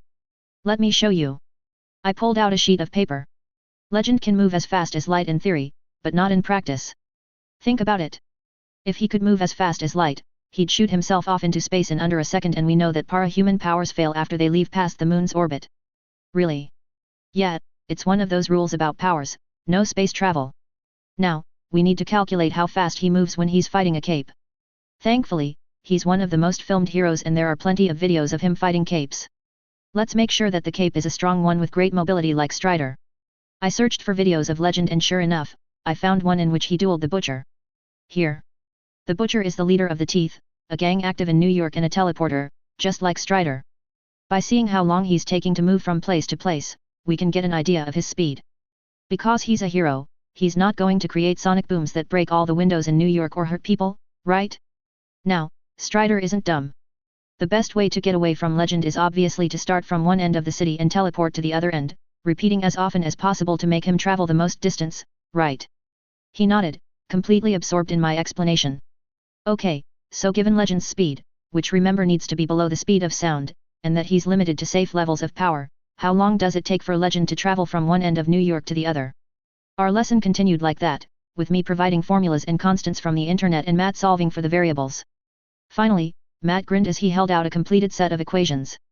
Ha! I told you Legend can tag Strider. I nodded. In a simulation, sure, he can do it in under 5 minutes because Strider needs a few seconds to catch his breath. In a more realistic scenario, Strider might decide to throw Legend off by teleporting somewhere else or hiding in someone's attic or something. Then, Legend would have to play hide and seek, not just tag. He's still faster, he said mulishly. He is, I conceded, but the bigger battle was mine. I tapped the worksheet in front of him with a smug grin. Now that I've proven that you will in fact use math outside of school, homework. Damn it, he grumbled but started his worksheet. Author's note. Fault Line's crew, sometime before canon, did oppose Toy Box. It is unclear what the details were or when exactly it occurred, so I'm just slotting it in as it conveniences me. I wanted to include another scene with Labyrinth, but I wasn't sure how. She'll probably feature much more later on because her power is amazing and I want to explore that more. Thank you for reading. To reach a wider audience, and because I enjoy a more forum-like setup to facilitate discussion, I like to cross-post to a wide variety of websites. You can find them all on my Linktree, https://linktree.ee/fabled.webs. Wave 2.6. 2010, October 5, Brockton Bay, NH, USA. I waited for Amy at a deli near school. It was run by an old Jewish man who moved here in the 50s and never left. He was the stubborn sort whose sheer bitterness and grit made even the Empire flunkies look for better things to do. That, or maybe it was the hatchet he kept under the counter. He made one hell of a Reuben, but at 2 in the afternoon, the deli was largely empty. I bought a ginger snap cookie to be polite and nibbled on it while waiting for my minder. 10 minutes past the hour, the frizzy-haired healer motioned for me to join her outside. I was already in my new suit, cape, and all, though I was disguised as a civilian. Sorry, had to give Vicky an excuse or she would have followed me here, she apologized. We started walking out of the boardwalk and downtown areas. I nodded.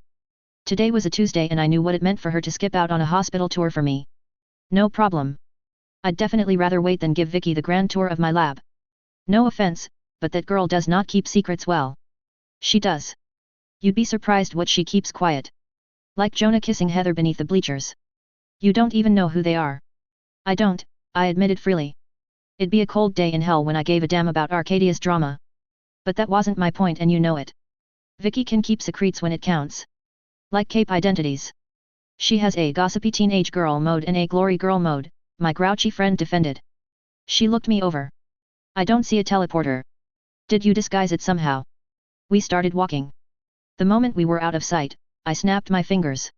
With a shit-eating grin, I turned into an exact copy of Vicky. The only thing different about us was the height, but it'd be hard to tell at a distance. Then, in a perfect copy of Victoria's voice, I said, "Who says I teleport?" Holy shit. Yeah, come on, sis.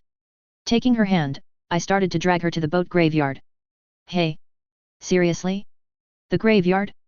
You know your base is going to be found out in like 2 weeks, tops, right? It's not, just trust me. Ugh, fine. She continued to grumble under her breath but allowed me to lead her by the hand. I spied an abandoned alley and ushered us inside. There, I had Saint disable all electronics in 100 meters before unfastening my cape. I'd thought long and hard about how I wanted to take Amy to my lab. It'd have been a cinch if I could teleport, but I'd not had the chance to build a team rocket warp plate before my specialization changed. So my solution was a quick and dirty one. I had two methods of concealment. The expansion suit could scan humanoid profiles and copy them perfectly. The Sanji's version of the Germa raid suit could turn people invisible. The texturing was tied to my clothes while the cloaking effect was tied to my cape. Amy looked at me strangely until the cape left my costume's area of effect, rippling into the visible spectrum. What the? Just put it on. I slung the garment over her, then picked her up in a bridal carry. Amy wasn't a heavy girl, and with the suit's bolstered strength, I barely even felt her. I worked her around until she was curled up like a roly-poly, scrunched up enough for the cape to completely cover her. Hey! Relax and wrap the cape around you. It'll make you invisible. What the hell? Shutting off my external mic, I signaled for Saint to take control of the cape. It must have been a disorienting experience for her. She lacked the helmet's systems to pierce the invisibility, so she literally disappeared from her own sight. Whoa. Yeah, I'm pretty awesome. And I still look like your sister, so I can just fly over. You can fly. I can hover. Slowly. Hopefully it'll just look like Vicky's taking a leisurely stroll. You're so dead if she catches you. If. I still reserve the right to turn you in, she grumbled. Sounds good. Remember, I just need to prove that I'm strong enough to handle myself. Yeah. You also need to convince me that your tech isn't going to start the apocalypse or something, she huffed. If there's anything dangerous, I'm knocking you out, then immediately calling the cops. Oh, you have little faith. I sincerely doubted she could actually stop me before I could knock her out, but I let her hang on to that illusion. She needed to feel like she had some control, even if it was purely fictional. And with that, we were off. I made sure to ascend as high as I could to not draw attention. I thanked God for the wiring incorporated into the cape. Otherwise, I wasn't sure if magnet rise would have been enough to lift both me and another person. We soon crossed the bay and headed out to sea. Bryce? Think we missed a turn. We didn't. And call me Creed in costume. What, you have an undersea lair? What are you? A Bond villain? Not yet, I teased. The Gull Rest loomed ahead, even the mid-sized cargo ship a yawning behemoth to our diminutive statures. Seriously? You set up all the way out here? Yup. I told you, the odds of anyone actually invading my lab are pretty small. Well, it looks like a dump. Because it is. I haven't gotten around to fixing up anything but my actual lab. Besides, it's good camouflage. Sure, she snarked. I could, but I didn't need to see through my own cape to know she was rolling her eyes. That's what sloths say about the moss growing on their backs, camouflage. I can drop you, I warned. I loosened my grip for an instant but immediately caught her before she could dip more than an inch. Fuck you, she hissed even as she clung tightly to me. Girl was surprisingly strong. Aren't you gay? 'Cause you tick my gaydar like nothing else. I'll feed you your own dick. Ouch, let's not threaten my manhood. My masculinity is fragile enough as it is, I joked. Sides, we're here. Hovering into my lab, I dropped her onto one of the rattan chairs I'd stolen. Land. She cried dramatically, hugging the cushion to her chest. Rolling my eyes, I walked over to my soda engine and picked out a bottle of Coke. Here, have a Coke. Thanks. After a minute, she was back on her feet and looking around the empty expanse of the ship's cargo hold. This some kind of warehouse? Yup. The Gull Rest used to be an oil tanker converted into a cargo ship. It used to run routes up and down the east coast until some idiots grounded it in protest. We're in one of the main cargo holds. Now, thoughts? Praise? Adoration? She scoffed. Your lab is mostly empty space, shelves with nothing in them, tables, some kind of model boat, and what looks like a demented kitchen. She eyed me warily. You're not tinkering up magic cocaine, are you? No. If you look closely, you'll find that the big thing over there is a sewing machine. That thing built, that. She waved generally in my direction. I laughed and took back my cape with a flourish before placing my hands on my hips, chest thrust out in a classic superhero pose. Yeah, like it. Looks great, if you don't mind the Sentai Elite cosplay. No matter what Amy would claim later, I did not pout. It's not cosplay, I told her. Even through the voice modulator in the helmet, it came out as a whine. It's a Germa expansion suit, the guess for short. Fine, so what were you going for? Because you're a bit short to pull off a cape. The cape is a vital part of the look. I was going for cross between biker and admiral with the cape thrown in. Does it look that weird? She circled me steadily to look over the costume. Reaching out, she ran a finger along the burnt orange lining of the cape, then the burnished gold buttons that held my top closed. It's not bad, she admitted. It looks professionally made. It just looks like it should be worn by someone with a lot more stature than you have. You're mad because your costume is basically just a white curtain. Mine has character. Right, Admiral Biker Man, she said with a shit-eating grin. It's Creed. You say Creed, I say Admiral Biker Man. Potato, potato. Why Creed though? It sounds alright, but I thought you'd pick a music theme for sure. Yeah, I've had it for about a month now. I chose it because I plan to be a mercenary.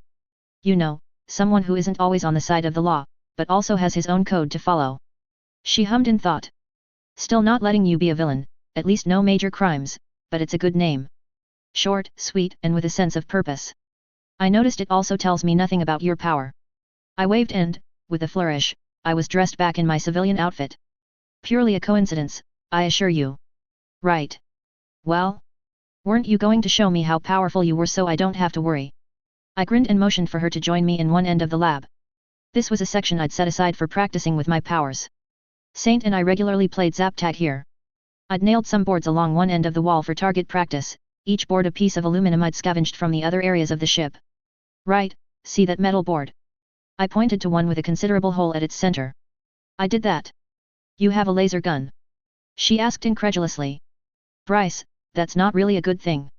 If you carry a gun, people will use it as an excuse to use lethal force against you too. It doesn't matter that powers are usually much more lethal than guns, it's the image that matters. 1. That would be true if we lived anywhere except Brockton. We live in Brockton so people are going to try to shoot me anyway. 2. I didn't do it with a gun. Now stand back, I warned. From about 60 feet away, I channeled my aura into my hand. My aura responded like an eager puppy, gathering and generating sparks of electricity. I made a thrusting motion with my fist, launching a bolt of electricity towards the wall. Thunder wave. The result was an arc of electricity that struck the board dead center and rippled across the metal. See, that's thunder wave. I made it so I could paralyze people from a distance. If I really cut loose, I can punch holes into the metal, I lied. The hole wasn't my doing, it was Saint's. I'd pick up Thunderbolt someday, but I didn't feel like I could use it at the moment. Yes, I got that. How the hell does lightning coming out of your hand count as a tinker power? Because it's tinker tech, I said, explaining nothing. The last thing I needed was for her to worry that I was a power grantator. Those were even more sought after than tinkers. Fine, I'll admit that's pretty cool.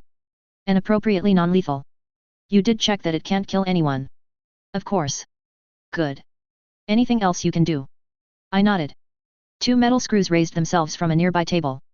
I can also control electromagnetic fields to a degree. It's not strong, but it's good enough to hover with, or carry someone if they're wrapped in something that has metal, like my cape. She started to mutter something about lucky bastards who grabbed the whole fucking bag, but I continued before she could get too far into her rant. Aims, I can restrain people with thunder wave, fly away, and if worse comes to worst, get absolutely lethal. I'm not helpless. You don't need to try to protect me. I get that, but you're still really squishy. It just takes one mistake, Bryce. And that's what the costume is for. It's made of a modified Kevlar that I call Germa fibers. The fibers are strong enough to withstand extreme heat close to the temperature of the sun, if only in short bursts. It's also completely bulletproof and would require special rounds to pierce. Short of an anti-material rifle, I'm not worried. The suit also comes with an augmentation suite that makes me much stronger and faster. You can't be that strong. I rolled my eyes. I walked up to a chair I stole and picked it up with one outstretched hand. Then, one by one, I released my fingers until I was holding it with just my thumb and index finger. I was no Sanji, but the suit made the 40-pound chair feel like a teddy bear. I tossed it into the air like a baseball. This chair is what? 40? 50 pounds? Ames, I can lift it with my fingers, center of gravity be damned. I doubt I'm stronger than Vicky, but I'm more than strong enough to give everyone else a hard time. Okay, fine. You're probably safe, she admitted reluctantly. I had the feeling she had been looking forward to convincing me to join the wards. And I coaxed. And your technology doesn't seem very dangerous. And you can be an independent. Happy. And what more do you want from me? She cried as she flung her hands in the air. I laughed and gave her a hug. Nothing, I just wanted to see what you'd keep agreeing to, I said as I spun her around. Let me down, you ass. I let her flail in the air for a bit before setting her on the ground. She took a moment to compose herself. You know, with all the different powers you have, it almost feels like you're not a tinker. I mean, you have the super durable suit, but when I think of a tinker, I think bullshit technology, you know. Not a fancy suit. Not unless it's power armor. Yours looks like a uniform more than something mechanical. I took her by the hand and dragged her to the soda engine. It was the most archetypally Tinkertech thing I'd made thus far. Besides Saint, but I had no intention of showing her I could make sentient ace yet, if ever. Coke. No thanks. You already gave me one. Right. Point is, you know what's in here. What if I told you it's not a fridge? I swear, Bryce, if it's also your fleshlight, I'm going to have to kill you. Joke all you want, but you're looking at an engine powered purely with cola. No. That's impossible. I don't care how bullshit Tinkers can be, you can't power an engine with fizzy sugar water. I twisted open a hidden latch to reveal the machine's internals. Sure enough, a row of Coke bottles were fizzing away, with tubes that led directly to a transformer that converted all that fizzy goodness into pure electricity. You dare underestimate my power. Amy stared dumbfounded as she tried to reconcile the fact that yes, she had indeed been drinking engine fuel. Fuck it, she said finally.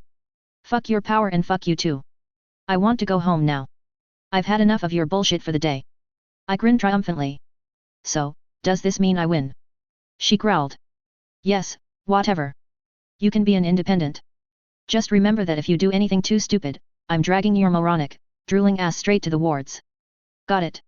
I held my palms out in mock surrender. At the end of the day, for all her vitriol, she cared enough to make these threats in the first place. Respect the unwritten rules. No grand larceny. No endangering civilians. I know. Most of this was stuff I'd have done anyway. Creed implies some standards, right? Right. She held out a tired hand. Take me home, Bryce. 30 minutes later, we were in another alley 3 blocks away from the boardwalk. You're north of the boardwalk and you should reach the touristy parts of town if you head that way. I think you should shop around a bit while I make myself scarce. Smart. Bryce, thanks for letting me check out your lab, she said sincerely. I know Tinkers are really cagey about that. I do feel better about you being an independent. You're welcome, Ames. Besides, it feels good knowing I have Panacea in my corner. She punched my arm. Idiot. If you need me as a cape, I'm going to heal you just so I can kick your ass again. I winced in mock pain. Alright, take care, Ames. Before she could reply, I kicked off a nearby wall and onto the opposite rooftop. There, I cloaked and allowed myself to fade into invisibility before watching to make sure Amy reached the boardwalk without incident. Minutes later, I emerged from behind the dumpster of yet another isolated alley near Hillside. There was a parking lot surrounded by a series of shops across the street from the mall complex. Next to the supermarket that took up the lion's share of retail space was a sporting goods store, my destination. The store itself was nothing special, one of several chains in the New England area specializing in sporting gear. They sold everything from hunting rifles to dumbbells. I'd stolen a fiberglass bow and a set of arrows the last time I was here, but didn't expect to need the roller skates. Sometime during my heist, I'd forgotten that the raid suits came with hover boots, something Dennis reminded me of on Monday with his hoverboard comment. I bought a pair of good quality skates for $120. They were the type designed with high, padded ankles for support. After my impromptu shopping, I dashed back to my lab to start on my hover boots. Without Amy to burden me, it only took 10 minutes of hard sprinting across the rooftops. The sad part was, I still wouldn't be able to build them to completion, not until Faultline delivered on the ash. The ash was a vital component in the boot's hover function. My power told me I could extract and synthesize a mineral called pyrobloin from volcanic ash, the same mineral used to forge sea stone. It would allow me to condense the air around my feet into temporary clouds to run on, much like the island clouds of Skypiea. Even if I had no pyrobloin to form the hover modules themselves, I could at least start on shaping the skates to my design. I first began by removing the wheels, brakes, and axles, leaving just the bare plate. Then, I molded the plates using a torch to contain the unfinished hover modules. Lastly, I prepared myself another vat of carbon polymer to coat the boots in. It wouldn't do for my feet to be less protected than the rest of my outfit. By the end of the 3 hours, I had the structural components of the hover boots drying on a rack under a heat lamp. I walked into the house with a satisfying tiredness in my step. It felt good to tinker in my lab during the day. I could get a consistent night of sleep without feeling guilty about missing out on the one-piece tech tree. I tossed the key into a bowl set aside for the purpose and greeted my sister. Hey, Sierra, what's up? She sat in our armchair, typing something on her laptop. Hey, Bryce. How was tutoring? Not too bad, but I have a newfound appreciation for teachers, I lied. Mom not back yet? Yet, she's got a late reservation at the clinic she didn't want to turn down, called 5 minutes before you came in actually. You want to make dinner or should we order? You know, normally, big sisters are supposed to offer to make food. If you want burnt toast then sure, she said dryly. Fair enough. I could do without the food poisoning. Pizza. Yeah, that sounds good. You still getting pineapple? I'm okay without torturing you tonight. Get what you want. So you do get pineapple just to mess with me? Not just to mess with you, I said with a smile. I think the tart sweetness goes well with the savory pizza. Bleg, whatever. My brother is the worst kind of food snob. I opted to spend my evening with Sierra. I plopped down on the couch closest to her and pulled out my own laptop. You know, the kid I tutor isn't stupid, but damn if he is unmotivated. I'm having some trouble getting him interested in studying. Yeah, it's this crippling disease called being a teenager. Heard of it? She replied with a cheeky smirk. Ha. Funny. I basically introduced him to Fabled boarding as an example of real-world applications for math and physics. Hey, that's not a bad idea. Is he one of those Cape geeks? You say that like you aren't one. I think I mostly grew out of it. Sure you did, that's why Lady Photon's poster is glued to your ceiling so it's the first thing you see when you wake up in the morning. We all have our heroes, Bryce. True. I leaned in to look over her shoulder. What are you doing? I was checking the Cape News on Faux ironically. Did you know the merchants tried to hit the palanquin on Sunday? I raised an eyebrow at that. Faultline didn't mention that. I must have missed the damages because I came in through the back. I should be more attentive. Oh? What happened? She turned the laptop so I could see better. On it was a somewhat shaky video of the palanquin and surrounding hill, with what had to have been one of Squealer's cars. It looked like someone attached monster truck tires to a dump truck then welded the shovel of a bulldozer to the front. I could see 2 turrets welded to the top too. The dump dozer was leading a small caravan of 3 more pickup trucks, all unmodified, up the hill. Each pickup held 4 to 6 merchants and I could see Skidmark waving like a lunatic from the top of the dump dozer. I whistled. Damn, is it weird that I kind of like Squealer's truck? Seriously. What? It's a monster truck with guns, I defended. If there's a zombie apocalypse, I want her on my side. Boys, she said, eyes rolling. Faultline must have had a warning system in place somehow because the crew emerged when the trucks were about halfway up the hill. This being Brockton, people cleared out in a hurry, though I didn't doubt that there were more videos of this fight from half a dozen different angles. Skidmark shouted something and Faultline obviously responded in the negative because the turrets started aiming towards her. They had a bit of back and forth before the entire hill started to tremble. The cameraman did his best to stay on the action, but he almost dropped the camera a few times. She was buying time, I said. Labyrinth. Sure enough, pillars and walls of granite arose out of seemingly nothing, each decorated with sculptures of lions, griffins, and other mighty animals. The dump dozer tried to drive over it, but the engines clearly weren't up to breaking through 3 feet of solid granite. Random gunfire filled the air in response to the abrupt change in terrain. She's one of Faultline's and the strongest shaker in America, very likely the world. She can generate any piece of architecture in a large area around her, basically making a labyrinth for people. Now who's the Cape geek? I sniffed. I never denied my geekiness. Unlike some, I embrace it wholeheartedly. I looked at the snarling beasts that decorated Elle's handiwork and felt a moment of almost pity for Skidmark's idiot brigade. If I remember right, her pocket worlds change depending on her emotional state. She sees the palanquin as home and the merchants just attacked a Shaker 12's home base. The merchants brought around 20 people, all armed with guns, but 4 trucks had little chance of turning halfway up the hill, and that chance evaporated once Labyrinth started playing with the world like silly putty. While they were trying to figure out a way to maneuver the dump dozer to get a clear line of sight on Faultline, she dashed forward. Faultline had completely ignored the granite column in her way, phasing through it like it didn't exist to dash directly in front of the lead truck. She then drew a dainty finger purposefully across one side of the dump dozer as she ran by. The entire truck slid into 2 halves like something straight out of an anime. I could hear the cameraman swear in shock. Holy shit, did you know she could do that? Sierra asked. Yeah. Dracula himself couldn't have made a cleaner cut, I said. I didn't know she could phase through solid objects though. It's more likely that it's another aspect of Labyrinth's power. Who? I waved her off. Don't worry about it. Whatever she was going to say, she got distracted when Faultline hopped in place and jumped through the asphalt, only to emerge from a different column behind a different truck.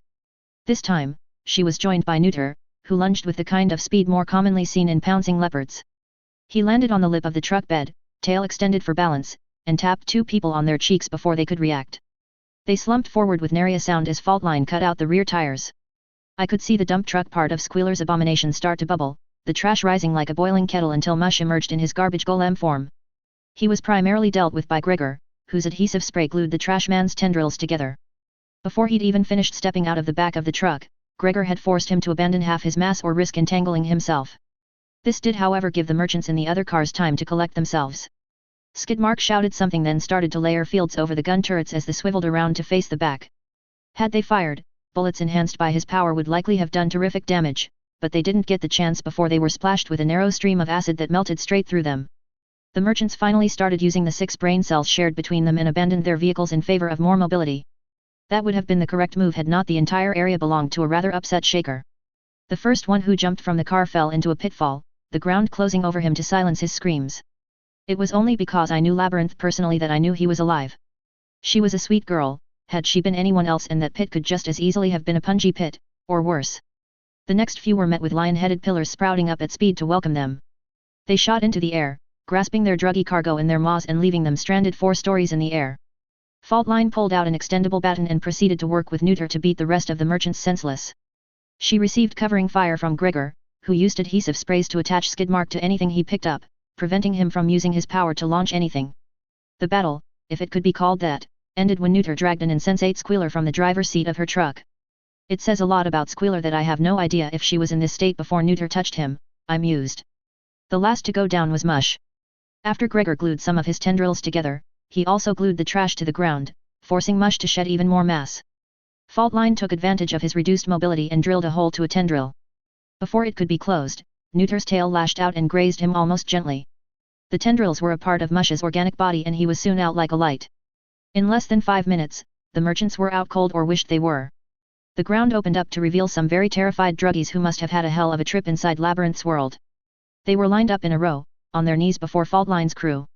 She said something to them, slapped Skidmark like a fool, confiscated their guns, then walked back up the hill to her club. Slowly, the ground creaked and groaned as the world reverted back to the way it was, only the 4 scraps of what used to be serviceable cars and 20 merchants with the fight beaten out of them to show what had happened. She didn't arrest them. Why would she? I asked my sister. She's a mercenary. Hell, leaving them to lick their wounds and walk away is probably a message in itself. It says I don't care about the city or its gangs. Leave me alone, or else. If she restrained them for the Protectorate, she would be changing the geopolitics of the city. Worse, she'd be catching villains for the Protectorate, and that sounds like the kind of thing she'd want to be hired to do. Hey, makes sense. I still wish she would have just had that big guy glue them to the ground until the heroes arrived. Yeah, would be nice, but I get why they didn't. If they did, they'd be players in the city's game and they don't want that. How do you know? I'm pretty sure there's a faux statement from Faultline confirming their neutrality, I pointed out. Yeah, that does sound like you. You would ignore these cool fights then read the boring PSAs. Nerd, she jostled me. Whatever. Go order us pizza, I sniffed. You're just jealous because I'm smarter. X. That night after dinner, I found myself back in the lab. It would be a short project, a series of attempts to extract something known as a lineage factor. Oda had based the idea off DNA and according to the scientists of One Piece, eating a devil fruit altered the consumer's lineage factor. However, I saw one critical difference that told me the lineage factor wasn't exactly the same as conventional genetics, fruit powers weren't inheritable. This would be my first foray into biotin curing, something I knew Amy might well kill me over, but then again, she had no reason to visit my lab again and the possibilities were far too enticing for me to resist. Several examples of biotin curing could be found throughout the events of One Piece. The prime examples were the Vinsmoke children, who had all been tinkered to be super soldiers. They were impressive, but they all came with significant downsides. Another prime example was the creation of the artificial devil fruit, not that joke Doflamingo called Smile Fruits, the one made by Vegapunk to replicate Kaido's mythic Zoan. Having the knowledge of One Piece also included the brilliance of Dr. Vegapunk, the ability to create a mythic Zoan, albeit one weaker than the original. I intended to create a devil fruit, but I had no intention of eating it myself. For starters, having a weakness to the ocean in a setting where one of the 3 apocalypse monsters, the one I was practically guaranteed to fight within the year, controlled the ocean like an extension of its limbs, sounded like a creative way to commit suicide. No, what I wanted wasn't the fruit, I considered that the secondary prize. My true objective was the process of splicing phenotypical traits using the manipulation of lineage factors. If I could learn the process, I should be able to customize it for my needs. In essence, I wasn't tinkering up a singular invention, I was teaching myself an entire school of science, one mastered by only one man in One Piece. I had a little over 2 weeks to set the foundations of this research before I lost the specialization. There was one problem though, Vegapunk created a copy of Kaido's fruit using a sample. I had no such thing. I could perfect the smile fruit using Vegapunk's knowledge, but that would leave me with a standard Zoan at best. And even then, my power kindly let me know that I'd have a greatly weakened version. My decision was clear. Just as I used examples of cape powers in lieu of moves for the trademark archive, I would use biological samples of capes for my burgeoning devil fruit. I didn't even have the soil or pot to grow a tree, but that was fine. Gardening supplies would hardly rouse suspicion and I wouldn't need a plant until much later. No, the first thing I had to do was design a lineage factor extractor and splicer that could isolate individual traits and graft them to another. It was an exciting night, but I made sure to return home by 1:30 in the morning. I did promise myself consistent sleep after all. Drawing up the plans and conceptualizing the applications would have to do for the day. Author's note. The raid suit Rage War took a direct hit from Prometheus, the sun homie. I assumed she reinforced herself with armament, but even so, Prometheus should have a surface heat of somewhere in the 9,900 degrees Fahrenheit. That's where I'm getting the raid suit's heat resistance from. In One Piece canon, sea stone is made of a special type of mineral found in volcanic ash called pyrobloin. Pyrobloin has the unique property of condensing water vapor around itself, forming both the island clouds and sea clouds of Skypiea. It is unmentioned just what the raid suit's hover boots use, but I'm going with the theory that pyrobloin is a common ingredient that lets the wearer kick off of the densely packed water vapor. On a side note, Nami also must use pyrobloin to some degree because her climatact can be used to form the Milky Road. The Merchant v. Faultline scene was necessary, I feel.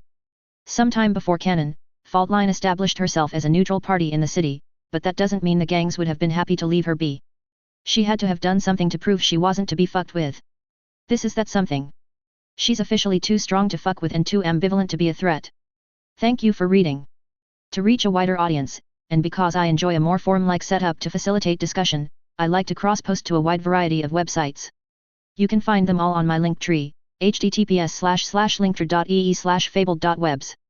Wave 2.7. 2010, October 7, Brockton Bay, NH, USA. Nothing interesting happened on Wednesday. Matt was a bit less reluctant to learn. I did get the call that Faultline had my 200 pounds of volcanic ash, so I made my way to the palanquin at midnight. I wouldn't be able to work with it until tomorrow, when Faultline would have the forge beneath Harvey's set up to my specifications, but having it alone was good enough. Tomorrow, I'd build myself a set of hover boots and sea stone knuckles to embed into my gloves. Once I could secure a stable supply, I intended to coat my entire lab in it, much like the Smile Factory in Dressrosa. The sea stone was an interesting material. It wouldn't negate powers, capes weren't devil fruit users, but that didn't mean it'd never come in handy. Having the essence of the sea within also meant it'd likely come in handy in a future specialization.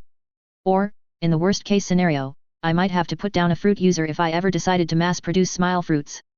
Combined with their durability, it'd be weird if I didn't have at least one sea stone weapon. I was halfway through World Issues with Mrs. Curry when I realized I had yet another material shortage. If I wanted to make a lineage factor extractor and splicer, something I'd taken to abbreviating as an LFES, I desperately needed an advanced chemistry set.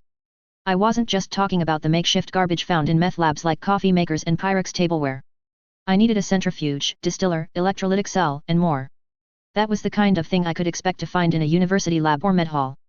The centrifuge was especially important because I'd needed to do double duty to isolate pyrobloin from other minerals in volcanic ash. I had a small one I'd planned to cobble together for the purpose using a food processor, but I could always do with bigger. Something tells me Amy won't let me hit med hall and I swear their Nazis won't cut it. I crashed my head onto my desk, ignoring my copy of the textbook. Bryce, is there a problem? Mrs. Curry asked in that way teachers have that really said, there'd better not be. No, ma'am, I said back. Good, maybe you can tell me what you thought of the Boston Games. It's an interesting case study in what happens when the PRT manages to clean up the gangs but lacks the power or preparedness to fill the vacuum. A lot of people, including me if I'm honest, criticize the PRT for not being aggressive enough against the Empire, ABB, and merchants, but we often forget that taking down the gangs is actually only half the battle. If Brockton Bay's protectorate moved against the gangs, we could likely have a scenario even worse than the Boston Games. She looked a little surprised that I could talk about the subject at all, but it was one I'd done extensive research on, both as a matter of personal curiosity and one critical to my immediate survival. I can't convince Amy to let me steal from Medhall or Brockton College. I likely won't be able to find any major drug dens that the Empire runs, if they run any at all. I could make more centrifuges from stuff I can find in a drug lab though, I thought. It wasn't explicitly something shown in One Piece, but it seemed that my power would happily provide the components for anything so long as I worked towards a One Piece tech tree. I could make most of the lab equipment I'd need using the appliances I'd stolen already, but when I went on my larceny binge, I was shooting for anything that looked vaguely useful, not focusing on a specific type of material. It wasn't surprising that I'd run out of one thing or another. Guess I'm hitting the merchants. I'm going to have to remake the expanded bag so it doesn't get in the way of my cape. Maybe a series of smaller bags attached to my lower back and thighs? I think I have some camping gear in the stockpile. There should be a survival pack somewhere. I started to doodle on the edges of my notebook. It didn't look like Tinker Tech, more like a series of bags attached to a mountain climber's harness, so I didn't worry too much about it being seen. That was the beauty of One Piece, I found. It looked basically normal, if a bit strange. Alright, plan build new bags to steal with, then convince Amy to let me hit the merchants for stuff to build a few extra centrifuges is a go. X. Hey, Ames, I said over lunch, do you have time today after school? She's free, Vicky answered for her. Actually, so are we, right, Dean? We can totes make it a double date. I don't know, Vicky, Dean tried to calm the girl. Maybe we shouldn't assume he meant this as a date. Amy shot me an irritated glare. It's not a date. But you can come too, Victoria, I said nonchalantly. The best way to get rid of Vicky was to employ a bit of reverse psychology. I wanted to pick Amy's brain about the AP Bio project Mrs. Pierce assigned. Vicky made a face and backpedaled like a cat confronted with a spritz bottle. No. Never mind. You want to come, Chels? Steph? I asked.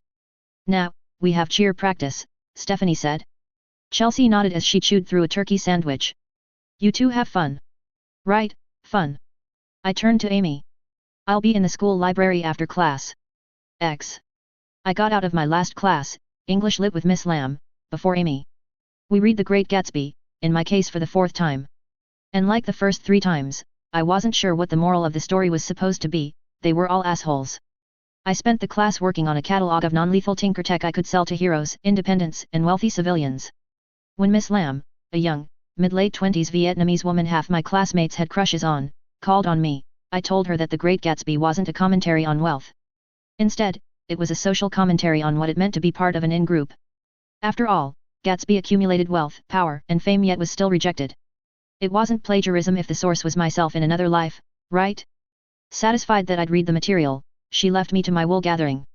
I rushed to the library, a 2-story structure that took up a significant portion of one wing of Arcadia's H, and reserved a small group study room. Our library was well stocked with spare copies of textbooks students had donated at the end of the year, an effort started by the principal 5 years back to care for students from the other side of the tracks. It also had sizable sections dedicated to classical literature, fantasy, and other genres as well as how-to guides and instruction manuals. I set my legend-themed backpack on the floor and pulled out my laptop to start transcribing the Tinker Tech catalog I planned to build. I was at it for about 10 minutes before Amy joined me, her bag tossed carelessly to the side. What's up, Bryce? Not much, just checking in with you about my cape plans. You did want to be kept abreast of this, right? Someone's gotta make sure you don't set the city on fire, she joked. I feigned taking an arrow to the heart. You wound me, Ames. You can pull an Emperor Palpatine at will, she deadpanned, a fire is very possibly in your future. I can, I nodded. Can being the operative word here. So, what's your big plan? Don't tell me you actually want me to look over your biology homework. Of course not, I scoffed. AP Bio is just a bunch of memorization anyway. No, I called you here because I plan to hit a merchant drug lab for materials. Really? Why? Aren't you being too rash? Please don't tell me you need a meth lab of your own. No, but I do need some of those chemicals and hardware. Since you're against me stealing from legitimate businesses, this is my best option. Can't you just buy an appliance? Not going to risk discovery. I could probably do it, but I need some materials in bulk and that's definitely not worth the attention. Besides, I'm not made of money. She mulled it over. Okay, I'm not against you looting a merchant lab. Was that all? I want to put in a few hours at the hospital today. Nope, here, look at this. I turned the laptop around so she could see what I'd been writing. Hover boots? Shield generators? Germafiber cloth? Hammer space bags? Is this all stuff you can build? Basically, yeah. No crime, so I need a way to make money. I'm planning on selling Tinker Tech to heroes, independents, and rich civvies. Before I put my catalog out there though, I want you to screen them for anything that'd be problematic. You'd let me tell you what you can and can't build. Her tone was surprised. She'd obviously had some experience with Arms Master before. I wiggled a hand up and down. Kind of? I'm willing to let you have a say in what I make public. Being a cape is all about sending a message, remember? And I want to show you that I'm sincere about letting you be my moral compass. She smiled honestly, her freckles stretching across her cheeks. Thanks, Bryce. That means a lot. She looked at the list for a moment before she pointed to one item. What exactly is a wapometal? It's not an invention as much as it is a material. I pulled up a relevant Wikipedia article. It's a type of shape memory alloy, SMA for short. SMAs have been around since the 1930s, since way before capes. Basically, it's a type of metal alloy that can be deformed and then heated to repair itself. Normal SMAs have really low fatigue resistance, but that's not true for wapometal. Wapometal is unique among SMAs in that it is extremely durable, even usable in combat purposes. If I made plate armor with it and Lung went to town on it, I'd be able to repair it to pristine condition in an hour or so. She hummed. Okay, that sounds useful. And the germafibers are the stuff your suit's made of, right? Yup. I'm against you selling the shield module and some of this defensive stuff. Explain that one to me, I said. I figured those would be the ones you'd really like. I like it, but I don't think it should be public. Sell it to heroes only. Granting people invincibility makes them think the rules don't apply to them. Trust me, out of all the capes I see brutes most often. I know it wouldn't be your fault if your inventions get misused, but I'd rather not have a new villain who thinks he's hot shit because he has some kind of brute level costume. I thought about it. Alright, so you think I should make 2 separate catalogs? Yeah, probably. I'm not comfortable with you selling honestly, but a differentiated catalog is better than nothing. It was a moment before she spoke again. You should probably limit distribution for hover boots too. Flying is a major advantage and most protectorate districts have at least one flyer for that reason. I made the appropriate change to the document. Okay, what else? Black Rhino. It's a 3-wheeled motorcycle powered by a soda engine. That's okay, right? She hummed. It should be fine. Can you limit the output of your engine for civilians? Maybe keep things comparable to an ATV or dirt bike. I can, I confirmed. Okay, I don't see any other problems with this. Only what? This catalog is going to make you seem like you'd do anything for money. Are you sure that's the kind of image you want? My image is as I am, or as close as I can get it. I want to tinker. I want money to tinker. I want to have fun using the inventions I make. If I happen to help people along the way, great, but I'm not making it my main priority, I said honestly. So yeah, I'm fine with that image. I wish I could be that carefree, she whispered, as though afraid to admit it even to herself. Who says you can't be? I wrapped one arm around her shoulder. You help so many people. It isn't wrong to take some time for yourself. Maybe hang out with Vicky? You know, just you two. She wouldn't begrudge you a sister's day out, right? You're right, I might ask her tomorrow. She picked up her backpack and gave me a soft smile. Thanks, Bryce. I'm going to go to the hospital now. Alright, don't burn yourself out. X. With all my materials and tools from Faultline coming in tomorrow, I found myself in a bit of a conundrum. I had nothing I knew I could build. Wapometal and Pyrobloin needed a dedicated forge which wouldn't be ready until tomorrow evening. Seastone and Hover Boots both needed Pyrobloin. The Black Rhino trike needed Wapometal to be combat viable. The LFES needed more chemistry equipment that I wouldn't be getting until I could build myself something from raiding a merchant lab. I had an entire notebook full of things I wanted to do, including reinforce my entire lab with near indestructible seastone, then convert it into a ship of my own so I could get out of Dodge when Levi inevitably showed, but none of it was possible at the moment. I paced around my lab. What else can I build? Saint hopped out of the Pokenav in a shower of pixelated sparks. Ree, he trilled. He nudged my backpack, not the legend-themed, rainbow-colored one I used for school but the large, black one I used as Creed. You're right, thanks for reminding me, bud. I gave him a grateful pat and spent an hour loading new schematics for a series of smaller expanded bags into the sewing machine. The 2 holsters meant to strap to my thighs could hold 50 pounds each, with the one at the small of my back beneath my cape having double capacity. I also made a few miniature ones for my breast pockets that could hold 40 pounds each. All told, it was less than half the carrying capacity of my bigger backpack, but having unrestricted access to my shield cape would be worth the trouble. While the sewing machine prepped the bags, I spent the next few hours working out the inner circuitry that would turn them into hammerspace items. 6 weeks later, I still had no idea how any of that worked. I asked Saint to wake me before dinner and allowed myself to sink into the paradoxically clear yet fuzzy haze that was my Tinker Fugue. X. Sierra pushed her roasted Brussels sprouts around her plate, making them run circles around the small volcano of mashed potatoes and gravy. She teased one of her dreads, pulling at the tip and letting it bounce back. Finally, Mom had enough and set down her fork. Sierra, honey, did something happen? Hey? No, nothing happened. College is fine. You know you've always been a shit liar, sis, I said. Language, Bryce. I ignored Mom and continued. You're one of those health-conscious weirdos that actually like Brussels sprouts and you haven't touched them. So? Spill. I mean it, nothing's going on at school. So not schoolwork. Friends. She flinched. Ah. What? Sierra. Saba's dad's sick and she's been feeling down about it, that's all. I chewed the chicken Kiev and savored the herby notes of the filling. How sick? Also, should you be telling us this? It's not like you are going to make her life difficult. I think her dad has some kind of heart condition. That's terrible, Mom gasped. Is he in the hospital now? Yeah, he's doing okay but they want to keep him there for a while. Has he been put on Panacea's list? She sighed. Yeah, but it's going to take a while. She's super busy and it's practically like winning the lottery. I know I told her to relax a bit, but I can kind of see the pressure she's under if everyone wants a piece of her time. Do you want me to ask Amy? I tried. She doesn't take requests so it might be a hard sell, but she'd at least listen I think. It's fine, Bryce. Her dad's stable and he'll likely be released within a week or so. It's just that there isn't really a cure so he'll be back in the hospital eventually. Okay. If he gets worse, let me know.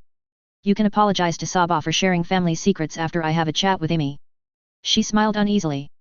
Yeah, sounds good. After dinner, I called Saint and had him start a search for merchant labs.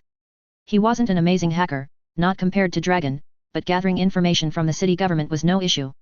Most of it wasn't even hacking, simply the accumulation of information that was already publicly available by law. To find likely merchant labs, I had Saint look for buildings that had been abandoned for at least a year according to the Brockton Bay Building Commission.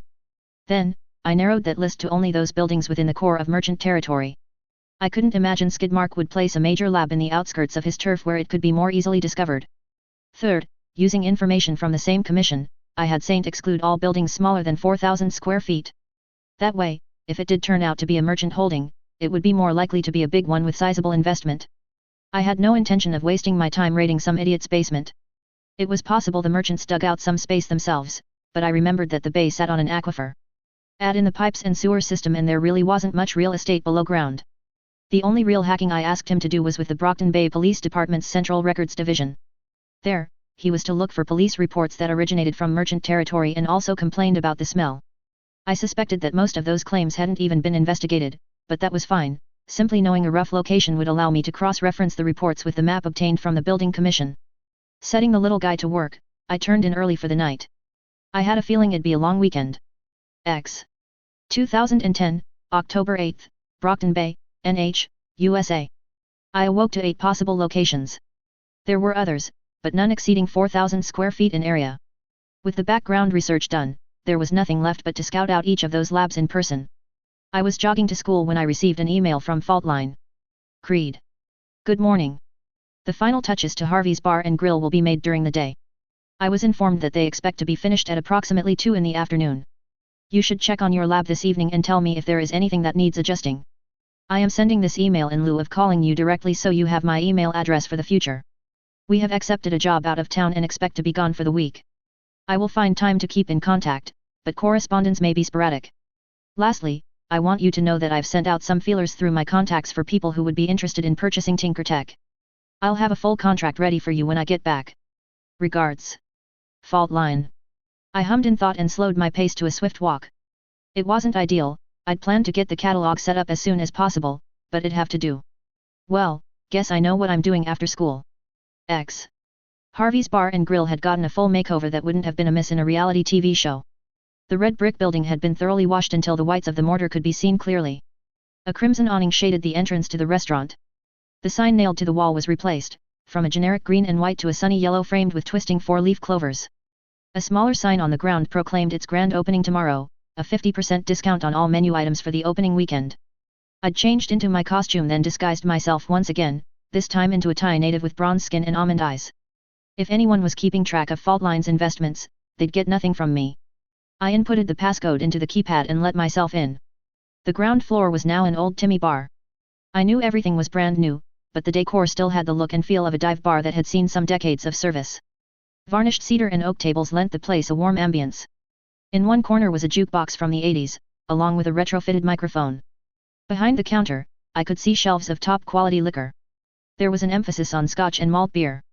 I recognized only a handful of brands, but they all looked to be of good quality. Having taken stock of the restaurant, I moved up to the second-floor apartment that Faultline and I had agreed to use as a safe house. The studio had been fully furnished with a sofa bed, desk, lamp, and some kitchen implements. It wasn't homey by any stretch, but it had everything needed for a person to be comfortable for a few days. Finally, I made my way downstairs to the lab. At just 1,000 square feet, the lab was tiny compared to the Gull Rest, but it did contain everything I'd asked of and a bit more. A set of crucibles, tongs, and other handheld tools were set aside on a small shelf beneath the stairs. Beneath the shelf, I found several sturdy, heat-proof molds. The furnace, gas-powered, sat in the far corner, with the grinder and lathe set against the wall closest to the stairs. At the center of the basement stood an island table with inbuilt drawers and an attached anvil for finer work. It was a bit cramped, but not enough that I couldn't swing a hammer. Looking around, I noticed perhaps the most important custom job Faultline did for me: excellent vents and fans ready to disperse the heat of the forge. I probably wouldn't do much tinkering here during the day, if only to keep the sound levels down, but I saw myself checking in often. I'm going to have to replace the power source on all of these, aren't I? I mumbled to myself. 3 soda engines at least, or maybe just a large one I can set into the wall to power them all. Yeah, that sounds like it'd take up less room overall. I got to work with a grin on my face. Author's note. Lab's ready, though it's more about appearances than anything else. Still, he'll soon have a steady supply of Wapometal and whatever else he needs being produced via Saint's network in the background. Along with the shit from the Hillside heist, he's largely set on any of the smaller projects, though he'll have to source materials for the bigger/more important things he's thinking of. This is the writer equivalent of a DM saying keep track of your own arrows. I'm just going to assume you go get some back after every encounter and remember to restock at any village you stop by. Wave 2.8. 2010, October 9th, Brockton Bay, NH, USA. I was right back at Harvey's by the stroke of midnight.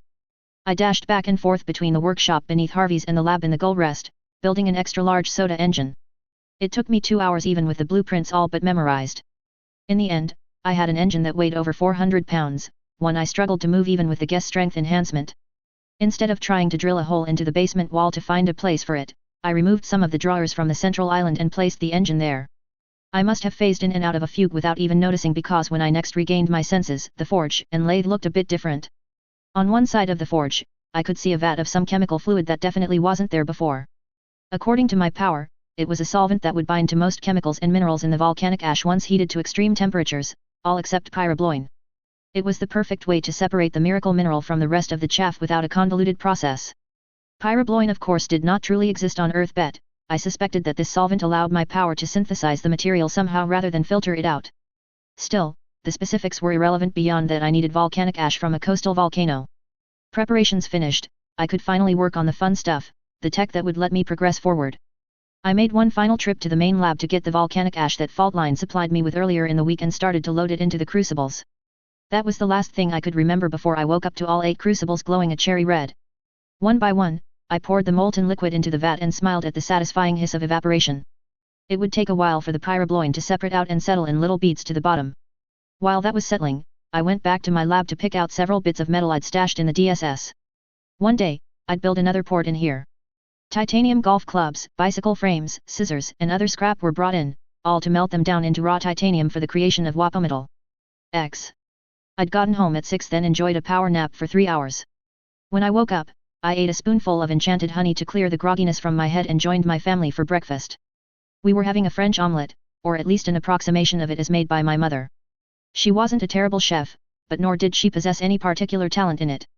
Bryce, I need you out of the house today, Sierra said. Study group. Study group, she confirmed apologetically. I wanted to suggest the library, but I didn't want to make it seem like I was kicking them out. I put on an offended expression. So it's okay to kick your little brother out instead? I see how this is, Sierra. It's not like that, we have a deal. I held the glare for a moment longer before allowing myself to break out into a wide grin. I know. I like your friends. You like them because they're hot older girls, she snorted. Guilty as charged, I said shamelessly. But yet, I can make myself scarce. Or take a nap or something. Thanks, little brother. No problem. Sierra had coughed up money for my lunch then told me to go amuse myself. I considered hitting up one of the wards or Eric to hang out, I did promise him after all, but then remembered that I had 8 potential merchant hotspots to scout. That was how I found myself $20 richer wandering the train yard. I was of course disguised as one homeless bum or another, changing every so often to not draw attention. I would approach as close as I could while disguised as a bum, then become invisible for a few minutes while I snuck inside. The first location was a miss, completely abandoned. The second warehouse was a hit, but not in the way I wanted. It turned out to be some kind of merchant distribution facility. Crates of unknown drugs were stacked in reasonably neat pillars, and I could see street-level gangbangers going in and out to receive their supplies for the day. Had I been a chemicals tinker, this would have been a gold mine, but it wasn't what I needed at the moment, so I marked it on the map but otherwise ignored it. The third was also a hit, this time with what I needed. The warehouse was towards the east end of Brockton Bay, as far away from the docks and lung as possible, which made sense in hindsight. Fire and meth labs had an explosive chemistry. I smacked myself for the shitty pun and hopped to the roof before sneaking inside through a window by levitating myself down using magnet rise. The warehouse was filled with far more professional equipment than I'd first expected. I assumed I would have to loot them, then tinker with old coffee makers and other makeshift appliances to create the lab equipment I'd need, but someone had clearly supplied the merchants with decent gear. Not top-notch, I could see some signs of wear and tear that suggested that these were looted from a more legitimate lab's trash, but still serviceable. I would be coming back here soon enough. Just to be thorough, I checked in on the other 5 locations. The 4th and 5th were duds, a pair of abandoned apartment complexes that no doubt housed its fair share of the transient community. While it was good to know where the bums hung out, I had no interest in making their lives difficult, so I crossed them from my list. The 6th was likewise empty, an abandoned warehouse in truth. The 7th, some kind of gas station that doubled as a seedy diner in its heyday, had a few people hanging about. After watching for a few minutes, I concluded that it was a place to pick up drugs or whores used by the local distributor and pimp. The last, I struck gold, Squealer's garage. I could have looked for her workshop directly by having Saint filter for auto shops in particular, but that hadn't been my objective. So when I ended up discovering the location of Squealer's lab purely on accident, I was thrilled at my good fortune. It was located almost at the center of the train yard and obscured by several old train cars, no doubt on purpose. I had a surplus of metals and mechanical components at the moment, but I marked the location as a potential target for a future specialization. Mission fulfilled to my satisfaction, I grabbed a late lunch and made my way back to the forge to tinker. After making a bunch of titanium ingots, I took some stainless steel and melted it down for nickel. By dinner, I had my first ingot of wapometal, the Super SMA. I collected the pyrobloin from the bottom of the chemical vats and set them aside to dry before heading home. By the time I stepped through my front door, I was fully ready to crash from the long night and daytime scouting mission. No amount of enchanted honey was going to keep me on a sugar high forever, and I was dangerously close to falling asleep in the living room. "Bryce? You look like shit," Sierra said, tactless as ever. "Thanks, sis, love you too." I looked around to find no one else with us. "Your friends went home already?" "Yeah, why? Were you hoping to say hi?" "I wanted to check in on Sabs," I said honestly. Sierra smiled gently. "Her dad's fine. Our creepy lab assistant is an ass but manageable. You worry about your problems, brother. All right, but let me know if that changes." "Sure."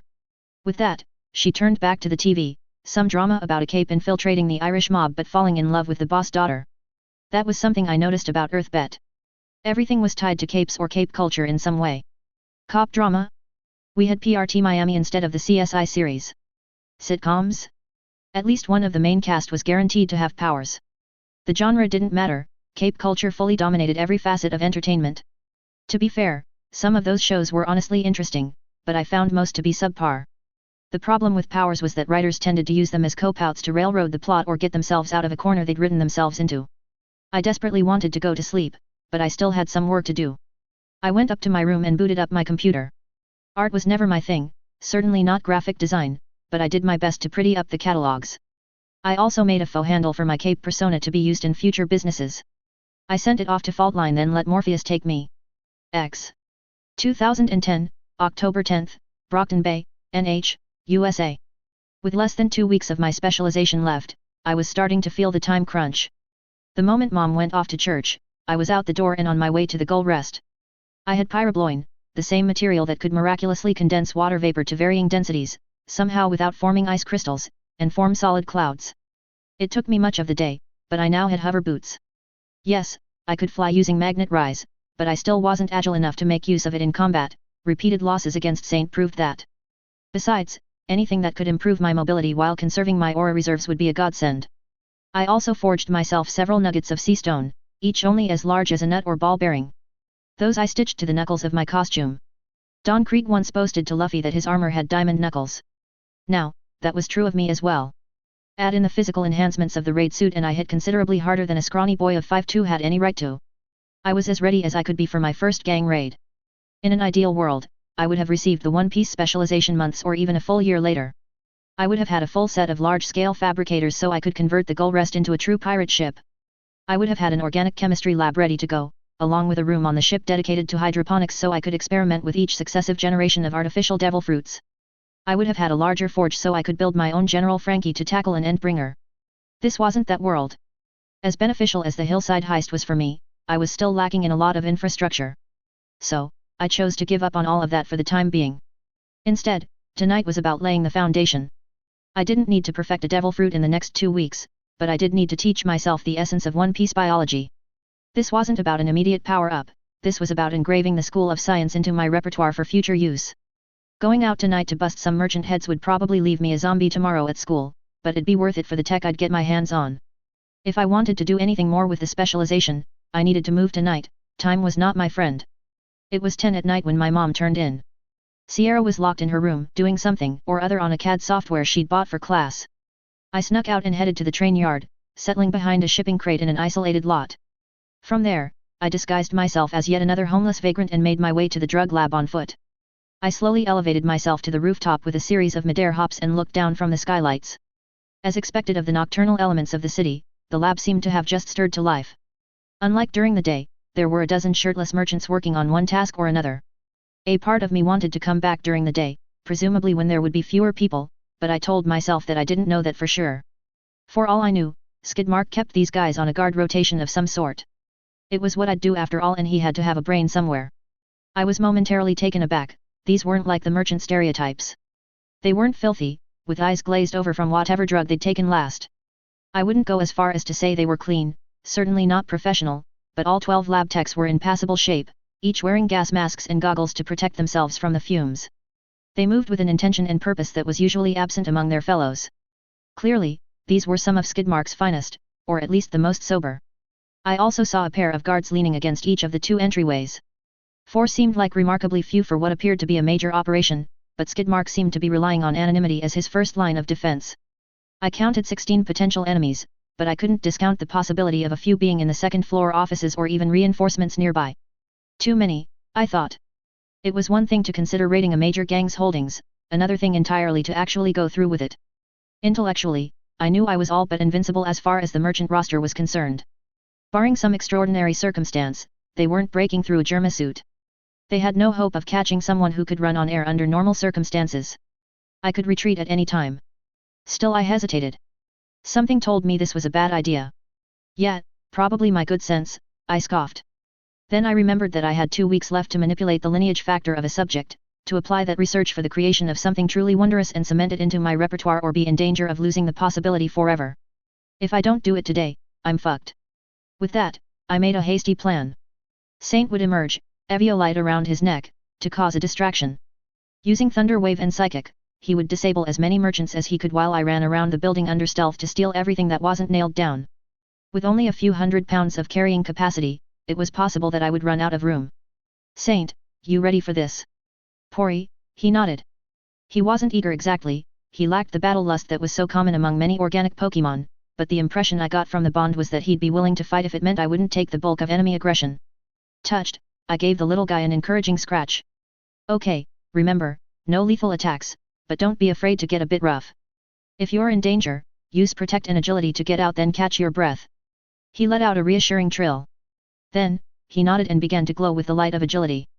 Mere seconds later, I heard inquisitive prodding, then laughter as the guards poked and prodded at the random pastel-colored duck that had appeared between them. Then came the light show as Thunder Wave coursed through the 2 idiots standing guard outside. Laughter turned into shrieks of pain before the train yard seemed to quiet. Lastly came the panic. We're under attack. Someone shouted. No, shit, fuck nugget. Came the eloquent reply. I took that as my cue and jumped down through the skylight. Still stealthed, I guided myself through the warehouse in a slow hover. I had no interest in merchant operations beyond the materials they could offer me, so I skipped over the second floor offices entirely and landed on the ground. Any amount of liquid cash that I could potential loot would easily be overshadowed by a few Tinkertech sales. To my surprise, only a few of the merchants started running around like headless chickens. They were quickly brought back in line with harsh slaps from someone who looked like he should be the leader instead of Skid Mark. He was tan and well-muscled, with a barrel chest and shaggy beard that could probably hide a pocket knife or three. The way he took charge reminded me of Coach Miller, and I concluded that he must have some military training. "You fuckers on me!"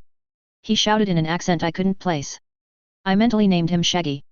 "James, Kyle, pick up some rifles and join me. The rest of you, find some fucking weapons and get upstairs." The two shirtless drug makers nearest to the entrance immediately complied, digging into a crate in one corner and withdrawing a pair of semi-automatic rifles. I wasn't an expert, I didn't know the model, but I made a note to loot them if I got the chance. They also indicated that the merchants were far better connected than people assumed. Saint had already taken out the two guards with multiple thunder waves. I presumed it took so long only because he was trying not to stop their hearts and didn't know how many amperes he could safely use.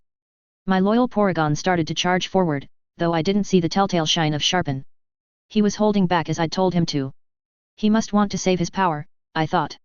A tackle found Shaggy's torso before he could bring his rifle to bear, sending him flying with a grunt of pain. I took my eyes off the action and looked around for things I wouldn't mind having.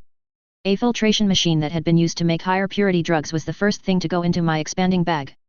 A set of gas canisters followed. The 8 other merchants that had been scrambling started to pick up pipes, chains, and handguns from crates lined along the walls. "Which dick-munching piece of dog shit's hitting my lab?" came a voice from the second floor walkway. I turned to find Skid Mark, Adam Mustaine, in all his dubious glory. Man, Wildbow wasn't fucking around, I thought. Skid Mark paid the barest lip service to the sanctity of the mask. His mask, if it could be called that, was a teal bandana with holes cut out of it for eyes that wrapped around the top of his face. His costume was a ratty old wife beater with suspicious yellow stains. The scariest thing about his snarl was the teeth that looked like chipped pistachio shells. "You limp-dicked fuckers, get your asses up here," he repeated Shaggy's order. He ran along the walkway, leaving ripples of his power along the edges. When the merchants with handguns climbed to the second floor, they took aim and fired at Saint, using Skid Mark's power to increase the velocity of their guns. Shaggy and the other one swore as they stumbled out of the way. I saw the emerald glow of Protect and knew he'd be fine. I nabbed several high-quality burners and glass beakers while no one was looking. Then, I felt an urgent pull through the bond. I looked back just in time to see Skid Mark layer several fields in front of himself before throwing a knife towards my partner. Skid Mark must have layered over a dozen fields together, because the knife shot forward like a sniper round. Force being mass times acceleration and the knife being far heavier than a measly bullet from a handgun, it struck with a titanic sound reminiscent of a resounding gong. He can't take another one of those, I thought.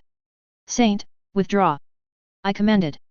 It was the first time I'd managed to send an image into his mind through the bond. He'd done so to me regularly, but I could never quite manage it until a moment of urgency emerged. He obeyed, lashing out with a bright light that sent the merchants reeling before hovering into the air. My shout did not go unheard. Bullets peppered my position as I shoved yet another piece of machinery in my bag, this time some sort of distiller.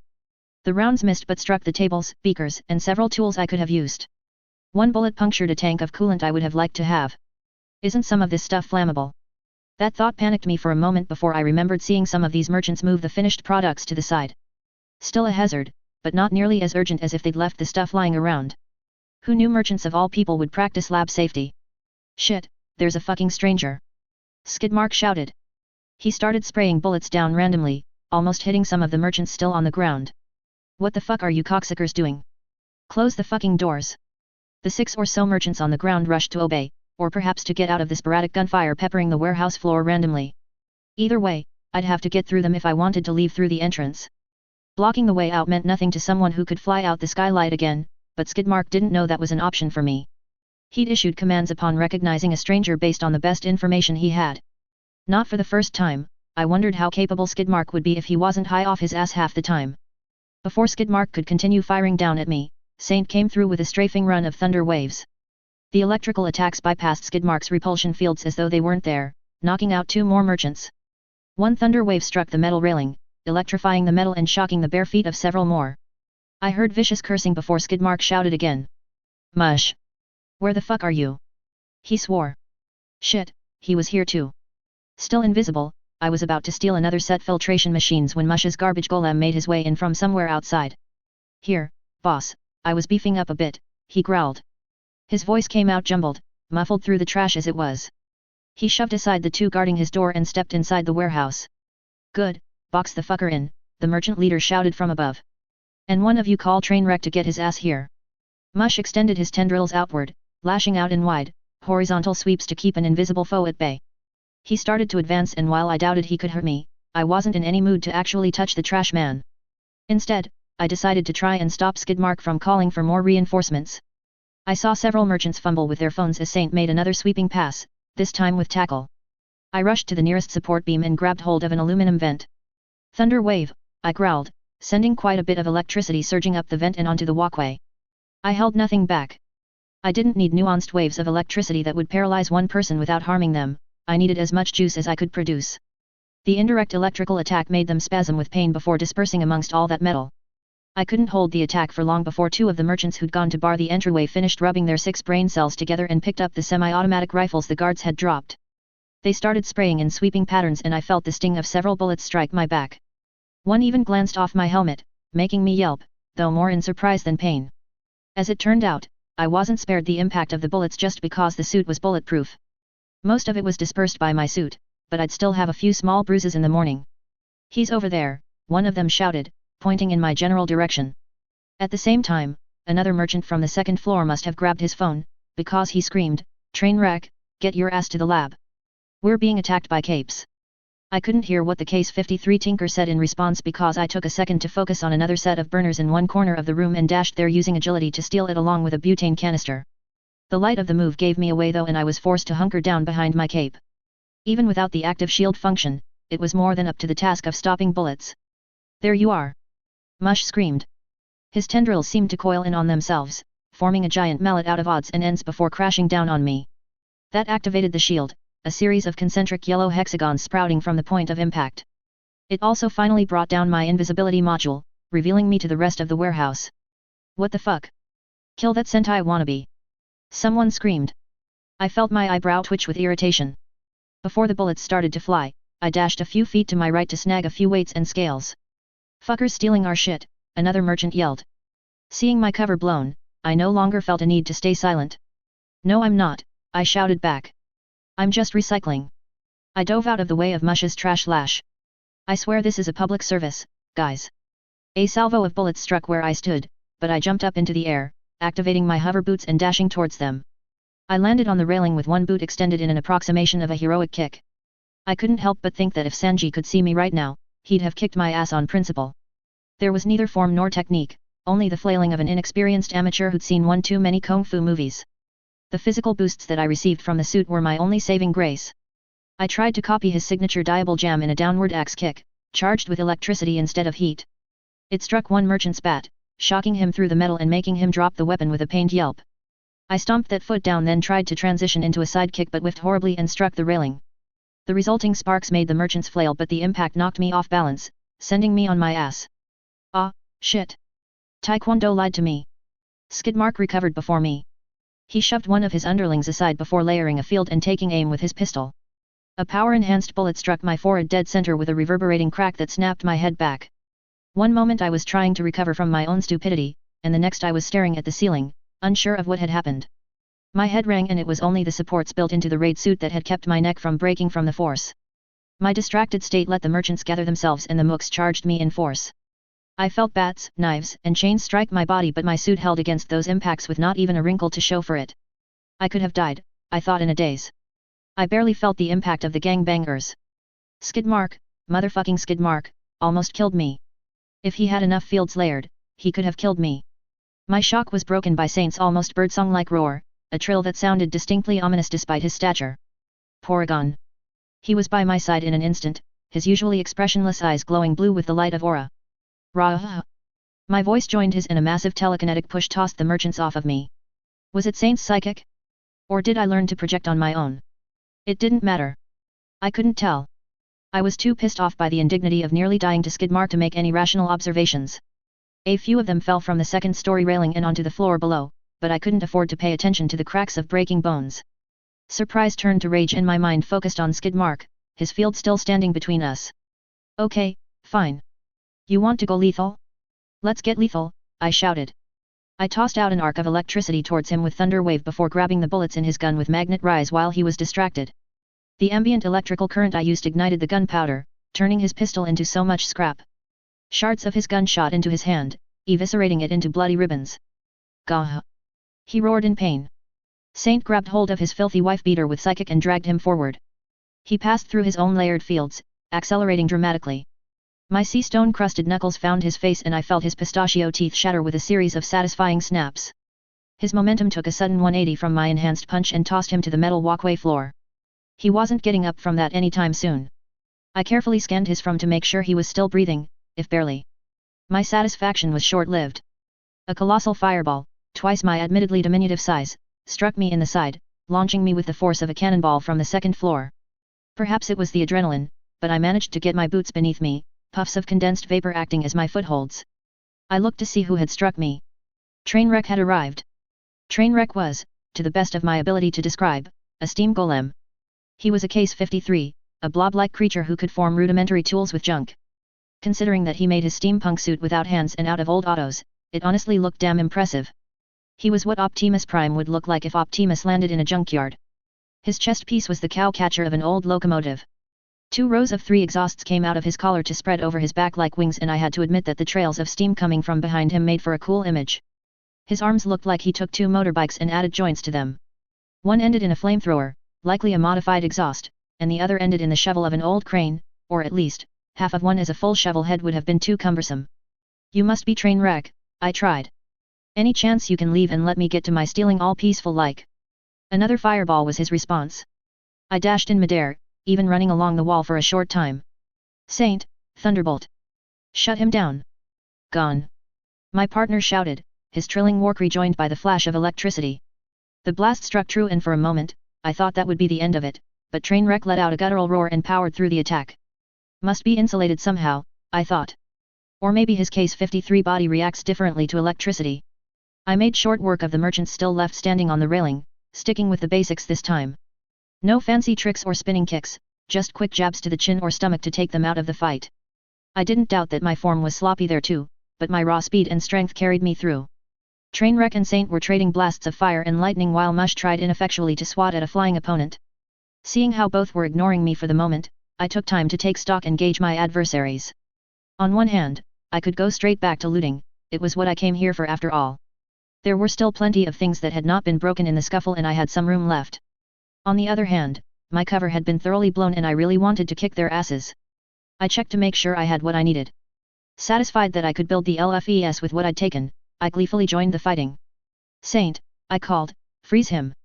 He paused in midair to interpret the image I'd sent through our bond and almost took a trash lash to the head for his trouble. I made a note to work on that at a later date, perhaps with some sort of code to communicate more efficiently. I jumped down, landing between Saint and Mush to buy him time. "How's it going, Trash Panda?" I greeted him. He grunted dismissively. "Do you know how many new heroes try their luck with the merchants?" He took a menacing step forward and entwined his tendrils again to form large arms. "Every fucking rookie with shiny new powers thinks he can fuck with us cause we're the weakest gang in town. Well, you wouldn't be the first arrogant shitstain to die for it." I paused. "You know, that was way more coherent than I'd expected from you," I said truthfully. "One thing though." I faded from sight again, then appeared immediately to his left, thunder wave at the ready. "I'm not a hero." He got his trash arms in front of him, throwing a rubber tire between him and the attack. He roared in pain, but the rubber did just enough to insulate him from the electricity to not hamper him. Behind me, I heard another large explosion and felt shards of Trainwreck's arm cannon pelt my cape. By freeze him, I'd meant the flamethrower. Saint was to use psychic to hold his flamethrower still before stopping the fuel from releasing out the muzzle. I doubted Trainwreck had accounted for someone directly stopping his internal systems, if he even could. The heated metal rapidly expanded when presented with that much raw energy. Faced with the force of Trainwreck's internal combustion engine sending another flamethrower through the system, the overtaxed weapon exploded like a grenade. I cast agility and ran back to Trainwreck's side before launching Thunder Wave directly into the opening where his arm used to be. He howled in pain and brought down the crane shovel, but I swirled my cape around myself and took the blow. A hexagonal shield manifested from the cape, strong enough to block a strike from a Spinosaurus Zoan. Trainwreck had no chance. Saint then repeated the trick with his steam vents, forcing the exhaust pipes to distort with psychic. Without the pipes, it didn't take him long to overheat and collapse. The Case 53 shuddered before collapsing, finally out of the fight. I was momentarily tempted to steal Trainwreck's armor, but the guy was a blob who could barely move outside it. I wasn't so desperate that I'd do that to another tinker. Unfortunately, I didn't see any easy way to take out Mush. The whole city laughed at the trash man, but truth was, he was surprisingly durable once ramped up and I didn't have Neuter's instant nap time sweat to help me out. Saint and I could continue beating on him and we'd eventually wear him down, but I didn't see a point to the endeavor. Saint, go pick up some guns and ammunition. Destroy what you can't carry, I said as I casually walked to one of the few undisturbed boxes of laboratory equipment. I dumped what I could carry into my bags then shot him a cheeky thumbs up. You're not getting away, Mush snarled as he rushed me. I begged to differ. I jumped up to the ceiling then waved with a cheeky smile behind my helmet. I've gotten what I came for, Trash Panda. Toodles. With a final jaunty wave, I kicked off the air and out the skylight, Saint close behind, leaving 3 capes and 1 trashed warehouse behind. Author's note. I rolled for the merchant lab and rolled a 2. Not a natural one, but I did consider the worst thing that could reasonably happen in this scenario, then made it happen. So, he ended up breaking his stealth thanks to a stroke of misfortune. Trainwreck joined the merchants sometime within the past week on orders of Coil. This area being near the train yards, he showed up. Along with both Skidmark and Mush, Bryce ended up fighting 3 of the 4 merchant capes simultaneously. Had he rolled a natural one, I might have dropped Dauntless or another flying cape who was on patrol into things to add to the chaos. That said, even though he rolled so poorly, there is only so much I can do to offset Bryce's advantages. He's nearly invulnerable to the merchants, with higher mobility, a competent companion, and even stealth to add to matters. There wasn't really any way he was going to lose the encounter. Combat scene did end up being longer than expected but I don't think that's bad, gives me more practice. Wave 2.9. 2010, October 11th, Brockton Bay, NH, USA. I was absolutely right, I felt like shit in the morning. The entire outing took a little less than 2 hours, but those were the highest tension 2 hours of my life. Skidmark taught me one thing, I was dangerously unskilled. Despite having all the advantages, I still took a bullet to the head. From Skidmark. I didn't do enough research. I wasn't comfortable enough with using my myriad abilities. I had so many cards up my sleeve that frankly, I'd be hard-pressed to choose the optimal one in any given scenario. Instead of pulling aces from my sleeves, I was fumbling with the whole deck. Those were all great lessons to learn, I just wished I didn't have to almost die to learn them. Skidmark of all people made me take a long, hard look in the mirror at Creed. Building a cape identity wasn't just about being quirky or having a recognizable brand. Above all else, I had to be strong, and the sad truth was that had I faced anyone more competent than that idiot, I might well have died. Exhausted, I skipped out on my run and bummed a ride to school from Sierra X. I bid Michael goodbye with a tired smile. Thankfully, the kid hadn't been too troublesome and even seemed proud that he'd scored a B and on his math quiz. His dad was happy, I was happy, and the kid had found a new hobby in faux shit posting. Yet, not too proud of that last one. I quashed the urge to go home and sleep, instead heading to a gardening store under disguise. I could theoretically make a devil fruit, but what powers it would grant would depend on the lineage factors I spliced into it. In greatly abbreviated terms, the devil fruit was a gene splicing tool. It completely altered the lineage factor of the consumer, suffusing every cell and forcing a series of mutations that was, even to my expanded tolerance for all things freaky, pure bullshit. It was the single most comprehensive form of gene editing, without anything resembling invasive surgery. Or perhaps it would be better to describe the fruit as a viral cluster. Regardless, if I wanted to retain the ability to edit lineage factors in this manner even after this specialization, I had to at least make one fruit. That left me with very limited time. I had to start growing my fruit immediately, it needed to fully germinate after all, something about the fruiting process being integral to letting the relevant chemicals and catalysts mature. As such, one of the things I'd looked up was the speed at which many houseplants grew. I needed a seed that would germinate extremely quickly so I could modify the plant in its infancy before my specialization changed in 11 days. As it turned out, there was indeed a plant that would germinate in under a week, the common radish. Yes, my first devil fruit would be born of a radish. That this was still far from the weirdest thing I'd ever heard spoke volumes about my life. Soil, pot, radish seeds, and a bag of cherries bought under the guise of an old grandpa, I immediately transferred my goods to the lab then joined my family for dinner. I spent the evening playing tug-o-war with Saint using some metal bearings. That then quickly shifted to who could make the most elaborate picture using magnet rise and ball bearings. It wasn't just a good way to practice for me, I'd found that Saint lacked the creativity common to organic sentience and I wanted him to interact more with the world. X. 2010, October 12th, Brockton Bay, NH, USA. Tuesday morning saw our class divided into teams of 11 for our month of soccer. This time, Eric and I ended up on opposing sides and I put much more effort into the class. Coach Miller approved, and perhaps Steven was one of those kids who didn't know how to communicate except in insults, because even he started to leave me alone. I insisted on the midfield position to get the ball as much as possible. I had less interest in playing the game than I did running up and down the field practicing subtle uses of agility, but that itself made me seem dedicated, if not particularly skilled. I wanted the move to be second nature, something I could use to enhance my abilities at a moment's notice. It had taken a month just to get good enough to not start a light show. Halfway through the class, I saw Eric looking pensive. Normally, he'd be making goo-goo eyes at Grace, but even she seemed to have a hard time getting a smile from him today. I made a note of it but didn't otherwise interfere. Their couple's troubles were their own. Amy was waiting outside my world issues class just as the lunch bell rang. I could just feel the back of my neck itch with the rumors this would spark. She grabbed me by the elbow and dragged me into an abandoned classroom. She wore a complex expression, a mix of concern and frustration tinged with a hint of satisfaction. "You hit the merchants," she said matter-of-factly. "You don't have to sound so accusatory. I did tell you I was gunning for a meth lab. I found one. You should have told me." I narrowed my eyes. "Ames, I like you. I respect you, admire you, even. But I am not your subordinate. I'm going to keep to the rules of our arrangement, but that doesn't mean I'm going to let you call the shots on everything I do. Obey the unwritten rules. No major crimes. Those were the rules. The city's in a panic because of you. Stop exaggerating, the city's spinning its rumor mill a bit faster than usual, but that's about it." I'd gotten curious and checked Faux the night prior. Sure enough, the hot new thread sticky to the Brockton Bay section of the forum was titled "Merchants Down, Who Done It?" It wasn't much. Because the warehouse was so isolated, there had been no witnesses of the fight, at least none that weren't the merchants I'd brutalized.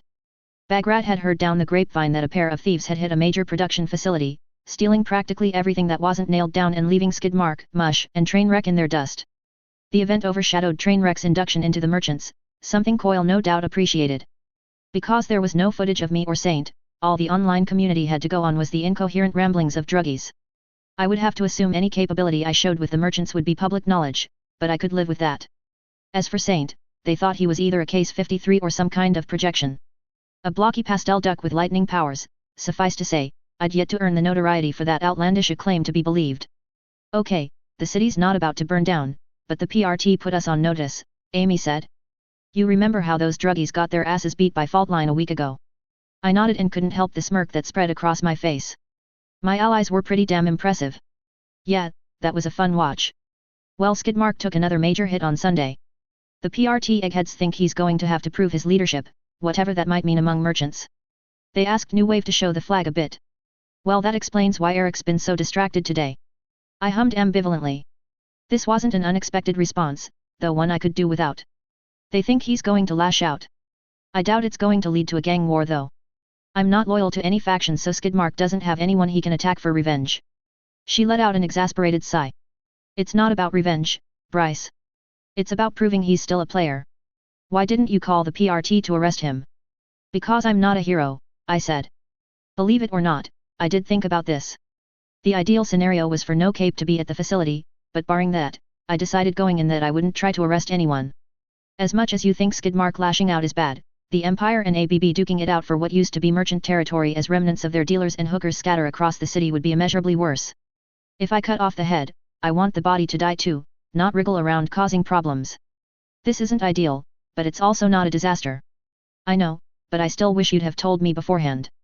The things we do are going to ripple through the city, it's just a part of being capes, but I'd have liked some time to prepare.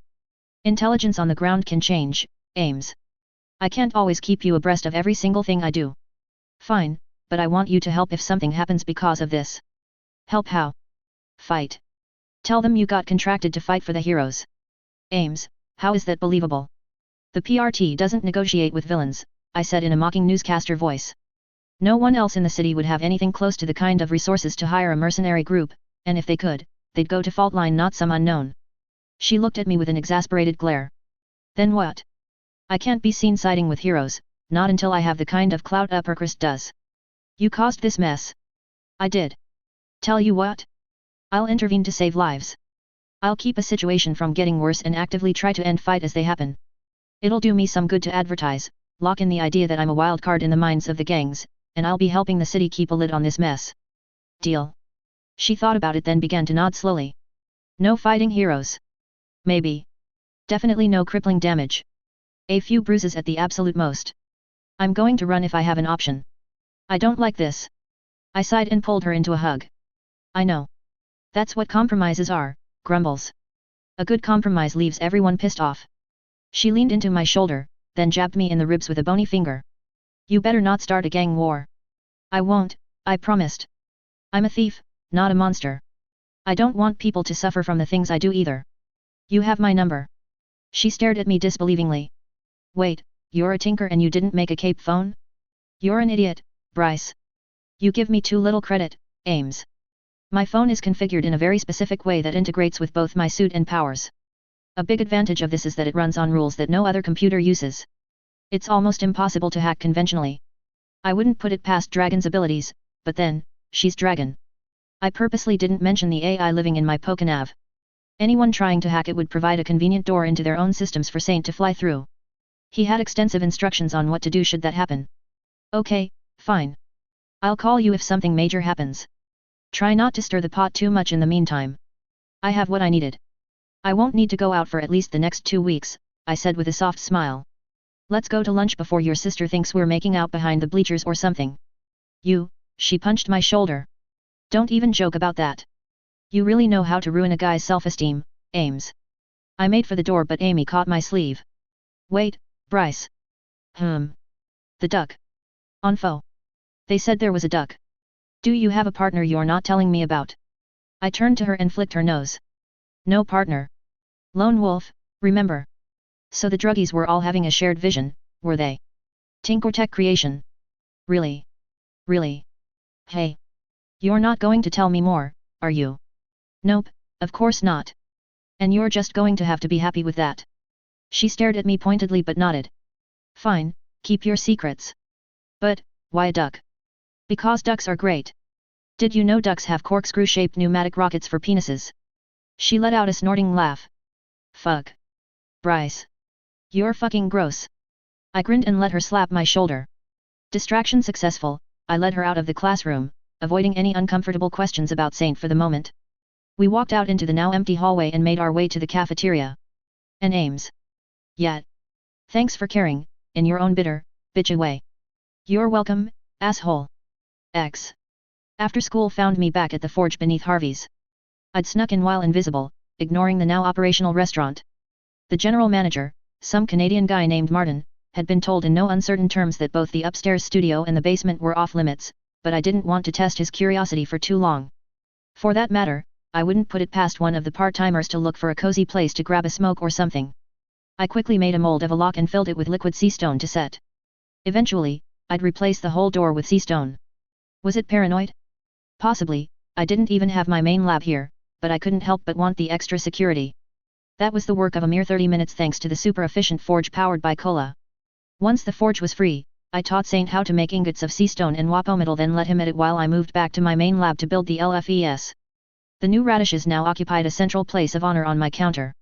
Once I finished assembling my tools, I spent the afternoon working out and punching away at a makeshift heavy bag. I was no martial artist, but learning how to throw a basic punch wasn't too complicated. I could still see the business end of Skidmark's pistol in my mind when I closed my eyes, the blue of his layered fields ready to empower each bullet. I lived because my inventions were amazing, amazing enough to make up for my inexperience. Being fit wasn't good enough anymore. Doing Dennis' workout regimen had gotten me in shape, but it hadn't made me any more skilled. It was time to fix that as best I could. X. 2010, October 14th, Brockton Bay, NH, USA. As it turned out, extracting the lineage factor of even something as relatively simple as a cherry was simultaneously easy and complex. Science couldn't readily point at a single chromosome and say, yeah, that's the thing that makes a cherry black instead of bright red. It was a confluence of factors that were often beyond the comprehension of modern biology. A lineage factor, perhaps because it was being subsidized by my power somehow, was a bit simpler than that. After a few attempts, I succeeded in extracting the flavor of a cherry. The process was somewhat similar to extracting the dye from a bolt of cotton, however. Just as the cotton sheet would still retain some of the dye, stained into its very fibers, the cherry still retained its flavor, faded as it was. This was in line with what I remembered from Vegapunk's artificial devil fruit. He did clone Kaido's fruit, but only partially. Kojiki Momonosuke was a dragon too, but he was Kaido's lesser in every way. That was another thing I found rather frustrating. I could extract the lineage factor of something, but injecting it was a different story altogether. The simple truth was that I wouldn't know how it'd react. Rejection was possible just as with a foreign organ, and as always, simpler things like flavor were infinitely less problematic than, say, a full host of devil fruit powers. It'd take further experimentation to master the splicing process. Rather than worry about it needlessly, I ran through a series of combat drills that Saint was kind enough to find for me. I sat on a beanbag chair in my room, strumming away at my guitar to the melody of John Legend's All of Me. Saint was seated behind me, between my head and the wall. We were brought out of our relaxation time by the ringing of my Pokenav. I shot at an irritated glower but answered when I saw the caller ID. Evening, fault line. Evening, she returned, her voice as crisp and professional as always. We finished our job this morning and I had the chance to review the documents you sent me. Are you certain you want to make 2 separate catalogs? You may be restricting the number of customers you get. Would you trust civilians with combat-grade tech? I asked rhetorically. Yes, I think it'd probably be for the best. As you wish. I've already distributed it to several of my contacts and one has expressed his interest. That caught me by surprise. So fast. I'm impressed. It's not as though I gain nothing by helping you, Creed. How about 20% of your sale? I considered it. It wasn't a bad deal from what limited information I could find online. 10, I said, more for the sake of negotiating than any real desire to keep a larger cut for myself. 15, she said, her smile audible, and I'll also help you set the prices to maximize our profits. Done. I pulled up a copy of my catalogs on my computer. I've also been meaning to put them on FO so I can regularly update them with available offerings. It'd be hard to tell which client was referred to you through me. We can always ask. 15% for every referral by you or $3,000 for every time I have to use the palanquin as neutral ground, whichever is larger. I take it security is expected in that figure. That's not too little for a single hour, is it? That is acceptable, she said. I strongly suspected that she was cutting me a deal. You are far too mature for your age. And how do you know who I am? I teased. Someone's been snooping. Come off it, Creed. It's no secret that you're a student at Arcadia, likely a freshman or sophomore. Don't think I didn't notice how you become unreachable during school hours. Yeah, the Faraday cage is a bit of a pain. In any case, who's my first client? Accord, do you have a problem with the ambassadors? I considered it. No. As much as Accord's neurosis is aggravating, he has had an overall stabilizing influence on Boston's criminal elements. He also goes out of his way to minimize his exposure to whatever he considers disorderly, no doubt to minimize his own headaches, but I suspect also because he wants to avoid drawing attention from the white hats. I don't think I'll ever like the man, but I can respect his work. Excellent, he would like a set of expanded bags for his ambassadors and himself. He has insisted on providing the bags in question as he wants them to perfectly match each ambassador's costume. You must retain their external aesthetics down to the smallest stitch or he will demand a refund. Will that be an issue? No, that's fine, easier for me in fact. Demanding, but less of a guessing game as to client preferences. How many does he want? 8. She must have heard me suck in my breath because I heard her chuckle through the line. I suspect you'll be quite busy in the near future. What's the time frame? 1 week from when he delivers the bags to you. I have my own projects to worry about, you know. Would you like me to turn him down? I take it you're in Boston. Indeed. He'll have to deliver and pick up the order himself, I said. He is aware. He is paying me to deliver the final products. So you went to Boston for a job, only to emerge with a new job offer. What can I say? I am an entrepreneur, she said with a low chuckle. He is offering $17,000 per bag for a total of $136,000. I will of course be taking my cut from that. I let out a low whistle. That's quite a sum for a week's worth of work. Accord spares no expense when it comes to his organization's image. The bags will likely cost several $1,000s on their own, assuming he doesn't simply make his own because he finds designer bags too plebeian for his tastes. Yeah, that tracks with what I've heard of the man. Anything else? No, I'll have the finalized contracts when I get back on Saturday. Okay. Tell the gang I said hi. I will. She hung up and I flung myself on the bed. $136,000. After some quick math, I determined that Faultline's 15% was $20,400, leaving me with a cool $115,600. That was more money than most families made in a year. Clearly, I'd found my revenue stream. Still, as I fluffed my pillow and gave Saint a good night scritch beneath his bill, I couldn't help but wonder just how useful money would be going forward. In the end, rare materials and favors were what really moved powerful tinkers, not mundane luxuries. Perhaps, once I built a reputation for quality and competence, I'd look into different payment options. Author's note. As far as I'm concerned, continued experimentation with the lineage factors as known by Dr. Vegapunk is as good as making a smile fruit for the purpose of the tinker of fiction. Vegapunk's knowledge far outstrips anything Caesar Clown would have discovered.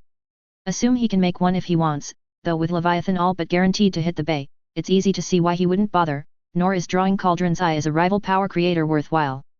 Bryce is starting to make money. Shouldn't be too surprising that Accord's the first to take him up on a deal, even if it's for non-combat items. Or rather, it's specifically because it's for utility items that Accord is interested. I don't think he'd be the type of person to want to rely on Tinker Tech in combat, too unreliable. Wave 2.10. 2010, October 16, Brockton Bay, NH, USA. It was time. My near-death experience at the hands of Skidmark had awakened my latent psychic affinity, pushing me to move beyond agility. Reflecting back, I had worked with Saint, feeding him my aura and lashing out with a combined psychic that threw the merchants away like ragdolls. I took that as my cue to pick up psychic via trademark for real. The headache was a sobering reminder to not push my luck, but I could now exert telekinetic force externally at will. It wasn't much, barely more than what I can lift with my own hands, but floating around my room pretending I was the Manhunter or Tatsumaki was admittedly pretty funny. Hopefully, my next breakthrough wouldn't require another near-death experience. I spent the past 2 days alternating between drawing schematics of different parts of my future ship, refining more pyrobloin, and forging ingots of wapometal. There was no way in hell I'd be able to build a ship in the time I had, but I was hoping some of that bullshit engineering would carry over. To that end, I thought I found a workaround. I completed building a scale model of the Thousand Sunny. My power required that I build something in order to commit it to memory, so I built a ship using the engineering expertise of Frankie and Icebug. Sure, it was a ship for mice, but damn it, it was a fine ship. So long as everything worked and the vessel was technically seaworthy, I was hoping the engineering knowledge would carry through for future applications. A part of me wanted to make the Black Rhino FRU-4, a 3-wheeled muscle bike capable of running through most obstacles, but it wasn't a priority. I had the materials needed and had even built a prototype using my old bicycle, but I didn't have enough wapometal that I felt comfortable wasting so much of it on what was essentially a luxury. I had to build up as large a stockpile of sea stone and wapometal as possible if I wanted the ship properly defended. Even when I wasn't in the forge, I kept it running almost 24/7. Instead of building with materials I couldn't afford to lose, I smuggled random fruits and vegetables from home to my lab to experiment. I tried to extract the lineage factor of a variety of fruits and inject them all into a single bland potato. I ended up with a fruit that had the consistency of a potato, taste of an apple, and the fragrance of lemon zest. Eating the baked mutant potato was a distinctly memorable experience. Honestly, after a few tries, it stopped being an experiment to master the techniques of Dr. Vegapunk and became a source of amusement. Whenever I got too tired of working out and trying to box Saint without agility to boost me, I'd grab some funky fruit and make biology weep in a corner. I had just finished making a lemon taste like watermelon when my Pokenav rang. I took a paring knife and started to peel the fruit. Saint, could you get that? A hologram of Amy's face appeared from the Pokenav on the counter. Bryce, you there? I walked into her line of sight and waved my now half-peeled lemon. Hey, what's up? I took a big bite of the yellow fruit and sent her a toothy smile. Hey, my camera activated on its own. Her face zoomed into the camera for a moment, giving me a good look at her left nostril. Does this mean you're using the weird hologram thing you made? Wait, are you eating a lemon? Raw. I fired back with a question of my own. Has anyone ever told you that you have very well-groomed nostrils? She let out an adorable squeak and clamped her hand over her nose. No. You. Who even says that? People with a guided tour of your left nostril. Take a step back from the camera, Ames. Oh, fuck you, you ass. Phone sex? Already? But Ames, we've only known each other for a month. Die. INA fire. Anyway, yes, this is a lemon. It's quite good, really delicious. Could be better with some tequila, but what are you gonna do, right? You're so damn weird. Then, she realized she got distracted and visibly shook her head like a dog. No, not the time. You need to get out there. Me or Creed? Also, where is here? And do I have to? What exactly is happening? The merchants took one of Squealer's trucks and ran it into a pharmacy in Empire territory. They're duking it out with Krieg, Victor, and Uthula. They apparently have a new tinker too. Show up. You promised. So I did. Well, I am a troll of my word, so be there I shall. And that's Trainwreck, fought him already. Would have been nice to mention that, she grumbled. They're on 8th and Caldwell Avenue.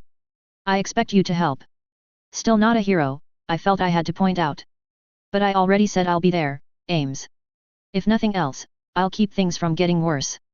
Thanks, she sighed with relief. Vicky just finished changing into costume and is going to carry me to the hospital. I shoved the rest of the lemon in my mouth. Okay, have fun. The call ended and Saint looked at me with a curious gaze. Yeah, bud, we're going. I want you to stay inside the suit this time, I spoke over his protest. I almost died because I wasn't agile enough. I'm fast and strong in the suit, but that doesn't mean I know how to move the way I should, or process all the information the sensors are sending me. I need you with me. My Porygon looked pensive. He trilled his affirmation and a moment later, we were off. Caldwell Avenue was one of the streets that merged into a highway out of the city. It extended north to south at the western edge of Brockton Bay. The merchants, who held territory in the train yard and the outskirts of town, typically did not come south to the business areas of the city.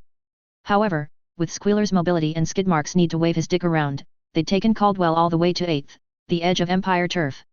My personal preference would have been to leave them to duke it out then let the PRT clean up the dregs, but Skidmark had decided to hit Medline Pharmaceuticals in the daytime, during standard business hours to make his point. I'd done exhaustive research into every cape in the Bay over the years and I knew Medine to be the pharmaceutical distribution subsidiary of Medhall. Medline CEO was one James Fleischare, who I knew to be Krieg. It was likely by luck, no way in hell he was smart enough to figure this out, but Skidmark was straddling dangerously close to breaking the unwritten rules and the Empire had no choice but to reply to this. I didn't leave Skidmark at the PRT's doorstep because I thought the vacuum would start a gang war I wasn't ready for. Is Skidmark going to start one anyway? I wondered, cursing my damned if you do, damned if you don't situation. I don't know what I was expecting from Brockton Bay. I cursed Wildbow one more time and stealthed to scope out the situation from a nearby rooftop. Amy wasn't exaggerating as it turned out. Squealer had taken a modified garbage truck, a brother to the dump dozer that Faultline cut in twain, and literally drove it through the main doors of the pharmacy. 4 more pickup trucks filled with drugged-up idiots made a makeshift barricade around the entrance. Their flagship truck was even more heavily armored than its fallen brother, no doubt in some misguided assumption that Faultline had limits to what she could cut. Limits existed, just not in the direction Squealer was looking at it. Plates of metal stripped from abandoned locomotives were welded to the sides and front. The blades of the bulldozer were split in two and suspended on articulated arms that could split apart horizontally, clearing the way for a drilling hook of some kind. Presumably, it was to easily pierce obstacles, or maybe to tear them apart. Or, they just thought it looked cool. I wouldn't put it past them. Squealer had learned somewhat from her previous defeat. In order to keep opponents from locking down the turrets with adhesives like Gregor did, much of the mechanisms maneuvering each turret had been moved to the inside of the truck. Gaps in the armored plating allowed them to retain a reasonable range of motion. There was a single turret remaining atop the truck body. It was larger than the rest and contained a nest of micromissiles rather than bullets. That one made me a little nervous. I didn't know Squealer could make those. The interior of the truck had been divided in two, with the bulk of the space going to a storage compartment for Mush's trash. The other served as a holding area for Trainwreck's armor, an 8 feet tall affair that looked largely the same as when I'd seen it last. The large scrap tinker leapt out of the truck with surprising grace and landed on the ground, cracking pavement.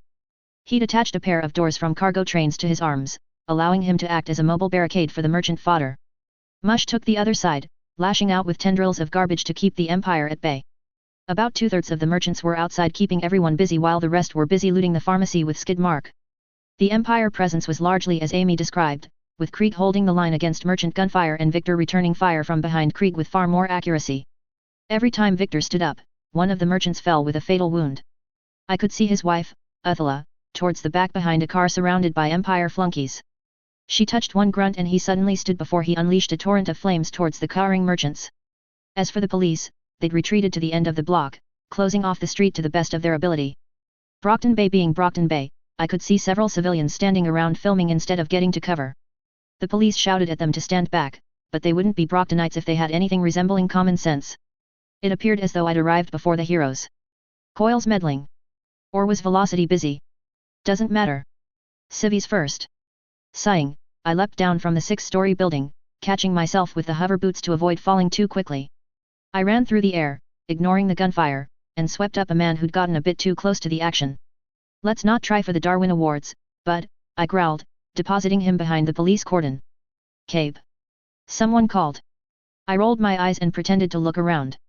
No, shit. Where? My baby. Another woman said. Okay, that one's important. Where? She pointed to one of the cars that had been shoved aside by the dump dozer. The baby was actually a teenage son who'd been driving. The door had been crushed against a light pole, leaving the boy trapped inside. She must have been nearby and came after hearing about the accident, I thought. But why isn't he leaving through the other door? My question was answered when I arrived on site. When the driver's side had been crushed against the light pole, the car crumpled and shoved the steering wheel into his stomach, leaving him stuck. Kid, you hurt? Look at me. His eyes fluttered open before he groaned in pain. Judging him to be fine, I got to work getting him out. Ripping the already damaged car door off its hinges was a simple matter with the guess. I then grabbed the boy in a fireman's carry and dragged him past the cordon into the waiting arms of the EMT. I saved a few more civilians, shielding and walking with them to the police cordon when I heard the muffled shriek of the garbage man. You! I heard Mush scream. Guess he recognizes me. I threw both hands into the air with two peace signs and cheered. Me! Mush responded with a large haymaker using a metal garbage can as his fist. I nonchalantly turned my back, signaling for Saint to activate the shield module. That was also when Velocity arrived. I stood there, back turned to the merchants as concentric yellow hexagons bloomed behind me. Mush strained against my shield and my cape fluttered behind me dramatically as I gave the Protectorate hero a once-over. Yo, I greeted. Nice breeze we're having. I could practically see his power accelerate his perception so he could try to understand the sheer randomness of the situation before him. He must have processed my presence in superspeed because his posture changed from shock to cheeky banter in less than a second. A cape, really? Aren't you a bit short for that? Dress like the man you want to be, I quoted at him before dragging a little girl from behind a car into the police using psychic by the scruff of her neck. He blurred into red for a moment. The merchant who'd been aiming at her suddenly found a miniature con-foam grenade, pellet, lodged in his mouth. You want to be a Sentai elite? I groaned. I walked into that one, hey. Kinda. New hero. Empire. I chirped cheerily, only to immediately find a foam grenade at my feet. Rude, I said, voice muffled. I jumped 12 feet into the air and shoved the grenade in the opposite direction, towards Mush, before landing by an Empire grunt. I leaned an elbow against his shoulder the way Bugs Bunny did whenever he was fucking with people. Some people just can't take a joke, am I right? Right. He looked confused but willing to agree with anything that'd get him in the good graces of a new caped officer. Yeah, see. I called to the red blur, one hand pointed at the grunt. He gets it. I promptly punched him on the chin, rattling his brain inside his skull. With my enhanced strength, he dropped like a light. I put on an affected casual stroll and walked out from behind the car. As if I'd joined the Empire. Shit, he's a hero.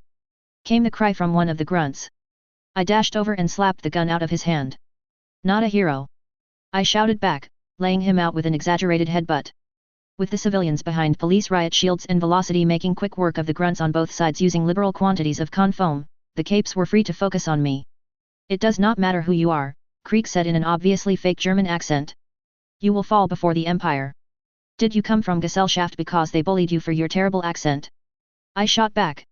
Saint blared a warning on my HUD and I ducked to avoid a speedster grunt courtesy of Uthula. Before I could retaliate, Saint took control of the suit and forced me to drop to my face. With an ear-splitting screech, one of Squealer's micromissiles sailed above my head to collide with a building across the street. I heard screaming and shouts of pain. Smoke rose above the rooftops as something inside caught fire. Saint, our priority is the civilians, I hissed. Another missile streaked by, but exploded harmlessly against the glowing shield of a newly arrived Dauntless. Militia in 1 minute, he shouted to Velocity. Taking that as my cue, I hopped up the sky to speak with him. Dauntless. New hero. On your side, I dodged the question. How many of those missiles can your shield block? 2 more, 3 if I push it. Tell Velocity to get civilians out of the building. Squealer's got 6 more. We'll trade off. We finished our hasty planning just in time. Whoever was piloting the turret aimed it at the Empire grunts immobilized by con-foam, and while the idea of literally taking a bullet for Nazis made me queasy, letting them die wasn't exactly an option either, not if it'd give Kaiser a reason to start a war over this. With extreme reluctance, I used magnet rise to tug the turret my way even as I ran to intercept. Welp, let's hope my shield's as good as Sanji's, I thought. I swirled my cape over my head just as the first missile struck. My world became fire and sound, the screech of flight then roar of the explosion positively deafening. I skidded back despite my shield's ability to negate the majority of kinetic impacts. Holy shit, I heard someone whisper behind me. I understood, I felt the same. Saint, shield integrity. I whispered. A flashing 68% was my answer. Oh. Wow. I'm way better than I thought. I can do this. I pinned the turret on myself with magnet rise despite the gunman's attempt to aim elsewhere. Once, Twice more the shield rattled before I thought I could take no more. Dauntless. Switch off. I shouted. He landed in front of me just in time to take the 6th, 7th, and 8th missiles. I would have liked to give my shield time to recover, or possibly fire a retaliatory thunder wave towards the turret, but I was distracted by Krieg who lobbed a grenade my way. The throw was nothing special, but enhanced by his power, it wouldn't have gone amiss at a professional baseball game. Shit! I yelped, tanking the explosion and shrapnel with my torso. None of it penetrated the Germa fibers, but it did remind me that this was a fight between 3 factions, not 2. Your creations are impressive, the Schutzstaffel wannabe said, voice too casual for a man who just tried to kill me.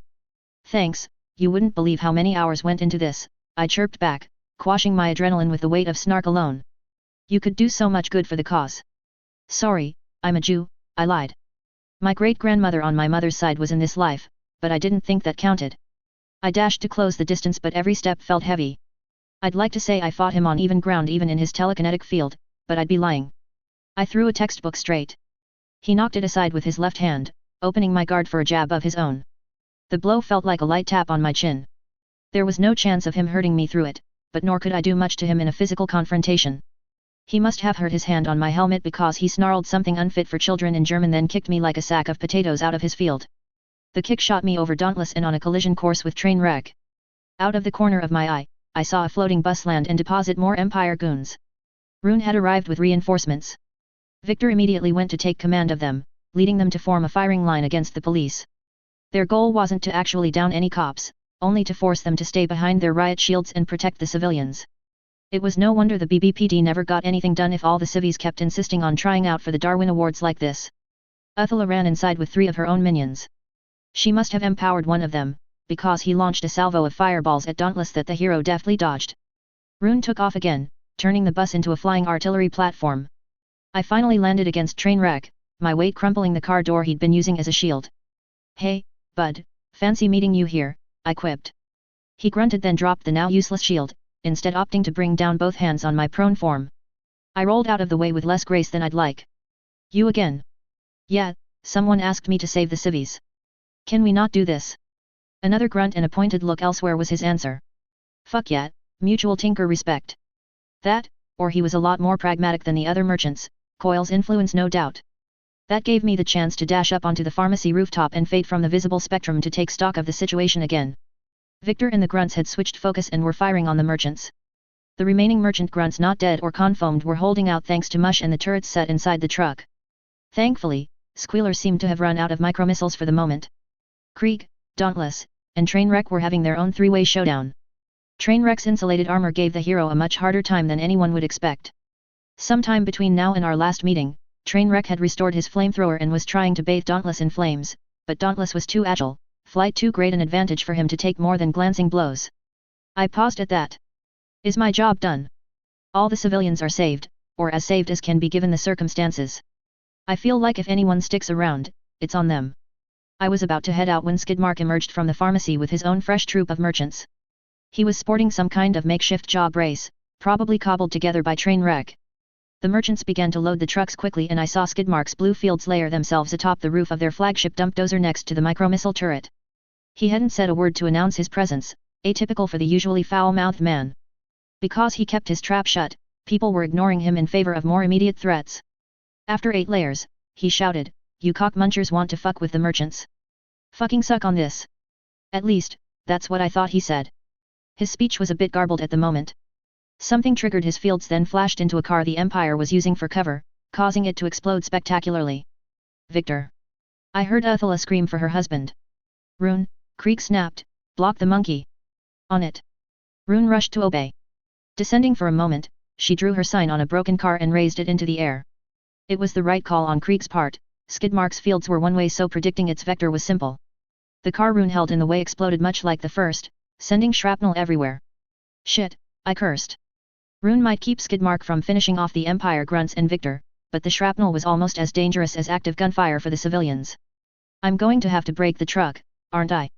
I shrugged and hopped down right on top of the truck as he was about to toss something else through the field. He held a bag full of nuts, bolts, and odd scraps, all of them far deadlier than they had any right to be. Hey, Skids, remember me? I greeted, tone jovial as I came out of invisibility. He shrieked something incoherent before lunging my way. I saw him coming though, so I pivoted on one foot and shoved him off the dump dozer. Thunder wave, I called, shoving my strongest bolt directly into the truck body. Instead of dying immediately or some finicky parts exploding like Team Rocket's robots tended to do in the anime, the truck sparked a bit then was fine. Ha! Trainwreck said you had some electric shit, Squealer, squealed. Say what you will about Skidmark's naming sense, but she fit hers to a T. She leaned out of the driver's side to aim at me with a gun. Die. I sighed and snatched the gun out of her hand with psychic. Tinkers are bullshit, I complained. I punched down as hard as I could on the metal, but I did nothing but leave little dents where my sea stone knuckles landed. I saw Mush lumber back to try and grab me, so I stepped into Skidmark's field and allowed myself to be launched over his head. I flew in the air until I was caught by Rune's scrap heap car. Oh hey, there. You know, it's normally the guy that sweeps a gal off her feet. Are you, flirting with me? She asked, genuinely baffled. She knelt atop her bus, car floating by her side. The pure confusion on Tammy's face was downright delicious. If I said yes, will you leave the Empire and become a respectable degenerate scum like myself? I tried. Her answer was to wrap the car around me, trapping me inside. Fuck off, she yelled, tossing me to the side. I landed and rolled in my car ball. I considered staying like that for a bit, it was actually quite comfy, but I saw Skidmark clambering back atop the dump dozer. Right, need to break the fields somehow. They need a flat surface so if I break the truck, I should also break the fields. Miss Militia had arrived when I wasn't looking and had taken to firing rubber bullets at any gangbanger around. She took command of a squad of PRT troopers and started bolstering the police cordon. The woman practically strolled through the battlefield like it was just another Tuesday for her and I was reminded of the harrowing events of her trigger. Really, somewhat underwhelming power aside, she was probably one of the most combat-ready capes out there, a distinction I was sure she'd happily do without. She wore combat fatigues colored red, white, and blue, but somehow made that look badass instead of tacky. Damn, that's a lady I don't want to fuck with, I whistled. You tell me, Velocity said, zipping by my side. Not Empire then, hey. Nope. You need help. Nat, it's kinda cozy. If I foam you, are you going to stay put? I shrugged in my limited capacity to articulate my shoulders. Probably not. Figures. He zipped off to throw things into Kriegsfield. It wasn't doing much, but it was distracting him from bothering Dauntless, leaving Dauntless and Trainwreck to each other. Ideas. Ideas. Ideas. I muttered to myself as I tried to figure out how to break the truck. I wasn't strong enough. It was insulated from electrical attacks. We were in a tricky situation. The Empire couldn't retreat, no matter how far this escalated, because they were the defending faction. If they withdrew, no matter how Kaiser tried to frame it, it sounded like he was making excuse for running from merchants. From merchants. No, they'd stick it out even if their entire roster had to show to make their point. The merchants were too drugged up to retreat. Most of them sported bloodshot eyes and I counted only Trainwreck as truly in his right mind at the moment. Mush, maybe, but I couldn't exactly see him through all the trash. The heroes of course had no choice but to remain so long as the combat lasted. They'd stick around to help clean up a bit then claim that the gangs ran from the long arm of the law or some such bullshit. That said, I wasn't interested in ending the fight, I was interested in ending the fight while preserving the merchants as an organization so I could prevent a vacuum from forming. It all came back to Squealer's dump dozer. Most of the merchants are dead or captured, so if I break that, Skidmark should figure out that it's time to run. He's not an idiot after all. Looking around, I got a crazy idea. The grin on my face could have split my face in two so it was a good thing no one saw it through the helmet. I pried myself from the scrunched up car and faded from sight once more. From there, I cast agility on myself and ran across the sky until I landed just behind Rune. Boo! I shouted as I uncloaked. Ah! She screamed. The bus she was riding lurched dangerously. What the fuck are you doing? She threw a sloppy punch that I caught effortlessly. We actually had similar builds, she was shockingly athletic for a teenage girl who mostly flew support, but it was clear that neither of us knew much about how to actually fight. Either way, I was the only one wearing a guess. Hitching a ride, I said with a grin. By now, the 3 minutes or so of Uthala's power should have run out. I plopped down on my belly and punched in the window of the bus. Peering inside, I put on a faux jovial tone and cheered, "Hey there, crazy one-eyed lady." Wah! I didn't let her finish. I grabbed hold of her with psychic and yanked her towards me before anyone had time to react.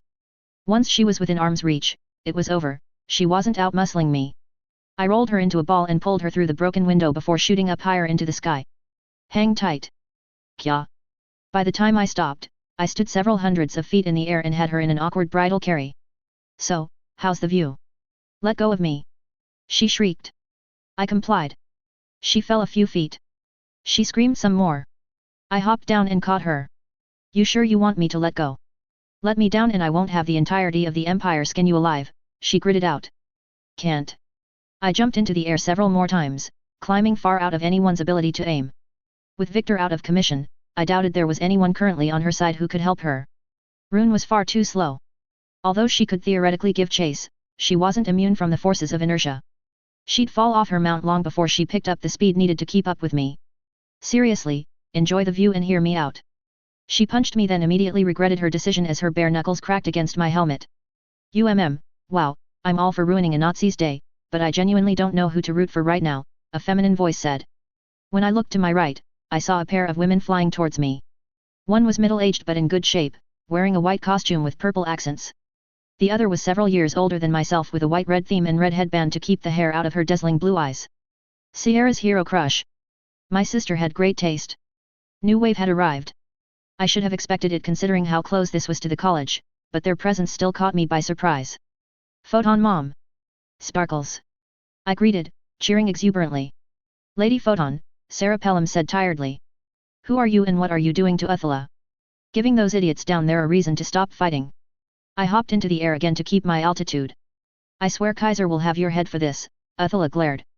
She didn't try to punch my head again so hey, progress.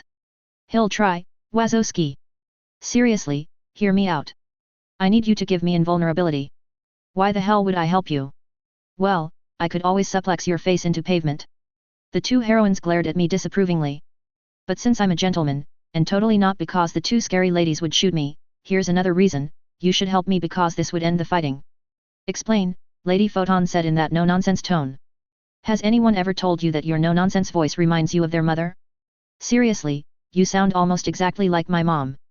You've got the whole mommy's not mad but she's very disappointed in you voice down pat.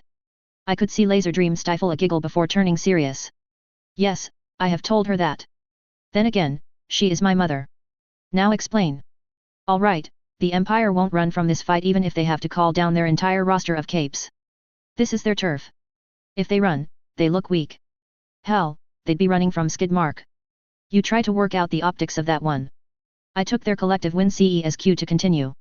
The heroes are stuck here as long as this fight lasts. But the merchants? Skidmark's not an idiot, believe it or not. If he thinks he has no chance, he'll withdraw. We need to break that truck and I need to be a brick to do it. Why can't we shoot it? You could, Sparkles, but I tried a bolt of lightning and it didn't work. Can you break the truck without making it explode if it has that kind of armor? Or will you adding that much power to your lasers just drill a hole through it? How long will that take you? Even Uthula had fallen silent and stopped her flailing. Normally, I'd be all for letting Rune wail on it with her cars, but that truck's more durable than the cars she's throwing around, it'd take forever. If we wait for Arms Master to show up with an explosive of some kind, we'd also be waiting for Hook Wolf and company. We need to take out the truck's guns without breaking the engine block. The Empire wins, Uthula spat. The merchants die and the heroes look as incompetent as always. I have no reason to help you. I nodded. Normally yes, hence the suplexing. Can we get to the suplexing? I begged the elder hero. No, both heroes said flatly. Alright fine, how about this? The car your husband was hiding behind was hit by one of Skidmark's M-powered shots. He could be bleeding out and it's in your best interest to help me end this fight if you want to treat him in peace. Her face stilled as if not processing the words, then morphed into concerned terror. For a moment, I felt bad for her. She was a Nazi, yes, but right now, she was a woman worried sick about her husband. Please, I tried one last time. For everyone's sakes. You have it, she said. 3 minutes. Her voice was remarkably still despite the pale pallor of her cheeks. I nodded as I felt her power sink in. I handed her off to Lady Photon. I'm trusting that you'll let her go under a truce agreement, I said. Barring that you'll at least give her the chance to treat Victor. For a moment, the leader of New Wave looked conflicted and I questioned my decision to leave an Empire cape in her hands. Fleur and Lightstar's absence was still felt in that family. Then, she swallowed her hostility and nodded solemnly. We will. I'm off, I said. I jumped a few more times to catch as much air as possible before letting gravity grab hold of me again. My head naturally oriented downward and I used my Pokenav's function to point me towards the truck. Saint, lock on to the truck bed. My cape fluttered behind me as I started to fall. I caught it on one arm and swirled it around myself. Shield with everything we've got. I glanced at the flashing 32% shield integrity and tried not to think about it. It had charged a bit during the lull, but was nowhere near full. Then, just as we started to build some speed, I fired my hover boots and kicked off as hard as I could. Agility, I whispered, fueling my kicks with even more force. Protect. Everything I had was added to the suit's shield, the yellow hexagons and green sphere mixing in a dazzling display of color. I briefly saw the entire battlefield still and crane their necks towards the sky as I descended like an ornery star pissed at one truck in particular. Giga impact! I roared, coming down on Squealer's truck like the hammer of an angry god. I made sure to aim for the back of the truck, away from the engine block. It landed me directly on top of Skidmark's fields. The armored plating did absolutely nothing to impede my progress. I felt the suit's shield shatter before my protect took the rest of the impact. I struck the truck and ruined the placement of Skidmark's fields, but I was launched almost as fast as I came in. I shot off like a sling from a stone and embedded myself halfway into a stone pillar. Only Uthala's invulnerability saved me from life-threatening injury. The suit was fine, but I most certainly would not have survived the experience without her power. And ain't that the shit, I thought with a groan. I owe a Nazi. Pieces of plaster and concrete rained down on me. I brushed them off and stood, walking out and down from the second-story building I'd been thrown into. All eyes were on me. I had to seize the moment. Arms spread, I declared, I think that's as good a finale as any, don't you, fellas? One PRT trooper shakily pointed his con-foam launcher at me, but velocity blurred by his side and pushed the nozzle down. He's a hero. I'm not, I shrugged helplessly. I only said I'm on your side. And for the day, that's even true. I removed an imaginary hat and took a flourishing bow. The name is Creed, an independent mercenary asked to prevent civilian deaths in this battle, and I declare this battle concluded. Fuck you! Skidmark shouted. He'd managed to dive down from his perch and hide behind the truck, avoiding the brunt of the impact. The man had the tenacity of a cockroach. Rolling my eyes, I used my still agility amp speed to cross half the distance before laying out a thunder wave that struck his torso. He slumped to the ground as I reached him. I faced the merchants and held my arms out in open invitation. Anyone else? Your leader's down. Your artillery is in scraps. I suggest you withdraw while I let you. Creek stepped up. Ah, but that permission is not yours to give, Creed. I snorted. Rather than answer, I summoned a ball of electricity in my hands. Psychic, I called. Creed was a competent lieutenant. He'd proven that while in his field, he was a good fighter, capable of taking on people far stronger and faster than he was. His power protected him from all sorts of kinetic impacts and even heat and electricity to an extent. It however did jack shit to guard him against a direct psychic attack. Pokémon tended to downplay psychics, partially to keep their PG rating and partially because when everyone had aura, some passive protection was to be expected. As Syndrome said, when everyone's special, no one will be. Creek had no such protections. I grabbed his own costume by the buttons and began to strangle him, cutting off his grandstanding. I couldn't lift tons and tons like Sabrina, but I didn't need to. Soon enough, the street was silent save for his desperate gurgling. Empire, Victor, and Creek are both down. You will allow the merchants to withdraw. Hey, we're going to bring them in, Creed. You don't get to decide that, Velocity said. Leave. This time, I addressed Trainwreck, the only merchant cape left who I considered even remotely rational. He sent me a curt nod and dragged Squealer out of her truck, shoving her in the same pickup that held an unconscious Skidmark. Grumbling, mush followed. I turned to the heroes. Anyone who still foamed, you can keep. If you go after the merchants right now, I will be your opponent. You will fail while I hold you off, several of you may even suffer injuries requiring Panacea's aid. Then, I will simply run away and you will have accomplished nothing. You will likely lose the foamed captures you already have. Miss Militia frowned, clearly displeased by this development. You were fighting the merchants until 10 seconds ago. I was. And now I am not fighting them, I said matter-of-factly. Tell me honestly, heroes. If you capture them right now, can you prevent a gang war between the ABB and Empire over the vacuum left by the merchants? Sure, they're the least of the gangs, but they're not nothing. Well. I received sullen silence in response. I thought not. The simple truth is that you are not ready to handle a gang war and I will not let you start one so you can feel good about a momentary feather in your cap. Behind me, I heard 3 engines start. Of the 5 cars the merchants came on, 3 was a respectable number to leave with all things considered. They drove away as the new wave contingent landed with Uthala. Rune, collect Uthala and your capes. You have 3 minutes to leave before my protection expires. She looked like she wanted to argue and she sucked in her cheeks like she ate something sour, but with a gentle nod from Uthala, she conceded. One of the Empire attempted to retrieve a foamed member and I fired a thunder wave into his chest. The same rules apply. Foamed members belong to the heroes. Withdraw, Attila said, then turned to me with a conflicted expression. Kaiser will hear of this, she promised. With both Victor and Krieg out, she was the senior cape, so the rest of the empire fell in line. Of that, I have no doubt. Leave, Wazowski. They cleared out within my 3-minute deadline, leaving me with Miss Militia, Velocity, Dauntless, Lady Photon, Laser Dream, and a squad of troopers. Conflict resolved and the city in one piece, I allowed myself to breathe a sigh of relief. Woo, plan success, Photon Mom.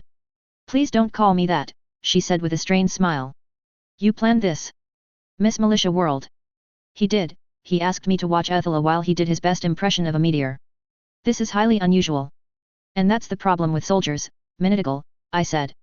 You lot are too inflexible. If I let you arrest Skidmark, Lung, or Kaiser would have moved on merchant turf within the week, maybe even one of the lesser gangs. You're not ready for that.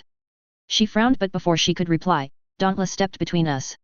What's done is done, Miss Militia, let's talk about just who you are, Creed. You're a tinker, right? I nodded, finally onto more comfortable topics. I'm an independent. Think of me as a mix between Faultline, Toybox, and Mouse Protector. I take jobs occasionally. I sell tech online. Most of all, I try to have fun and keep everything from blowing up. Your shield was really impressive. It took me months to get a shield as good as yours. You could do a lot of good in the wards. Tell me truly, Dauntless. Had I been a ward, would I have been permitted to intervene here in any capacity? I was met with silence. And that is why I will not join the wards. I'm sure most of the wards are good people, but I don't need to learn to control my powers. I don't need funding. I don't need a lab. I don't need an image department telling me what I can and cannot build. I took a request from someone I admire today who asked me to save civilian lives. I have done so. That is all. Independent tinkers don't. I cut Miss Militia off before she could get going. Don't last long? I know. I'm also aware of how much you've manipulated that data to misrepresent other outcomes besides death. Nor am I a fresh independent rummaging through scrapyards. I gestured lazily to the destruction behind me, letting the past several minutes speak for themselves. Striding over with faux confidence, I placed a hand on the wreckage of Squealer's truck, the micromissile turret in particular. It'd been snapped off its axle from my final attack and shattered into several pieces, but the part I identified as the launching mechanism was largely intact. Now, I believe I've accomplished all I set out to do today. I stooped low in another exaggerated bow. Until next time. Wait, Miss Militia called, but I'd already turned invisible, taking the choicest piece with me. I found it hilarious that it didn't take more than 20 minutes for a video of the whole encounter to be posted on Brockton Bay at its finest, I chuckled to myself as I went about my lab. We really were the Cape capital of the world. I digitized Squealer's turret fragment in the DSS. After calling my mom and Sierra to assure them that I was nowhere near the fight, I thought about the things I'd done. All around, I think the fight went much better than our last one, right, Saint? I said as I allowed myself to plop down onto the bed in the birthing room. Pori, he agreed. I'd changed out of the suit, the helmet, and cape a bit too unwieldy for casual wear. As far as I could tell, I'd achieved everything I wanted heading into the fight. I kept my promise to Amy and did my best to save civilians. I also ensured that the merchants would live another day, preventing a power vacuum from forming. They were injured and licking their wounds, but they weren't out of this game yet. Lastly, I'd announced myself to the world at large as a new, independent cape willing to offer both my services and tech for the right price. There were still several factors I wasn't sure about. I didn't think a gang war was likely now, but this was Brockton. Kaiser was a cautious man. I doubted he would seek reprisal against the merchants, as it meant leaving the Empire open to the ABB and inviting the heroes, but I couldn't be certain. To tilt the odds more in my favor, I'd presented myself as somewhat capricious but not unreasonable. Attila and Rune would report on me and my existence would be a massive wild card. Without knowing whether I would involve myself again, he likely wouldn't make any drastic plays for power. I was also unsure of the Protectorate and New Wave heroes' opinions of me. On one hand, I definitely saved lives. On the other, they'd likely figure out that I was the one who stirred the merchants. Mush recognized me after all. Hopefully, I came off as an independent with a code of ethics, but I couldn't be too confident that their impression of me was positive. Seeing how I stole Squealer's turret, there were even odds of them seeing me as just another opportunist. Even so, a cape who was willing to stop fighting was rare, and one capable of forcing other capes to stop fighting even rarer. I'd shown a willingness to practice restraint, and that alone should make me a lower priority compared to the gangs. The major downside of this whole affair? Coyle knew I existed. He knew since the day I met Trainwreck, but now he'd seen my capabilities compared to some of the Empire's finest and I'd not been found wanting. There was no doubt that he'd soon have Tattletale snoop around for clues if he hadn't done so already. My saving grace was that I was practically impossible to track, but I wouldn't put it past Tattletale to work something out. I resolved to figure out a contingency of my own. I got up and prepared myself some food, strips of an apple-flavored onion this time. Almost 2 hours later, Amy called. Her face popped up on the hologram and I took an exaggerated step back. Ames, you look like shit, I said cheerily. She flipped me the bird. Fuck off, Bryce. Do you have any idea how many people I had to heal today? She snapped. Before she could continue, I took a large bite of an onion and washed it down with some Coke. Why are you eating a raw onion? It's got a great sweetness to it. I proffered it to her as though she could reach across the call and grab it. Want some? Seriously, what the fuck? No, you know what? I don't care. We need to talk about the fight. Yeah, did you see it?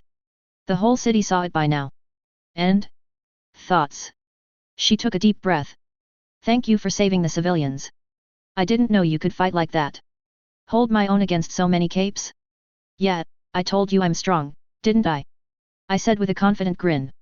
You did. You're going live with the catalog then. 2, you made me make 2, remember? She nodded tiredly. How'd your aunt react to me anyway?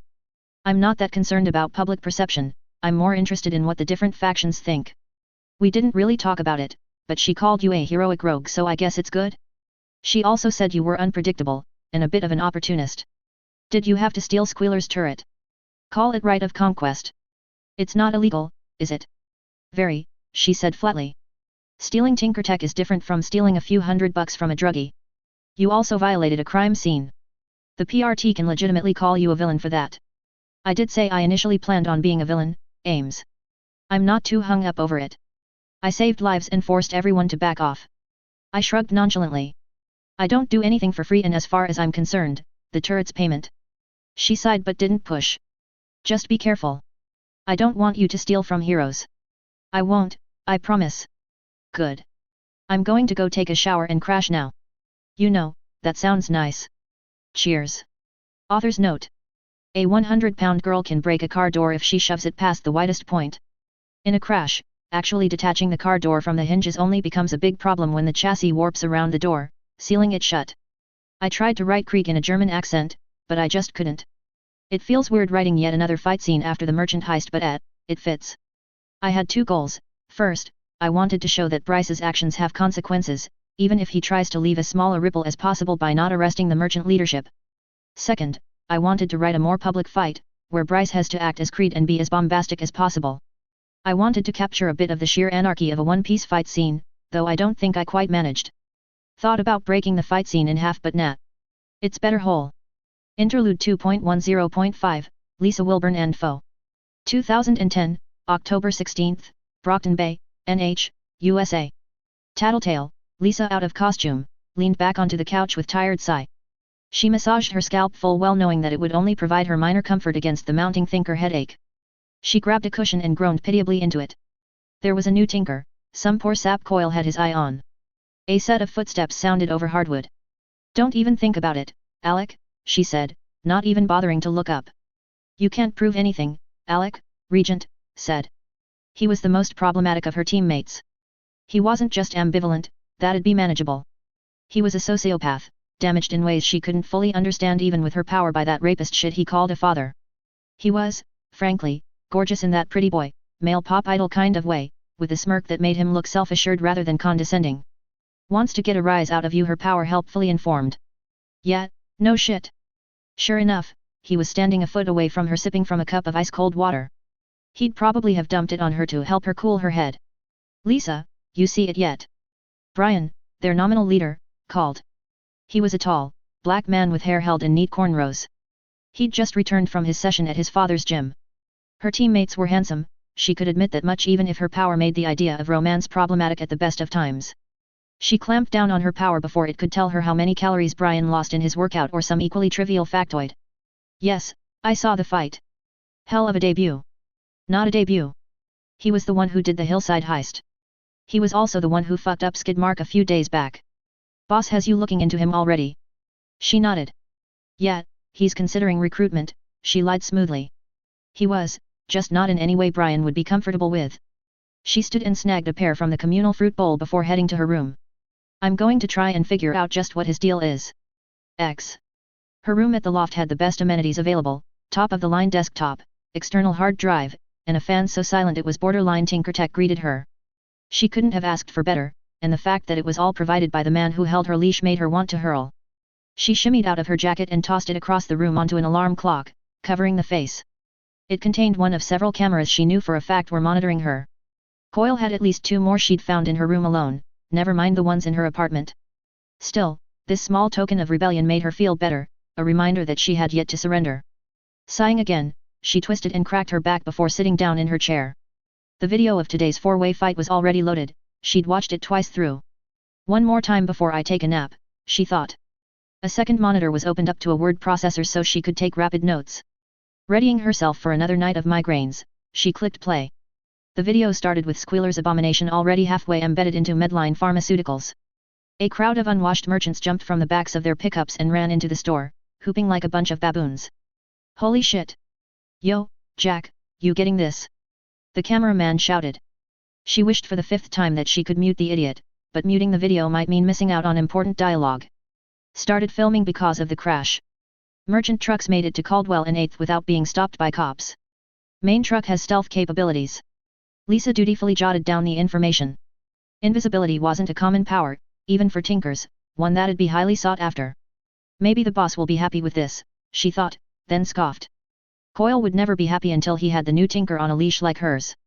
Only a minute later, Krieg appeared from a side street with a dozen Empire goons and started to open fire on the merchants. Victor and Uthula arrived soon after with their own flunkies. The merchants who remained used their trucks for cover and started to fire back with Stormtrooper-certified aim.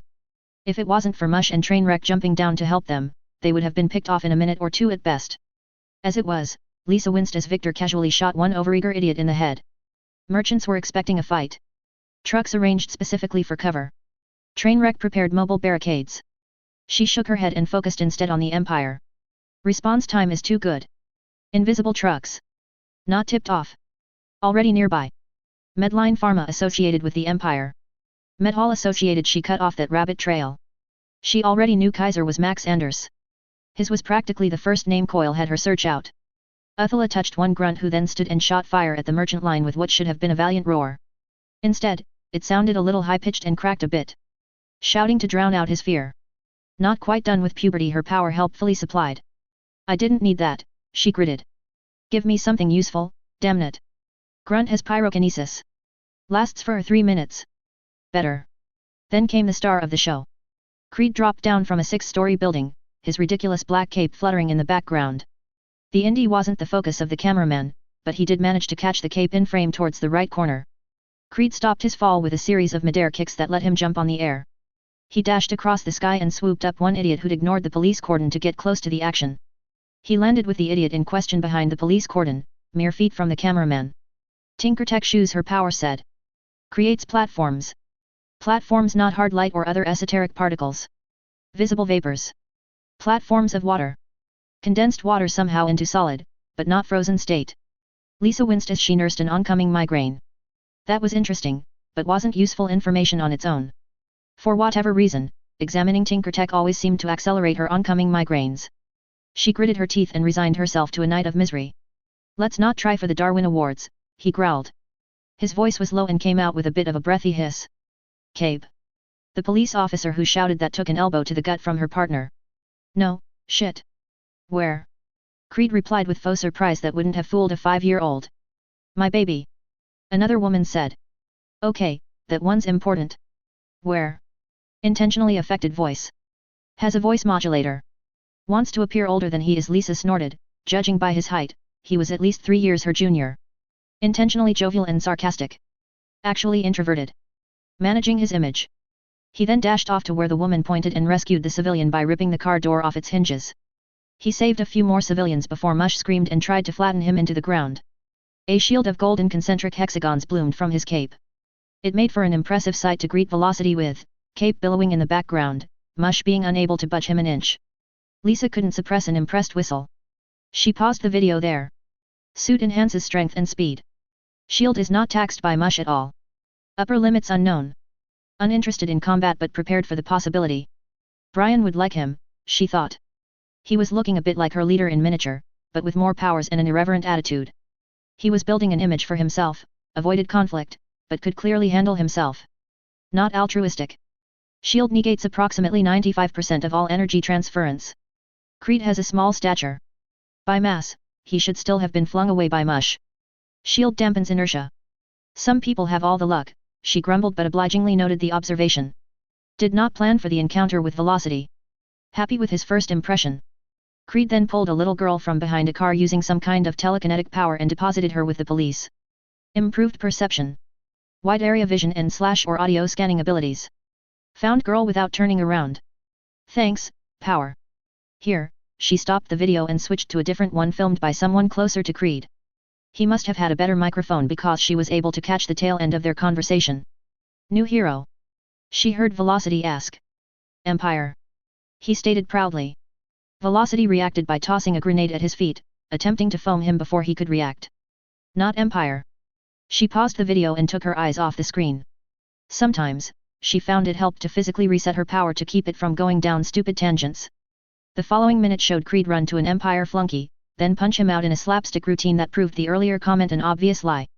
Didn't plan that. Ad-libbed because he thought it'd be funny and civilians are saved. Enjoys being a troll. Selling an image. Wants to be seen as whimsical. She fast-forwarded the video a bit. As funny as it was to watch someone mock Krieg, the part she was really interested in came immediately after. She watched in mute awe as he and Dauntless traded off tanking cuties against Squealer's micromissiles. She expected that kind of durability from Dauntless, a cape who was touted to be the next triumvirate and scaled indefinitely. A fresh tinker matching his performance was beyond impressive. She focused her attention on the missile turret, a rudimentary artillery system with 8 missiles. It looked horrendous, a minor miracle that it fired at all, but fire it did. Missile yield is approximately half that of the Hellfire series used by the Air Force. Designed for anti-brute use. She balked at that. It cost over $100,000 to produce one conventionally. Tinkers are bullshit, she swore, even the shitty ones. Then the video showed her just how bullshit tinkers could be. Krieg lobbed a grenade at Creed, only for him to emerge completely unscathed despite taking the blast without the help of his shield. The Cape Tinker launched himself at the Empire Lieutenant and engaged in a quick series of hand-to-hand. He looked like he was wading through molasses, fast, but much slower than he'd been moving until then. Even through her untrained eye, she could tell he was an amateur. Only recently picked up martial arts. Boxing. No preference for boxing. Thought it was the most accessible and practical. Again, she fast-forwarded a bit, this time to his dialogue with Trainwreck. She couldn't hear because Trainwreck was busy blocking a hail of gunfire and the noise distorted the voices, but she could get the gist. Knows Trainwreck. Met him before. Creed defeated Trainwreck. Trainwreck respects an accomplished tinker. Creed injured and shamed Skidmark in the same encounter. Skidmark is attacking because he wants more cred. She reached for the fast-forward button again but stopped. Something about Trainwreck's behavior was at odds with Mush's, or any other merchant's.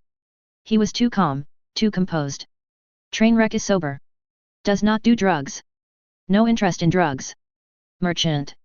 Not a merchant. Loyal to someone else. ABB and Empire would not employ him. Coil. Loyal to Coil. Spying on merchants. Steering merchants. Son of a bitch, she swore. She looked over her observations and sighed.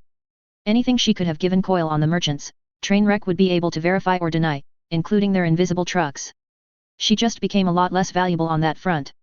Her frustration was compounded again when Creed disappeared somewhere. The new tinker did not reappear for several minutes, but when he did, he tossed down a bolt of electricity into Squealer's truck. Truck is insulated. Defense originally designed for Armsmaster's EMPs. Creed vanished for several minutes. Appeared with new skill. Retrieved electric weapon. Lab nearby. He then launched himself into the air using Skidmark's fields and landed on the crumpled car Rune had been using as a shield. She couldn't hear what he said to her, but her body language screamed confusion and a bit of appreciation. Was hitting on her power supplied. What the hell, power? Why? Thinks it's fun to act outside expectations. Is only mildly attracted to her. Likes blondes. Likes athletic girls. Thinks she's better than this. Thinks she's redeemable. Thinks she can be heroic.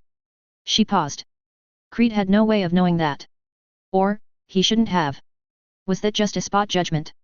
Impossible, he's never met her before, that, I'm sure of. But then what made him think she can be redeemed? Was it her age? Not her age alone. Knows she can be a hero. Knows she can save lives. Oh, for fuck's sake, she shouted and threw her hands in the air. He's a fucking thinker too. She watched Rune wrap her mangled car around him like a sleeping bag before hurling him away from her. After a short, irrelevant chat with Velocity, he vanished again, only to appear right behind her. Startled her for her fun. Again. Does not feel threatened by bullets.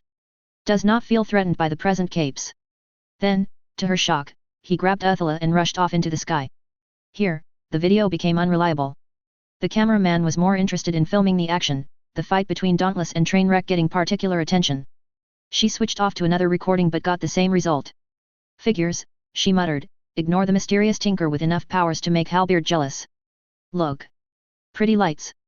Lisa finally found one short snippet, barely 6 seconds of video, in which the cameraman aimed at the 4 capes in the sky. Somewhere along the line, Lady Photon and Laser Dream had arrived. What they said was impossible to hear over the gunfire, but they were clearly working out a plan of some sort. The camera panned down to the gunfight between the gangs, then jerked upwards dizzyingly. Creed had handed over Uthila to Lady Photon and started to plummet to the ground. Instead of stopping his fall, he kicked off the air and accelerated to distinctly unhealthy speeds. His cape swirled around him as the now familiar shield began to shine. Then, an orb of green bloomed to life beneath the yellow hexagons. Secondary shield. Weaker than the first. Still reliable enough to survive this impact. Sure enough, he let out a roar, a battlecry that no doubt would have sounded more adorable than threatening without the filter, and angled himself towards Squealer's main truck. The light show caught those on the surface by surprise and the entire battlefield stilled to witness his coup de grace. The attack, Giga Impact if he was to be believed, struck with impressive precision, destroying the turrets but little else. Creed himself was launched through the air, the last act of defiance from Skidmark's fields. Attack name improvised. Likes being hammy. First and secondary shields broke. Uthila made him invulnerable. Would have survived the impact anyway. Rebound would not have seriously injured him. Underestimated his own suit's integrity. Cautious. He strolled out of the wreckage of the building across the street, completely unscathed and with his arms open wide in challenge like a lookater expecting applause after a stunt. The lack of gunfire made his voice echo in the silence. I think that's as good a finale as any, don't you, fellas? He drawled. One trooper shakily pointed his con-foam sprayer at him, only for Velocity to push the nozzle down. He's a hero, the red-clad speedster said. I'm not. I only said I'm on your side. And for the day, that's even true. He removed an imaginary hat and took a flourishing bow. The name is Creed, a mercenary asked to prevent civilian deaths in this battle, and I declare this battle concluded. Possibly the first honest thing he's said. Her power snarked. Lisa paused the video and stared up at the ceiling. Her power could snark?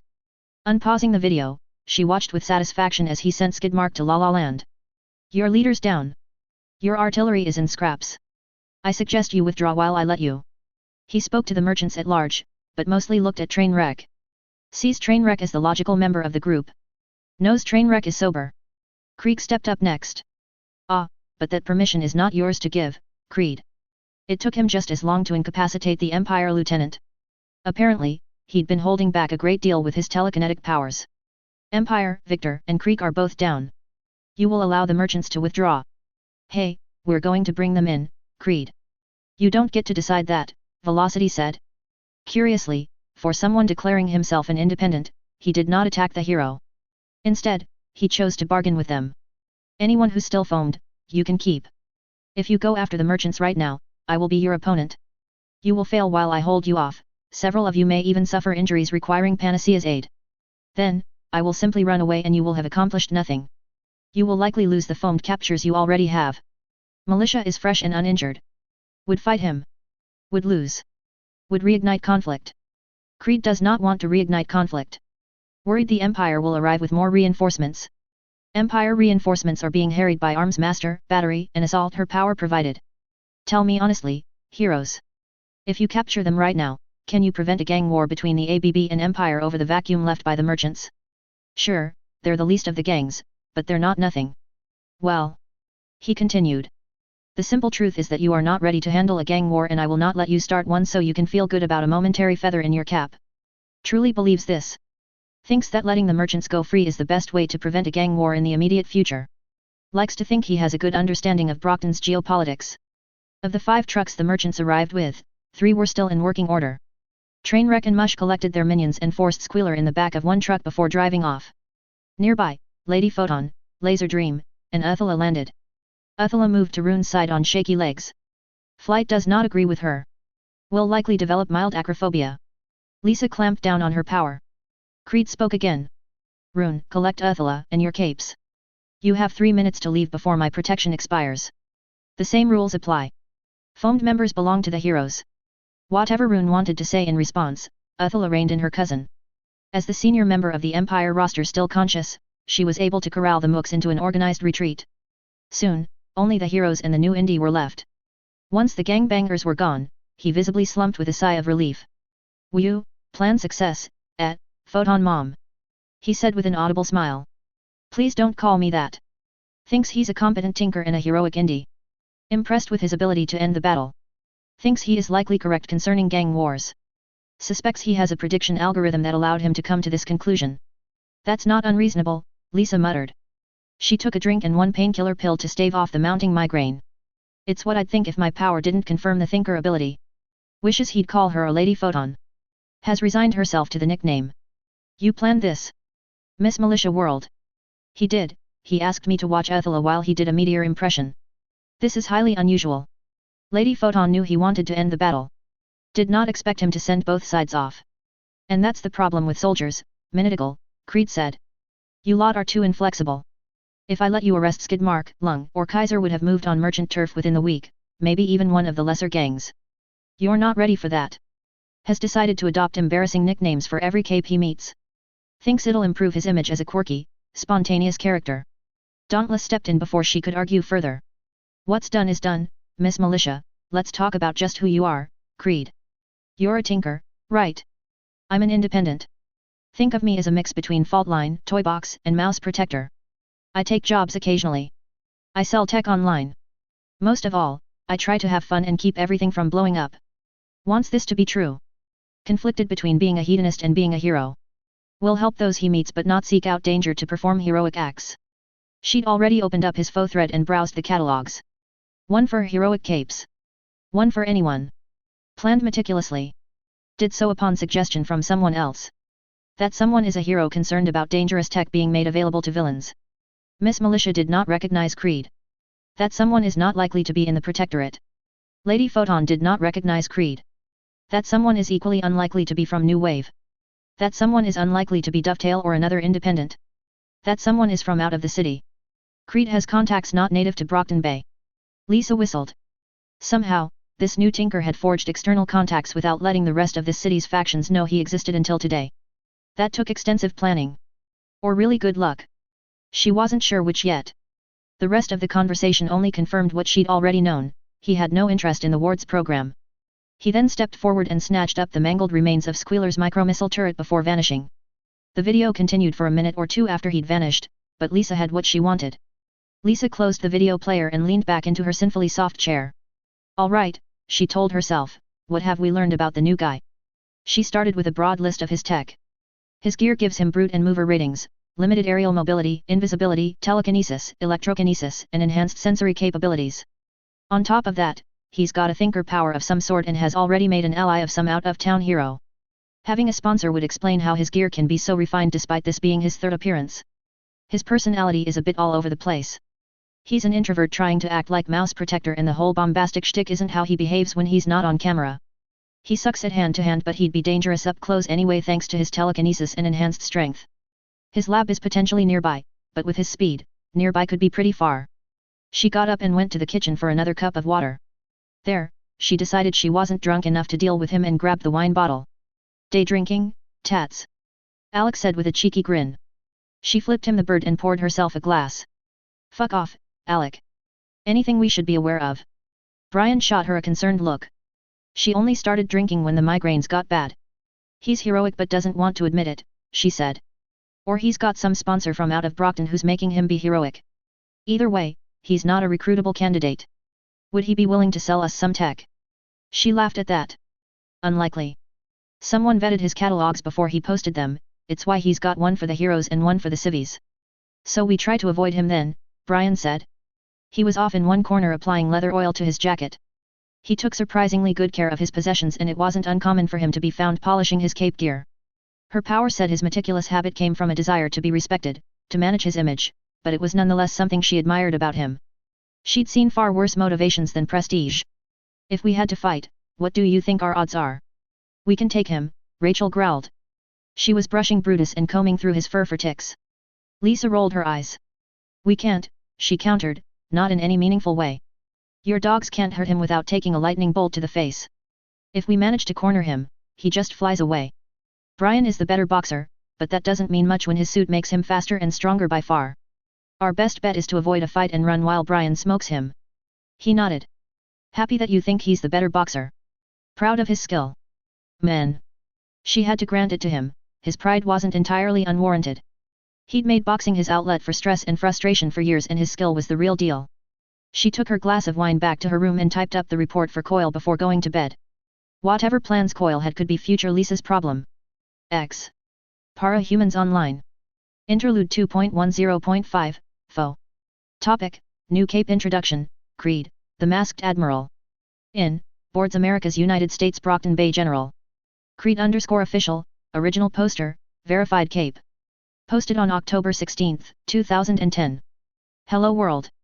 Is it a bit cliché for a tinker to make a programmer joke as his introduction? Well, too bad. I had no idea how to start this, so you're stuck with some programmer humor. Yes, 'tis I, Creed, your not so humble independent, disciple of the Vega and Punk, lover of Super Cola, loyal friend to ducks, and all-around badass. I'm sure you've seen my introduction to the Cape community of Brockton Bay already, but in case you haven't, here it is. I've taken the liberty to make a compilation video from all cameras in the incident. Yes, yours too, Timmy. Long story short, I've been collaborating with a hero I greatly admire. They, no hints, Foxy, helped me work out some important details about the kind of cape I want to be. When the merchants attacked Medline Pharmaceuticals in broad daylight, they sent me over to intervene. My directive was to keep you hapless civvies from trying for the Darwin Awards. I decided that the best way to save civilians was to end the battle and worked with Wazowski and Photon Mom to break Squealer's dump dozer.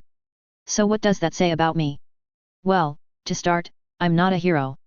Not really. My mentor and moral compass is a hero, the greatest of all time. They shall henceforth be referred to as the GOAT.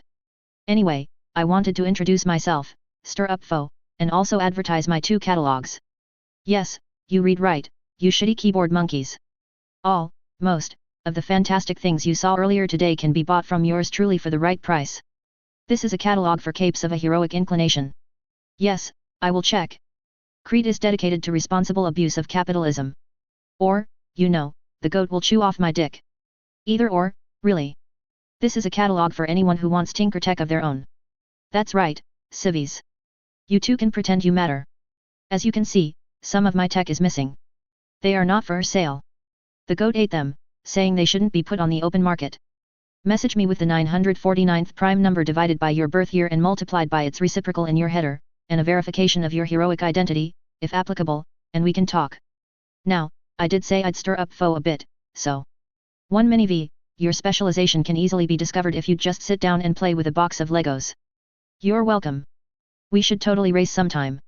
2 minutical, my favorite novel is the Moby Dick. I guess I just really like the idea of stabbing a whale to death, though admittedly the novel would have been better if the whale could fly.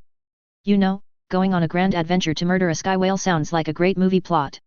What's your favorite novel? 3 Foxy, please keep your nose out of my affairs.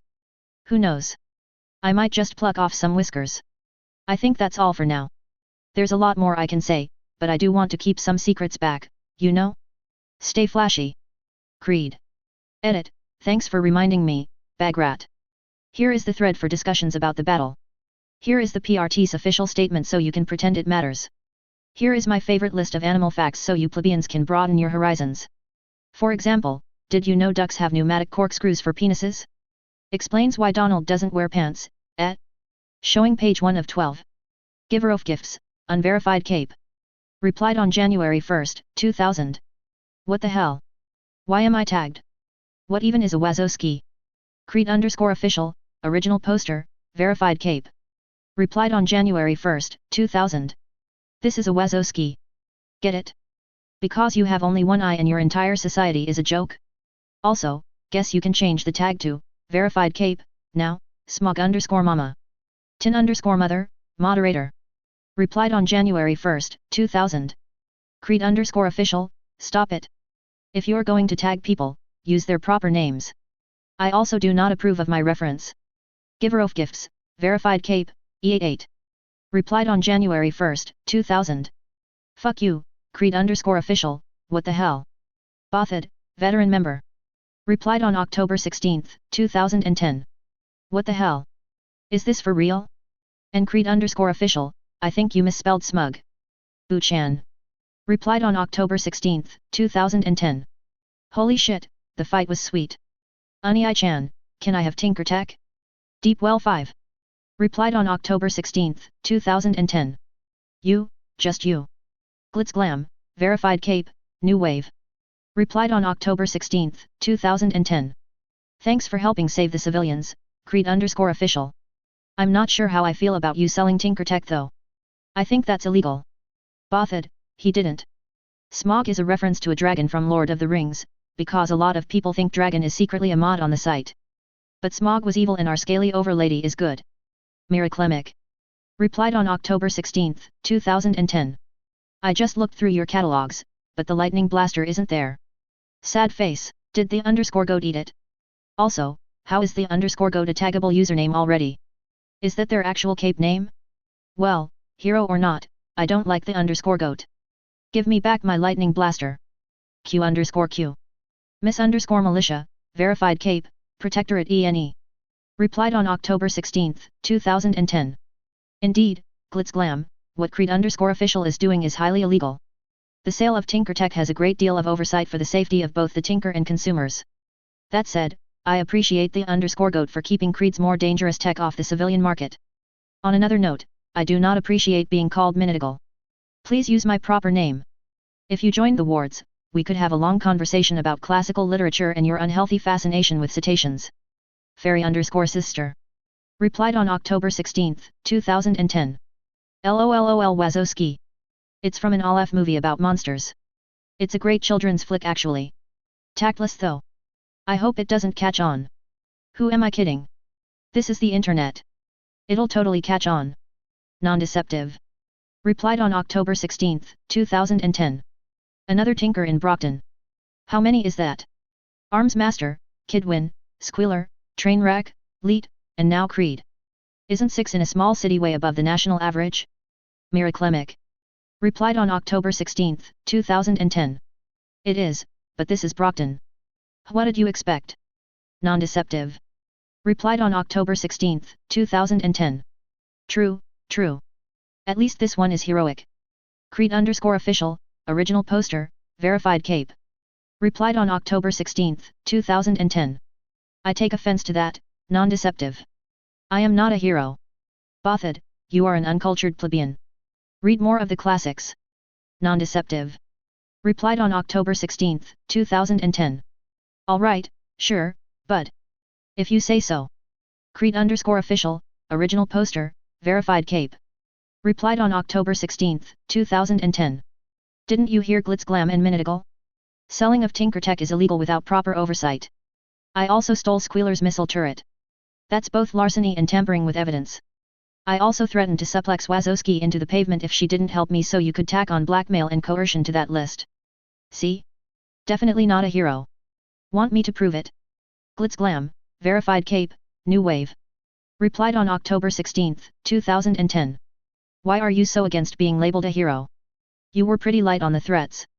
I was there. You negotiated with her and told her that the fastest way for her to get to Victor and treat him without interruptions was for her to help us end the fighting. Creed_official, original poster, verified cape. Replied on October 16, 2010. Stop telling the truth. I'm allergic. Besides, being a hero would mean being idle, stagnant. I don't want that. I'm not opposed to collaborating with heroes, but becoming one? I'd rather masturbate with drain cleaner for lube. Miss_militia, verified cape, protectorate ENE. Replied on October 16, 2010. I'm sorry you feel that way, Creed. I assure you, being a ward would not hamper your progress. You could have the chance to collaborate with both Kidwin and Arms Master. Please return Squealer's turret. It can provide valuable intelligence about what she is building.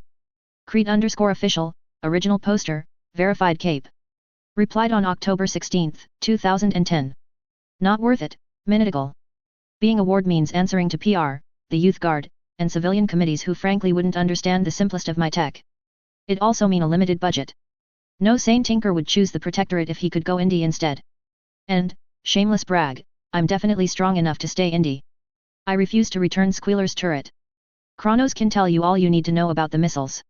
It's going to be the backbone of something I've wanted to build for a long time. Seriously though, if whales mean anything to you, get Mini V his Lego set. It'll help him, I promise. Miss_militia, verified cape, Protectorate ENE. Replied on October 16, 2010. We'll consider it. All-seeing eye. Replied on October 16, 2010. So much to see and do. Appreciate the mention, finally nice to get some credit around here. Why is Dauntless Kronos? If you're going Greek with the nickname, wouldn't Spartan or Leonidas work better?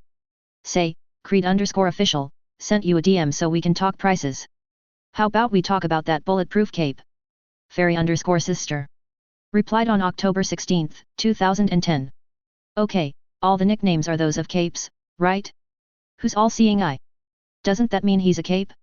Should he get an unverified cape tag? Tin_mother, moderator. Replied on October 16, 2010. The tag has been added, though please take Creed_official's antics with a large grain of salt. End of page.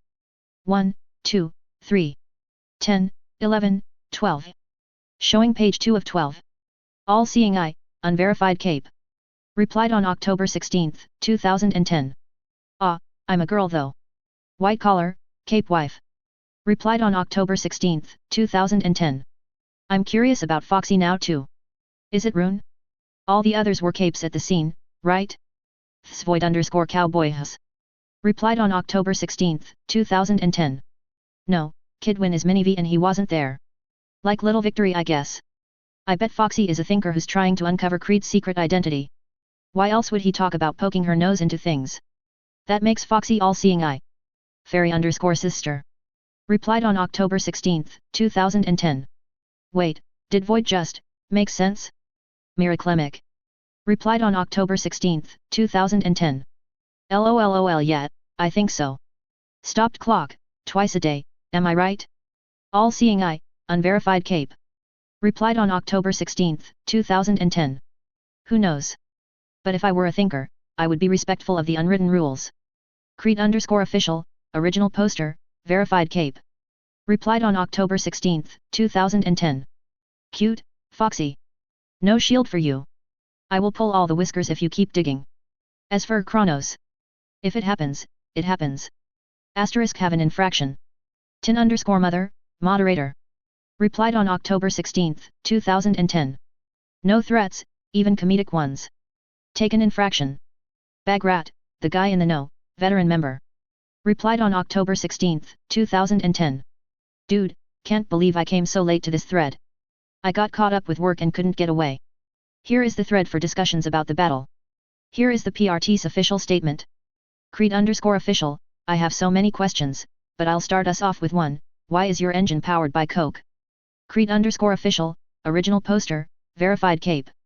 Replied on October 16, 2010. Because, Bagrat, Coke is super. Besides, the _goat would greatly disapprove of the powdery kind. Also, thanks for the links to the other threads. I'll edit them into the OP. Glitz Glam, verified cape, new wave. Replied on October 16, 2010. LOL wait, is the soda engine for real? Ha ha ha ha ha, that's hilarious. Does this count as renewable energy? I like your animal facts, but why are they all about ducks? Bagrat, the guy in the know, veteran member. Replied on October 16, 2010. I think so, Laser Dream. It's technically a fuel source we can produce at will. On another note, I really want a black rhino. The model looks cool. I wonder how fast it is. Does the cooler double as an engine? Manpower, verified cape, new wave. Replied on October 16, 2010. I'm interested in those hover boots. They're only available for heroes for anyone who can't see them. It's tiresome being the only person in the family who can't fly. Creed_official, original poster, verified cape. Replied on October 16, 2010. Glitz Glam, because ducks are cool. Here have another picture of a duck. Point_me__the_sky, verified cape, new wave. Replied on October 16, 2010. Whoa, nice to meet a new hero. Creed_official, original poster, verified cape. Replied on October 16, 2010. Collateral_damage_Barbie I will fight you. Asterisk what did I just say about threats? Have another infraction. Point_me_the_sky, verified cape, new wave. Replied on October 16, 2010. What did I do? And stop calling me that. Bag rat, the guy in the know, veteran member. Replied on October 16, 2010. Point_me_the_sky, apparently, he hates being called a hero. He's made it clear that he's an independent mercenary. Creed_official, original poster, verified cape. Replied on October 16, 2010. I am an independent. While I sell to heroes, I do so at my discretion and no one else's. Except the _goat. The goat is the greatest of all time. It was by their aid that the dung beetle ascended and conquered the sun. Their glory shall envelop the earth in a tide of red, felling gods and men alike and raising new titans in their place. Serious plug, I value my neutrality and consider my freedom to be the first and greatest virtue. Anyone who attempts to force my recruitment, regardless of faction or moral alignment, will be treated as an enemy and met with all appropriate force. Point_me_the_sky, verified cape, new wave. Replied on October 16, 2010. Yeesh, fine. You're an indie. Happy? Creed_official, original poster, verified cape. Replied on October 16, 2010. No, but judging by my DMS, I'm about to be non-deceptive. Replied on October 16, 2010. What's enchanted honey? Creed_official. Creed_official, original poster, verified cape. Replied on October 16, 2010. Amazingly sweet honey with 100-fold the sugar content of natural honey. Guaranteed to keep you awake and active. Perfectly safe. Non-deceptive. Replied on October 16, 2010. Wow, Do you know your specialization? Creed_official, original poster, verified cape. Replied on October 16, 2010. Who knows? Free bottle of honey to the person who can guess. Foxy is disqualified. Thinkers can go rot in whisker pulling hell. End of page. 1, 2, 3, 4, 10, 11, 12. Author's note. Lisa is really fun to write. Her power is basically plot convenient clairvoyance so I can have her come to whatever conclusion I want. I'm sure you've noticed that her conclusions aren't completely correct. She's a sleuth, not a prophet. She's mostly right but came to several incorrect conclusions. 2.11 Wave. 2010, October 17, Brockton Bay, NH, USA. Being a tinker was exhausting. Shakers, brutes, or any other cape got to relax after a battle, but that was a luxury denied to tinkers. We had to examine everything we used for flaws or damages, take stock of any loot we acquired, and consider future engagements to develop countermeasures to likely threats. Granted, the first wasn't relevant to me at this time, my suit was not damaged in the least, but I decided to go through the process as though my suit had been torn in half, better to be meticulous now than regret it later. I then went back to my cape archives and added my own observations.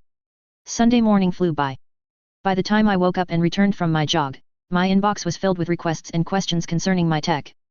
Unsurprisingly, the Shield module was the most sought-after item, with starting offers ranging from $80,000 to $100,000. I spent an hour sorting through potential clients and answering some questions regarding my technician's capabilities, or at least, the capabilities of the more limited versions I was selling. After a short stint on FO, I went out to my lab and spent a few hours refining the ship's designs. I hoped that I would be able to carry the designs onward even after the one-piece specialization had passed. After all, these blueprints weren't necessarily tinker tech, just craftsmanship at the highest echelons of mortal ability. There wasn't anything outright impossible about my designs for the goal rest. I also took some time to examine Squealer's turret I'd stolen yesterday. It had broken off at the axle and the firing mechanism was still largely usable. The small piece I'd stolen weighed nearly 200 pounds, straddling the limit of what I could lift with psychic. It was surprisingly well made, for Squealer tech. There was a robustness about the tech that I hadn't expected of tinker tech, it could likely stand up to some serious abuse.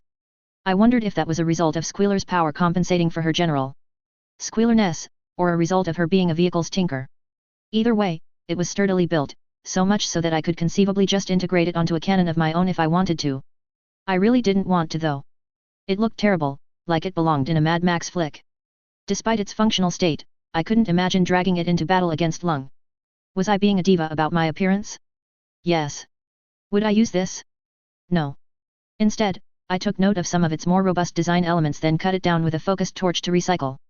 If I ever needed a missile turret, I'd build one that didn't look like it came out of Megatron's asshole.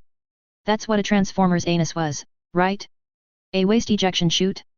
Squealer's turret did give me the excuse to work on the final series of inventions I wanted to build from the one-piece tech tree. I was sorely lacking powerful ranged options. Thunderwave was great, but against the likes of Lung, Fenja, or Menja, it'd be a nuisance at best. It had proven to be lacking even against Trainwreck. Psychic, despite my rapid improvements, was ultimately more of a utility skill at the moment. Yes, an Alakazam could crush Hookwolf like tinfoil before chucking him past the horizon. I wasn't an Alakazam. When all was said and done, I had a great deal of defenses, but not enough cards up my sleeves that can dish out heavy damage. My answer came from the flashiest character in One Piece, the Pirate King's cabin boy, Buggy. I wanted Buggy Balls and Muggy Balls, explosives that could flatten an entire row of wooden buildings or grievously injure the awakened Zoan guards of Impel Down. Buggy was a joke compared to the heavy hitters of One Piece, but One Piece was also a world where Alvida, the definition of a first arc fodder villain, survived being punched clear across the horizon, about 5 kilometers for the uninitiated, and was healthy enough to find and eat a devil fruit before looking for a rematch at Logue Town. Put Buggy next to the vast majority of capes and he'd stack up quite nicely. Whatever else there is to be said of him, he was one of the better pyrotechnics experts of the setting. I told Saint to rouse me at lunch and allowed myself to sink deep into a Tinker fugue. I emerged from my fugue to find an arrangement of 6 red balls. 3 were the size of basketballs and filled to bursting with a special explosive that could level a building. Or several if fired at the end of a cannon. The other 3 were the size of large marbles. I thought about hiding a few in my hover boots like Buggy did, but reconsidered. I had a better delivery method in mind. After lunch, I was running through a series of boxing drills Saint found for me when I received a call from Faultline. Huffing and puffing and drenched with sweat, I laid down on the cool cement and took the call. "Hello, Faultline, welcome back to Brockton Bay," I gasped out. Saint soaked a towel and dropped it on my head. I gave him a thumbs up in thanks. "Thank you, is this a good time? You sound winded." "Just got done with a workout, don't mind me." "I see. In that case, I will get straight to the point. I have 8 designer bags waiting in my club. Accord would like them by the end of the week. Is this doable?" "Yes, that's manageable. I'm sure Fo will be disappointed to find my client for the week has already been set." "Indeed, I saw the footage of yesterday's bout. I suppose congratulations are in order. You don't sound entirely happy." "The time when you need my assistance is rapidly coming to an end," she admitted. "I can recognize that much. If it means anything, you and any of your referrals get priority. Besides, I like you guys. I'd like to think we're friends." "Yes, that does sound nice, though I do make a habit of avoiding personal attachments when it comes to professional relationships." "Then let's stop making this about business. I wouldn't mind hanging out at the Palanquin once in a while," I said. "Where else can I get underage booze?" She let out a snorting laugh. "Very well, though I suspect you could find ways to acquire some liquor without me if you wanted to develop a habit. You are welcome at the Palanquin anytime, Creed." "Was that all? I assumed you'd have something to say about yesterday's events." She took a moment to gather her thoughts. "You were too flashy, intentionally drawing attention to yourself. It's not my preference, but I don't doubt that you accomplished what you set out to do. Personal preferences aside, you conducted yourself adequately." "Thanks," I said honestly. "Any advice from a veteran to a rookie?" "I hope you're not calling me old," she said with a jocular edge. "You? Never. I'm sure you're the vision of youthful vigor." "Ha, smooth. I noticed that your ranged options are limited. Do you have any other ranged attacks besides your electricity and telekinesis?" "They seem to be fine against normal opponents, but I don't think they'll be much good against some of the more durable threats in this city." I stood and wiped myself off with a towel. "I will in a few days. I'm working on something I can best describe as rated for lung. That is, worrying. Good, but worrying." Praise me more, Faultline Senpai. "Please don't ever say that again," she deadpanned. "Yeah, that made me cringe too. Anything else?" "Krieg. That one name made me wince." "Yeah, I know I'm terrible at boxing. I'm getting better." "You're hardly the worst I've ever seen," she hummed. "I'm not talking about your performance. I'm talking about why you felt it was appropriate to engage him at close range if you could have choked him out in the first place." I paused. "For my image. You sound unsure." "You're right. I could have strangled him immediately, but acted impulsively anyway. I want to say it's because I wanted to make myself look more impressive later by building up hype, but that's not true. I wasn't thinking about that at all. I think I lost track of all the tools I had at my disposal. I have a lot of options that I'm spoiled for choice sometimes. It's good that you know that. Do you think removing Krieg immediately would have harmed your objectives? No, Othello would have been around to command the Empire Grunt's intro retreat regardless of when I sent him to La La Land. It worked out this time, but impulsive actions can compromise your objectives, Creed. It's one thing to cultivate a flair for dramatics, another matter to lose yourself to the mask. Try to plan out your decisions, the steps you need to take to reach your objectives. You have the luxury of cloaking to escape when things get rough. There's nothing wrong with disengaging and scoping out the battlefield before re-engaging with a better plan in mind. I suspect you did so in that battle, am I wrong? No, you're right. I hid up on a rooftop and took a breather to figure out how I wanted to end the battle, I said. It felt weird to get lectured like this by a woman who was technically younger than me, but she was the expert and it was sound advice. Then you have the luxury of adjusting your plans on the fly where most capes are forced to simply go with their gut instinct. Try not to sacrifice efficiency for impulsivity or showmanship, you may come to regret it. Noted, thank you, Faultline. No problem. I changed the subject. How are you all liking your bags? They work as promised. I could hear her smile behind the call. We've taken to carrying first aid kits, survival gear, and rations along with heavier weapons to augment our standard powers. I nodded. If you don't have to worry about weight, there's no reason to not have them. Precisely. Labyrinth has yet to have need of the shield, but judging by yesterday's footage, she's in good hands. She would like to express her gratitude. I now better understand its worth, and I think you do as well. She has used the invisibility function several times, it made our last mission go smoothly. Excellent, always good to hear you're happy with my products. As great as my shield is, if she never needs it, that alone is cause for celebration. Indeed. When should I expect you? Tonight at 10. That's fine. We'll see you then. X. 2010, October 18th, Brockton Bay, NH, USA. School was abuzz with talks about Saturday's battle. Even in math class, kids whispered about different details or even things they'd read on Fo, to Mr. Khalil's increasing annoyance.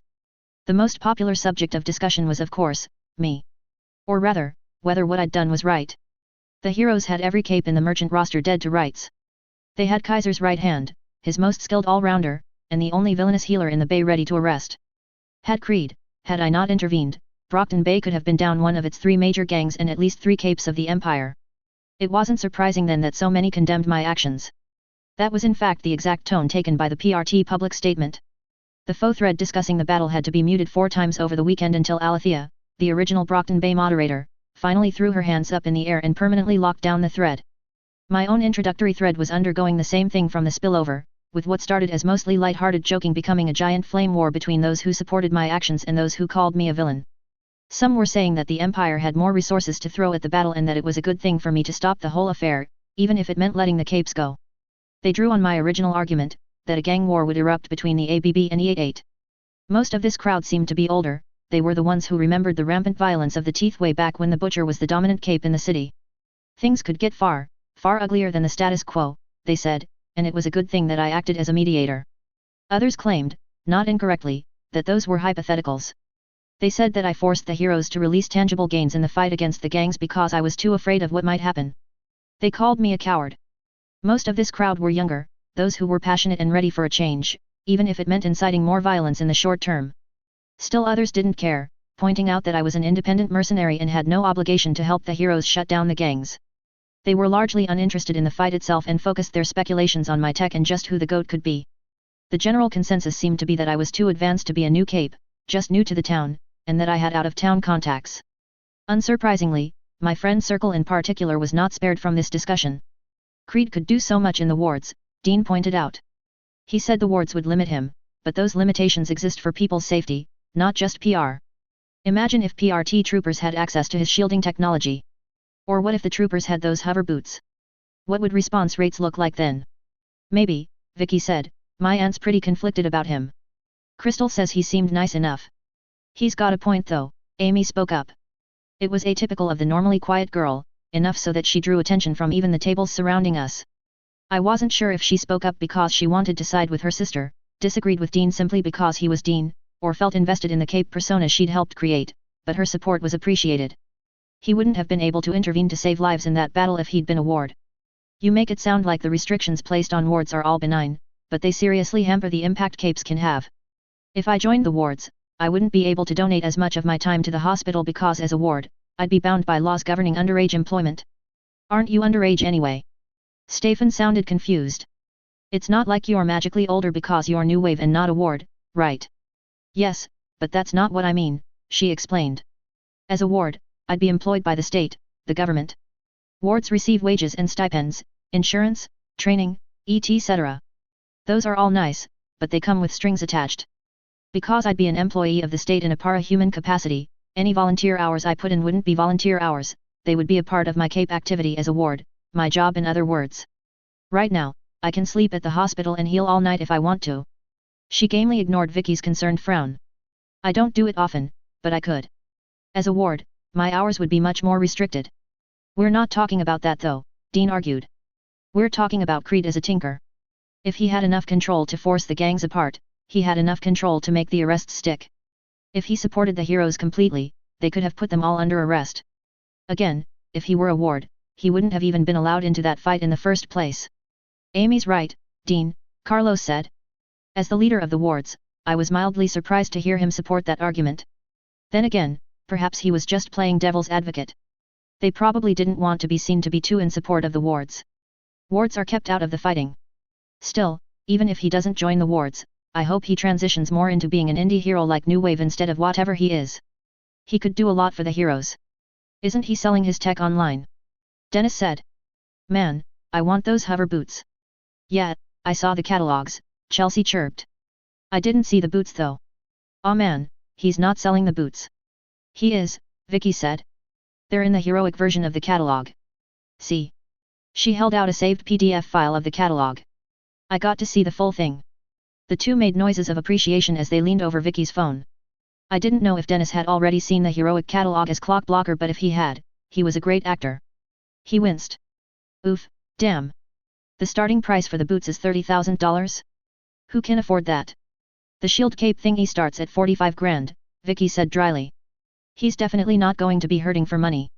I think he might be looking to sell to heroic teams, not individuals, Steph pointed out. Unless they're corporate or the PRT, I don't think anyone can just casually afford that much. See? Which is why he belongs in the wards, Dean insisted. He could distribute his tech to the heroes and troopers who can best use them. How would he get compensated then? I mean, if this is what prices look like for Tinker Tech, I can't imagine anyone being happy with just a basic stipend. He'd get mentorship from Arms Master. Besides, doing the right thing shouldn't be about money. I didn't want that to stand, not with Amy reluctantly nodding. That's a nice sentiment, Dean. I really wish we lived in a world where that was possible, but it's also pure wishful thinking. He frowned. It's only wishful thinking until we put words to action. Then should doctors not get compensated? I asked rhetorically. Or if you think using doctors as an example is unfair, what about Uppercrest? He's a tinker from New York who leads the elite cell there. He's legally a villain. Yes, he should join the Protectorate where he can do more good. Really? I disagree. I think he does more good as a villain than he could as a hero. Now, bear in mind that Uppercrest as a hero is a scenario that never happened, so we're just arguing hypotheticals, but hear me out.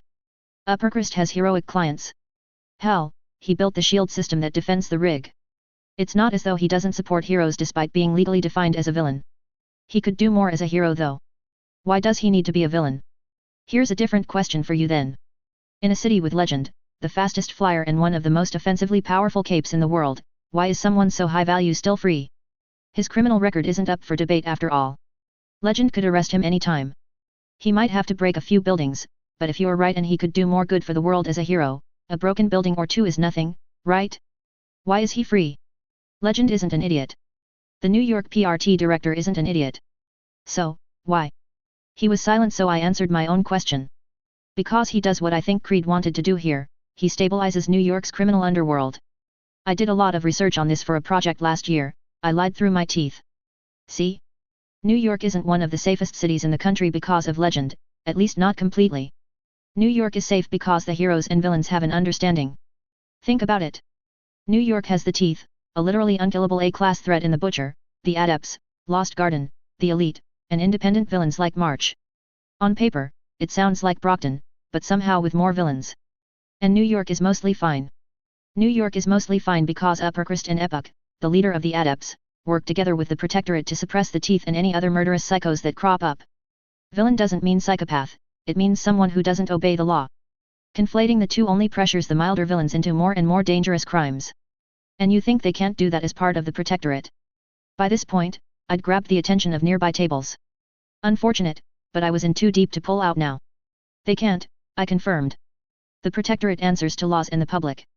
Yes, technically, legend is the biggest gun there is, but deterrence isn't about having the biggest gun, it's about making the most credible threat. Legend isn't going to kill you for being a serial rapist or mass murderer. Uppercrust? He would, because people like that destabilize the city and keep him from making money. He would, because ultimately, he doesn't feel the obligation to obey the law. You're advocating for murder, Bryce. How is that a good thing? Okay, I admit that's an extreme example, but softer threats are the same.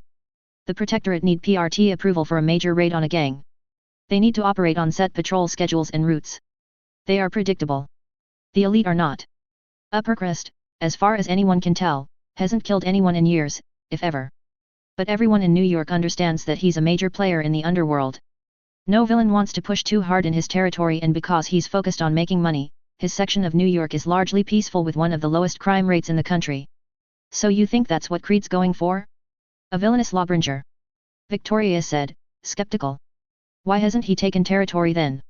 I think he wants to preserve the status quo because, rightly or wrongly, he really believes that arresting the merchants would cause a gang war between the two biggest gangs in the city.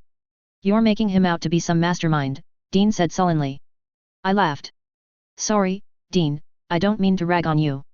I don't think he's a mastermind either. I mean, have you seen Foe? A bunch of people are saying that taking out the merchants would be no different than inviting the Teeth back into the city. It doesn't take some kind of genius to worry about that. Point. You saw the fight too. Yeah, I decided to regurgitate Faultline's main criticism of me so I didn't seem to favor him too much. And he got his ass beat by Krieg. His form could be better, Carlos commented. I don't think he's been boxing for long. Right. And at the end of the battle, he basically force chokes Krieg. Why didn't he do it earlier? I don't think he was thinking.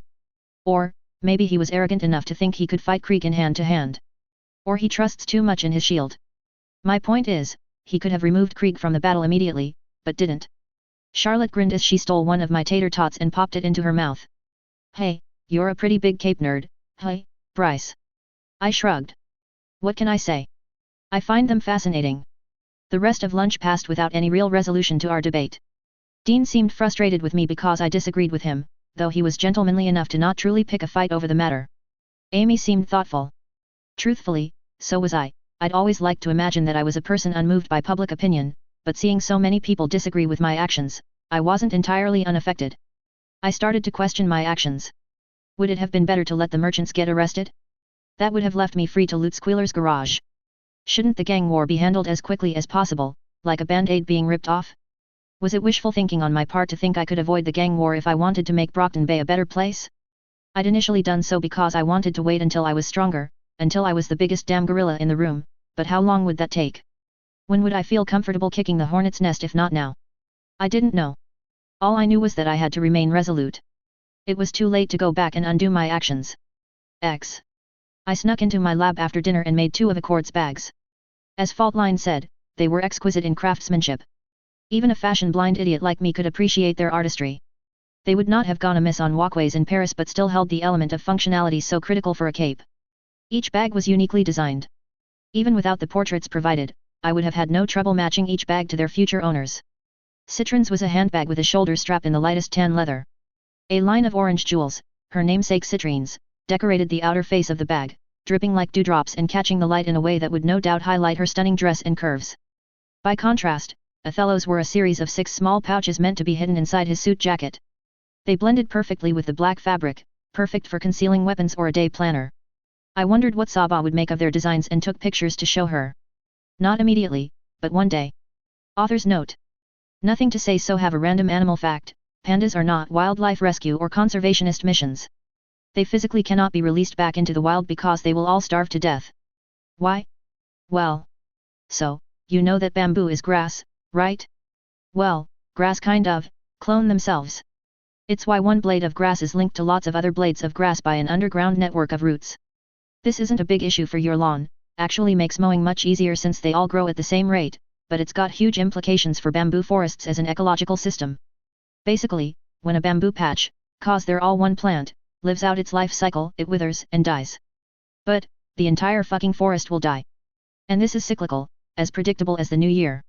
That means that pandas, creatures that for some ungodly reason only eat bamboo, will very quickly run out of things to eat. In the days of yore, it wasn't a big issue because China had massive tracts of land dominated by bamboo forests. When one patch died, pandas just migrated to another. This is much harder now. So no, pandas will never be released into the wild in any real numbers. No, they'll never be sustainable. China's just milking millions off them for the cuteness factor, all the while actual keystone species die out because they're not as fluffy. Fuck. Pandas. You know what the real kicker is? They can digest other foods. They don't need to eat exclusively bamboo, but they do because they're fucking retards. Seriously, if God let me push the Alt F4 on one species, it'd be pandas. Rant over. This has been Fabled Web's Animal Facts. Have a pleasant morning. 2.12 Wave. 2010, October 19, Brockton Bay, NH, USA. It wasn't until we were headed for the lockers after PE that I got the chance to chat with Eric. I jogged up to him and tapped him on the shoulder. Yo. Oh, hey, Bryce. How's it going? Pretty good. You know how you said you wanted to hang out sometime?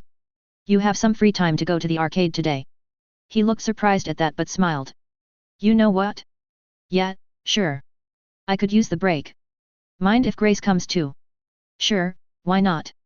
X. Hey Dean, I called to him between classes. He walked over, curious. I wasn't the type to call people out outside of lunch. Hey man, I wanted to apologize for being a bit harsh on you yesterday. I still don't think Creed was wrong, but I didn't mean to start a debate over it at lunch. He sighed and ran his fingers through his hair. Don't apologize. There's nothing wrong with disagreeing and you're right, we're just talking about hypotheticals. We don't know what Creed could do so it's all just a bunch of what-ifs. We started walking in the same direction, him to AP US government and me to generic world issues. That was a fascinating little shift from my past life. At my age, I'd taken world history but that was almost entirely gone now in favor of more contemporary affairs. I talked to my dad, you know. About Creed and Uppercrest. He's big in the real estate business and has some properties in New York, he mentioned casually, as if being the son of a real estate mogul was nothing. To him, it was what I both liked and hated about him. On one hand, he genuinely didn't care about his affluence and so didn't feel he was entitled to anything. On the other hand, he lacked self-awareness, since he didn't care, he assumed his views weren't influenced by his background and that they were entirely logical, thus should be shared by any rational person. I quirked an eyebrow. Yeah? What did he say? You were right about Uppercrest being a stabilizing influence on the gangs. He held out a hand before I could say I told you so. But that's a very small part of the picture, Bryce. Uppercrest is only one part of the elite. People like Bastard Son are his peers and they're nowhere near as benign. Point. Counterpoint, Creed works alone as far as we know and so he should be treated as an individual. The organizational problems of the elite aren't applicable to him. The only one whose career he parallels is Uppercrest. In fact, the only associate Creed has that we know of is the GOAT, who seems far more heroically inclined than Creed himself. Maybe that's true, but even Uppercrest isn't bloodless. You were right, data says he's a stabilizing influence now, but how about when he was starting out like Creed is now? He had to do something to prove he could keep the peace. People don't mess with him now because they've already seen what he can do. What will Creed have to do to get that kind of credibility? I paused. That was an uncomfortably salient argument. My actions, hopefully, proved I could look at the bigger picture. At the very least, it showed I could analyze a battlefield, discern relationships and vulnerabilities, and manipulate others into working with me. But while those were all well and good, I hadn't shown my willingness to follow through on a threat. I hadn't made a threat at all. Would Kaiser test me next? Would Lung? Could I expect a response from Coyle? I didn't know and truthfully, the possibility that I might have to kill someone to make my point scared me a little. There would come a day when I became too powerful to oppose, but until then? I don't know, I finally answered Dean. You have some good points. Maybe he'll just become a merchant kingpin by selling his tinker tech. Maybe he'll make his point by hunting down Hook Wolf and making sure he actually makes it to the birdcage this time. I don't know, Dean, I'm still not sure how it'll work out for Creed, but I can only hope he succeeds. He sighed and offered me a wan smile. You and me both, Bryce. Thinking about it, Dean likely saw me as a particularly insightful freshman, with perhaps a bit too much interest in Capes, who was a bit too invested in Creed. I wanted to appear reconciliatory, not just because he was a genuinely nice guy and I could see the points he made as valid, but because I was afraid he suspected me, if not of being Creed, then of being related to him. We soon split off to class, though nothing of note happened during the school day. I spent the rest of school designing my long-ranged options, the Walker pistols used by the Big Mom pirates. I planned to convert the pistols looted from the merchant lab into their far deadlier variants. These, I swore, would never go into circulation, for heroes or otherwise. They were a special type of pistol designed by the Charlotte family specifically to pierce through the hardened dermal armor of the Vinsmoke family. In other words, despite being only .36 calibers, they were fully armor-piercing, enough to make Rayjo bleed, and she was no pushover. Add in Buggy's explosives expertise miniaturized into bullets and I had something truly impressive. That was an interesting quirk of my powers. Rather than make bullets out of Buggy's explosives, I had been forced to make bombs and cannonballs. It was only after having made the finished products that I could attempt to modify them. It was the same with Labyrinth's shawl and my suit. I had to say, I had a lot more fun hanging out with Eric and Grace than I'd expected. I asked him out to fulfill a social obligation, but he was good company. They were energetic in that way only kids could be. Had I gone out with any couple in my 20s, I would have felt rightly like a third wheel. We went to the same arcade that I visited with the Wards before the homecoming game. Dude, why are you so good at whack-a-mole? Eric complained as I racked up the high score. Because I'm cheating with Psychic. Instead, I grinned genially. Who knows? Maybe I'm the avatar of a god the mole people offended in a past life. He's a cape, Grace chimed in. I froze, missing a mole. His power is being good at games. I've lost every other game. That's your cover. You're trying to throw us off your trail. Your logic is flawless and I find myself in awe, I said dryly. As you should be. She puffed out her chest with faux arrogance. My turn came to an end and I handed the mallet to Eric. Come on, boyfriend, show him how it's done. I don't think I can top double nines, Grace. Fine, I expect you to win me a plushie though. Some traditions must be respected after all. Is this a date? Should I leave? I said, wagging my eyebrows. Nah, maybe if he's lucky, she said coyly. I could see a faint blush on Eric's face. Come on guys, do you need to do this? Yes, we replied in unison. I'm a guy. As the only guy friend here, I find it my solemn, divinely ordained duty to make fun of your love life. No duty here, Grace sang. I just think you're cute when you blush. That just made him flush harder. Despite what he said, he did drop by the claw machine on our way out. He failed a few times but stuck to it with the dogged determination of a boy trying to impress a girl. I eventually took pity on him and held the flimsy claws closed with magnet rise. Grace squealed happily over some plush watermelon with googly eyes and I counted my wingmanship a success. After that, they ended up dragging me to their favorite comic book shop, something Eric seemed a tad nervous about sharing at first until I told him about the manga and anime I used to enjoy in my past life. I even found some of them on the shelves, though they were either Earth All-F imports or had weird plot twists that made them a little different from what I remembered. 2010, October 22, Brockton Bay, NH, USA. Between school, tutoring Matt, hanging out with Eric and Grace, committing the science of lineage factors to memory, and working on Accord's expanded bags, I had a pretty busy week. It wasn't until Friday after school that I finally got around to making a Walker pistol of my own. I had the design ready for days, but I just hadn't been able to find the free time. I tried to stick to the old Timmy feel of the original used by Charlotte Pudding. Like hers, it had a varnished walnut grip that attached to a closed revolving chamber. 6 shots to be classic, and because I couldn't make the chamber any bigger without making it look ridiculous in my hands. All metal components from the frame to the firing pin were made either of sea stone or durable wapometal, whichever was more appropriate for the function. The trigger guard and the underside of the pistol were coated in gleaming brass for decoration, with golden flames trailing the frame. All told, it looked like something an actor would use as a prop if he were to play the role of a marauding pirate from the 1800s. It wasn't period accurate by any means, but it had the same general aesthetic. I thought it'd go well with the Admiral-esque motif of my guess. The Tinker Tech portion was a unique combination of metallurgy and mechanical engineering that made up the firing pin, trigger, spring, and barrel. It granted extreme penetrating power to whatever projectile was fired from it. Normally, a barrel as short as this Walker would never be rifled. Even if it were, it'd never be able to put enough torque on the bullet to matter. My power-decided physics could go die in a fire. Not only did the Walker pistol fire rounds equivalent to sniper bullets, it also compensated for the recoil damn near perfectly, so much so that the kickback was comparable to a regular .22 caliber handgun. I emerged from my fugue and examined the finished pistol, 12 Muggy Ball .36 caliber bullets, and speed loader. I'd have to arrange for some regular bullets if I didn't want to blow up a small building with every shot, but I felt having a speed loader filled with the flashy clown specials was a smart idea. I didn't just make the gun look like a period drama prop out of some misplaced sense of homage to Charlotte Pudding. She was a bitch. Simply put, the gun needed to look harmless. No gun would ever truly look harmless, but barring that, I needed it to look like I'd only picked it up to fit my weird Sentai-Admiral biker aesthetic, not because I truly intended to use it. I doubted the appearance would fool most veteran capes or gang members, but like with everything else about cape life, it was the optics presented to the general public that mattered. I keep telling Amy I don't want to deal with the PRT's PR guys, but I've basically become my own image consultant, hey. I thought with a chuckle.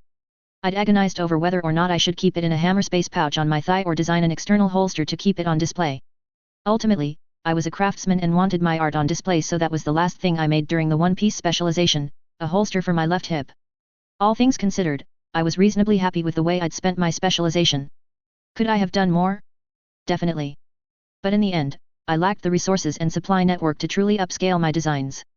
Even without an industrial manufacturing capacity, I'd set the foundations for future works by learning about lineage factors, forging wapo metal, and crafting pyrobloin and sea stone. I also learned to weave the special germa fibers, reinvented alternative fuel engines, created highly volatile munitions, and fashioned hover boots, shield modules, and stealth suits. Most of all, I'd made for myself a scale model of the Thousand Sunny that now sat in its pride of place at the center of my lab. I went to sleep that night with a satisfied smile, eager to see what the next specialization would entail. X. 2010, October 23, Brockton Bay, NH, USA. I was a little better prepared for the onslaught of ideas that came with a shifting specialization this time. I saw skates of every design and type. Four-wheelers, two-wheelers, ones with wheels like tank treads, and even some with wheels that looked more like saw teeth. I even found one with wheels made of coiled, thorn-like whips, that could unfurl for lashing kicks. They were motorized inline skates, with speed proportional to the leg strength of the wearer. They could reach speeds that broke the sound barrier, manipulate vibrations and friction to generate heat shimmers, and even run on the cloud trails of fighter jets. I didn't know rollerblades could be so versatile. Of all the variant designs running through my head, it was the regalia, the proof of kingship, that stood out to me. I only knew of one fictional series about sci-fi skates, Air Gear. These skates, called Air Treks, or ATS in the series, took valid scientific principles and amplified them to the extreme for feats that were honestly hilariously unrealistic. In other words, PAR for the course as far as manga went. They differed a great deal in appearance, some weren't even skates, but they all had three components in common: motorized wheels, a hydraulic cushioning system to help the wearer survive such ridiculous impacts, and a unique power injection system that relied on momentum to generate stupid amounts of energy. Some had braking systems, but most wearers, called storm riders, braked by spinning in place to bleed momentum. As before, I decided to take Saint with me and go on a jog to think about the possibilities. Unlike One Piece, Air Gear took place in modern Japan, so much of its tech base was familiar. Fantastical ideas such as telesnails were replaced with standard phones and pagers. It made the scope of Air Gear's tech base much narrower than that of One Piece. That wasn't good, but it wasn't bad either. If the Pokemon and One Piece tech trees were massive, sprawling oaks with countless branches and possibilities, the Air Gear tree was significantly more focused, a sky-high sequoia rather than a branching oak. The fiction setting being modern Japan also meant that I could repair any mundane tech to superlative, if mundane, quality. I remembered enjoying the manga.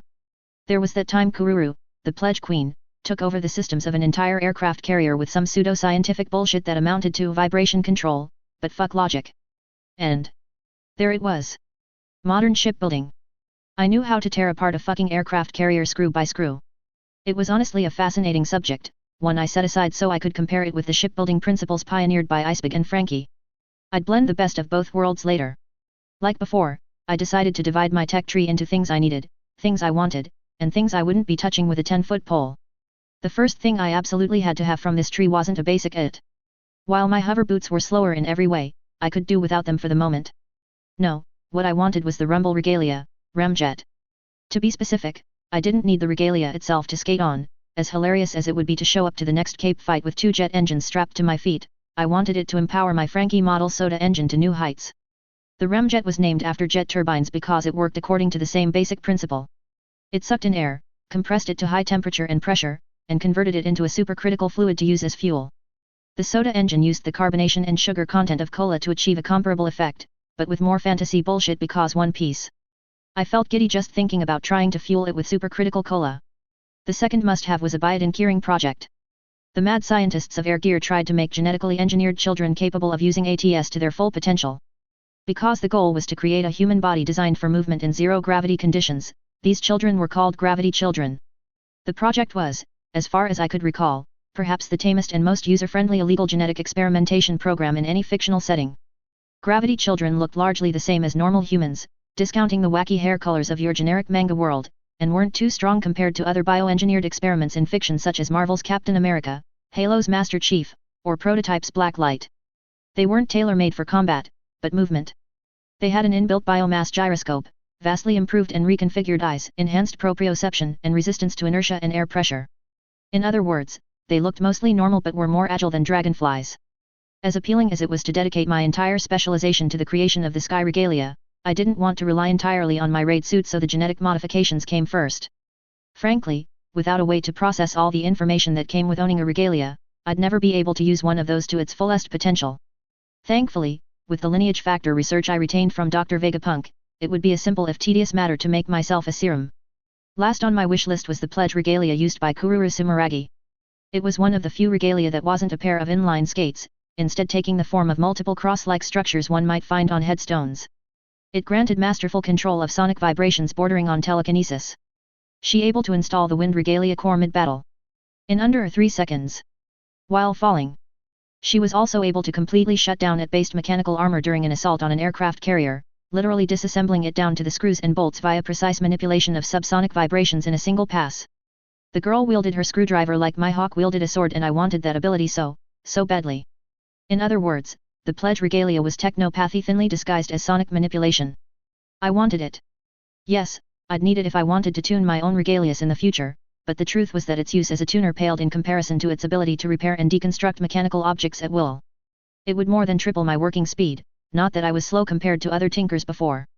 As for the things I wanted but didn't absolutely need, that was obvious, the other regalias.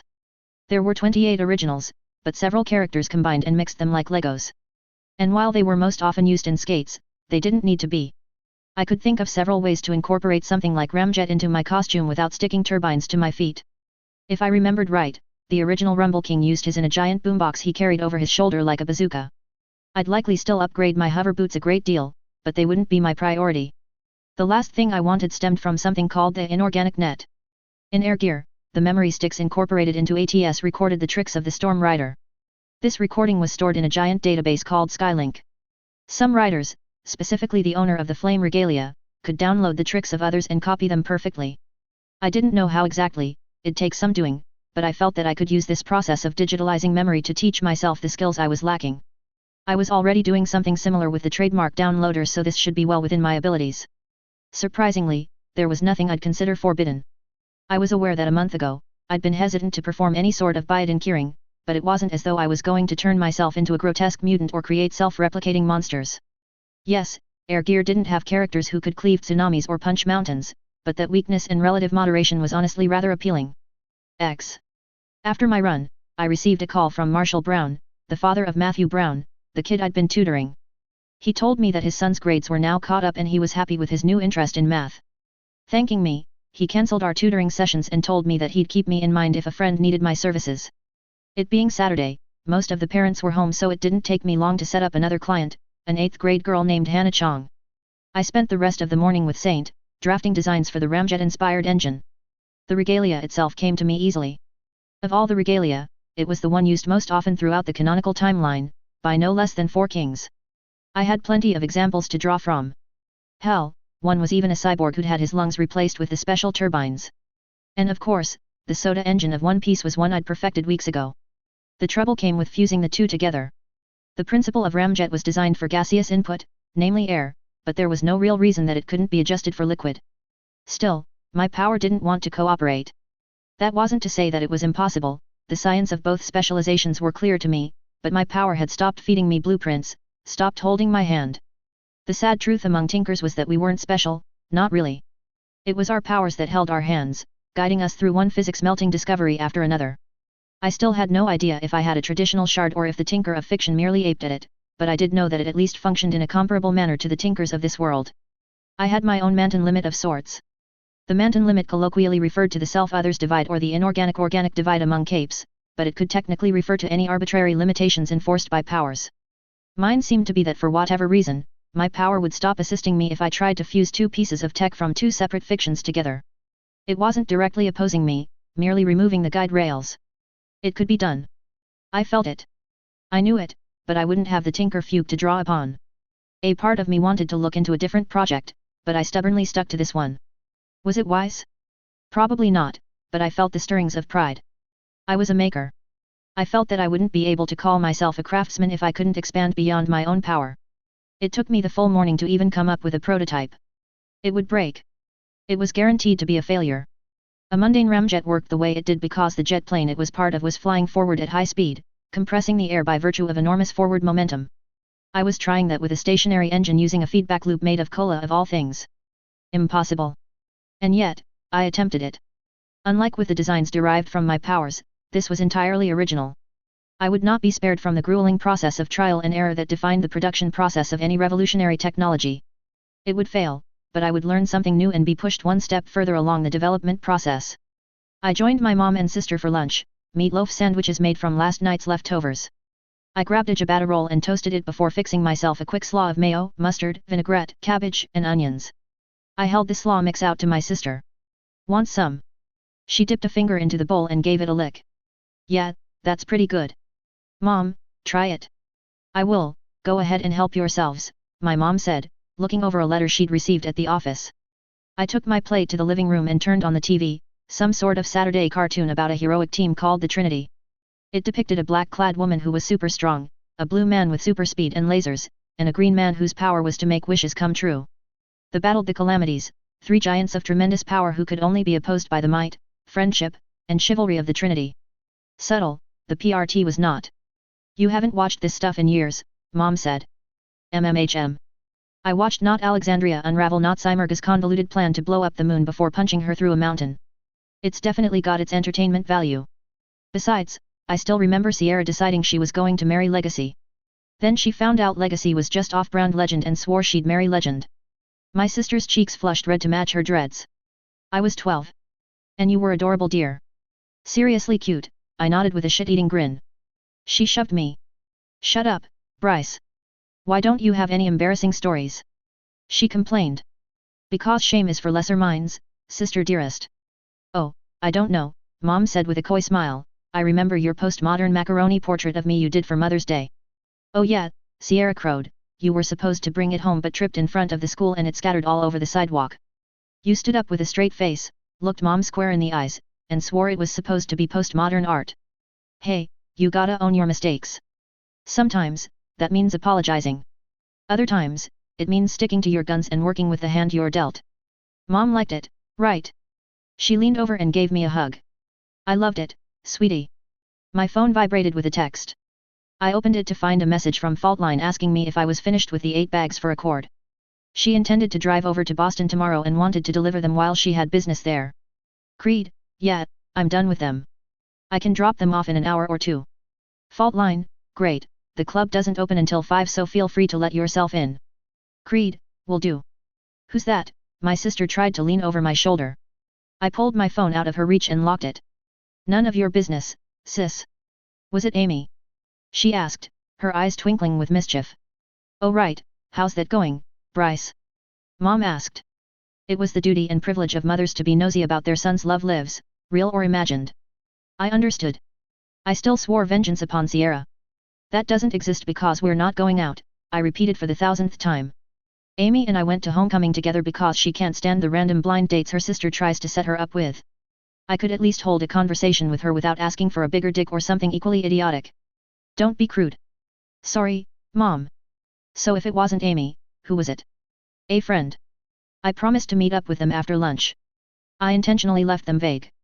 Mom and Sierra assumed I meant people from school and I wanted to keep it that way. I stood as the episode of the over-the-top cartoon ended. Speaking of which, I'm going to head out. Want a ride, bro? Nah, I'm good. MMK, later. Don't be out too late, Bryce, Mom called as I walked through the door. Author's note. A supercritical fluid is one which exceeds the common temperature/pressure curve. It is a fluid which acts both as a gas and liquid simultaneously, Too hot to be liquid, too pressured to be gas. It's an actual physical material and one of the reasons I used to love air gear. The other? I was a horny teenager and boobs. End of Arc 2.